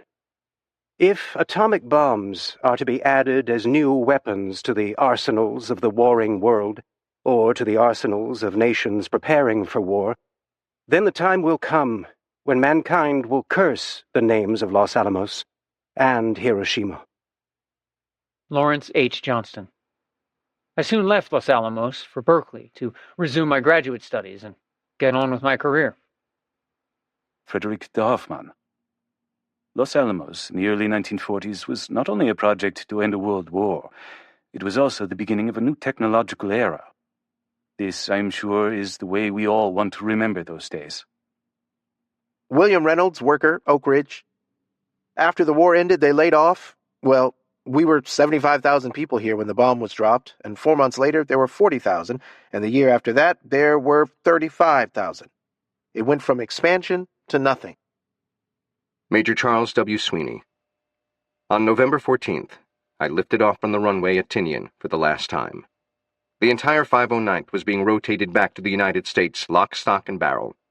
Our new base would be at Roswell, New Mexico. I brought the great artiste around for one last look, and then headed to Kwajalein, on to Hawaii, and then to Sacramento on our 3-day hopscotching route back to the West Coast. Private First Class James P. Patterson, 390th Air Service Group. I was one of the last of the group to leave Tinian, and was assigned to return as a passenger on the B-29 piloted by Captain Lewis, which was the Enola Gay. We flew via Hawaii to Matherfield, California, and finally to Roswell Army Airfield. Major Charles W. Sweeney. The rest of my life lay ahead of me, and I was anxious to get started. Tsutomu Yamaguchi. I could have died either of those days. Everything that follows is a bonus. Stanislav Ulam. life would never be the same. Bernice Broad. The grand finale of our association with the Indians took place on a cold December night in 1945, when the square dance group from the Hill was invited to a party at San Ildefonso. It was a joint affair arranged in detail by Poe and a committee from our dance organization. It was Poe's brainchild to celebrate the atomic age in general and the new relationship with their Anglo-scientific friends in particular. 4 Indians opened festivities with the Comanche war dance accompanied by drums and a chanting chorus of men led by Montoya, our janitor from the big house. Next, Poe called on us to put on a demonstration of a square dance. We used our most seasoned dancers to make a big impression. After a short interval, some of the Indian men, cokes in hand, began to shuffle to the drums that had started up. At the height of this excitement, with yells and shouts, Montoya, who was playing the drum, got up on a chair and shouted above the din, "This is the atomic age! This is the atomic age!" The sickness. In 1945, few people understood the effects of radiation exposure. Not even the Manhattan Project scientists understood the risk that came from atomic bombs. Families and doctors in Hiroshima and Nagasaki were even less prepared for the surprise illness that began to manifest in bombing victims, even those with seemingly slight injuries from the blast and fires, over the weeks of August 1945 and the fall and winter that followed. At first, doctors imagined they were dealing with some deadly new special infection or germ. Kazuo Chujo. One does not get burnt by radiation, but radioactivity penetrates the tissues, contaminates the blood, and destroys, surreptitiously and steadily, the hematogenous tissues, pituitary gland, and digestive organs. It is said that every one of those who escaped the heat and force of the bomb blast, but were inside wooden buildings within 1.4 kilometers from the explosion site, died within 1 month. The terrible thing about radiation is that none of the 5 senses registers anything when one is exposed to it. Furthermore, a nuclear blast also causes secondary radiation through fallout. Many people became victims of secondary radiation when they entered Hiroshima a few days after the bombing in search of their relatives. Toru Hara. Another terror came to attack these people who had narrowly escaped with their lives. Radiation sickness. The radiations from the uranium atoms, which had been used to make the atom bomb, permeated deep into the bone marrow of people whose bodies seemed to have received no injury. Their hair fell out, their gums bled, and finally their whole bodies became covered with purple spots, and they died one after another. Dr. Michihiko Achiya. None of the patients had any appetite, and one by one they were beginning to vomit and have diarrhea. Did the new weapon I had heard about throw off a poison gas or perhaps some deadly germ? I asked Dr. Hanaoka to confirm, if he could, the report of vomiting and diarrhea and find out if any of the patients looked as if they might have an infectious disease. He inquired and brought word that there were many who not only had diarrhea, but bloody stools, and that some had had as many as 40 to 50 stools during the previous night. This convinced me that we were dealing with bacillary dysentery, and had no choice but to isolate those who were infected. Dr. Koyama, as deputy director, was given the responsibility of setting up an isolation ward. He chose a site on the grounds beyond the south side of the hospital, and with the help of some soldiers who happened along, he managed to construct what amounted to a crude outdoor pavilion.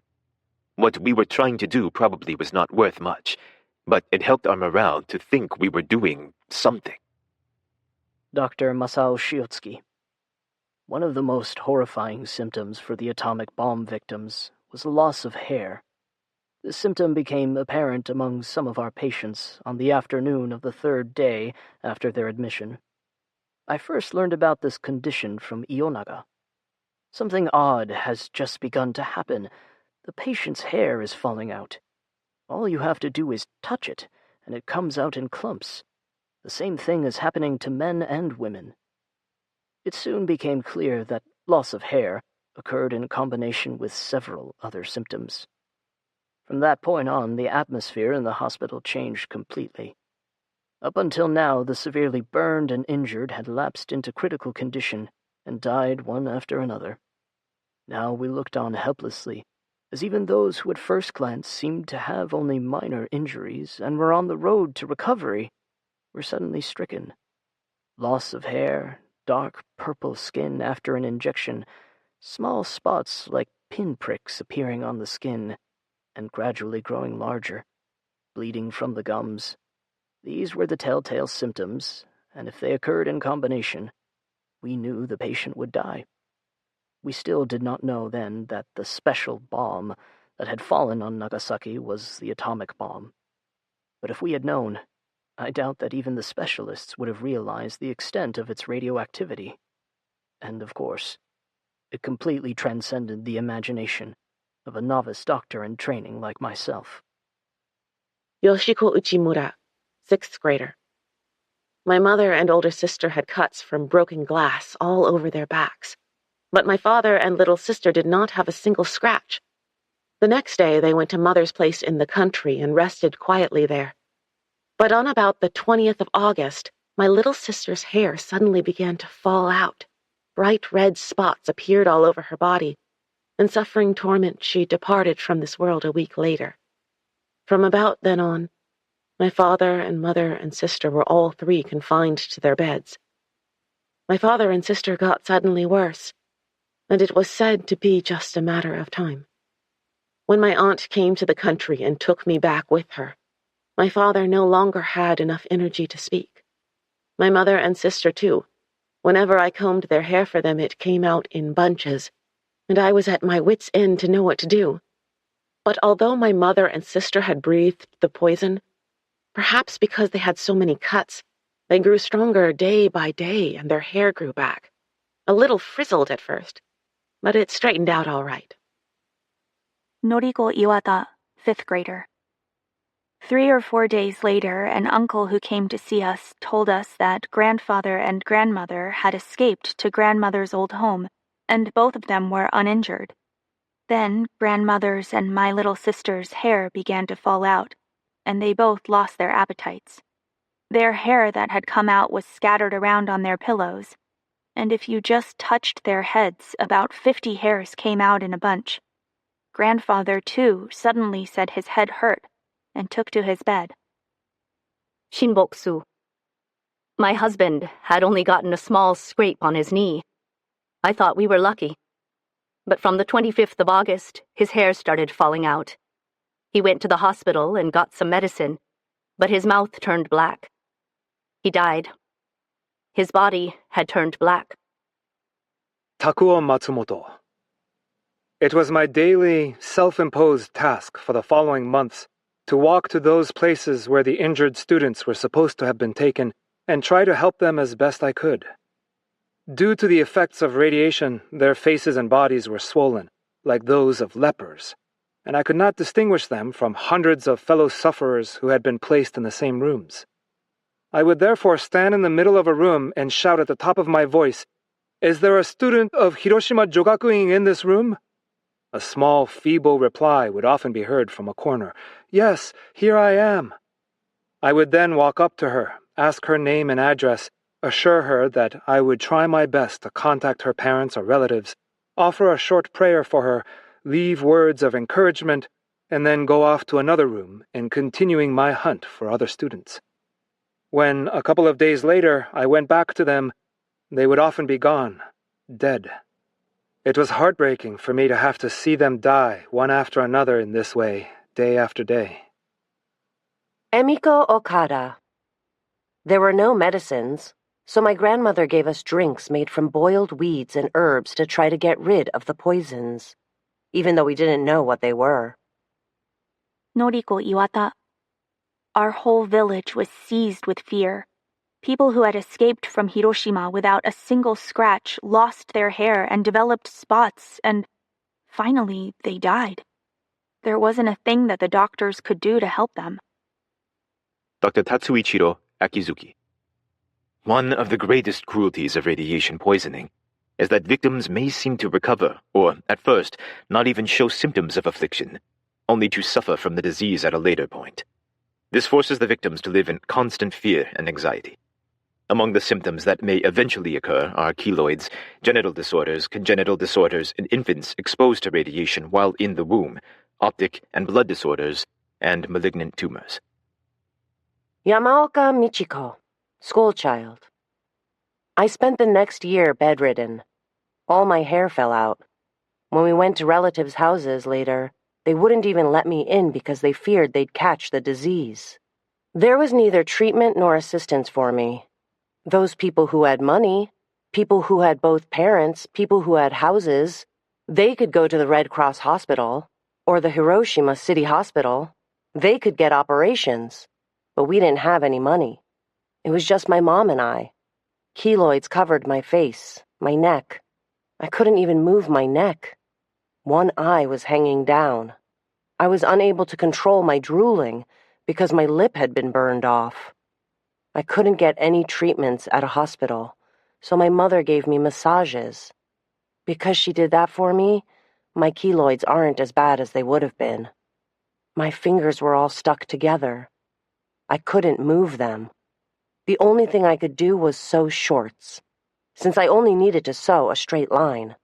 I had to do something to earn money. The Japanese government just told us we weren't the only victims of the war. There was no support or treatment. Epilogue. In the months after the end of the war, the U.S. went to great lengths to cover up the truth about what happened in Hiroshima and Nagasaki and hide the horror from the American people.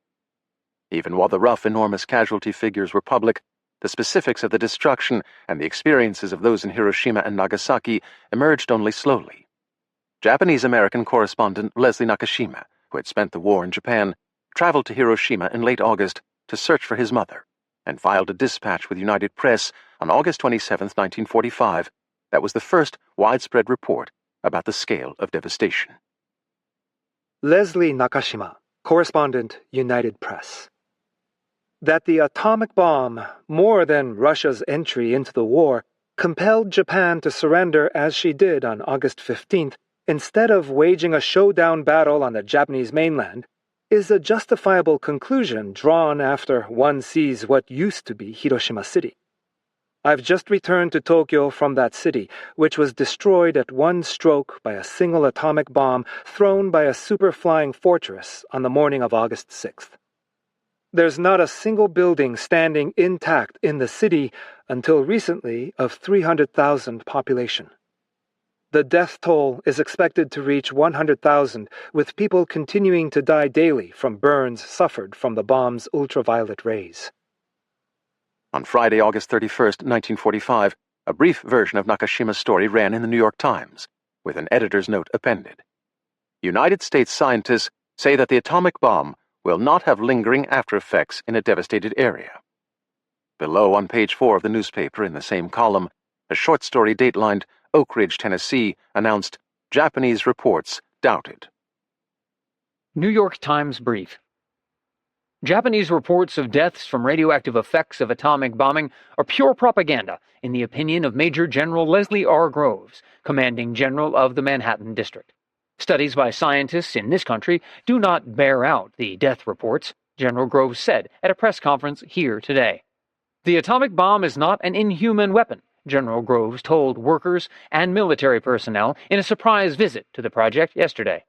I think our best answer to anyone who doubts this is that we did not start the war, and if they don't like the way we ended it, to remember who started it, he said. In early September 1945, Australian correspondent Wilfred Burchett was the first outside newsman to make it to Hiroshima. Wilfred Burchett, article, The Atomic Plague, Daily Express, September 5th, 1945. In Hiroshima, 30 days after the first atomic bomb destroyed the city and shook the world, people are still dying, mysteriously and horribly, people who were uninjured by the cataclysm, from an unknown something which I can only describe as atomic plague. Hiroshima does not look like a bombed city. It looks as if a monster steamroller has passed over it and squashed it out of existence. I write these facts as dispassionately as I can, in the hope that they will act as a warning to the world. In this first testing ground of the atomic bomb, I have seen the most terrible and frightening desolation in 4 years of war. It makes a blitzed Pacific island seem like an Eden.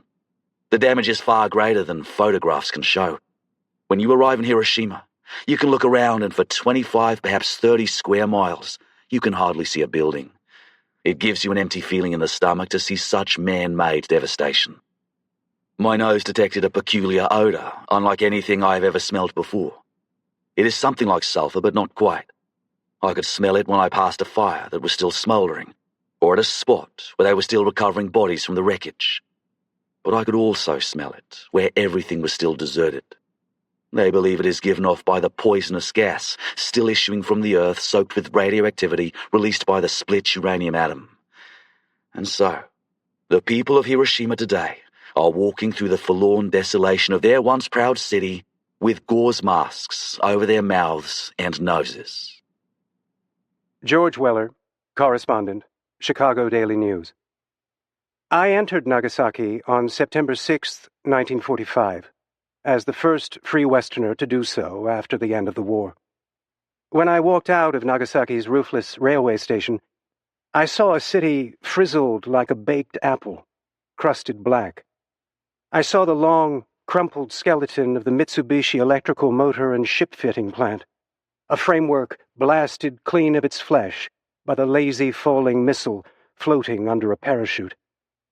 Along the blistered boulevards, the shadows of fallen telegraph poles were branded upright on buildings, the signature of the ray stamped in huge ideograms.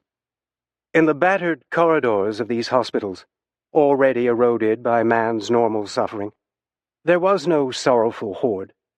The wards were filled. There was no private place left to die. Consequently, the dying were sitting up cross-legged against the walls, holding sad little court with their families, answering their tender questions with the mild, consenting indifference of those whose future is cancelled.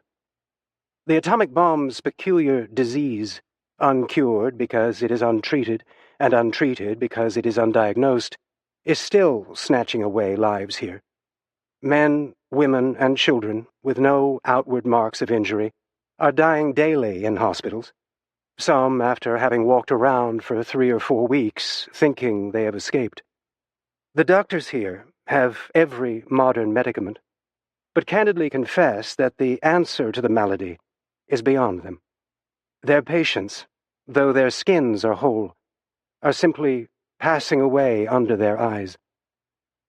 While Weller's report from Nagasaki never made it past the U.S. censor and was ultimately lost for decades, Burchett's story created a stir. And a few days later, in an effort to combat the worrisome reporting, U.S. military and Manhattan Project leaders spoke with William Lawrence, now back at his post at the New York Times, to downplay the fears of radiation.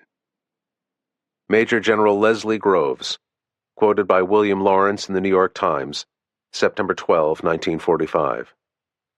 The Japanese claim that people died from radiations. If this is true, the number was very small. Any deaths from gamma rays were due to those emitted during the explosion, not the radiations present afterward.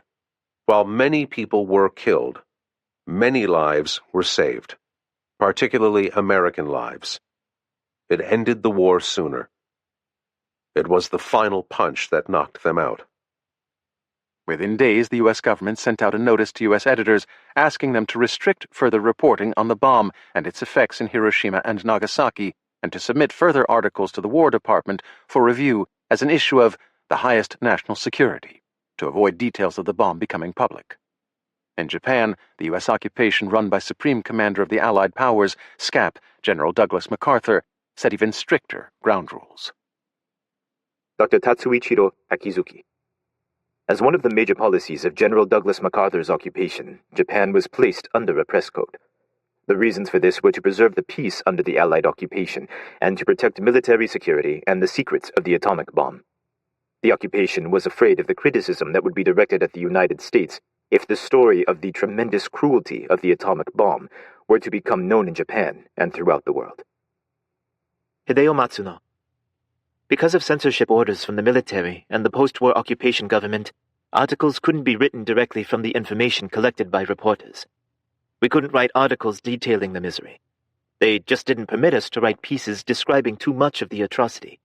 Instead, there were articles that justified the atomic bomb, saying it was inevitable. Even on the anniversary of the bombing, at first, we couldn't even provide extensive coverage on that day. The bomb was dropped on the northern part of Nagasaki in the Christian district, so people in the central part of the city tended to think that this was something that had nothing to do with them. They just wanted to forget everything bad that had happened as quickly as possible. The ruins of the Urakami Catholic Church were cleared right away. It was only in 1946 that New Yorker correspondent John Hersey traveled to Hiroshima and explored the wreckage and the tales of survivors in detail. The result of his reporting ran as a 30,000-word article that took up the magazine's entire issue in late August 1946. Hailed as an instant masterpiece, the magazine sold out on newsstands in minutes and was read aloud in its entirety on national radio. Editor's note: The New Yorker, August 31st, 1946. The New Yorker this week devotes its entire editorial space to an article on the almost complete obliteration of a city by one atomic bomb and what happened to the people of that city. It does so in the conviction that few of us have yet comprehended the all but incredible destructive power of this weapon, and that everyone might well take time to consider the implications of its use. John Hersey, article, Hiroshima, The New Yorker, August 31st, 1946. 100,000 people were killed by the atomic bomb, and these 6 were among the survivors. They still wonder why they lived when so many others died. Each of them counts many small items of chance or volition, a step taken in time, a decision to go indoors, catching one streetcar instead of the next, that spared him. And now, each knows that in the act of survival he lived a dozen lives, and saw more death than he ever thought he would see. At the time, none of them knew anything. Louis Gannett, literary critic, New York Herald Tribune, August 29th, 1946.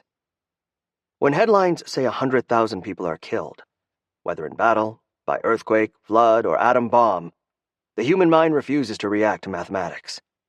You swallowed statistics, gasped in awe, and, turning away to discuss the price of lamb chops, forgot. But if you read what Mr. Hersey writes, you won't forget. Mr. Hersey is the first writer to tell about Hiroshima with his feet on the ground, dusty with the ashes of atomized Hiroshima. The effects of the bombs on the hibakusha from Hiroshima and Nagasaki lasted for months, then years, and ultimately decades, following many of them the rest of their lives and hastening many of them to early deaths from cancer. The very adoption of the term hibakusha was meant as a political statement amid the era of American occupation, a studiously and artfully neutral term that didn't imply a victim or even a survivor, merely a bomb-affected person. Futaba Kitayama, housewife, age 33. My eyesight came back rather soon, and in some 20 days, I was able to see the faces of my children vaguely. But the burns on my face and hands did not heal up accordingly. The summer went, and autumn came, but the wounds were still pulpy, like a rotten tomato. In early October, I could merely rise on the bed, and only in December could I manage to walk. After January passed, I could finally remove my bandages, only to find that my face as well as my hands would never be the same.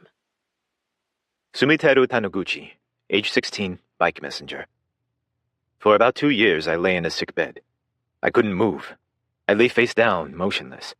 Since my body was full of agony and pain, I cried and shouted at the medical doctors to kill me. Even a few doctors who were treating me gave up their attempts to save my life and were surprised to see me alive every time a new day arrived. 4 years after the bombing, I was in better condition and could move a little bit. The wounds on my back were only half healed when I was discharged from the hospital. Finally, after many years, I recovered from my wounds and regained my health. I decided to have a major operation to remove all the scars on my back and elsewhere. I was afraid my health was not so good because my rotten flesh had been infested with maggots. Though I was still alive, a couple of times I stopped breathing. I thought death would relieve me from everything. When I started feeling pain, this pain gave me tremendous joy because I knew that I was alive. My body was badly burned, and the scars on my body do not perspire. On a very hot summer's day, since I cannot perspire, it feels like I'm carrying a great burden made of raw cotton. I noticed that a part of my wound had formed a tumor. The tumor broke and was about to become a cancer. I had an operation, and that particular cancer was removed. The wound did not heal. Therefore, it was necessary to graft the skin from another part of my body. I have to go to the atomic bomb hospital at least once a month to see if the tumor is behaving all right. This has been my life for more than 60 years. Psychologically, mentally, this life of mine has been a life of agony. I have not had much pleasure in living. I have not enjoyed life like every young man or woman is entitled to. Tsunematsu Tanaka, Chugoku Power Distribution Company. When I arrived in Wada village, pieces of glass were still stuck in my back. Every day, I went down to the river to have my wife wash my back. The blood coagulated and clung to my back like cold tar. When my wife removed the blood clots with a needle, fragments of glass came off with the clots. She removed the blood clots and pieces of glass from my back for a week or 10 days. Even when I assumed they were all removed, my back festered with remaining glass pieces during the 1950s and early 60s. I went to a surgical hospital in Sakaimachi to get all the pieces of glass removed. Atsuko Tsujioka, junior college student. Even now, the scars of those wounds remain over my whole body. On my head, my face, my arms, my legs, and my chest. As I stroke these blackish-red raised scars on my arms, and every time I look in a mirror at this face of mine, which is not like my face, and think that never again will I be able to see my former face, and that I have to live my life forever in this condition, it becomes too sad to bear. At the time, I lost hope for the future. Not for a single moment could I get rid of the feeling that I had become a cripple. Naturally, for that reason, I hated to meet people. One of the most lasting stories to emerge from the ruins of the atomic bomb is the story of Sadako Sasaki, who was just 2 years old in 1945 and about 2 kilometers from the hypocenter in Hiroshima, and became a victim of radiation poisoning only years later. Shigeo Sasaki, father of Sadako. In the winter of 1954-55, when she was in the 6th grade of elementary school, Sadako came down with a cold. She had never had any kind of illness until then. At first we assumed that it was only tonsillitis. However, 2 months later she was still unwell. We were told to take her to the Hiroshima Red Cross Hospital. She immediately had her blood tested there, and was diagnosed with acute malignant lymph gland leukemia, and was told that she had between 3 and 6 months to live. She was hospitalized there right away. The complications of this serious disease include bleeding, purpura, swollen organs, high fever, and pain. Her white cell count was extraordinarily high, 4 to 5 times higher than normal. After 2 days in the treatment room, she was moved to another room where her roommate was a junior high student 2 years older than she. It was she who told Sadako about the legend that your wish could come true if you folded 1,000 paper cranes, and she kindly taught Sadako how to fold them. From then on, Sadako folded cranes constantly. Having been hospitalized just before she was to graduate from elementary school, her wish was to leave the hospital as soon as possible in order to enter middle school. Smoothing wrinkles in the paper carefully with the palms of her hands, she folded and folded and folded cranes every day. She used many kinds of wrapping paper, such as that which comes with medicine, candies, or gifts. Sometimes she folded them exquisitely, making a wish on those cranes that she might get well and return to school. Every time I said to her, "Don't work so hard folding cranes, Sadako," she would always say very firmly, "It's all right. Don't worry about me, Dad. This is my own idea." Occasionally she made very tiny cranes, as small as a grain of rice, using a needle. Her wish was so urgent that she endured the pain and devoted herself to folding cranes. In October 1955, the joints of her arms and legs became swollen and purple, and her appetite became weak. Then her body and legs swelled up, and she became unable to walk or go to the bathroom by herself. Her mother would carry her on her back to the restroom, and she was sad to find that Sadako had become as light as an infant. Still, she kept folding cranes, even in the devastated condition, with her skinny arms outstretched, lying in bed. I often said, "Don't try so hard, my dear." "Don't worry, Dad," she would answer. Many strings of paper cranes were dangling from the ceiling of her sick room, and there were countless cranes in the box as well. Fujiko Sasaki, mother of Sadako. Her eyes were shining while she was folding the cranes, showing that she wanted to survive, by all means. Masahiro Sasaki, brother of Sadako. There was very little income for anyone in those times. Even the doctors were poor.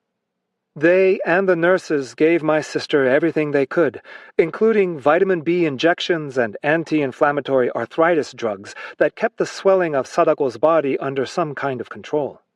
But all of the nurses and all of the doctors could not fund the blood transfusions beyond a monthly donation of their own blood, and there were many other leukemic children in the wards.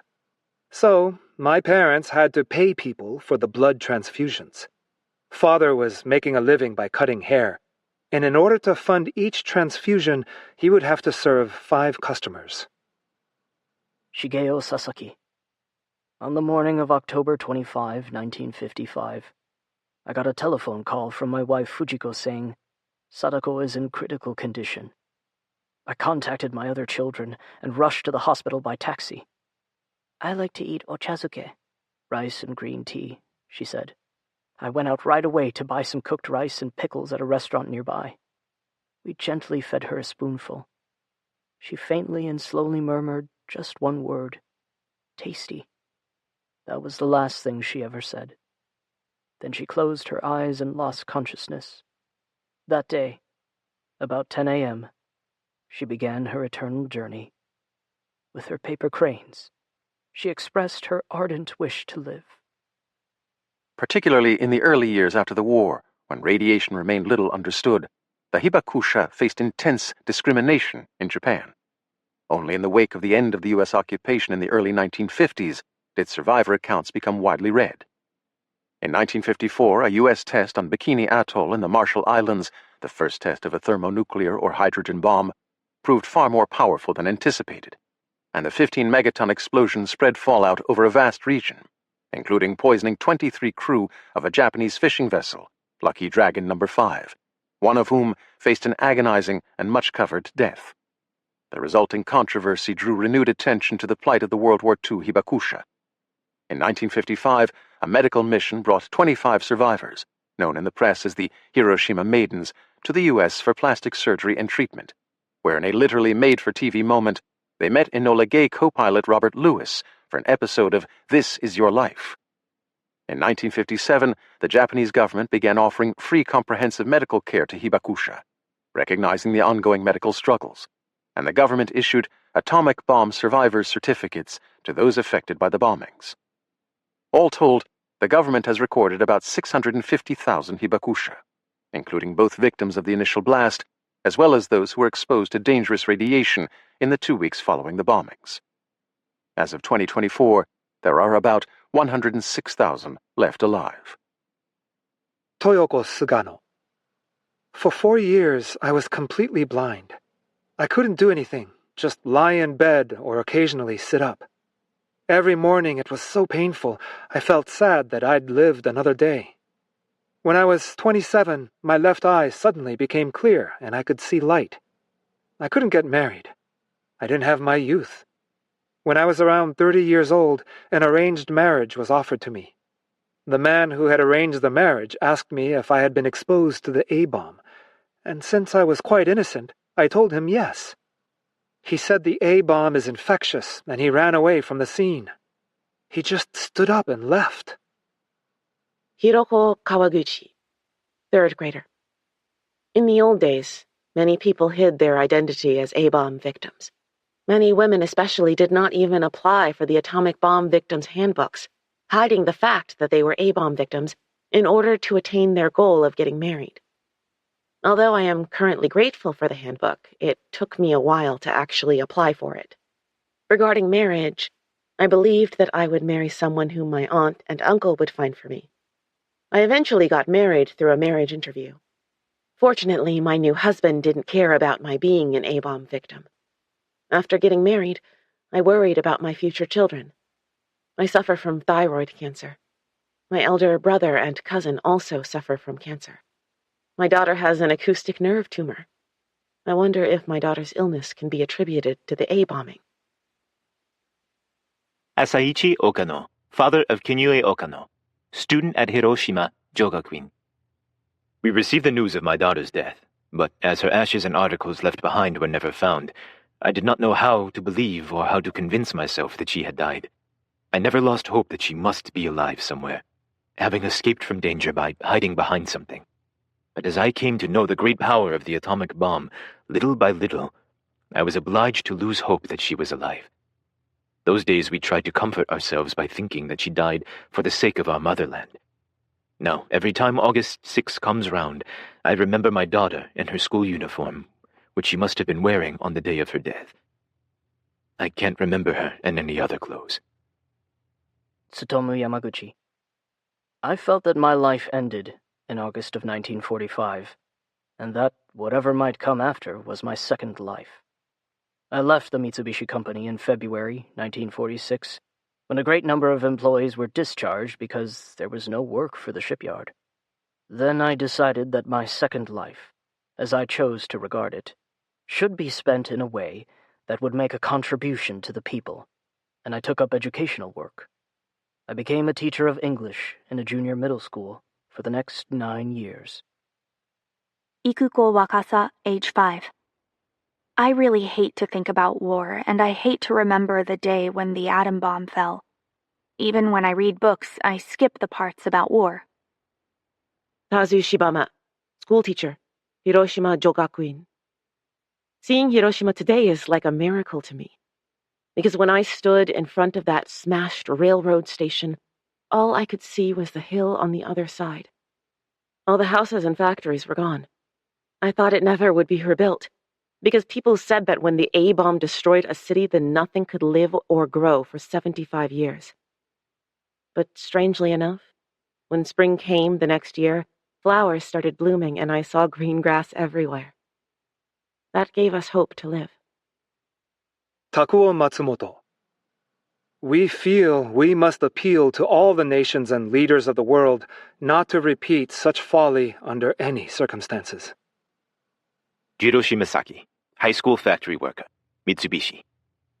I would be happiest if I can talk about what happened to me to younger generations, including small children and elementary school students once a week, if possible, until I have no regrets before going to my deathbed.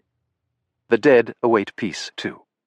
In Hiroshima's Peace Memorial Park, there are more than 800 identified remains of bomb victims from August 1945, waiting for any next of kin to claim them.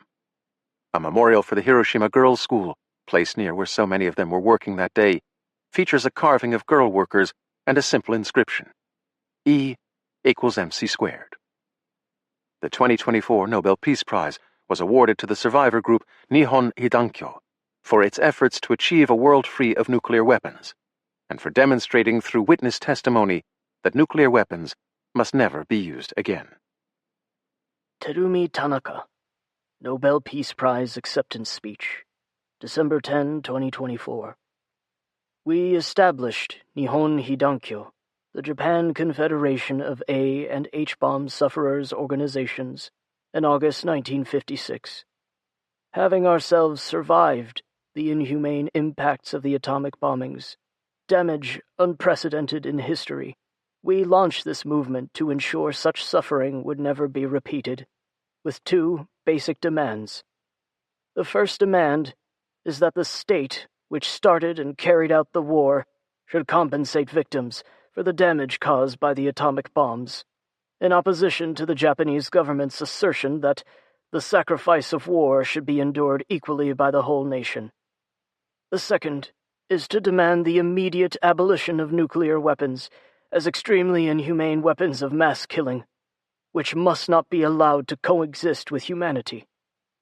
Our movement has undoubtedly played a major role in creating the nuclear taboo. However, there still remain 12,000 nuclear warheads on the Earth today, 4,000 of which are operationally deployed, ready for immediate launch. Please, try to imagine. There are 4,000 nuclear warheads ready to be launched immediately. This means that damage hundreds or thousands of times greater than that which happened in Hiroshima and Nagasaki could happen right away. Major Pierre de Silva, Security Director, Manhattan Project. Those bombs are now referred to as the Model Ts of their time. Rudolf Piles. It is not the scale of destruction that gave war a new dimension with the introduction of the atom bomb. What was new was the ease with which the weapon can be used, with a single plane creating the kind of destruction that could previously have been accomplished only by a massive military operation. We knew the destructive powers of the bomb and its radiation effects, and Frisch and I pointed this out in our first memorandum. We knew the ease with which it could be used, and therefore the terrible responsibility it would impose on the political and military leaders who would have to decide whether and when to use it. J. Robert Oppenheimer. Remarks to Los Alamos Scientists, November 2nd, 1945. We did this job because it was an organic necessity. If you are a scientist, you cannot stop such a thing. If you are a scientist, you believe that it is good to find out how the world works, that it is good to find out what the realities are, that it is good to turn over to mankind at large the greatest possible power to control the world, and to deal with it according to its lights and its values. Louis L. Strauss. The decision to use the atomic bomb to accelerate the end of a war already won was not the same as the one 5 years earlier when the decision had been taken to make the bomb. Yet both were decisions by compassionate men within the finite limits of human judgment. Both were decisions made by our chosen representatives. All of us, in some degree, shared an inescapable responsibility, which will be judged, as Churchill has said, in the aftertime. Strauss, a wealthy businessman and philanthropist, would go on to have a key role in the post-war Washington establishment, as one of the first members of the Atomic Energy Commission, where he would famously have a showdown with Oppenheimer later. During the war, he worked at the Bureau of Ordnance, and then founded the Office of Naval Research, eventually rising to the rank of Rear Admiral in the Reserve. His nomination to be Commerce Secretary in the Eisenhower administration erupted into one of the most bitter confirmation fights in modern history. Admiral William Leahy. It is my opinion that the use of this barbarous weapon at Hiroshima and Nagasaki was of no material assistance in our war against Japan. The Japanese were already defeated and ready to surrender because of the effective sea blockade and the successful bombing with conventional weapons. In being the first to use it, we had adopted an ethical standard common to the barbarians of the Dark Ages. I was not taught to make war in that fashion. Edward Teller. I have been asked again and again if I have regrets. Will you please excuse me? This is one of the most idiotic questions, except for the fact that apparently others do have regrets. I may suffer from some moral insufficiency, but I don't have regrets. I didn't put the world together. And if you had the choice that something simple that was in the long run unavoidable should be first done by the United States or the Nazis, or by the Soviets or by someone else, would you have regrets to make sure we did it first? Colonel Paul W. Tibbets. For years, the anniversary of Hiroshima would bring telephone calls from news media all over the country, ostensibly to request interviews, but actually, and not so subtly, to inquire about my health and mental conditions. Always, the reporter seemed surprised and a bit disappointed to learn that I was leading a perfectly normal life and had no intention of repudiating my role in the historic event. Today's controversy over the use of the atomic bomb is interesting in view of the fact that in 1945, Americans were almost unanimously thankful that such a miracle weapon had been developed. The A-bomb ended the war and brought the boys home, and that was what counted. Lisa Meitner. What still gives ground for anxiety, of course, is what mankind will make of this newly won knowledge, which could come to be used for destruction on a tremendous scale. C.P. Snow. Mark Oliphant said sadly when the first atomic bomb was dropped, "This has killed a beautiful subject." Alvin M. Weinberg. We nuclear people have made a Faustian bargain with society. On the one hand, we offer, in the breeder, an inexhaustible source of energy. Moreover, this source of energy, when properly handled, is almost non-polluting. Whereas fossil fuel burners emit oxides of carbon, nitrogen, and sulfur, there is no intrinsic reason why nuclear systems must emit any pollutant, except heat and a trace of radioactivity. But the price that we demand of society for this magical source is both a vigilance from and a longevity of our social institutions that we are quite unaccustomed to. Major Charles W. Sweeney. One day, those of us who fought the war, who were eyewitnesses to it, will no longer be here to set the record straight. What then will future generations be told about America's role in the war in the Pacific? Who will be left to give an accurate first-hand account? Hideo Matsuno, reporter. With more and more time passing by, it is essential that these things be recorded in books or passed down orally. We need to make sure that such an atrocity doesn't happen again. Etsuko Nagano, Hibakusha. Please help us be the last victims of the atomic bombs.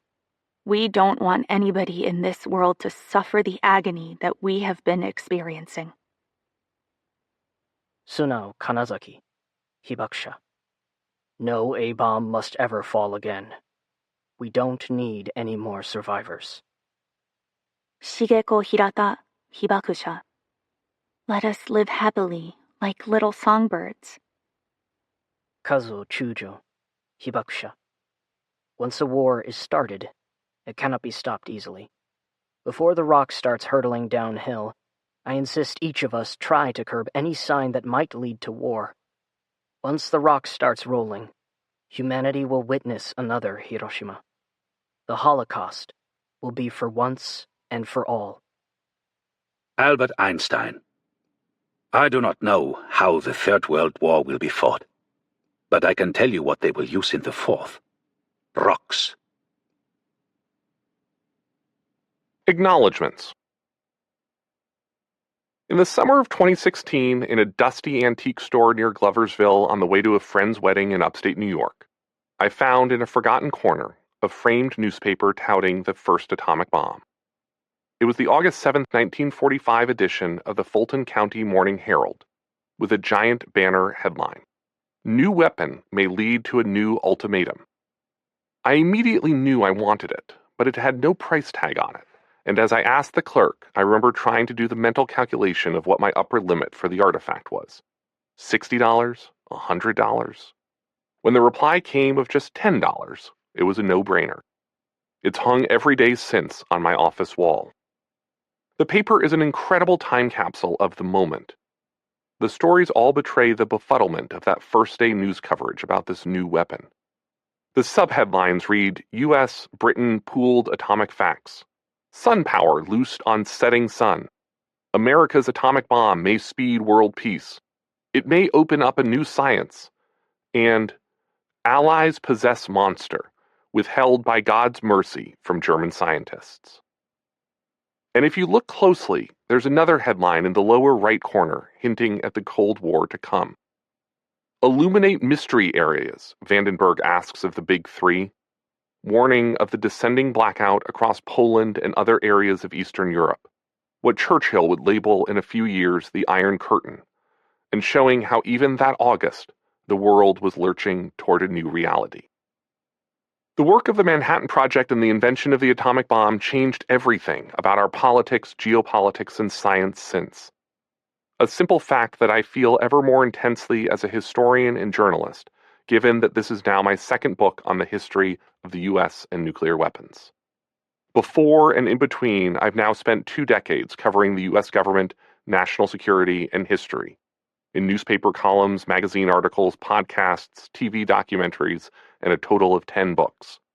And I've come to think of my work as encompassing its own historical cinematic universe, akin to my personal Marvel Cinematic Universe or DC Universe, where all the comic heroes and villains live and interact.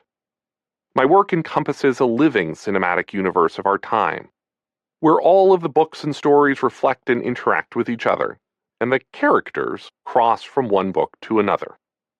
If you lined them all up Carrie Mathison style on a bulletin board, you'd end up with quite the fascinating, crazy spider webs with all the connections.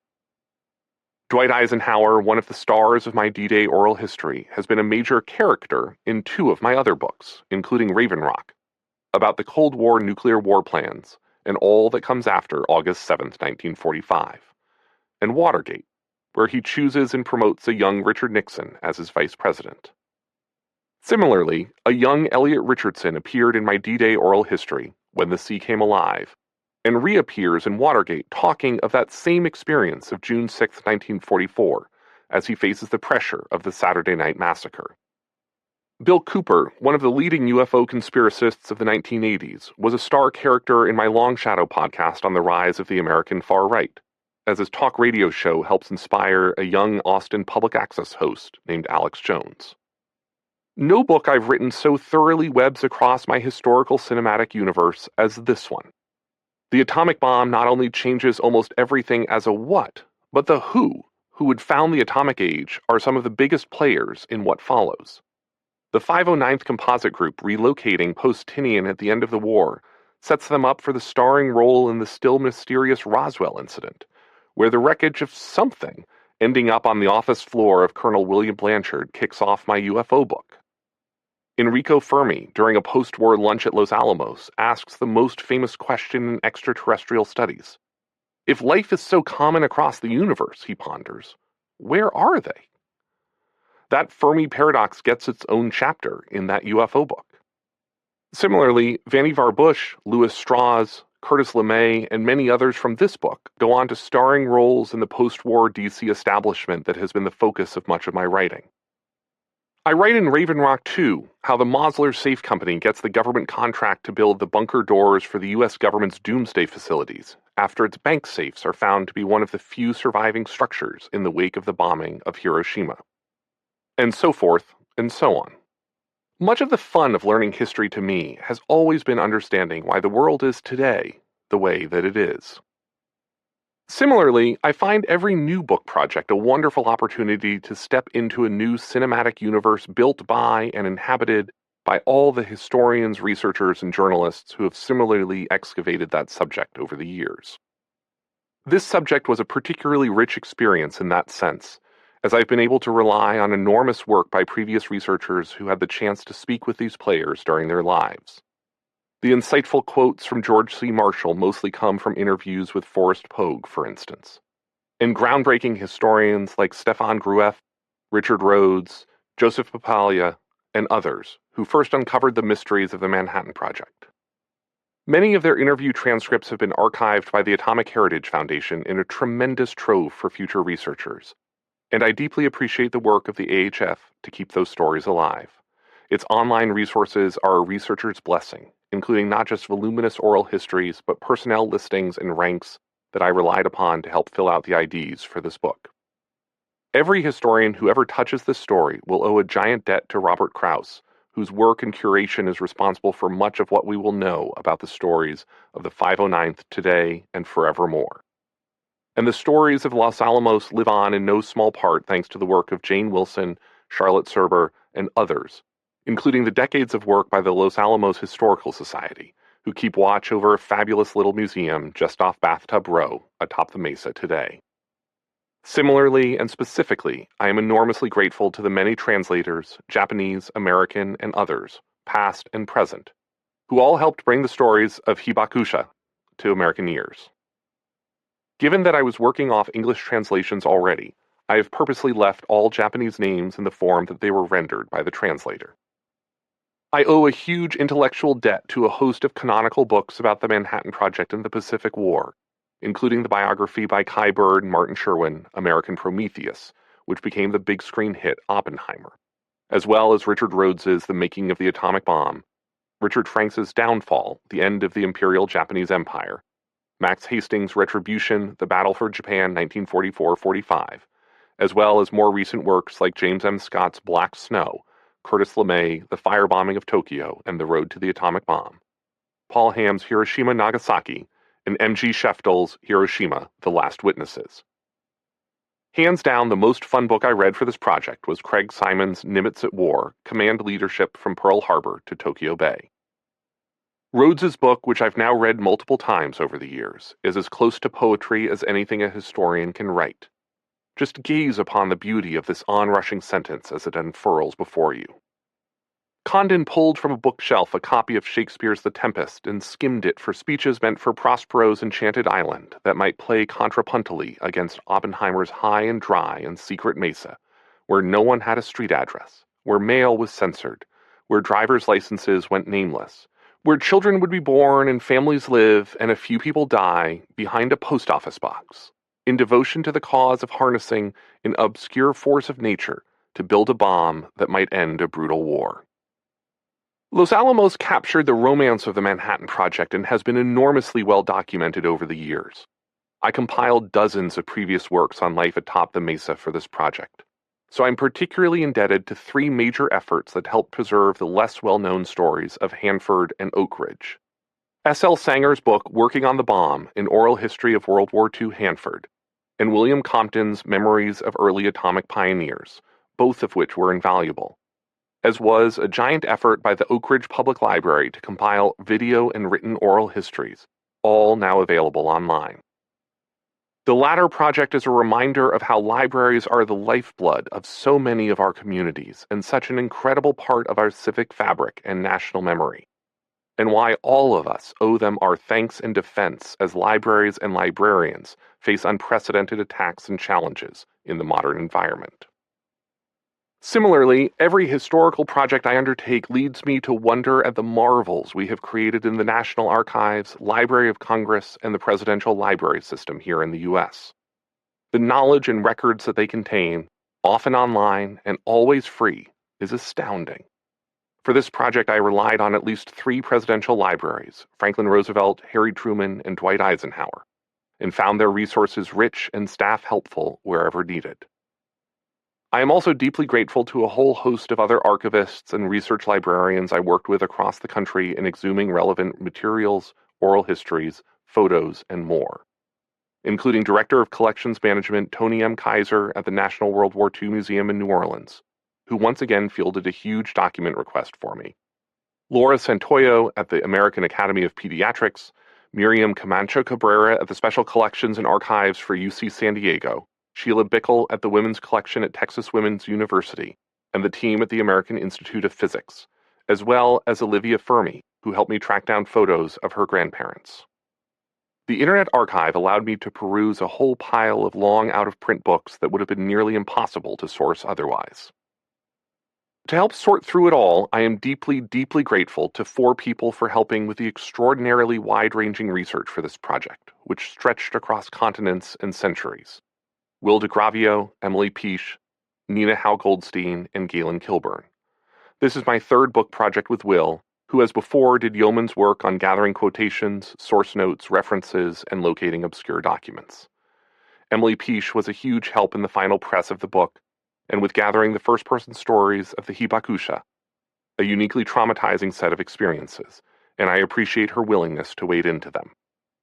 Every oral history project I do also owes a tremendous moral debt to Jenny Pachuki, my friend and collaborator on my original 9/11 oral history project, who taught me so much about this tradition. At Avid Reader Press, this was the sixth book I started with the incredible duo of Jofi Ferrari-Adler and Juliana Hobner. I was terribly, terribly sorry when Juliana departed mid-project, but I'm forever grateful to her for all she's done to shape me as a writer. Carolyn Kelly stepped in midstream and provided some incisively thoughtful suggestions. I've done enough book projects to understand that writing the book, is in many ways one of the smaller slices of what makes a project successful. And for all the other slices, I owe thanks to my literary agent Howard Yoon and the team at WME, including Gail Ross, Dara Kay, Jennifer Mangua, and the rest of the Ross Yoon team, as well as all the people who stand behind and around Jofi at Avid Reader Press and Simon & Schuster, including not least copy chief Jonathan Evans and copy editor Fred Chase, both of whom I pressed to the limit with this project. Sorry and thanks. Fred, as always, saved me from a handful of bumbling errors that would have forever haunted me. And for the remainder of the as yet unidentified bumbling errors that will be the ones that in the end haunt me forever, I apologize to you, dear listener. For the print book, art director Allison Forner and book designer Kyle Cable have done much to turn this project into a full living experience, from the cover to the interior design to the photos. I'm grateful too, as always, to my longtime book partners, publicist David Cass and marketing leader Meredith Villarello, and Avid's other team members, including Eva Cairns and Katja Wegman, and many more. John Karp remains a great champion for my work, and I'm proud to be in his SNS stable. And a special thank you for this audio edition to Scott Sherritt and everyone at Simon & Schuster Audio, who have done so much to support and bring my work to life. This is the third oral history volume I've had the pleasure to work on with Scott, and he is a master artist. The magic that you have heard over the preceding hours belongs as much to him as it does to the research and writing I put into the words on the original pages. Scott, I am, as always, in awe of what you've produced. In the UK, I'm thankful for the help and guidance too of my editors and publishers there at Monterey Books, Jake Lingwood and especially Mala Sangara Warren, who helped drive us toward the title for this project. At the Aspen Institute, I'd also like to thank Vivian Schiller, the world's greatest boss, for giving me the freedom to tackle hobbies like books, and my colleagues at Aspen Digital, especially Beth Semmel, Jeff Green, Sasha O'Connell, and Chris Krebs, as well as my wider web of professional colleagues, including Ryan Swikert and John Patrick Pullen at Longlead, and Michael Duffy and Mark Lotto at the Washington Post, who all let me pursue such fascinating stories in this modern-day cinematic universe. More broadly, I'd like to thank my core of friends who feign interest in my latest endeavor and have kept me company spiritually during this incredibly challenging time in our world, including Mary Spurregan, Dave Schilling, Katie and Rich Van Haste, Dan Riley, Tam and Julie Veith, John and Vonnie Murad, Meg Little-Riley, Libby Franklin, Elizabeth Ralph, Nick O'Mealy, J.P. Fielder, Aaron Delmore, Zach Dorfman, and Shane Harris. Here, I deeply miss Sevilla Pitt and Blake Hounshull, too. I owe a special thanks, amid these particularly strange times, to my trio of cyber friends, David Lashway, Sandra Joyce, and Jeff Brown, who have done so much to keep my spirits high and taught me so much about how to live a life well lived. I owe a very special thanks, too, to Joe DeFeo, whose painting, meanwhile, kept me company for much of this project and provided daily inspiration.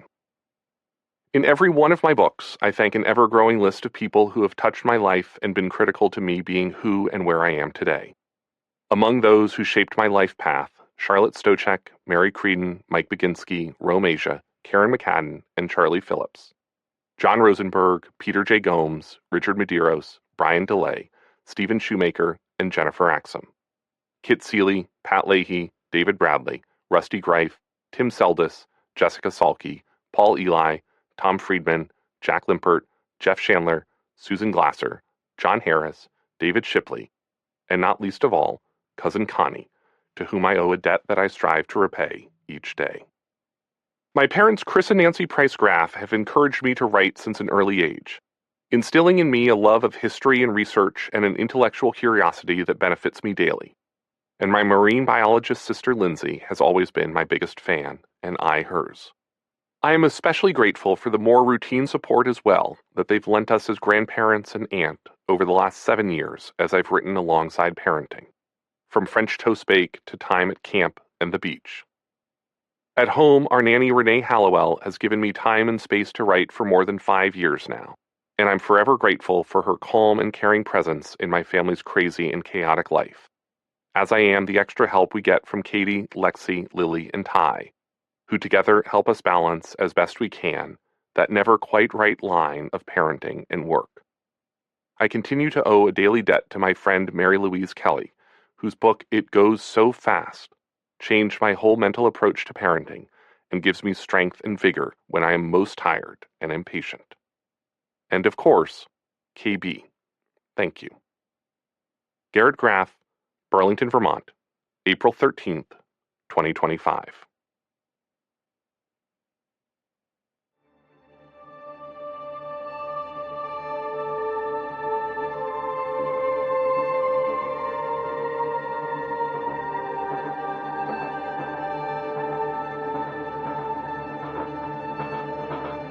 The Devil Reached Toward the Sky, An Oral History of the Making and Unleashing of the Atomic Bomb, was written by Garrett M. Graff. It was narrated by Eduardo Ballerini, with an author's note and acknowledgments read by the author.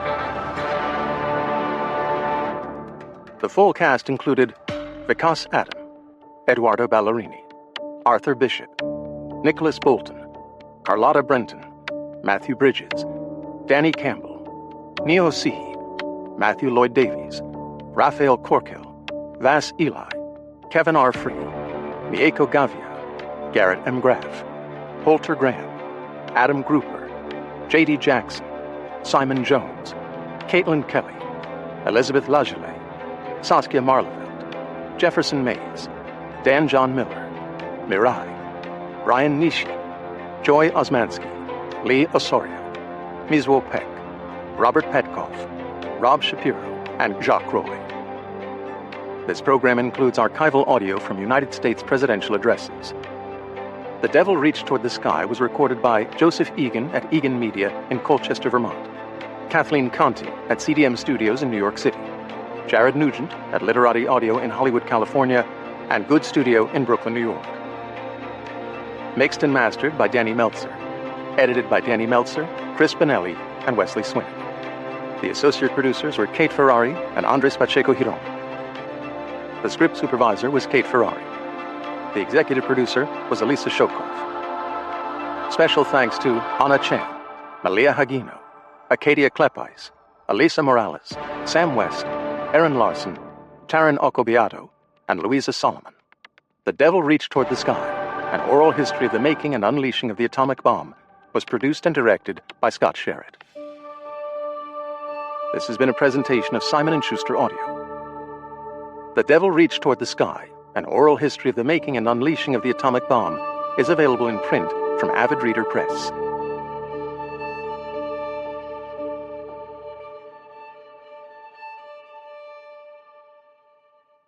Also available from Simon & Schuster Audio, When the Sea Came Alive, An Oral History of D-Day, by Garrett M. Graff, and read by a full cast. The following is an excerpt from Garrett M. Graff's When the Sea Came Alive, An Oral History of D-Day, read by Eduardo Ballerini and Garrett M. Graff, with a full cast. Private John Barnes, Company A, 116th Infantry Regiment, 29th Division. It's hard to know where to begin. I could start at Omaha Beach, Dog Green Sector, D-Day, June 6th, H hour, 6:25 in the morning. It went on for 11 months up to the Elbe River in May 1945 with A Company, 116th Infantry, 29th Division. I was a rifleman, assistant flamethrower, platoon runner, company runner, and in the end, battalion runner. Of course, it started earlier. Captain R.J. Lindo, Naval Artillery Liaison, 2nd Battalion, 18th Infantry Regiment, 1st Division. It's been very difficult for me to get started and to know where to begin and end. Private J. Robert Patterson, 474th Anti-Aircraft Artillery Automatic Weapons Battalion. As Alice in Wonderland said, you have to begin at the beginning. Time Magazine, September 11th, 1939. World War II began at 5:20 a.m. Polish time, Friday, September 1st, when a German bombing plane dropped a projectile on Puck, fishing village and airbase in the armpit of the Hell Peninsula. At 5:45 a.m., the German training ship Schleswig-Holstein, lying off Danzig, fired what was believed to be the first shell, a direct hit on the Polish underground ammunition dump at Westerplatte. It was a gray day, with gentle rain. Ensign George McKee, L.C., Map Room Watch Officer, the White House. Nazi Germany and the Soviet Union quickly overran Poland. bringing declarations of war from England and France. The invasion of Poland by Adolf Hitler's Germany upended the foreign policy of British Prime Minister Neville Chamberlain, who for years had tried a strategy of appeasement amid Hitler's increasingly bellicose rhetoric and actions in Europe. Chamberlain had hoped to avoid war, and only cautiously rearmed Britain amid Germany's rising threat, and as late as January 1939 believed that he and Hitler had a path for a long peace in Europe. Following the invasion, though, he was quick to issue an immediate ultimatum with France, announcing they would declare war if Germany didn't withdraw. Acting Lieutenant General Bernard L. Montgomery, British Army. I had taken over command of the 3rd Division on the 28th of August. Partial mobilization was then in process, and full mobilization was ordered on the 1st of September, the day on which the Germans invaded Poland, and an ultimatum was sent to Germany. In September 1939, the British Army was totally unfit to fight a first-class war on the continent of Europe. Pauline Edmondson, schoolchild, Sidcup, Kent, England. I was 12 and Peter, my brother, was 7. All through the summer of 1939, preparations for war were being made. The summer went by until September 2nd, which sticks in my mind because it was such a hot day. It was a Saturday, and we were all up early, for we all knew that this was the weekend, short of a miracle, that war would be declared.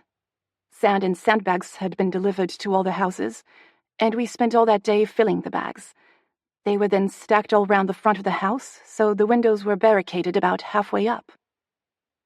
Barbara Clare, Fawkes, schoolchild, East Acton, United Kingdom. In 1939, we went down to visit my uncle in the country. We could see men practicing with guns, so we knew that the war was coming. When we got back to London, we didn't stay long, because most of the schoolchildren were shipped out of the city for their own protection. Grace Bradbeer, driver, Women's Voluntary Service, United Kingdom. Another very early problem which rural areas had to deal with was the surge of evacuees who arrived in numbers both great and small. Every part of the British Isles was affected by this, as those from the big towns and cities and from exposed positions on the coasts tried, indeed were encouraged, to get away as quickly as possible. Barbara Clare, Fawkes. There was a concern about the threat of air raids against the city. It was terrible to be separated from our parents. In fact, Mum and Dad didn't even know where we were going. The authorities took us first to our school and then marched us to the train station. I was crying, Mum was crying, my sister Evelyn was crying. My cousin, who was a little older and later served in the war, went to the movie house not long after our evacuation. He saw me in the newsreel because there had been a cameraman present as our group of children was going away from home. Grace Bradbeer. People came not only as families or individuals, but also in parties. Schools, nursing homes, colleges, and so on. In fact, one school from Acton, London, turned up in a small South Devon town 3 days before war was declared, and was welcomed by locally organised billeting officers who found room for all. The official number of government-sponsored evacuees was 1,200,000 by the end of the war. On September 3rd, with no withdrawal in sight by Germany, Britain moved to declare war, followed by France, Canada, Australia, New Zealand, and South Africa. The Soviet Union, under Joseph Stalin, had signed a non-aggression pact, and after Germany had annexed the western portion of Poland, it invaded and annexed eastern Poland in September as well. Pauline Edmondson. We all gathered round the wireless to listen to Mr. Chamberlain's speech. I sat on the back steps to listen to the broadcast. Big Ben's chimes came over the air at 11 a.m., and Mr. Chamberlain announced that Britain was now at war with Germany. Neville Chamberlain, Prime Minister of the United Kingdom. Radio address, September the 3rd, 1939. I am speaking to you from the Cabinet Room at 10 Downing Street. This morning, the British ambassador in Berlin handed the German government a final note stating that unless we heard from them by 11 o'clock, that they were prepared at once to withdraw their troops from Poland, a state of war would exist between us. I have to tell you now that no such undertaking has been received, and that consequently this country is at war with Germany.